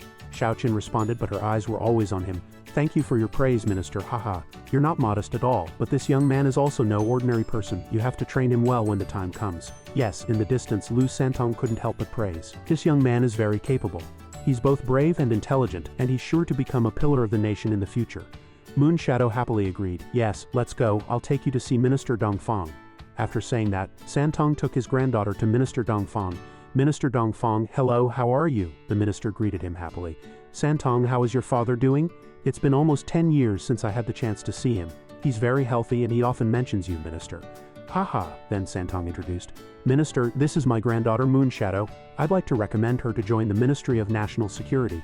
I know the Ministry of National Security requires employees to have at least an A- grade talent and a level 2 Demon Realm expert certification. He patted Moon Shadow on the shoulder and said proudly, Moon Shadow was lucky enough to awaken an S-grade talent, although she's only a level 1 expert now. But I can guarantee that she'll get her level 2 Demon Realm expert certification in less than a year. So, I'd like to ask you to take her in. Moon Shadow also greeted him sensibly. Minister Dongfang, hello. The minister looked very satisfied. Not bad, the younger generation is truly formidable. Santong, I personally have no objection to this matter, but we still have to follow the procedures. After all, we can't let people talk behind our backs, right? Santong hesitated after hearing this. Minister Dongfang continued, Director Xiaoqin is now in charge of personnel at the Ministry of National Security. You can talk to her. I won't get involved in this matter. Santong also hurriedly greeted her. Yes, Director Shang, please take care of my granddaughter's matter of joining the Ministry of National Security. Shang Chen smiled friendly and said, It's a small matter. As long as she meets our standards, joining the Ministry of National Security won't be a problem. But if she doesn't meet them, I hope you can understand that it's only natural. At this moment, the auction ended, and Sister Zhang walked up to Zhang Zi. Zhang Zi, you're so cool. I didn't expect you to dare to expose that evil Boss Li. Oh, the leaders of the medical device group have agreed to give you priority for the new artificial kidney product. He just replied indifferently. Okay, Sister Zhang, thank you. Since everything is settled and there are no problems, I'll take my leave. Sister Zhang continued to persuade him to stay. Leave? Where are you going? This is a once-in-a-lifetime opportunity. All the dignitaries in the province are here. Don't you want to get to know them? Zhang Zi just smiled awkwardly and refused. Well, Sister Zhang, thank you, but I have other things to do, and I'm not very good at socializing. Sister Zhang had to say oh, and wave goodbye to Zhang Zi. Sister Zhang, I'll go first. If you need anything, feel free to look for me. She couldn't help but feel sorry for him in her heart. Alas, Zhang Zi is still too young. Tonight's opportunity is what many people dream of. After Santong finished his business, he said to Moon Shadow, don't worry, there won't be any problem joining the Ministry of National Security. However, Moon Shadow's eyes were always fixed on Zhang Zi. That's not it, Uncle Six. I was just looking at the person who helped me out of trouble just now. Moon Shadow observed for a long time and discovered something. Uncle Six, don't you think he looks like someone? Santong asked suspiciously. Who? Rakshasa. Hearing this, Santong was a little surprised. Rakshasa from the demon realm, that archer? That's right, I feel like they look very much alike. Then why don't I go to the demon realm and ask Rakshasa directly? This idea lit up in Moon Shadow's mind like a light bulb, and she said happily, That's right, how didn't I think of that? I'll go to the demon realm and ask him now. Santong was startled by this. Uncle Six, I'll go first. After saying that, Moon Shadow left in a hurry. Santong smiled and said goodbye to her, thinking in his heart, It seems this girl is really infatuated. Rakshasa, you're so charming that you can captivate the apple of the Lu family's eye. Later, on the 8th floor of the demon realm, Zhang Zi appeared as Rakshasa. At this time, his team had just returned from battle, and Titan and Dragon King supported each other as they walked over. Hey, this isn't killing monsters, it's clearly self-torture. Exactly, we've never been this miserable. Hearing this, Zhang Zi asked worriedly, What's wrong? Did you encounter something? Titan replied dejectedly. Alas, don't mention it. Moon Shadow was busy and didn't come today. We went to fight monsters and ran into more than 300 centaur cavalry. Dragon King continued. It was so terrifying. More than 300 cavalry gathered at once. We were lucky to escape with our lives. Zhang Zi immediately understood the problem. 300 centaur cavalry. How could a small team of a few adventurers fight against them? Even a team of dozens of adventurers wouldn't have this ability unless there were hundreds or thousands of people to defeat the Centaur cavalry. Titan said dejectedly. Alas, that's right, there are only more than 3 months left before the level 2 Demon Realm expert assessment. It's difficult to improve our strength like this. At this moment, a magic circle appeared on the ground and Moonshadow appeared. Sorry, I was delayed by the banquet and came late. It's not late, we were just beaten to a pulp. Seeing that Rakshasa was already there, Moonshadow couldn't help but wonder, did he come so early? If Zhangzi and Rakshasa are the same person, then why didn't he admit it when Uncle Six asked him? Is it because he has his own reasons for not admitting it, or does he not trust us? The little princess saw that everyone had arrived and said excitedly, Okay, everyone is here. Let's continue to fight monsters. Zhangzi opened the book and flipped through it. According to the Demon Realm manual, the monsters on the 8th floor of the Demon Realm are all centaurs divided into 3 professions. Titan said, well, everyone is here. Let's discuss the plan as we go. The ordinary monsters on this floor are very terrifying. Centaur archers are good at long-range attacks, have superb archery skills, and are very alert, not giving adventurers a chance to get close. Once they encounter danger, they will immediately distance themselves from the adventurers. Centaur warriors don't move fast, but they are equipped with full sets of iron armor and giant axes, and their attack power is extremely strong. Centaur cavalry are very agile, very fast, and equipped with leather armor and scimitars. Inflicts massive damage on ground targets. Finally, the leader of the 8th floor of the Demon Realm is the Centaur General, who is said to be on the platform of the high camp. 3 armies guard the surroundings, and the leader uses a token to command the armies to attack targets and enemies. On the green grassland, a group of people walked forward in this way, with Titan walking in the front, not forgetting to remind everyone, be careful, don't be discovered. Centaurs will definitely appear ahead. Everyone answered in unison. Understood. After a while, Titan warned loudly, be careful, Centaur warriors. In front of them were many Centaur warriors wearing iron armor and wielding sharp double-edged axes. Titan quickly raised his shield to block in front, ensuring the safety of his teammates. Then he said to Zhangzi, Zhangzi, the leaders you've worked so hard to collect will be in danger if they're surrounded and attacked by centaurs. So don't summon them for now. Can you try to lure one over first? Zhangzi agreed without hesitation, thinking in his heart, that's right, we must make reasonable use of summoning leaders. Going back and forth to collect them will waste a lot of time. Then he shot a powerful arrow at a centaur warrior, to attract his attention. As expected, the centaur saw the danger and immediately neighed. In front of them were many centaur warriors wearing iron armor and wielding sharp double-edged axes. Titan quickly raised his shield to block in front, ensuring the safety of his teammates. Then he said to Zhangzi, Zhangzi, the leaders you've worked so hard to collect will be in danger if they're surrounded and attacked by centaurs. Therefore, summoning is not advisable at the moment. How about you try luring one over first? Zhangzi agreed without hesitation. He thought to himself, that's right, we must use the summoning leader wisely. Rushing back and forth to collect items would waste a lot of time. Then he fired a powerful arrow at a centaur warrior to attract its attention. As expected, the centaur sensed the danger, neighed, and turned to charge at Zhangzi and the others. Success, it's coming alone, let's concentrate our efforts to defeat it.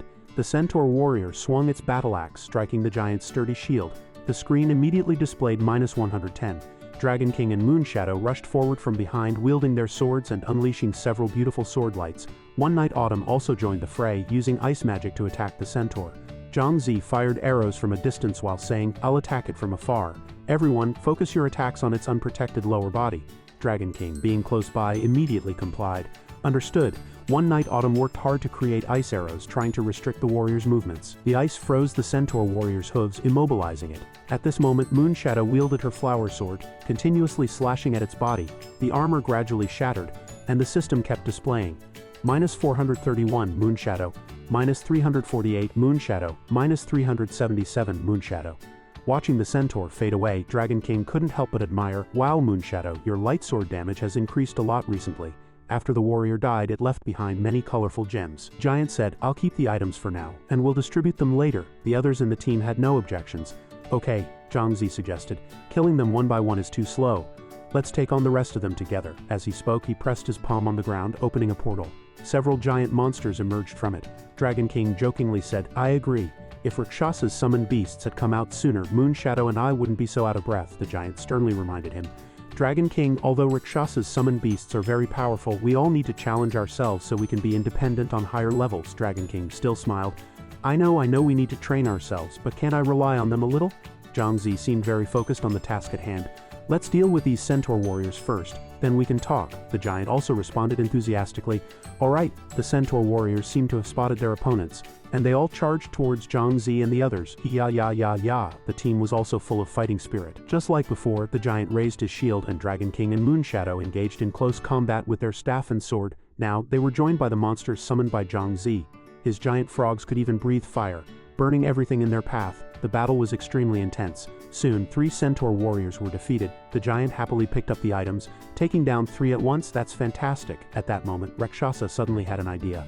I just had an idea. Why don't we form our own guild? Everyone was stunned by this suggestion. Little princess, form a guild? Are you going to fund it? The giant said. It's not that we haven't thought about it, but forming a guild costs a lot of money, and we have to be responsible for every member providing things like magic soul orbs, health potions, weapons, and equipment. One night Autumn added, it's not just that. If a member dies unexpectedly, the guild has to pay a large compensation. Rakshasa pondered, stroking her chin. It was indeed not simple, but adventurers joining guilds was an inevitable trend of the future. The giant said, yes, but with our current strength, we can only wait until later. At this moment, the group arrived at a camp where many people were gathered. The giant said, that's the centaur's stronghold ahead. The leader is inside. Rakshasa had a new discovery. Hey, these people look familiar. That's right, it's Brother Black Carp. While everyone was discussing and wondering how to fight, the giant stepped forward to greet them. Brother Black Carp, what's wrong? Is someone trying to monopolize the leader again? Seeing a familiar face, Black Carp sighed and said, it's you, Brother Giant. No one is monopolizing the leader, but the centaur general inside isn't an ordinary leader. He's an elite leader. Everyone was surprised. Rakshasa blurted out, what, another elite leader? The little princess continued. An elite leader on the 8th floor? How terrifying will his strength be? It's no wonder everyone is standing here. Rakshasa was very puzzled. The elite leader on the 1st floor was already very strong. What would the elite leader on the 8th floor be like? Dragon King slumped to the ground in despair. Sigh, don't even think about it. It seems we have no hope today. The giant was also helpless. There's no way to clear it today. Let's return to the altar and log off early. Rakshasa's attitude was similar. Looks like that's all we can do. The little princess also sighed. Sigh, so unlucky. Moonshadow suddenly spoke. Rakshasa, there's something I want to, but before she could finish, Rakshasa had already logged off. Moonshadow could only think dejectedly. Never mind. The next day at school, a loud voice rang out. Zhang Zi, you're finally here. It was Fatty Wang Yang's voice. Hey buddy, why are you so late? Do you know who came looking for you earlier? Zhang Zi was confused. Huh? Who came looking for me? Wang Yang interrogated him like a criminal. Tell me, what's your relationship with the goddess Lu? Moonshadow? She came looking for you twice this morning. Zhang Zi didn't know how to explain. She and I? At that moment, Moonshadow walked to the classroom door. Zhang Zi, can you come out for a moment? This surprised the other students. Students swarmed around wanting to see what was going on between Zhang Zi and Moonshadow. Everyone guess what's going on. Why is the goddess Moonshadow looking for Zhang Zi? Who knows, did something happen between them? Hard to say, are you crazy? In no way does Zhang Zi deserve our goddess Moonshadow. I don't believe there's anything between them. Wang Yang pretended to be mysterious and said, that's because you don't know. The person who knows Zhang Zi best is me, Wang Yang. Let me tell you the story between him and the goddess Moonshadow. Everyone was even more curious. What do you mean? You're always with Zhang Zi and you're his good friend. You must know some secrets. Wang Yang sat on the podium and started talking nonsense. Let me tell you, this friend of mine has liked the goddess Moonshadow for a long time, pursued her countless times, but how could someone like the goddess Moonshadow take a fancy to Zhang Zi? So she always rejected him. But perseverance pays off. With his unremitting efforts, the goddess Moonshadow was finally moved and they became a couple. The other boys continued to ask. That's strange. What exactly did Zhang Zi do? The goddess Moonshadow actually came to find him in person, and they even hid in a place where no one was around. Wang Yang held up a finger, signaling everyone to be quiet, and then continued, think about it, what kind of things would a man and a woman do that they wouldn't want others to know? Everyone blushed when they heard this. A clueless girl said loudly, you mean Lu Moonshadow, she's pregnant with Zhang Zi's child? This statement shocked everyone around her. Wang Yang quickly retorted, I didn't say that. I didn't say anything. On the playground, Moonshadow handed Zhang Zi a notebook and said, thank you for yesterday. I don't have anything to repay you with, so take this notebook. It contains some martial arts insights which may be helpful for your upcoming national martial arts competition. Zhang Zi verbally declined, but his hands honestly accepted the notebook. This notebook is your hard work, it's too precious, I can't accept it. Moonshadow had already turned to leave. This time, the school only has 2 places for Qingdai Academy. As far as I know, 1 place has already been internally decided, leaving only 1. Work hard for it. I'll wait for you at Qingdai Academy. Watching the beauty's departing figure, Zhang Zi thought, she probably doesn't know my identity, does she? Probably not. In the small brick house a voice sounded, brother, you're back. As soon as Zhang Zi entered, he saw Shang Qin in the room. Xiao Feng introduced him while holding a plate of fruit. Brother, she's our new homeroom teacher, Teacher Shang. Zhang Zi said in surprise. It's you, he secretly guessed. Could it be because of what happened at the charity gala last time? Shang Qin greeted him cheerfully. Hello Zhang Zi. I'm here today mainly for a home visit. Why are you standing at the door? Are you afraid of me? Xiao Feng said enthusiastically. Brother, have some fruit. Teacher Shang brought them.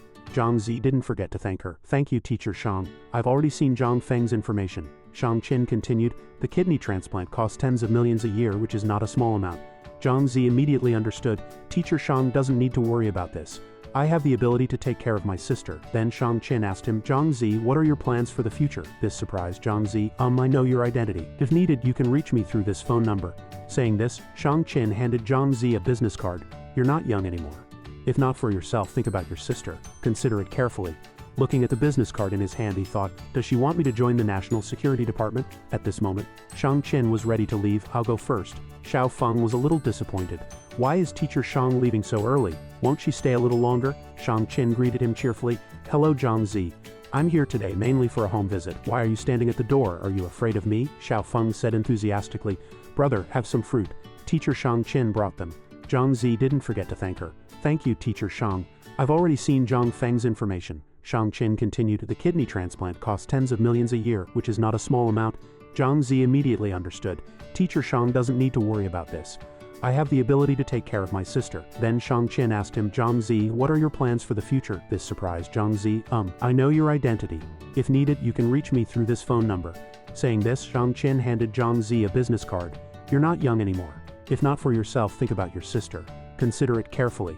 Looking at the business card in his hand, he thought, does she want me to join the National Security Department? At this moment, Shang Qin was ready to leave. I'll go first. Xiao Feng was a little disappointed. Why is Teacher Shang leaving so early? Won't she stay a little longer? Then Zhang Zi asked his sister. When did Ms. Shang start teaching at your school, Zhao Feng? The little girl asked. Oh, about a week ago, big brother, Zhao Feng replied. Zhang Zi understood her intention. The new teacher making a home visit within a week of starting meant she had been paying attention to him. He told his sister, Zhao Feng, make your own dinner. I need to go to Magic Domain early tonight. Zhao Feng pouted. You go to Magic Domain every night. What's so fun about it? I want to see too. In Magic Domain, the scenery was as beautiful as ever. Lush green grass, blooming flowers, sunshine, and a peaceful atmosphere. As soon as he appeared, he saw Giant and Dragon King waiting. Rakshasa were here, Dragon King said eagerly. Hopefully some expert has taken down the elite leader, Giant added. We'll know when we get there. Loud noises came from nearby. Rakshasa asked, puzzled, what's going on over there? An archer named Arrow Through Heart was arguing with a guild leader. Why won't you recruit archers? The archer demanded. What's wrong with archers? Others chimed in. Yeah, why not? The guild leader replied. Archers' damage is too low compared to mages. Their defense is weak, they need support for healing, and they waste a team slot. So please look for another team. Giant, observing from behind, sighed. Archers really aren't popular in Magic Domain. Suddenly, Rakshasa stepped forward and said, Hello, I'm an archer too. Seeing you get rejected gave me an idea. I want to create an archer guild. Would you like to join? Giant, witnessing this, couldn't help but exclaim. Rakshasa, you, Arrow Through Heart, and the other archers were equally astonished. What? An archer guild? Am I hearing this right? Rakshasa continued. I know you don't believe me, and that's fine. If you join the guild, I guarantee no fees, no losses, and I can even guarantee to help you clear the 8th level. How about it? Are you willing to give it a try? The others burst into laughter. Haha, I bet he's a scammer. He'll trick people into joining, then collect guild fees and disappear. I've seen this trick before. Such bragging, you should join my team instead. I'll lead you through all the levels of Magic Domain. Haha, an archer-only guild, a useless class forming a useless guild, a real trash heap, Giant also advised. Rakshasa, it's not as simple as you think. Archers alone can't defeat the bosses. What will you do against the centaur attacks? Send these archers to fight them, Dragon King added. Exactly, listen to Giant. Let's leave before things get out of hand, however, Rakshasa remained confident. Don't worry, I'll deliver on my promise. Arrow Through Heart took the lead. Alright, I believe you. Joining a guild is no big deal. That's right, I'm joining too. We archers won't be bullied anymore. Yes, let's join, we'll fight to the end. Seeing their morale, Rakshasa praised. Excellent. He then successfully friended Arrow Through Heart. Rakshasa announced loudly. Any more archers want to join? I'm only taking 100 members today. No fees. After today, once we clear the 8th level, there will be fees for new members. Think fast. A large group of archers swarmed in from afar. We'll join, no one wants us anyway. Let's go all in. Exactly, we're joining too. We're tired of being pushed around. Seeing this, Giant reminded Rakshasa. Rakshasa, there's no turning back now. You've recruited so many members, you can't disband the guild even if you wanted to. Dragon King had a different opinion. Rakshasa is our brother. We should trust him. Let's join too. One Night Autumn immediately agreed. Yes, we should support him. Little Princess was skeptical. What? Are you kidding me? How can you win with only archers? Moonshadow, on the other hand, said, I'm in. I believe Rakshasa has a reason for doing this, Light Little Rabbit timidly added. Me too, Dragon King said. Although Rakshasa is a bit impulsive, he's our brother, we have to support him. Seeing everyone's enthusiasm, Giant joined as well. Alright, if no one has any objections, then let's join together. Dragon King was the first to speak, asking, Rakshasa, does your archer guild accept people like us? Rakshasa replied with a smile. Haha, of course we do. Not only accept, but you'll be high-level members, enjoying the highest level of privileged benefits, Little Beast said excitedly. Great.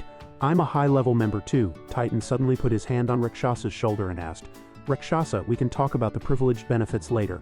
Let's get through this level first. How do you plan to command the Archer Guild to defeat this level's Centaur General Boss? Rakshasa replied calmly with a confident look. Well, you'll find out when the time comes. One arrow, One Heart asked happily. Guild leader, we already have 100 archers. What do we do next? Oh my, we've reached 100 so quickly, good. Everyone go to the trading house immediately and buy a shovel and a spade each. One arrow, One Heart was confused. What? Shovels and spades? Rakshasa continued. That's right. If they don't have those, buy other weapons that can be used for digging, such as longswords, axes, etc. They will be used to fight monsters. He stopped asking questions. Understood. Rakshasa moved his fingers, excitedly saying, the show is about to begin. Subsequently, Rakshasa led the team forward, while the others discussed the team enthusiastically. My goodness, all archers, are they planning to hold an archery competition? Are these people crazy? Or have they lost their minds looking for death? They don't even have any defensive classes. If they encounter Centaur cavalry, a single charge will be enough to wipe them out. Let's follow them and watch the show, see how these archers die, ha ha ha. So the group followed behind. They arrived at a plain filled with Centaur warriors, and Rakshasa signaled everyone to stop. Next, everyone must listen carefully to my command. One arrow, One Heart said. Understood. Guild leader, what's our battle plan? I'll go first. Everyone shoot arrows from behind. Autumn Knight of Knowing worriedly said. Be careful, these cavalry are very fast. They can charge dozens of meters in less than 5 seconds. Seeing Titan about to raise his shield, Rakshasa stopped him. Big brother Titan, no need to trouble you this time. It's okay, everyone just wait. Moonshadow shouted worriedly. Rakshasa, be careful. At this moment, Rakshasa was already holding the immortal bow, standing at the front. All archers, listen to my command. Don't attack for now. Prepare your arrows, lock onto the Centaur cavalry I lure over and wait for my command. Everyone responded in unison. Understood. Then he shot an arrow, aiming at the butt of a Centaur warrior. The arrow whistled through the air, hitting its target. The Centaur immediately went berserk, charging towards Rakshasa. Rakshasa calmly informed all the archers, prepare your arrows. Rakshasa ordered fire. So hundreds of arrows shot towards the Centaur warrior. It had no way to resist and could only watch its health drop, -177, -195, -208, -317, -177, -228, -267, -99, until its health dropped to 0%. This scene shocked everyone watching. Dragon King exclaimed, my goodness, 100 people's damage combined, little princess, 1,000 points of damage. It's terrifying, arrows constantly flying. Those Centaur warriors who tried to attack them fell before they could even make a move. The archers cheered. Haha, this is so much fun. We archers aren't useless after all, we just didn't choose the right way to fight. This is the correct way for archers to fight, not solo combat, Rakshasa also said. That's right, this is the true power of archers, Rakshasa ordered again. Clear the battlefield, there are still many small monsters to eliminate ahead. The archers responded in unison. Understood, the onlookers no longer looked down on the archers. The damage is too high, yeah, 1 arrow each. I never thought archers working together would be so strong. The archers were very excited to hear this. In this way, Rakshasa kept attracting Centaur warriors, and then commanded the archers to shoot. The sharp arrows fell on the Centaurs' heads like rain. They had nowhere to escape and could only passively take the beating.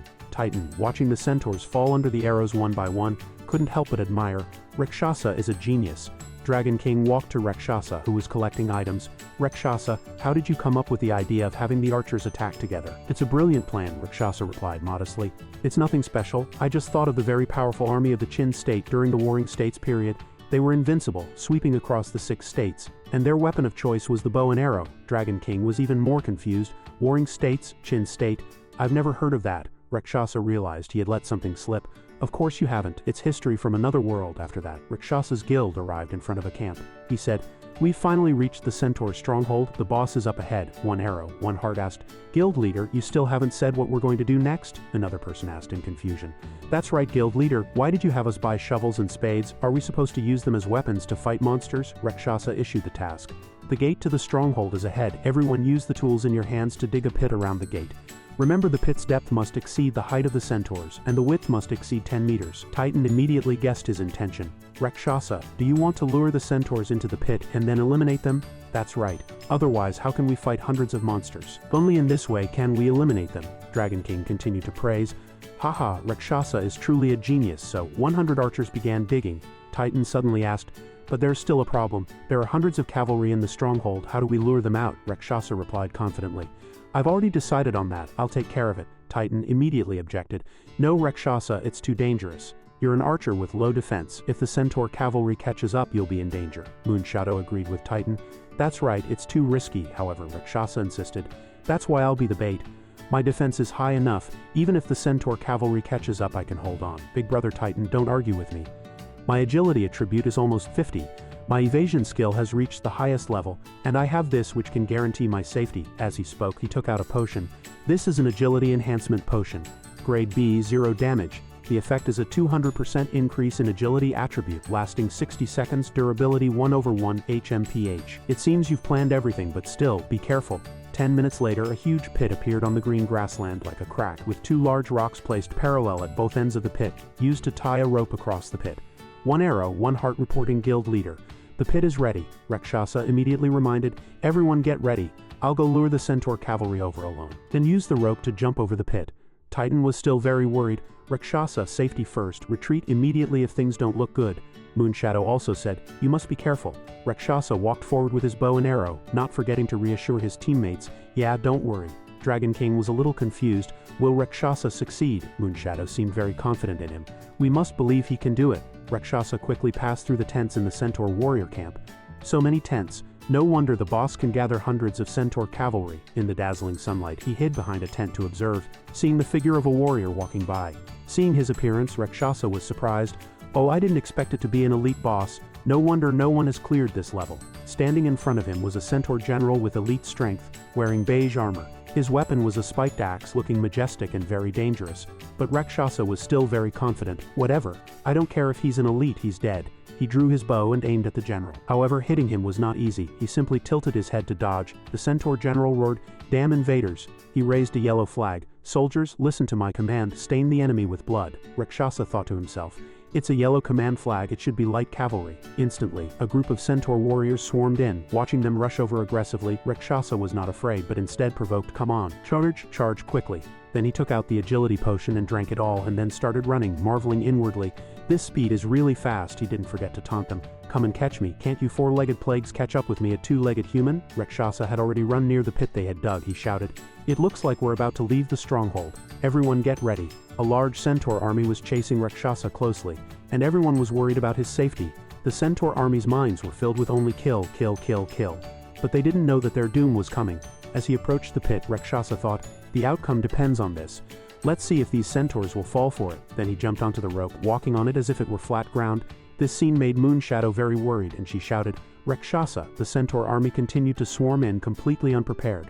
Just like that, they fell into the huge pit one by one. Rakshasa was now standing firmly on the other side of the pit. He signaled, "Everyone shoot arrows." The archers immediately released their bowstrings and hundreds of arrows shot into the pit. The sharp arrows fell like a storm. The centaur army had nowhere to escape, and their health kept dropping. -121, -121, -232, -301, -293, -184. And just like that, they all went to see their ancestors. This collective power terrified everyone. Damn, I have goosebumps all over my body. This is terrifying. Archers are terrifying. I will never underestimate archers again. The archers were also very excited. Shooting was so much fun. Since I chose the archer class, I've never felt so good. That's right. We used to only use hit-and-run tactics with monsters chasing us from behind, and us running in front, occasionally shooting a few arrows. It was so boring.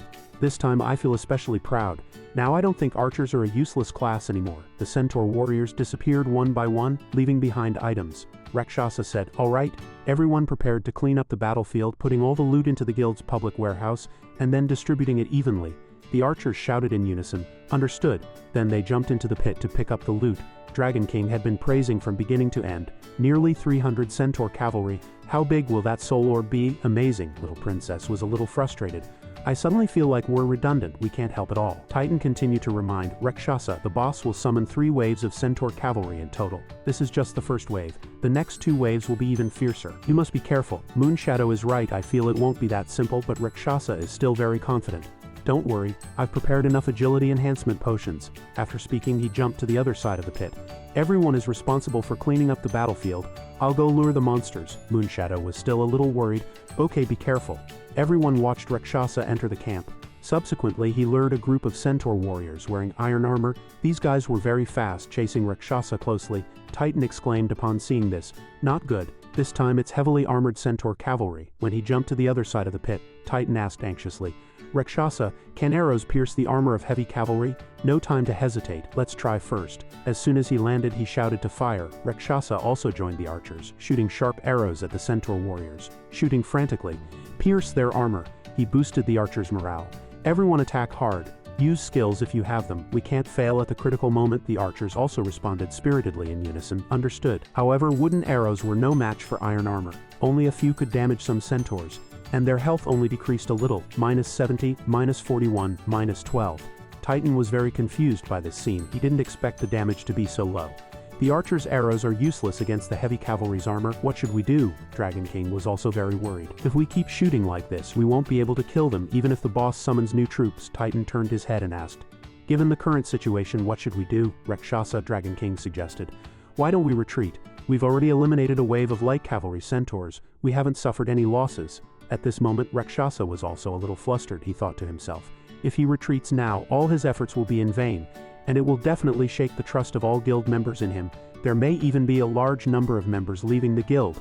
After thinking for a moment, he raised his hand and ordered, everyone stop shooting, Titan asked. Rakshasa, are we retreating? His eyes were full of determination.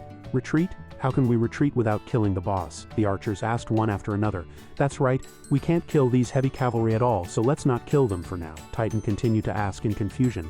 Not kill, Rakshasa. The more I listen, the more confused I get. Rakshasa replied calmly. Since we can't kill them anyway, let's trap the heavy cavalry in the pit. I'll go lure the boss and the last wave of cavalry over. We'll just eliminate the boss directly. Everyone was shocked by this. Moonshadow said, what, you're going to lure the boss and the monsters over by yourself? That's too dangerous, Dragon King also said. That's right, Rakshasa, are you kidding? You're facing a situation where you're almost certain to die. No, you're certain to die, Titan also advised. Moonshadow is right, Rakshasa, don't be impulsive. Even if you could lure the leader and the last elite cavalry here, we wouldn't be able to eliminate them. However, Rakshasa's resolve was unwavering. You must trust me, I have my ways. Time is short, wait for me here. Suddenly, a hand grabbed his wrist, and Moonshadow said firmly, you're not going. Looking at her face, he thought, how Moonshadow Lu, why is her face so red? Moonshadow was extremely anxious. Don't forget, that's an elite leader. One hit from him can instantly kill an opponent. Don't risk your life, retreat with everyone. Rakshasa even teased her. If you want to persuade me, then let me kiss you. Moonshadow's eyes widened in surprise, but her face turned as red as a tomato and she stammered. Okay, I'll let you kiss me. Moonshadow let go of his hand out of shyness, giving Rakshasa a chance to escape. Haha, just kidding, don't take it seriously. Seeing this, Moonshadow was so angry that she cursed. Rakshasa, you jerk. One arrow through the heart. Didn't forget to say goodbye. Guild leader will wait for your return. He reassured them, don't worry everyone, I'll be fine. As he spoke, he summoned a monster, thinking to himself, I didn't expect I was so important in her heart. This scene made several archers gape in astonishment. Oh my goodness, did I see that right? The guild leader is riding a kobold miner? Riding a mount significantly increased Rakshasa's speed. In no time, he arrived in front of the centaur general, and the archers continued to sing his praises. Husband, you're so cool, Rakshasa said to the kobold. Don't waste time talking to him. Kobold buddy, detonate the bombs. The beast responded with 2 barks, then threw the mines directly at the general while Rakshasa drew his bow. The centaur general was furious. You lowly human, do you have a death wish? He sent another group of centaur warriors charging towards Rakshasa. Rakshasa jumped off the kobold and said, Kobold buddy, it's up to you, throw bombs to your heart's content. The beast happily responded.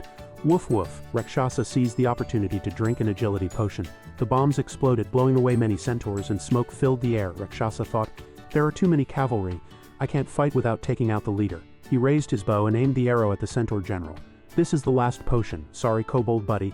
I have to sacrifice you. The centaur general was enraged. He brandished his spear and charged towards Rakshasa. You audacious human, daring to invade my camp, you're doomed. Rakshasa fought and retreated. Who's doomed is not certain, chase me. The kobold was surrounded by warriors. Its health bar was almost empty. It kept barking, woof woof.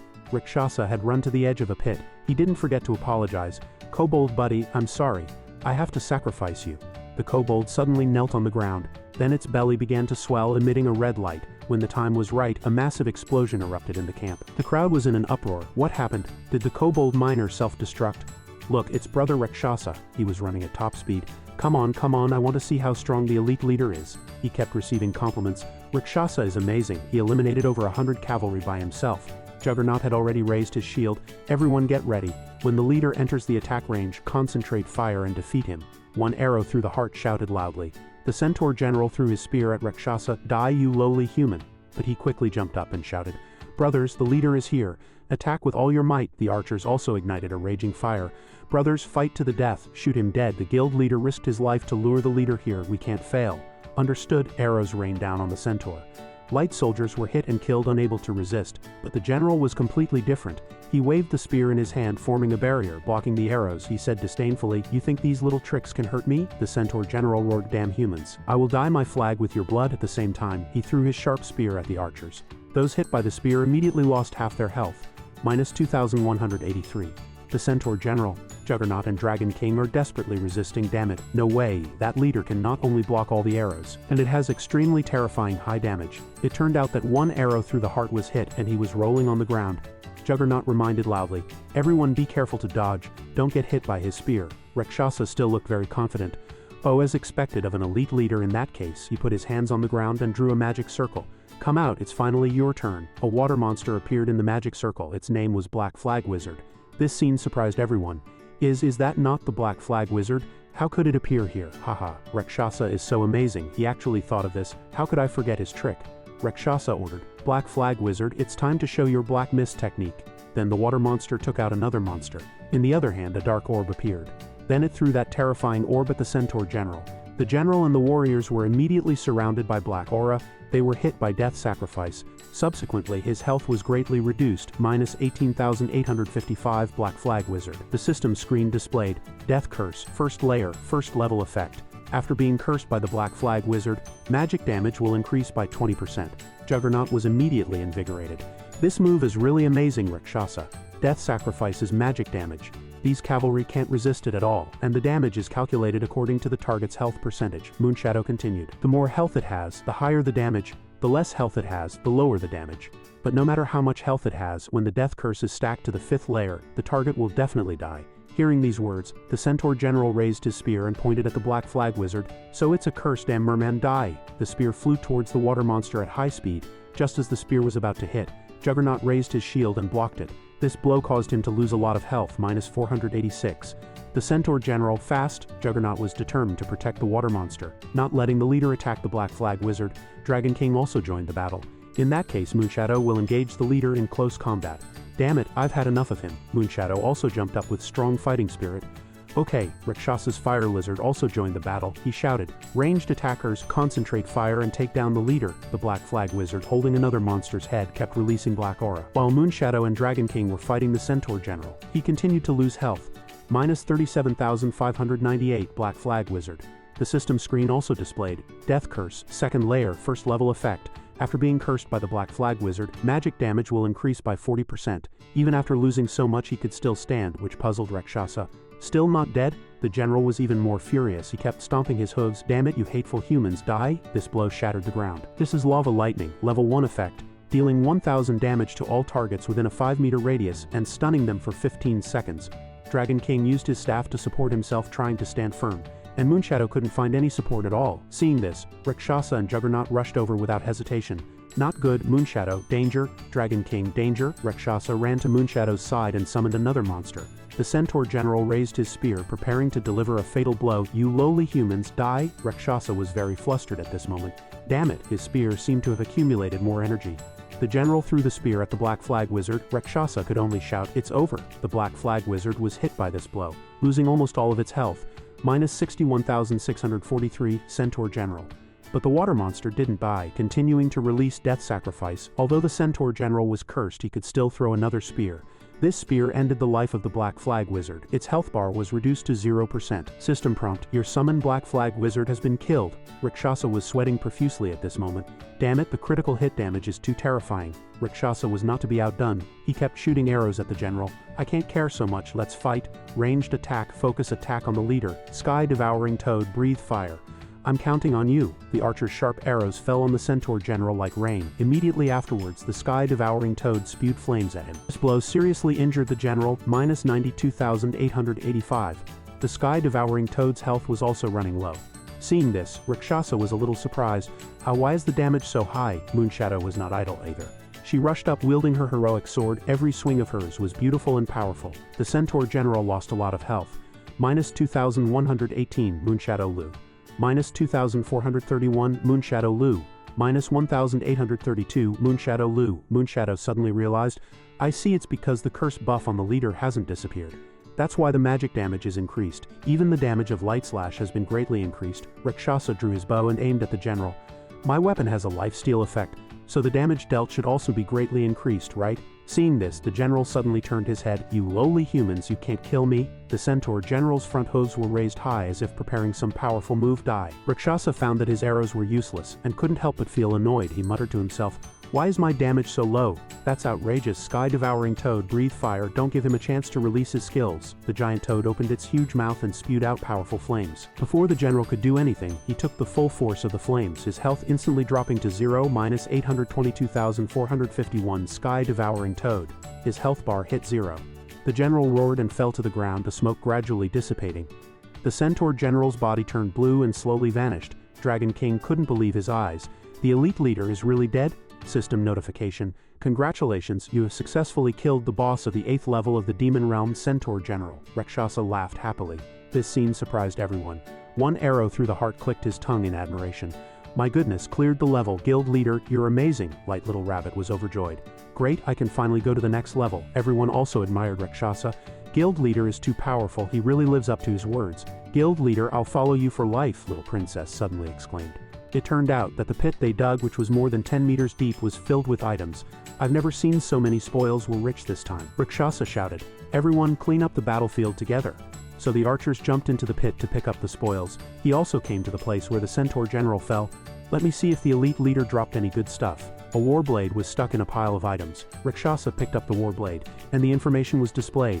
Golden war blade, S rank, attack power 1650 to 3400, effect. Attack speed increased by 20%. Durability 700/700s. I'm very surprised. Oh, it's an S-rank weapon. Haha. Attack speed increased by 20%. The attributes are also good, as expected of an S-rank weapon. Rakshasa held up the warblade and said to the members, the Centaur General dropped this S-rank weapon. Whoever wants it, tell me, we will consider and decide who needs it most. But everyone rushed to say, no need to consider, guild leader. You take it. If it weren't for the guild leader leading us to fight monsters and eliminate the centaur general, we, the despised archers, might still be praying to the gods for blessings on the altar or begging others to help us clear the level. That's right. I'm very happy to have cleared the level today. You can keep all the rewards, guild leader. Consider it a little thank you from me. The guild leader has brought us honor and confidence. I think these are priceless. How dare we ask for more? Did you know that according to market prices, hiring experts to lead us through the level would cost at least 100,000 per person? The boss of the 8th level of the Demon Realm is an elite. I estimate it would be at least 1 million. The guild leader didn't take our money. That's already the height of benevolence. We should be the ones thanking him. Juggernaut also thought so. In today's battle, Rakshasa was the one who strategized and turned the tide, eliminating the monsters. So it was very fair and reasonable for him to take all the spoils. Rakshasa has always been very generous. So he made a great decision.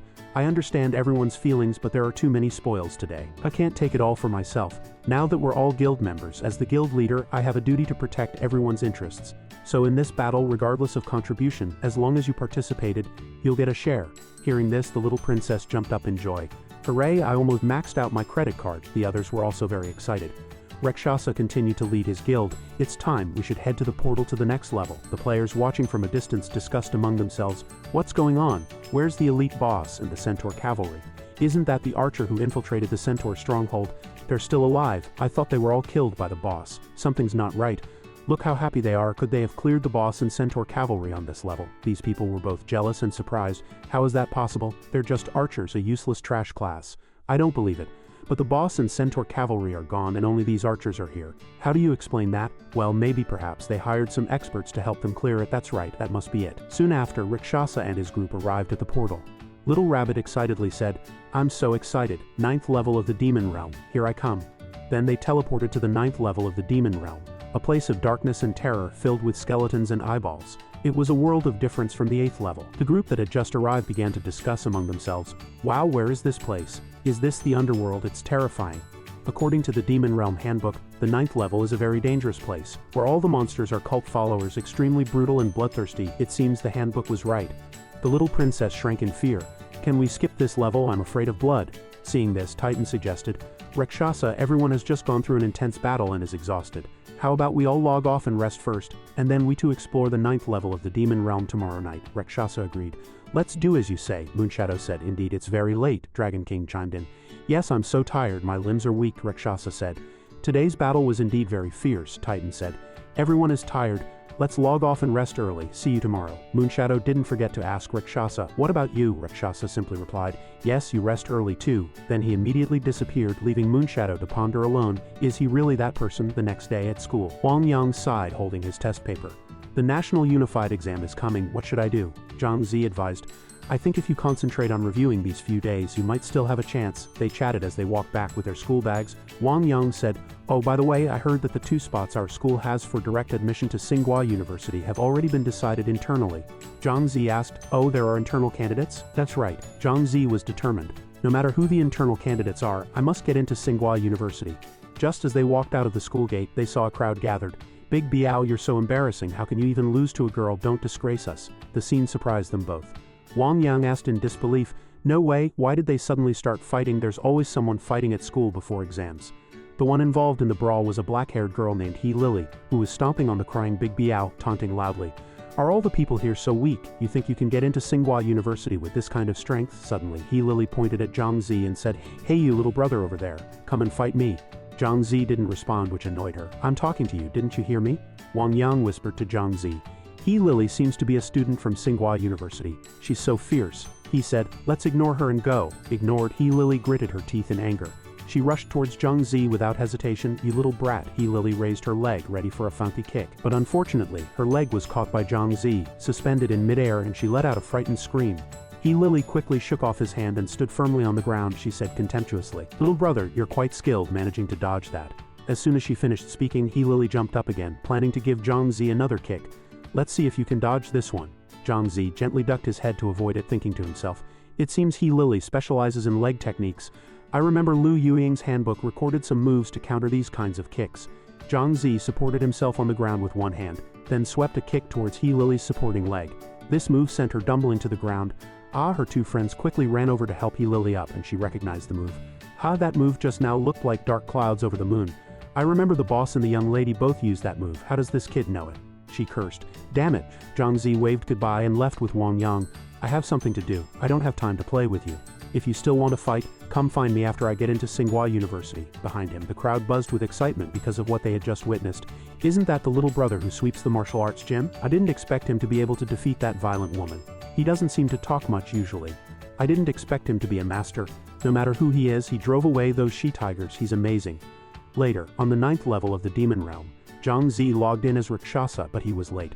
"Crap, I overslept. I'm half an hour late." Rakshasa opened the message box, and a flood of messages poured in. "Titan Rakshasa, we've gone exploring first. Wait for us at the altar when you see this message." Heartshot, "Is the guild leader there?" Lu Yuying, "Rakshasa, are you there?" Dragon King, "Hey Rakshasa, where are you?" After reading the messages, he thought, "It seems I can only wait for them here." Suddenly, an archer called him from behind. "Guild leader, I've been looking for you for a long time," Rakshasa asked. "Are you a member of the guild?" The brown-haired boy with a scar on his eye, Phil Mock, looked very enthusiastic. "Yes, I'm a member of the guild led by the guild leader," Rakshasa said embarrassedly. "Oh, sorry, too many people joined suddenly, I can't remember. Is there something you need?" Phil Mock seemed very anxious. "Guild leader, please go to the 8th level of the Demon Realm to save the guild brothers." Surprised, he asked, 8th level of the Demon Realm? Didn't you go exploring with Titan and the others?" Phil Mock replied, crying. "Because we're too weak, we didn't go with Heartshot's guild but went to the 8th level to level up. As a result, we were chased by 5 heavy barbarian centaur riders. We panicked and ran into a nearby canyon to hide, only to find it was a dead end. Guild leader, please save them." Rakshasa comforted him. "Okay, stop crying. I'll send a message and go with you to check the situation. Philmok prepared to set off without delay. Understood, I'll lead the way for the captain. However, when he turned around, he revealed a sinister smile. Hee, 8th level of the demon realm. A bottomless canyon with huge sharp wooden stakes piercing the sky on both sides. Rakshasa was a little confused. This didn't look like an ordinary canyon. Philmok pointed ahead. It's inside, almost there. He followed Rakshasa and asked, "Are you sure you haven't taken the wrong path? Why are there so many flags and fortifications in this canyon?" Philmok replied, "Absolutely not. The flags dropped on the ground were left by the barbarian centaur riders. If we go further in, there's a wooden watchtower." Upon seeing it, Philmok immediately shouted, "Guild leader, our people are trapped on top, we'll go save them." Rakshasa seemed to have noticed something was wrong. "Don't rush. Below the watchtower are barbarian warriors. Let me count 7 heavy barbarian centaur riders. Well, saving people is the priority." Thinking this, he placed his hand on the ground again. A green light flashed, and a barbarian centaur general gradually appeared. This scene startled Philmok. "Huh, it's a barbarian centaur general," Rakshasa simply said. "Don't be afraid, it's my summoned monster." Then he ordered, "Barbarian centaur general, advance." The barbarian centaur general roared instinctively. He charged straight towards the watchtower. The barbarian warriors also rushed towards the general aggressively. It was ironic that the barbarian centaur general was facing his former subordinates alone. Rakshasa also drew his bow and shot arrows to cover the general. Reminding Philmok, "What are you still standing there for? I'll distract the monsters, you go save the people," he stammered. "Oh, understood." Then Philmok turned and left, unaware of Rakshasa's suspicions about the cunning fellow's plan. He continued to attack the warriors from a distance. Philmok ran quickly into the watchtower. As he drew his bow, he thought, "Quick battle, quick resolution. I have a strange feeling about this place." The barbarian centaur general stomped his hooves using thunder stomp to shake the ground and repel the warriors. This made him feel very strange. Is there more? What other ghosts are there? Humph, barbarian centaur general. Suddenly, a figure flashed behind Rakshasa. "Who?" The barbarian centaur general immediately jumped behind Rakshasa. The hooves heavily trampled the stone slabs, shattering them. Rakshasa quickly realized, as expected, there's a problem. Attack! A crawling figure appeared on the stone slabs. The barbarian centaur general didn't hesitate to pierce the person with his spear, sending him to see his ancestors. Just then, an arrow flew towards Rakshasa from the watchtower, but he dodged it agilely. Rakshasa roared angrily. "Philmok, you tricked me." Philmok stood high up, his face full of malice. "Guild leader, don't blame me. Blame yourself for offending the people of Dawn. Now your bounty has reached tens of millions. With so much money, we're very envious." Chapter 69. Rakshasa dodged agilely. Rakshasa roared angrily. "Philmok, you tricked me." Philmok stood high up, his face full of malice. "Guild leader, don't blame me. Blame yourself for offending the people of Dawn. Now your bounty has reached tens of millions. With so much money, we're very envious." Rakshasa drew his bow, aiming at the high watchtower. "Just the 3 of you can't kill me." Philmok, lacking skill, was naturally hit by an arrow. He yelled, "Ouch," he cursed. "Rakshasa, you're dead today. Let me tell you, this isn't an ordinary canyon. It's a training camp for the barbarian centaur army. The barbarian centaur general is on his way back. You can't escape unless you can kill hundreds of barbarian centaur riders alone." The greedy faces of these 3 archers were extremely ugly. Just then, the rumbling of hooves came. This shocked Rakshasa immensely. Swarms of barbarian warriors surged towards Rakshasa. Philmok and the other archers were overjoyed to see him in danger. "They're back, the barbarian centaur riders are back, ha ha ha. Rakshasa, you're dead. Quick, record the whole process of Rakshasa being killed by the barbarian centaur riders, don't miss a single detail, and send it to them as proof to claim the bounty. Ha ha ha, I'm going to get rich. Don't rush me, I'm recording." The warriors began to attack Rakshasa and the barbarian centaur general. The system suddenly popped up a prompt, "Confirm use of random teleport scroll." Rakshasa tightly gripped the scroll in his hand, thinking, "I didn't expect to be deceived by these despicable people. I won't let them succeed." Under the gaze of the 3 despicable archers, Rakshasa charged towards the watchtower. They continued to mock, "Oh dear, what's going on? Why isn't he using the random teleport scroll to escape? Has he given up? Does he want to commit suicide? Maybe he wants to beg us for mercy, hoping we'll allow him to climb the watchtower to avoid the barbarian centaur general. Forget it, he's doomed to die today anyway. Let's just wait for the bounty." "Ha ha," Philmok said greedily. "Rakshasa, have you admitted defeat? Or do you want to beg me for mercy? Don't dream, I won't let you go. Unless you offer more than the bounty." The barbarian warriors continued to charge aggressively. Philmok became even more smug. "Ha ha, Rakshasa, today is your doomsday. The 15 million bounty is about to be ours." The person holding the camera next to him was also very excited. Rakshasa suddenly spoke. "It seems you've misunderstood. I'm here to take your lives. How dare you deceive me by exploiting my kindness? You'll pay the price." Philmok laughed confidently. "Haha, are you scared out of your wits? You're the one who's going to die. The 500 barbarian centaur riders behind you aren't just for show. Deal with them first and then come find us. Ha ha ha, just wait to die, Rakshasa." Suddenly, the barbarian warriors stopped around Rakshasa. Rakshasa revealed a sinister smile. Rakshasa pointed at the watchtower. Haha, I told you, I'm here to take your lives. This scene made Phil Mock's eyes widen. He stammered in shock. What? How can this be? The three archers began to argue. Shouldn't the barbarian centaur riders be attacking Rakshasa? Why are they just surrounding him without attacking? Didn't you say he could summon monsters? Is it related to that? Are you stupid? If he could summon so many barbarian centaurs, he would have dominated the demon realm long ago. It's definitely not that. Could he have summoned all 500 plus barbarian centaur riders? Rakshasa shouted. General, order the riders to besiege the watchtower. The barbarian centaur general immediately obeyed. He raised the brown flag high and shouted, "Charge!" This was the flag that transmitted orders to the entire army. The barbarian centaur general raised his spear and led the warriors to charge. Soon, the area around the watchtower was crowded with people and horses, bustling with activity. Charge, charge, Phil Mock's two companions asked in terror. Damn it, why are the barbarian centaur riders charging at us? Something's wrong. They should have seen Rakshasa first and focused all their hatred on him. Why are they targeting us, big brother? What do we do now? We're surrounded by barbarian centaur riders. Phil Mock still had the nerve to curse. Damn Rakshasa, we'll fight you to the death. The barbarian warriors began to chop at the wood supporting the watchtower. Even as they were about to die, Phil Mock and the others remained defiant. Rakshasa, Dawn won't let you get away with this. The watchtower collapsed with a deafening crash, followed by the blood loss notifications of the three archers. -492 Barbarian Centaur Rider, -378 Barbarian Centaur Rider, -511 Barbarian Centaur Rider, -507 Barbarian Centaur Rider. Rakshasa stood not far away, warning, remember what I said, anyone who dares to deceive me will die a miserable death. A figure in a brown cloak in the distance witnessed everything, and he sighed, Rakshasa, what a troublesome fellow. Then he opened the system interface to contact other members. Quiet death, the Phil Mock team failed. Dark Beast, I told you, Rakshasa isn't that easy to deal with. Phil Mock and those trash couldn't kill him, Mad Blade. What about the Phil Mock team, Quiet Death? They're all dead, shot to death by barbarian centaur riders, Gravedigger. Shot to death by barbarian centaur riders, how could they be killed by monsters, Quiet Death? It's a long story, but that Rakshasa is really powerful. A Ray of Dawn, send me the recording. Quiet Death, understood. Dark Beast, damn it, he's getting stronger and stronger, even taming the elite-level barbarian centaur general. Boss, we can't let him do as he pleases. It will be very difficult for us to deal with him if this continues, Gravedigger. Agreed. The enemy is right in front of us, yet he can come up with countermeasures so calmly. He's definitely not simple, Mad Blade. But he also has weaknesses. He's just too kind and not decisive enough.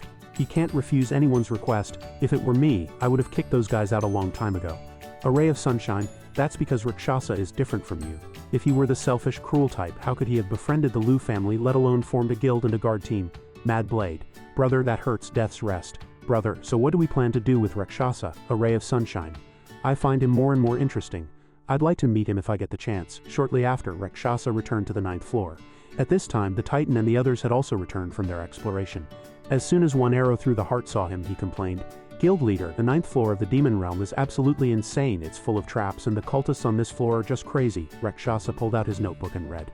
The Demon Realm Handbook states that the monsters on this floor are mainly cultists, including red-robed believers and blue-robed believers.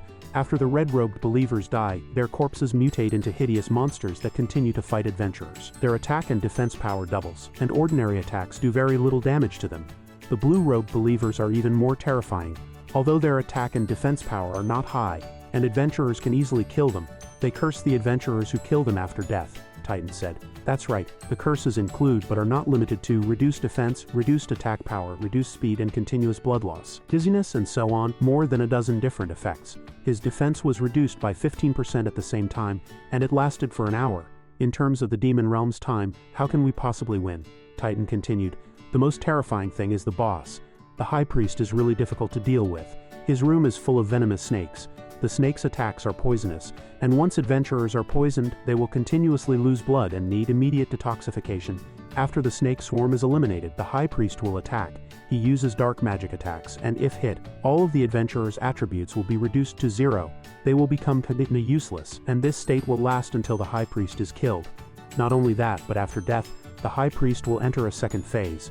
He will be possessed by an evil god and turn into a giant evil creature. To eliminate the High Priest, you need at least 10 adventurers rated as excellent. Otherwise, don't risk provoking him. Rakshasa had an idea. We need support-type adventurers who can dispel buffs, otherwise it will be difficult to conquer this floor. Titan added, finding support-type adventurers isn't easy, and most of them can only restore health like Little Miss Moneybags, not dispel buffs, Dragon King suggested. How about we buy activation potions? Those items can nullify any debuff and also increase damage resistance, but the price is a bit high. Little Miss Moneybags heard this and cursed. A bit high? Is that what you call a bit high? 50,000 for a bottle of activation potion? Isn't that highway robbery? Titan, however, believes that activation potions are very rare. Even if you have money, you might not be able to buy them. It's better to find a few support-type adventurers. Rakshasa suddenly realized that a beauty was missing. Where's Lu Yueying? Isn't she coming today? Dragon King replied. She said she had an urgent matter at home and she also has to fill out her college application tomorrow, so she won't be coming today. Seeing this, Rakshasa said, then let's rest early today. Many people are cursed and can't continue fighting even if they want to. One arrow through the heart sighed helplessly. Well, I guess that's all we can do, sighs echoed around. This is really tough. Where do we find support-type players? At this moment, in the Lu family's estate, Lu Yueying was wearing martial arts attire, radiating a fierce aura. A pair of green-soled shoes entered. A girl with neat short hair appeared. She was Yueying's cousin, Tang Chaowei. She said playfully, "Cousin, I'm very clumsy, you have to go easy on me." That night, in the Lu family's estate, Xiao Qin was still wearing martial arts attire. Limbering up her hands and feet in preparation for battle, her opponent stepped out. It was Tang Chaowei. As soon as Chaowei saw Xiao Qin, she excitedly prepared for the match. She started by saying, "Cousin, I'm very clumsy, you have to go easy on me." Xiao Qin was also sharp. She looked at her cousin with a smile. "Tang Chaowei, don't play the pitiful act with me." The 40th student martial arts competition champion, directly admitted to Tsinghua University. A genius with sulfur monosulfide level talent, already on the National Security Department's list. Tang Chaowei attacked, not underestimating Xiao Qin despite knowing her background, but she still said, "You won't get into Tsinghua's A class." Xiao Qin also dodged quickly, warning her cousin, "Chaowei, you can't underestimate anyone. There are many hidden masters in the A classes of all majors." She also revealed some information to Chaowei, such as that many people in her A class had received high evaluations in the demon realm and were also second-tier demon realm experts in the real world. Tang Chaowei refused to admit defeat and attacked Xiao Qin's waist. "Cousin, is this all you've got? I think the A class is just so-so." At this moment, someone suddenly walked over and stopped them. Miss Yueying." Tang Chaowei also stopped and turned around asking, "Lily, are you hurt?" Lily nodded and explained what had happened. "Yes, I went to school to challenge someone today and met an annoying kid. I didn't expect him to know our Tang family's martial arts." After hearing this, Tang Chaowei immediately jumped up, incredulous. "What? Tang family martial arts? Are you sure you're not mistaken?" Lily said to her with certainty. "No, absolutely not mistaken." Tang Chaowei immediately abandoned the practice match and decided to get to the bottom of it. "Humph, I didn't expect such a thing. He must be a bastard child from one of Dad's flings." She told Lily to go home. "Let's go, we'll go home and settle the score with him." Lily hurriedly chased after her, trying to calm Tang Chaowei down. "Miss, don't get too excited. They don't really look like brothers." However, the fire of anger in Tang Chaowei's heart was already burning fiercely. She insisted on going home immediately. "Don't say any more. I must go see my philandering father myself and ask him clearly." Xiao Qin smiled helplessly and sighed. "Alas, this cousin of mine has never worked hard for anything, yet she can easily get into Tsinghua University. She is truly gifted and enviable." A few days later, at the National Martial Arts Competition, the arena was packed with people all asking each other, "Today is the day to fill out college applications. Have you decided which school to apply to?" Some still shook their heads helplessly. What's there to decide? It's still those few third-rate schools. Zhang Zi, on his way to the venue, suddenly received a call. He answered the phone. "Hello, Pan Pan, what's up?" On the other end of the phone, Pan Pan's voice was hesitant, sounding worried. "Brother Zhang Zi, Zhang Feng has something to do today and can't go to school. The teacher asked me to call and ask why he's absent." Zhang Zi was surprised and confused by what Pan Pan was saying. "What, didn't go to school? I left home with him this morning." After hearing Zhang Zi's words, Pan Pan immediately said, "Okay, I understand. I'll call him now."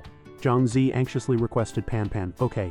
As soon as he hung up the phone, he received a text message. Zhang Zi wondered, who would send me a text at this time? Sure enough, it was a photo of Zhang Feng being kidnapped. "If you want your sister back safe and sound, give up the National Martial Arts Competition immediately.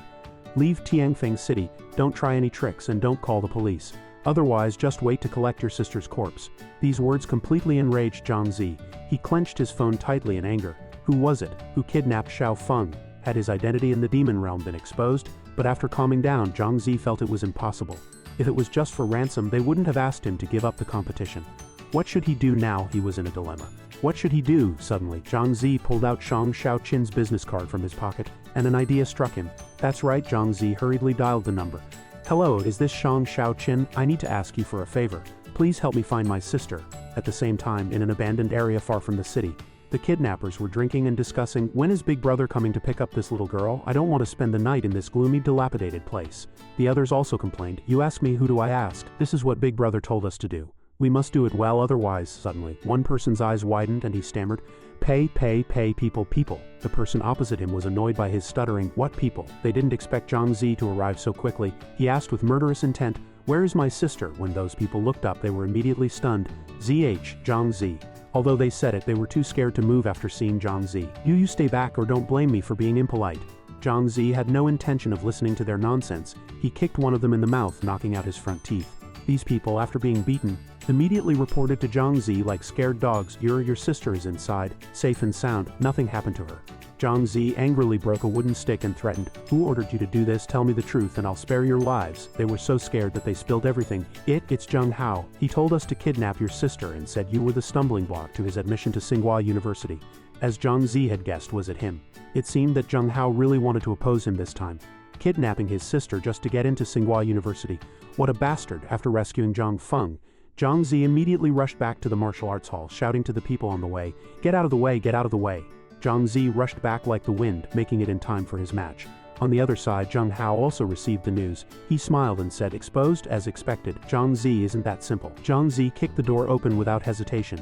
He roared at Zheng Hao, get out here, today. Zhang Zi was determined to settle the score with this person. Zheng Hao, you actually conspired to kidnap my sister, forcing me to give up the competition. You made a serious mistake. Seeing Zhang Zi's aggressive appearance, he was a little scared, but he still retorted, Zhang Zi, as expected, your strength is stronger than I imagined. You're far stronger than me. You're the obstacle to my admission to Tsinghua University. He took out a vial of poison and provocatively said to Zhang Zi, to get admitted to Tsinghua University, I must eliminate all obstacles, and that includes you. After speaking, he drank the strange potion without hesitation. Immediately, Zheng Hao's entire body changed, emitting a black aura. Zhang Zi stood opposite him, gritting his teeth and asking, what did you drink? Zheng Hao's face turned purplish blue, his veins bulging, looking like a zombie. His clothes were torn to shreds due to the increase in his body size, and he charged towards Zhang Zi. What did I drink? You'll find out soon enough, but when you do, it will be your time to go to hell. Zheng Hao rushed up and punched Zhang Zi in the face, but Zhang Zi blocked it. However, this time Zhang Zi also felt the threat. The power is terrifying. Zhang Zi was pushed back a long distance, he could only parry. The power of this punch was at least 200 kilograms. How did he gain such great strength? Zhang Zi didn't dare to attack proactively, and could only temporarily dodge Zheng Hao's attacks. He asked through gritted teeth, what the hell did you drink? Zheng Hao took the opportunity to rush up triumphantly. Go down and ask the king of hell. After speaking, he concentrated all his strength, wanting to kill Zhang Zi with one punch. However, Zhang Zi's dodging speed was extremely fast, preventing him from hitting. Can you only dodge? As a result, Zheng Hao's fists all hit the wall, and his arm also ached. He became increasingly crazy and even began to provoke Zhang Zi. Zhang Zi, a real man doesn't dodge. Face me head on. Zhang Zi was unmoved by his words. I'm not stupid enough to fight an impossible battle. I'll wait for the right time to counterattack. Zheng Hao didn't listen to reason and lunged at Zhang Zi. Meanwhile, Zhang Zi had prepared for a full-force strike. As Zheng Hao lunged, Zhang Zi didn't hesitate and landed a heavy punch on his abdomen, making Zheng Hao see stars. Zhang Zi took it as a reminder, this punch is for my sister. Zheng Hao fell to the ground in agony, clutching his stomach and cursing, Zhang Zi, you despicable little man. He tried his best to stand up. The drug in his body took effect again, and Zheng Hao's strength increased greatly. He charged forward. Zhang Zi's eyes widened in horror. Damn it, this time Zheng Hao's attack was lightning fast. He reached out and grabbed Zhang Zi's neck. Zhang Zi cried out in pain. Zheng Hao choked his breath. See how you dodge now. Zhang Zi grabbed his arm but couldn't break free. He cursed, die. Suddenly a fist flew in from the side, knocking Zheng Hao away from Zhang Zi. Zheng Hao's back slammed into the wall. It was Xiao Qin. She rushed up and kneed him in the abdomen. After the initial attack, she asked Zhang Zi about his condition. Zhang Zi, are you alright? Zhang Zi felt like he had just walked through the gates of hell. He coughed a few times. Cough, cough. If you had come any later, I would have really met the king of hell. Even at this moment, Xiao Qin had the mind to joke. If I had known, I would have come a little later. She ordered her men to take Zheng Hao away. Take him back first and send him directly to the lab. Everyone, listen up. Yes, sir. Zheng Hao's face was as pale as a dead man's, and even his eyes had turned white. Zhang Zi said to Xiao Qin, I don't know what he drank just now. His strength suddenly increased abnormally. Xiao Qin seemed to have known about this for some time. She nodded. I came here for this matter too. What he drank just now is very likely the Demon Realm forbidden drug I've been investigating recently. Zhang Zi was stunned after hearing this. He didn't expect such a thing to happen. What? Demon Realm forbidden drug? How is that possible? Items from the Demon Realm can't appear in the real world, Xiao Qin told him. Many records in the Demon Realm handbook are outdated.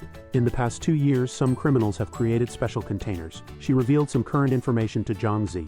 Using these containers, items from the Demon Realm can be brought into the real world. Zheng Hao was one of the people who was tempted.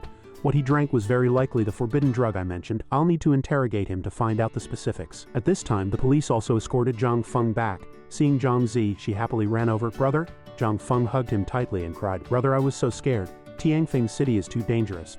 Zhang Zi comforted her. "Don't be afraid, Xiao Feng, brother is here." Teacher Shang didn't want to disturb their reunion, so she said to Zhang Zi, "Okay, Zhang Zi, take your sister home first. I have to stay here to handle the scene." Zhang Zi agreed. "Okay, then we'll go back first. Contact me anytime if you need anything." Xiao Qin nodded. "Okay." Zhao Feng was worried about Zhang Zi. "By the way, brother, today is the registration day. Have you registered?" Zhang Zi comforted her and then took her home. "Don't worry, Zhao Feng, I've already registered. I'll definitely get into Qingdai Academy and then make money to cure your illness." She happily asked, "Then can I enter the demon realm too?" After a while, Zhang Zi returned home and then went back to the 9th level of the demon realm. Lu Yueying saw him and asked, "Rakshasa, why are you late? Did something happen?" Zhang Zi didn't rush to explain. "Oh sorry, I ran into something but it's been resolved." Yueying didn't say anything more after hearing that. "That's good. Titan had been waiting for him for a long time and was happy to see him. Guild leader, you're finally here. Everyone's here. But how can we conquer this 9th level? One arrow, one heart." Also praised Zhang Zi. "It's hard to clear without support adventurers." Zhang Zi reported to everyone, "I've posted on the forum to recruit support adventurers to cooperate and promised to share some of the spoils with them." However, Zhang Zi still had to tell everyone a bad news. "But no one has contacted me yet." Titan sighed after hearing that. "Alas, support adventurers are not easy to find and excellent ones are even rarer." Dragon King thought for a moment and revealed, "Actually, I know a very powerful support adventurer, and he has a whole team of support adventurers." But something made him hesitate. It was just, Titan was surprised. "Dragon King, why didn't you say you knew someone sooner?" Little Princess also asked anxiously. "Yeah, just what? Stop beating around the bush, tell us quickly." Dragon King looked worried. "It's just that this person is very selfish and extremely greedy." Unexpectedly, Little Princess was even more interested. She asked, "Extremely greedy? How much?" Dragon King looked very nervous. Beads of cold sweat appeared. According to his past demands, he might take all the spoils. Everyone was shocked and shouted, "What? Take all the spoils for himself?" Little Princess jumped up. "I didn't expect there to be someone even greedier than me," Dragon King explained. "That's why I didn't tell you. He's my father's classmate. My father told me that this person used to be at the top of the National Security Department." He added, "Later, for some reason, he left the National Security Department and recruited a group of support adventurers himself." Titan heard about this for the first time. National Security Department? Then his strength and skills must be very impressive, right? Dragon King agreed. Yes, however, Zhang Zi's attitude was completely different. He seemed happy to hear the news. "That's the person," he explained. "He's the one we're looking for. I really want to know how powerful he is." Zhang Zi said he was willing to bear the loss from his greed. "We desperately need talented support adventurers right now." Dragon King listened and went along with his idea. "Help everyone." "Okay, I'll contact him tomorrow. After all, he's my father's old classmate. He should be easy to talk to." "You guys wait for my news," Zhang Zi agreed. "Okay, one arrow." One heart was a little frustrated and wanted to go back. "It seems there's nothing to gain today. Let's log off early." However, Zhang Zi stopped him and announced a proposal. "Well, I have a plan. I want to go to the temple and take a look. One arrow and Titan, if you guys have nothing to do, come with me and check it out." One arrow, one heart was very interested and immediately agreed. "Okay." Titan was also eager to go. "Okay, let's go then. Everyone else can go back and rest. The three of us will go to the temple to observe the situation." On the way, Titan gave everyone some pointers. The monsters on this level are all concentrated in the temple, so it's still safe if you don't step through that door. After listening, Zhang Zi walked forward without any fear. "Then let's just go straight in." One arrow, one heart had no objections and immediately agreed. "Okay." Their fearlessness surprised the other players, who whispered, "They dare to come here with only 3 people? Someone's coming to die again." Zhang Zi stopped in front of the door. The cave was shrouded in red gas. Titan reminded everyone, "Be careful, this is evil energy." The system prompted players, "Effect. Under the influence of evil energy, the damage of curse skills is increased by 10%. Zhang Zi frowned after hearing that, thinking this place is indeed terrifying. Before they could even fight the monsters, they were already affected by debuffs. Looking at the evil energy floating like wraiths, Titan said, "The boss is at the end of this corridor. There are many cult followers inside." One arrow, one heart also remembered the defeat. "That's right, we were hit by that damn curse last time we went in." Zhang Zi, having learned from their experience, decided not to be greedy for quick success. "Then let's stop here for today. It seems it's really difficult to clear without support." One arrow. "Tonight you take the Archer brothers who are still online to practice on the 8th level." Everyone agreed. "Understood." Zhang Zi finished assigning the tasks. "Then let's go back first. Hopefully Dragon King can find that powerful support adventurer tomorrow." At the same time, in the suburbs of Tianfeng City, the police were escorting Zheng Hao back to the police station. A police officer patted Zheng Hao on the shoulder and persuaded him, I didn't expect you to be so stubborn at such a young age, but we're almost at the National Security Department. You have to tell us everything. They also told Zheng Hao in advance. Kid, when you see Professor Wu Yang, you'll obediently explain the whole story. Xiao Jin encountered trouble on the road while driving. A huge rock was rapidly crashing towards the car they were in with Zheng Hao. She shouted loudly to get everyone's attention. Careful, look ahead. The rock jammed into the front wheel of the car. The violent impact caused the car to overturn. The driver inside tried to hold onto the steering wheel, but it was useless. Damn it, Xiao Jin shouted. Ah! She immediately opened the car door and jumped out. Watch out! Fortunately, all the vehicles were overturned before she was injured. Xiao Jin looked in the direction the rock came from. A stranger was standing on the roof. He was wearing a clown mask and couldn't be identified. He expressed disdain towards Xiao Jin. Indeed, you live up to your reputation. She jumped onto the roof, wanting to reveal his true identity. Xiao Jin rushed forward with her stick and questioned, "Who are you?" She swung the stick fiercely at his face, but he easily dodged it. Xiao Jin gritted her teeth in anger. "So fast, who exactly are you?" The person wearing the clown mask remained smug. He said a strange sentence to her. "Who I am is not important. You just need to know that the victorious light of dawn will shine upon this land." Xiao Jin was stunned. "You're Dawn." Before she could finish speaking, he quickly flipped his cloak and disappeared without a trace, taking advantage of Xiao Jin's surprise. But worse, she realized she had fallen for a diversion. Damn it, I've been tricked. Below, the police car that was capturing the criminals suddenly exploded, and everyone inside was torn to pieces.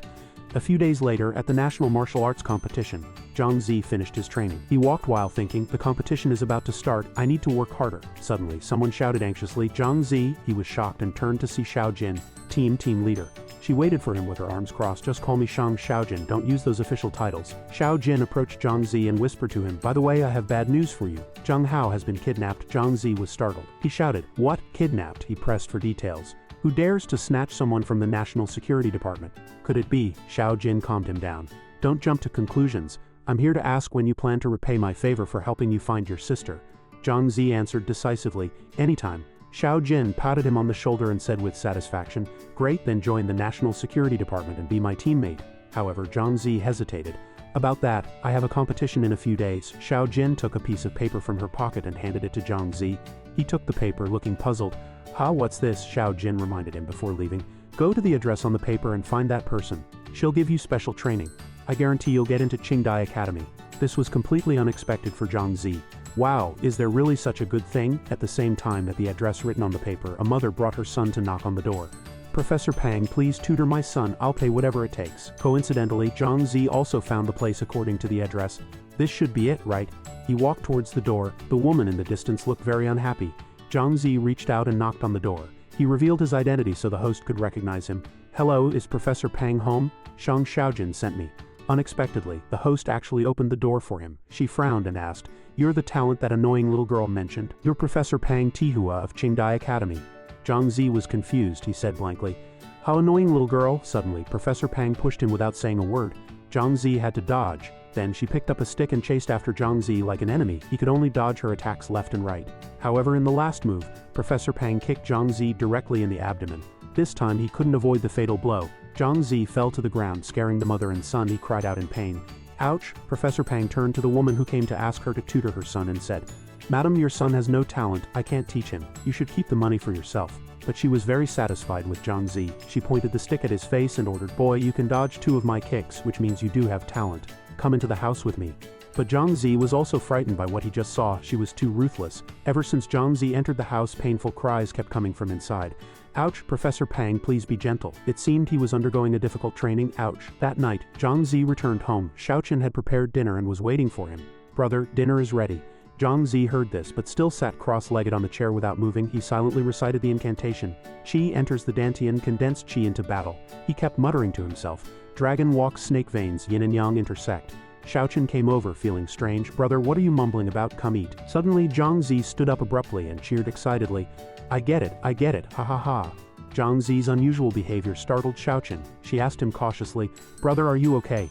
What do you get?" Zhang Zi walked towards the dining table and said to Xiaoqin, "Haha, Xiaoqin, I've been learning the dragon breath technique from a senior recently, and I've finally gained my own understanding."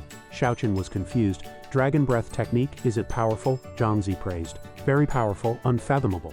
Tonight I have to seize the time to get more demon soul orbs in the demon realm to increase my attributes." However, Xiaoqin was only worried about his health. She scolded, "Are you pushing yourself too hard to get into Qingdai Academy?" Zhang Zi ate while concentrating on thinking. Qingdai Academy is just a stepping stone for me to become stronger. After dinner, he returned to the 9th level of the demon realm. After Zhang Zi appeared, he found that there were still people missing, so he asked, "Hasn't Dragon King arrived yet?" Titan reported worriedly, "Not yet, we've been in the demon realm for half an hour." Zhang Zi couldn't figure out the situation. He guessed, could something have happened? As soon as he said that, Dragon King's voice rang out, "Rakshasa, we're here." This time he brought someone. It was Leng Feng. Titan was as happy as a child seeing his mother return home when he saw Dragon King. "Finally, we were just waiting for you." Dragon King excitedly gathered everyone and announced, "Everyone, let me introduce you. This is the very powerful support adventurer I mentioned. He will help us clear the 9th level of the demon realm." His first words to Zhang Zi were about the agreement. "You're the guild leader," he mentioned. The terms of the agreement were clear. "All the spoils belong to me." Zhang Zi, who knew about this, immediately agreed, "No problem. As long as you can help us clear the 9th level, all the rewards are yours." Everyone agreed, and the system confirmed Leng Feng's addition to the team. Leng Feng shook hands with Zhang Zi. "Okay, it's settled, let's go." However, one arrow, one heart expressed doubts about Leng Feng's abilities. "Just you alone? Our team has over 100 people. How can you control everyone?" Leng Feng didn't care about what he said. "What about just one person? I can still guarantee you'll see the final boss." Seeing someone doubting his strength, he sneered, "Don't believe me? Watch this." Leng Feng threw a ball of light into the sky. "Take a look at this." The entire space was shrouded in a green barrier, surrounded by lightning, releasing a powerful killing aura. Everyone was stunned for a few seconds, seeing this move for the first time. Zhang Zi saw the information of the green barrier in the system. Level 1. Effect. Teammates within 100 meters, the effect of demon soul orbs is increased by 100%, and the effect is reduced by 60%. Buff effect. The effect of demon soul orbs is increased by 100%, and the effect lasts indefinitely. Everyone cheered. "Wow, this buff effect is amazing." At this moment, one arrow, one heart was completely convinced. He said admiringly, "My goodness. Buff effect reduced by 60%, and it lasts indefinitely." It seems he wasn't bluffing. This is truly a master. Leng Feng was very satisfied. "Now that you've seen it, let's move out. My time is precious, don't waste it." The whole team started to follow Leng Feng. On the way, Zhang Zi and Dragon King whispered to each other. He commented, "Dragon King, Leng Feng's skill talent is indeed powerful. Is it S rank?" However, Dragon King denied it. "No, I heard from my father that it seems to be a rank." This surprised Zhang Zi even more. "A rank skill talent is this strong? Are you sure you remember correctly?" Dragon King said firmly. "That's right. Did you see his crystal ball weapon? That's no ordinary weapon." Sure enough, the more Zhang Zi looked at Leng Feng's weapon, the more he found it fascinating. Oh, he tried to read the information of this mysterious weapon. Blessed Orb, S rank, damage 240 to 400, effect. Skill talent effect increased by 100%, durability 900 900s. Zhang Zi muttered to himself. He understood the problem. Skill talent effect increased by 100%? No wonder he was so confident just now. Because this demon soul orb doubled his A rank skill talent, even surpassing S rank talent.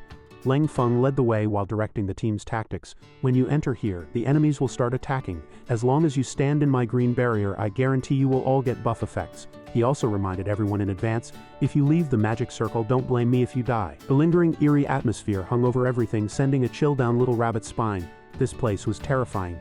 Ahead, players who had ventured here before lay scattered on the ground, many of them dead. Ironically, this was precisely why the monsters here were growing stronger and more ferocious. Upon reaching their destination, Cold Blade began activating his blessing orb, having reached an agreement with the rest of the team. "I'll only provide buffs and help resist curses. You're on your own for killing the monsters." Zhang Zi nodded in agreement. "Understood." Zhang Zi took the lead, assigning tasks to everyone. First group, focus on attacking the red-robed cultists on the left. Second group, focus on the blue-robed cultists on the right. Upon hearing his command, everyone drew their bows and arrows, chanting in unison, "Aim, fire!" A hail of arrows whistled through the air, piercing their enemies. Their bodies were riddled with arrows, and one arrow, one kill, laughed triumphantly. "Ha! Taste the instant takedown." Several wraiths fell, their candles shattering on the ground, releasing a terrifying-looking projectile. Zhang Zi warned, "Everyone be careful. A curse is coming." The system issued an alert. Level 1 Vicious Curse, increasing damage affected by wealth by 10% and curse effects by 10%. Instantly, a dark aura was unleashed, filling the entire space, and everyone seemed to freeze as if under a spell. Fortunately, Cold Blade and his orb absorbed all the aura, and he urged them on. "I promise to get you through this. Just focus on attacking." Hearing this, everyone quickly drew their weapons and began their assault. Alright, this time Dragon King went on a rampage, charging into the skeleton monster horde with his staff, laughing, "Haha, this feels amazing. Finally I can let loose." One night Autumn was providing magical cover from behind, urging everyone to finish the fight quickly. The battle was intense, and they disappeared into the swirling smoke. Suddenly, Cold Blade noticed Little Rabbit standing on the edge doing nothing. "Hey little girl, why aren't you fighting?" he asked. Little Rabbit replied timidly, "I'm not very strong. I can't beat them." Coldblade disagreed, scolding her. Your teammates are fighting for their lives and you're just going to freeload? Little Rabbit stuck out her tongue, mocking him.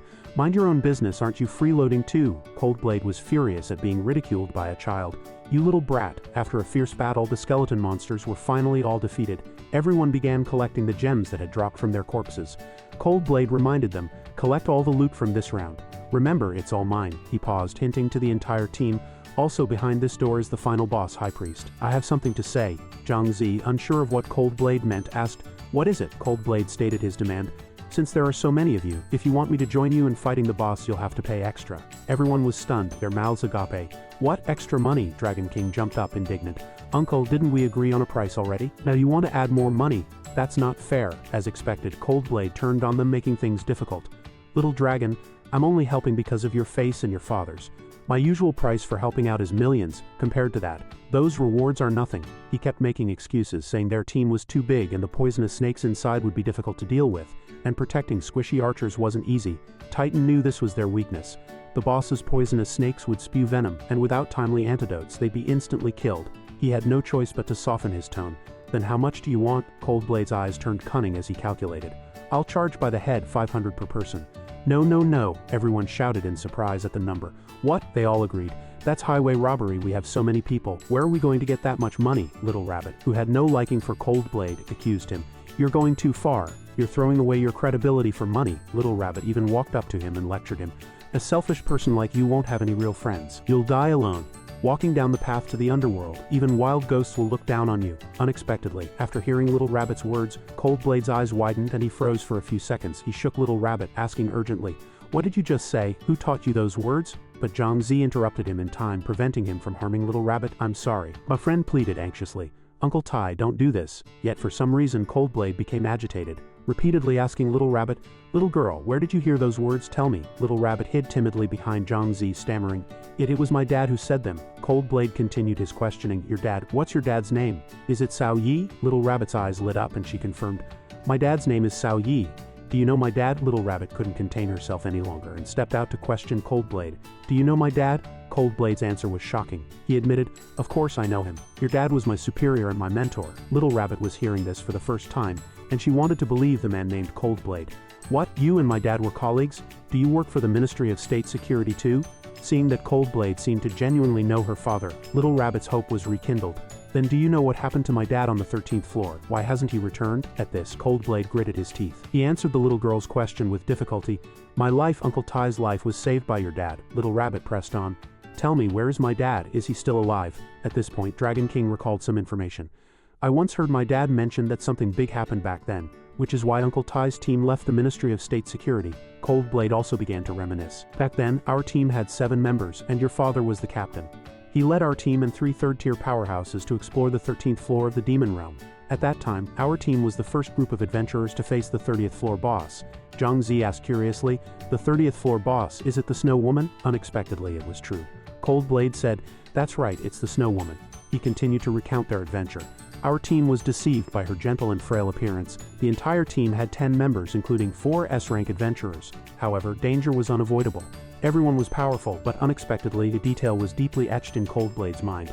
The Snow Woman only used one skill. With just one skill, 6 out of 10 people were frozen into stone in the end. Someone had to sacrifice themselves. To ensure the safe retreat of the other members, the captain was struck by the Snow Woman's skill and frozen into stone. Little Rabbit couldn't listen anymore. She knew who Coldblade was talking about.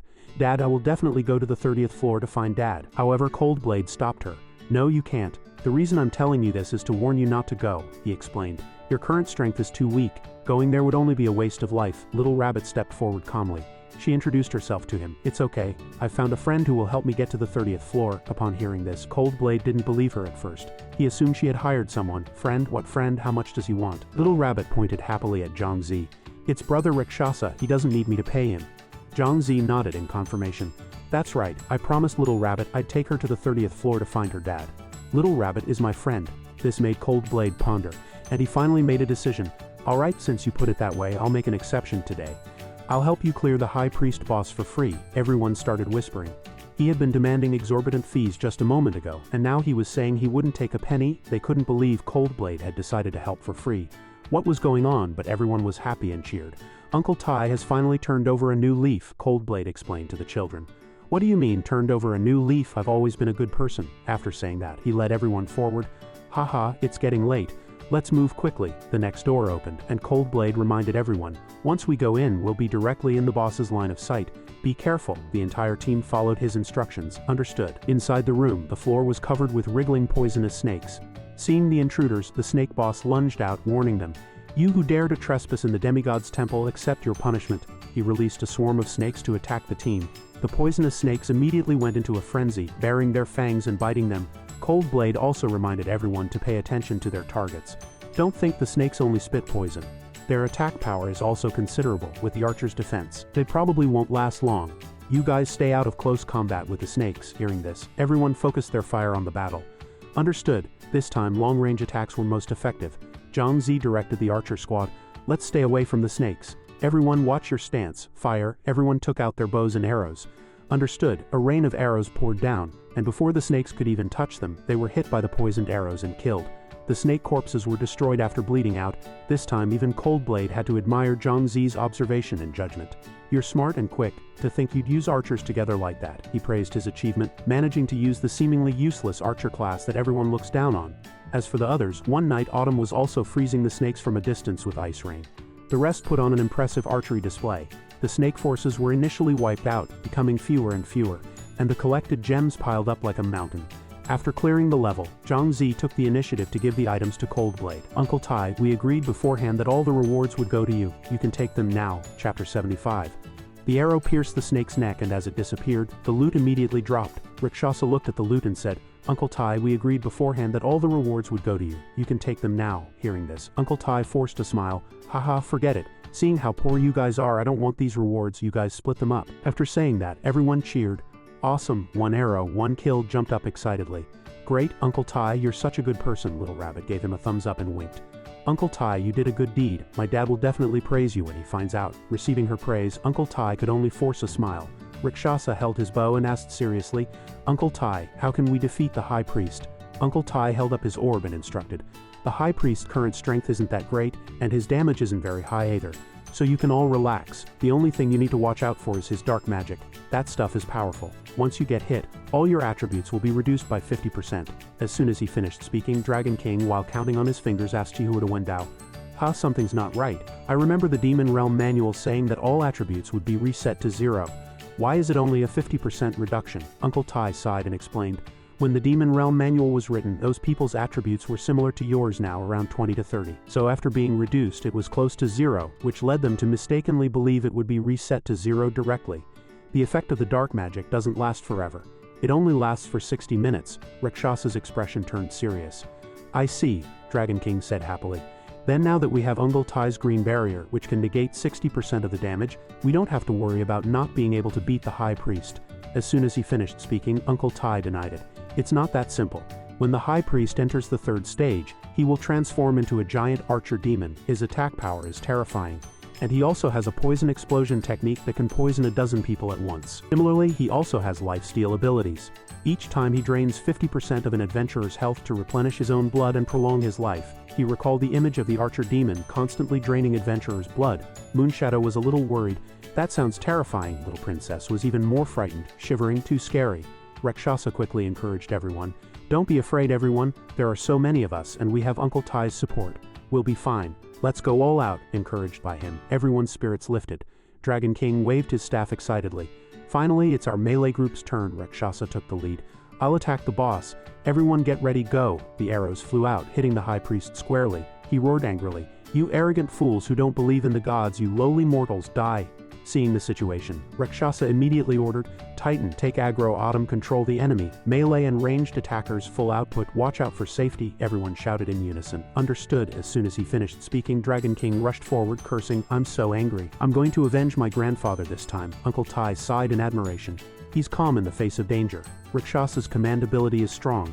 Little Rabbit made the right choice in befriending him. Little Rabbit, hearing him praise Rakshasa, said happily, That's right, Brother Rakshasa is amazing. He can even summon bosses. Uncle Tai was shocked. What? You're saying his skill can summon bosses? Little Rabbit looked at him as if it was obvious. The Devouring Sky Toad, of course. The Soul-Devouring Tomb, the Shadow Tomb. Brother Rakshasa can summon them all, Uncle Tai said, trembling. Heavens, does such a talent really exist? He thought of the Snow Woman, saying in disbelief, if he can summon bosses, then can he also summon the Snow Woman from the 30th floor? On this side, Dragon King went all out, launching a series of attacks. Take this! Moonshadow was also providing support from below. Rakshasa and the others were providing continuous ranged cover from behind. He encouraged everyone, that's it, everyone, keep it up, keep attacking. The High Priest endured Moonshadow and Dragon King's attacks, cursing incessantly. You lowly mortals! At the same time, prompts kept appearing. -278, -391, -232, -214, -988 Dragon King. -1156 Moonshadow, -192. The High Priest finally became enraged and began to counterattack. Rakshasa warned loudly, everyone be careful, it's dark magic. Titan blocked while cursing, damn it. The High Priest attacked continuously. Dark Pierce, and Titan gritted his teeth, holding on.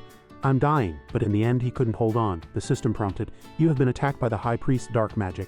-2711. The High Priest Titan screamed ah, and was knocked away. Dragon King cursed, damn, the damage is too high. Seeing this, Moonshadow also rushed up but was spotted by the High Priest. Moonshadow was knocked away, screaming ah, -1855. The Grand Priest roared, warning Moonshadow to be careful. His eyes blazed with fury as he unleashed an even more ferocious onslaught. Moonshadow collapsed on the ground, her stats reduced to 0, was powerless to evade. Suddenly she heard a sound and turned back in surprise. A figure flashed before her eyes, charging towards the Grand Priest, stunning and delighting the crowd. The Centaur General bellowed, by my master's command I will slay you. From a distance, Taiju ordered, cursed melee fighters, retreat. Wait for the dark magic to dissipate before resuming the attack. Understood, replied Dragon King. Rakshasa rushed to Moonshadow's side, asking with concern, are you alright? I'm fine, thank you, Moonshadow responded. Dragon King, supporting the giant god, returned and cautioned, Rakshasa, this won't do. With their stats at 0, our attacks are useless. If this drags on and the Grand Priest attacks again, we're doomed. Yes, we need another plan, Rakshasa said gravely. Meanwhile, the Centaur General and the Grand Priest were locked in a fierce battle. Before long, the General's health bar had dropped by more than half. Seeing this, Dragon King shouted, it's bad, Rakshasa, your Centaur General won't last much longer. Moonshadow frowned and cursed. Damn it, this boss's dark magic is so annoying, Rakshasa, while summoning, said, we can't keep dragging this out. I need to test my hypothesis. As soon as he finished speaking, the Centaur General began to fade, turning transparent. Seeing this, the Grand Priest roared in anger. You treacherous coward, come out and face your death. As soon as he finished speaking, Rakshasa chanted, summon Centaur. The General reappeared in his initial state. How the Centaur General's curse is gone, Dragon King exclaimed in surprise. Rakshasa affirmed, just as I thought, recalling the summoned creature cancels the buff effects.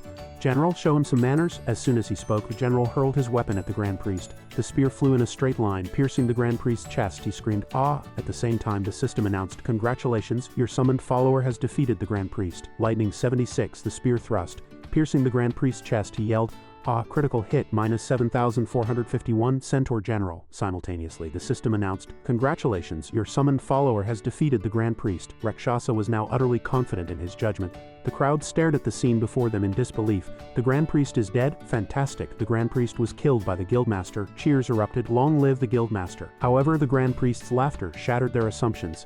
Heh heh, he chuckled. You think you can defeat me like this? Hey, you fools. Taizu quickly warned, everyone be careful, the Grand Priest is about to enter his third phase. Upon hearing this, the giant god immediately raised his shield in defense. The Grand Priest underwent a transformation, his serpentine body gradually manifesting. Before long, he had completely transformed into a serpent demon. He roared, today is the end for you lowly creatures, while swinging his tail at them. Giant God struggled to block. Ah, this guy's strength is terrifying, Rakshasa quickly ordered. Giant God has the aggro, ranged attackers, prepare to fire. Drawing his bow, he commanded, attack the boss. As soon as he finished speaking, dozens of arrows flew into the serpent demon's body, and a series of messages appeared. -156, Tianhua Village. -32, -24, -78, -91, -92. A boy couldn't believe his ears and cursed. Damn it, is this a joke? Why is the damage so low? Rakshasa frowned and speculated. His armor defense must be too high.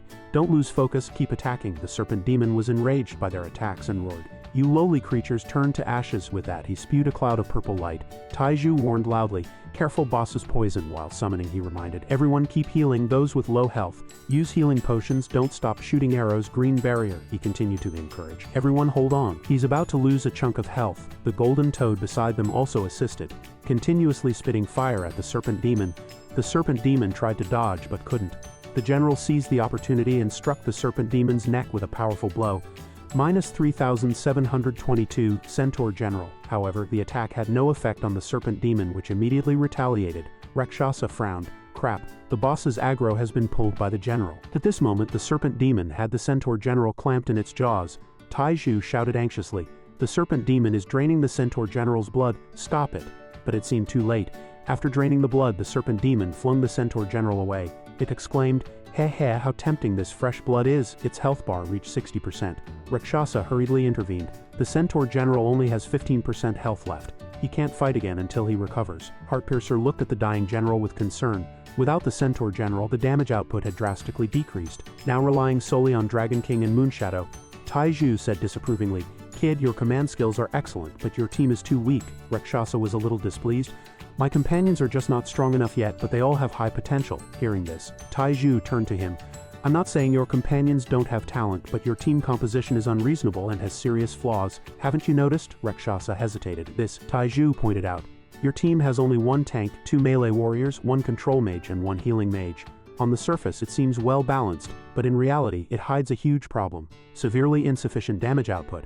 He objectively evaluated each role in Rakshasa's team. In the demon realm, how far a team can go depends on its damage output, especially magic damage. The mage Wei Bing Yi Yi Ji Chu can control enemies and dictate the rhythm of the battle, but a mage's most important role is still to kill monsters. Currently your team lacks a class responsible for magic damage. Hearing this, Rakshasa fell into thought, acknowledging the current problem with the team. Taishu continued his analysis. "Furthermore, as you ascend through the layers, monster defense will increase exponentially. You also lack a support class that can help your team improve its clearing ability." Rakshasa pondered. "If we want to add members, I need to discuss it with Giant God and the others." Taiju seized the opportunity and said, "If you need, I can introduce you to some potential candidates. As long as they agree to join your team, I believe your team will become stronger." Rakshasa asked thoughtfully, "How much would it cost to invite these people to join?" Taiju explained in detail that according to the current standards, the annual salary would be at least 500,000, and that's just for A-grade talent skills. If you want to find stronger ones, the price will be higher. After hearing the price, Rakshasa declined. "Then forget it. We don't have that much money to hire people to help us right now, and we don't know their personalities. The demon realm is a lawless place, and people's hearts are unpredictable." Taiju kept persuading. "Then you should consider it. With your team's current strength, you can only reach the 20th or 23rd floor at most, and it will be difficult to go any higher." Over there, everyone was still fighting. Dragon King flew forward and cursed. "You damn bastard, die," Giant God reminded from below. "Dragon King, be careful." But before Dragon King could make a move, he was knocked down by the serpent demon's tail. Little Princess, seeing his actions, scolded. "Dragon King is so annoying, he doesn't even know how to dodge when attacked. Does he really think he's a tank? I don't have time to heal him." Shadow, seeing him still lying on the ground waiting to recover health, shouted, "Dragon King, are you crazy? Get behind us." +327, Little Money Princess, +344, Little Money Princess, +360, Little Money Princess. The serpent demon seemed to see the light of victory and laughed incessantly. "Ha ha ha, the end of you adventurers is here." It continued to spray poison at Giant God and the others. "Poison burst," Giant God warned, watching the continuous stream of poison. "Careful, Dragon King has recovered health." "Little Princess, heal us, we're counting on you." Little Princess, healing the poisoned adventurers from behind, replied, "Healing, my mana is running out, think of something." Rakshasa assessed the situation. They couldn't drag this out any longer. The serpent scales were as hard as steel, and ordinary attacks were difficult to inflict damage. After considering, he said loudly, "All ranged attackers, listen to my command, aim for the serpent's mouth. As soon as it opens its mouth, shoot." Heartpiercer smiled and said, "This is a good idea. I don't believe it has scales inside its stomach too." At this moment, the serpent demon prepared to spray poison again. Rakshasa shouted, "The opportunity is here. Everyone get ready. Aim for the serpent demon's mouth." As soon as the serpent demon opened its mouth, Rakshasa ordered, "Shoot." As soon as he finished speaking, countless arrows flew towards the serpent demon. -433, -381, -433, -381, -433, -381, -433, -381, -433, -381, -433, -381, -433, -381, -433, -381. The notification sound of steadily decreasing health points rang out. Moonshadow, seeing this, hurriedly shouted, "Dragon King, seize the opportunity. The serpent demon is about to fall." Dragon King immediately launched an attack. "Nice one."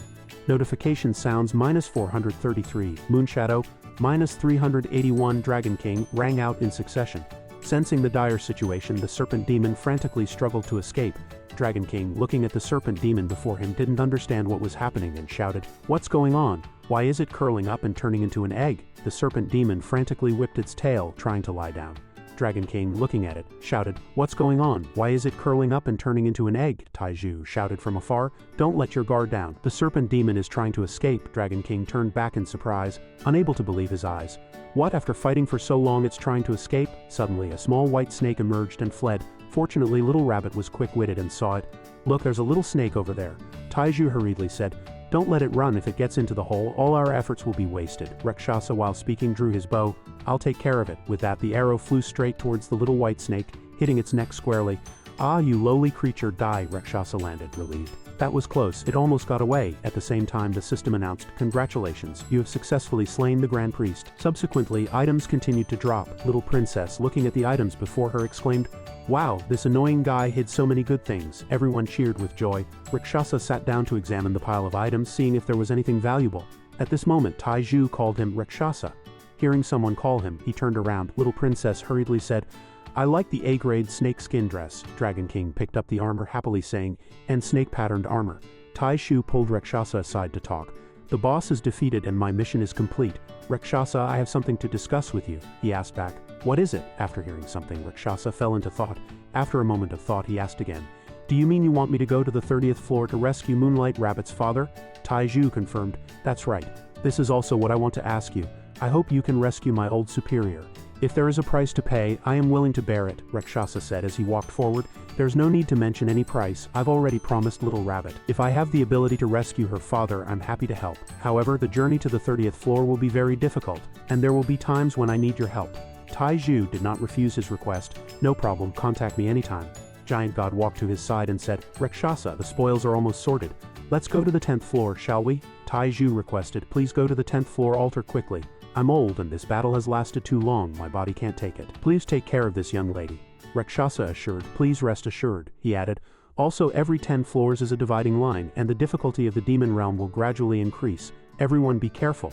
Understood. Before them was the gate leading to the 10th floor welcoming them. One person exclaimed, "I never thought we could reach the 10th floor." Another replied, "It's all thanks to our guildmaster." "That's right, long live the guildmaster." In the 10th layer of the demon realm, a place scattered with white bones, cold winds blew. Someone said, "It's too desolate here." According to the Demon Realm Handbook, this is a boundless ancient battlefield. "Look, there are countless bones that died on the battlefield." Little Princess stretched, shivering all over. They had fought the serpent demon for a full 7 hours, and it was probably 3 a.m. now. "I'm so sleepy," Moonshadow agreed. "How about we meet tomorrow? The exam is coming up and many people need to prepare for it." Rakshasa heard this, startled. "Has she recognized my identity, knowing that I'm about to take the exam? Impossible." He looked at Moonshadow's firm eyes in disbelief. Giant God also agreed. "Everyone's tired, let's log off for now. What do you think, Rakshasa?" He didn't refuse. "All right, everyone go back and rest." They said goodbye to each other. "Goodbye, see you tomorrow." Moonshadow waved to Rakshasa. "Rakshasa, you should rest early too." He replied, "Okay, see you tomorrow." "Yeah, see you tomorrow." Rakshasa looked at the summary table. 5 high-grade, 7 mid-grade, and 5 low-grade, thinking 5 high-grade demon soul orbs, 7 mid-grade demon soul orbs, 4 low-grade demon soul orbs. How much will I have to absorb? As soon as he finished speaking, the demon soul orbs turned into streams of energy, all surging into his body. Strength +2, speed +1, spirit +1, strength +2, speed +1. Rakshasa thought, strength +1, speed +2, spirit +2. At this rate, I should be able to pass the Qingdai Academy exam right. One bright and sunny morning in a white building. "Yo, little Zeze came so early." Zhang Zi shuddered all over from being called by Xiao Qin with such a strange nickname. "Hey, little Zeze, just call me by my usual name." Professor Pang, seeing him distracted, tapped him with a ruler and scolded, "Don't get distracted. Concentrate and do as I taught you." Zhang Zi cried out in pain. "Ouch!" Then he struck the testing board in front of him with all his might. "Good!" With a loud bang, Zhang Zi watched the numbers on the electronic display jump from 0 kilograms to 3,010 kilograms. Xiao Qin said in surprise, "Wow." Zhang Zi was also startled. I didn't expect to reach 3,000 kilograms." Xiao Qin exclaimed. "What? He completed the basics in just a few days? Is that real?" Zhang Zi happily said. "It's all thanks to Professor Pang's guidance." The professor also praised him generously. "It seems you have mastered the basics of the dragon breath technique." But then he kept tapping Zhang Zi's head with a ruler, reminding, "Stop talking nonsense, keep practicing." He cried out in pain. "Ouch." Xiao Qin still said in disbelief, "It's incredible. He grasped the dragon breath technique in just a few days." Professor Pang glanced at her and asked, "Xiao Jin, where did you find this young man?" Xiao Jin replied confidently, "Of course, with my discerning eyes." The professor smiled and scolded, "You girl, you're almost 30 and still so frivolous." Xiao Jin pretended to be unhappy and said, "I worked so hard to find such an excellent apprentice and you're still scolding me." The professor praised again, "This young man is indeed a talent. Seeing that Zhang Zi was about to leave, Xiao Jin stopped him. Zhang Zi turned around, as she spoke. Xiao Jin handed him a photo. I won't be in Pioneer City for the next few days, so I can't cheer you on. So I'll give you my best wishes today. I hope you can get into Qingda University and become my fellow alumni. Xiao Jin crossed her arms and glanced at him, saying, in the next few days you should pay attention to this person in the photo. He stole Zheng Hao and is very dangerous. Zhang Zi stared at the photo and asked uncertainly, is it Don? Xiao Jin confirmed yes. After hearing this, he promised, okay, I'll pay attention to this person. Xiao Jin walked towards the car and said, the security department still has things to do. I'll go first. Contact me anytime if you need anything. He replied, okay. On the 10th floor of the demon realm, everyone began to gather. Dragon King walked over from a distance, waving and smiling. Rakshasa. Rakshasa watched everyone walk over and asked with concern, One Arrow, what's wrong with you? Why do you look so worried? One Arrow through the heart sighed. Alas, Cold Front was right. Starting from the 10th floor, the monsters are getting harder and harder to fight. Dragon King heard this, patted him on the shoulder and said, what's so difficult about this? A real man can't complain.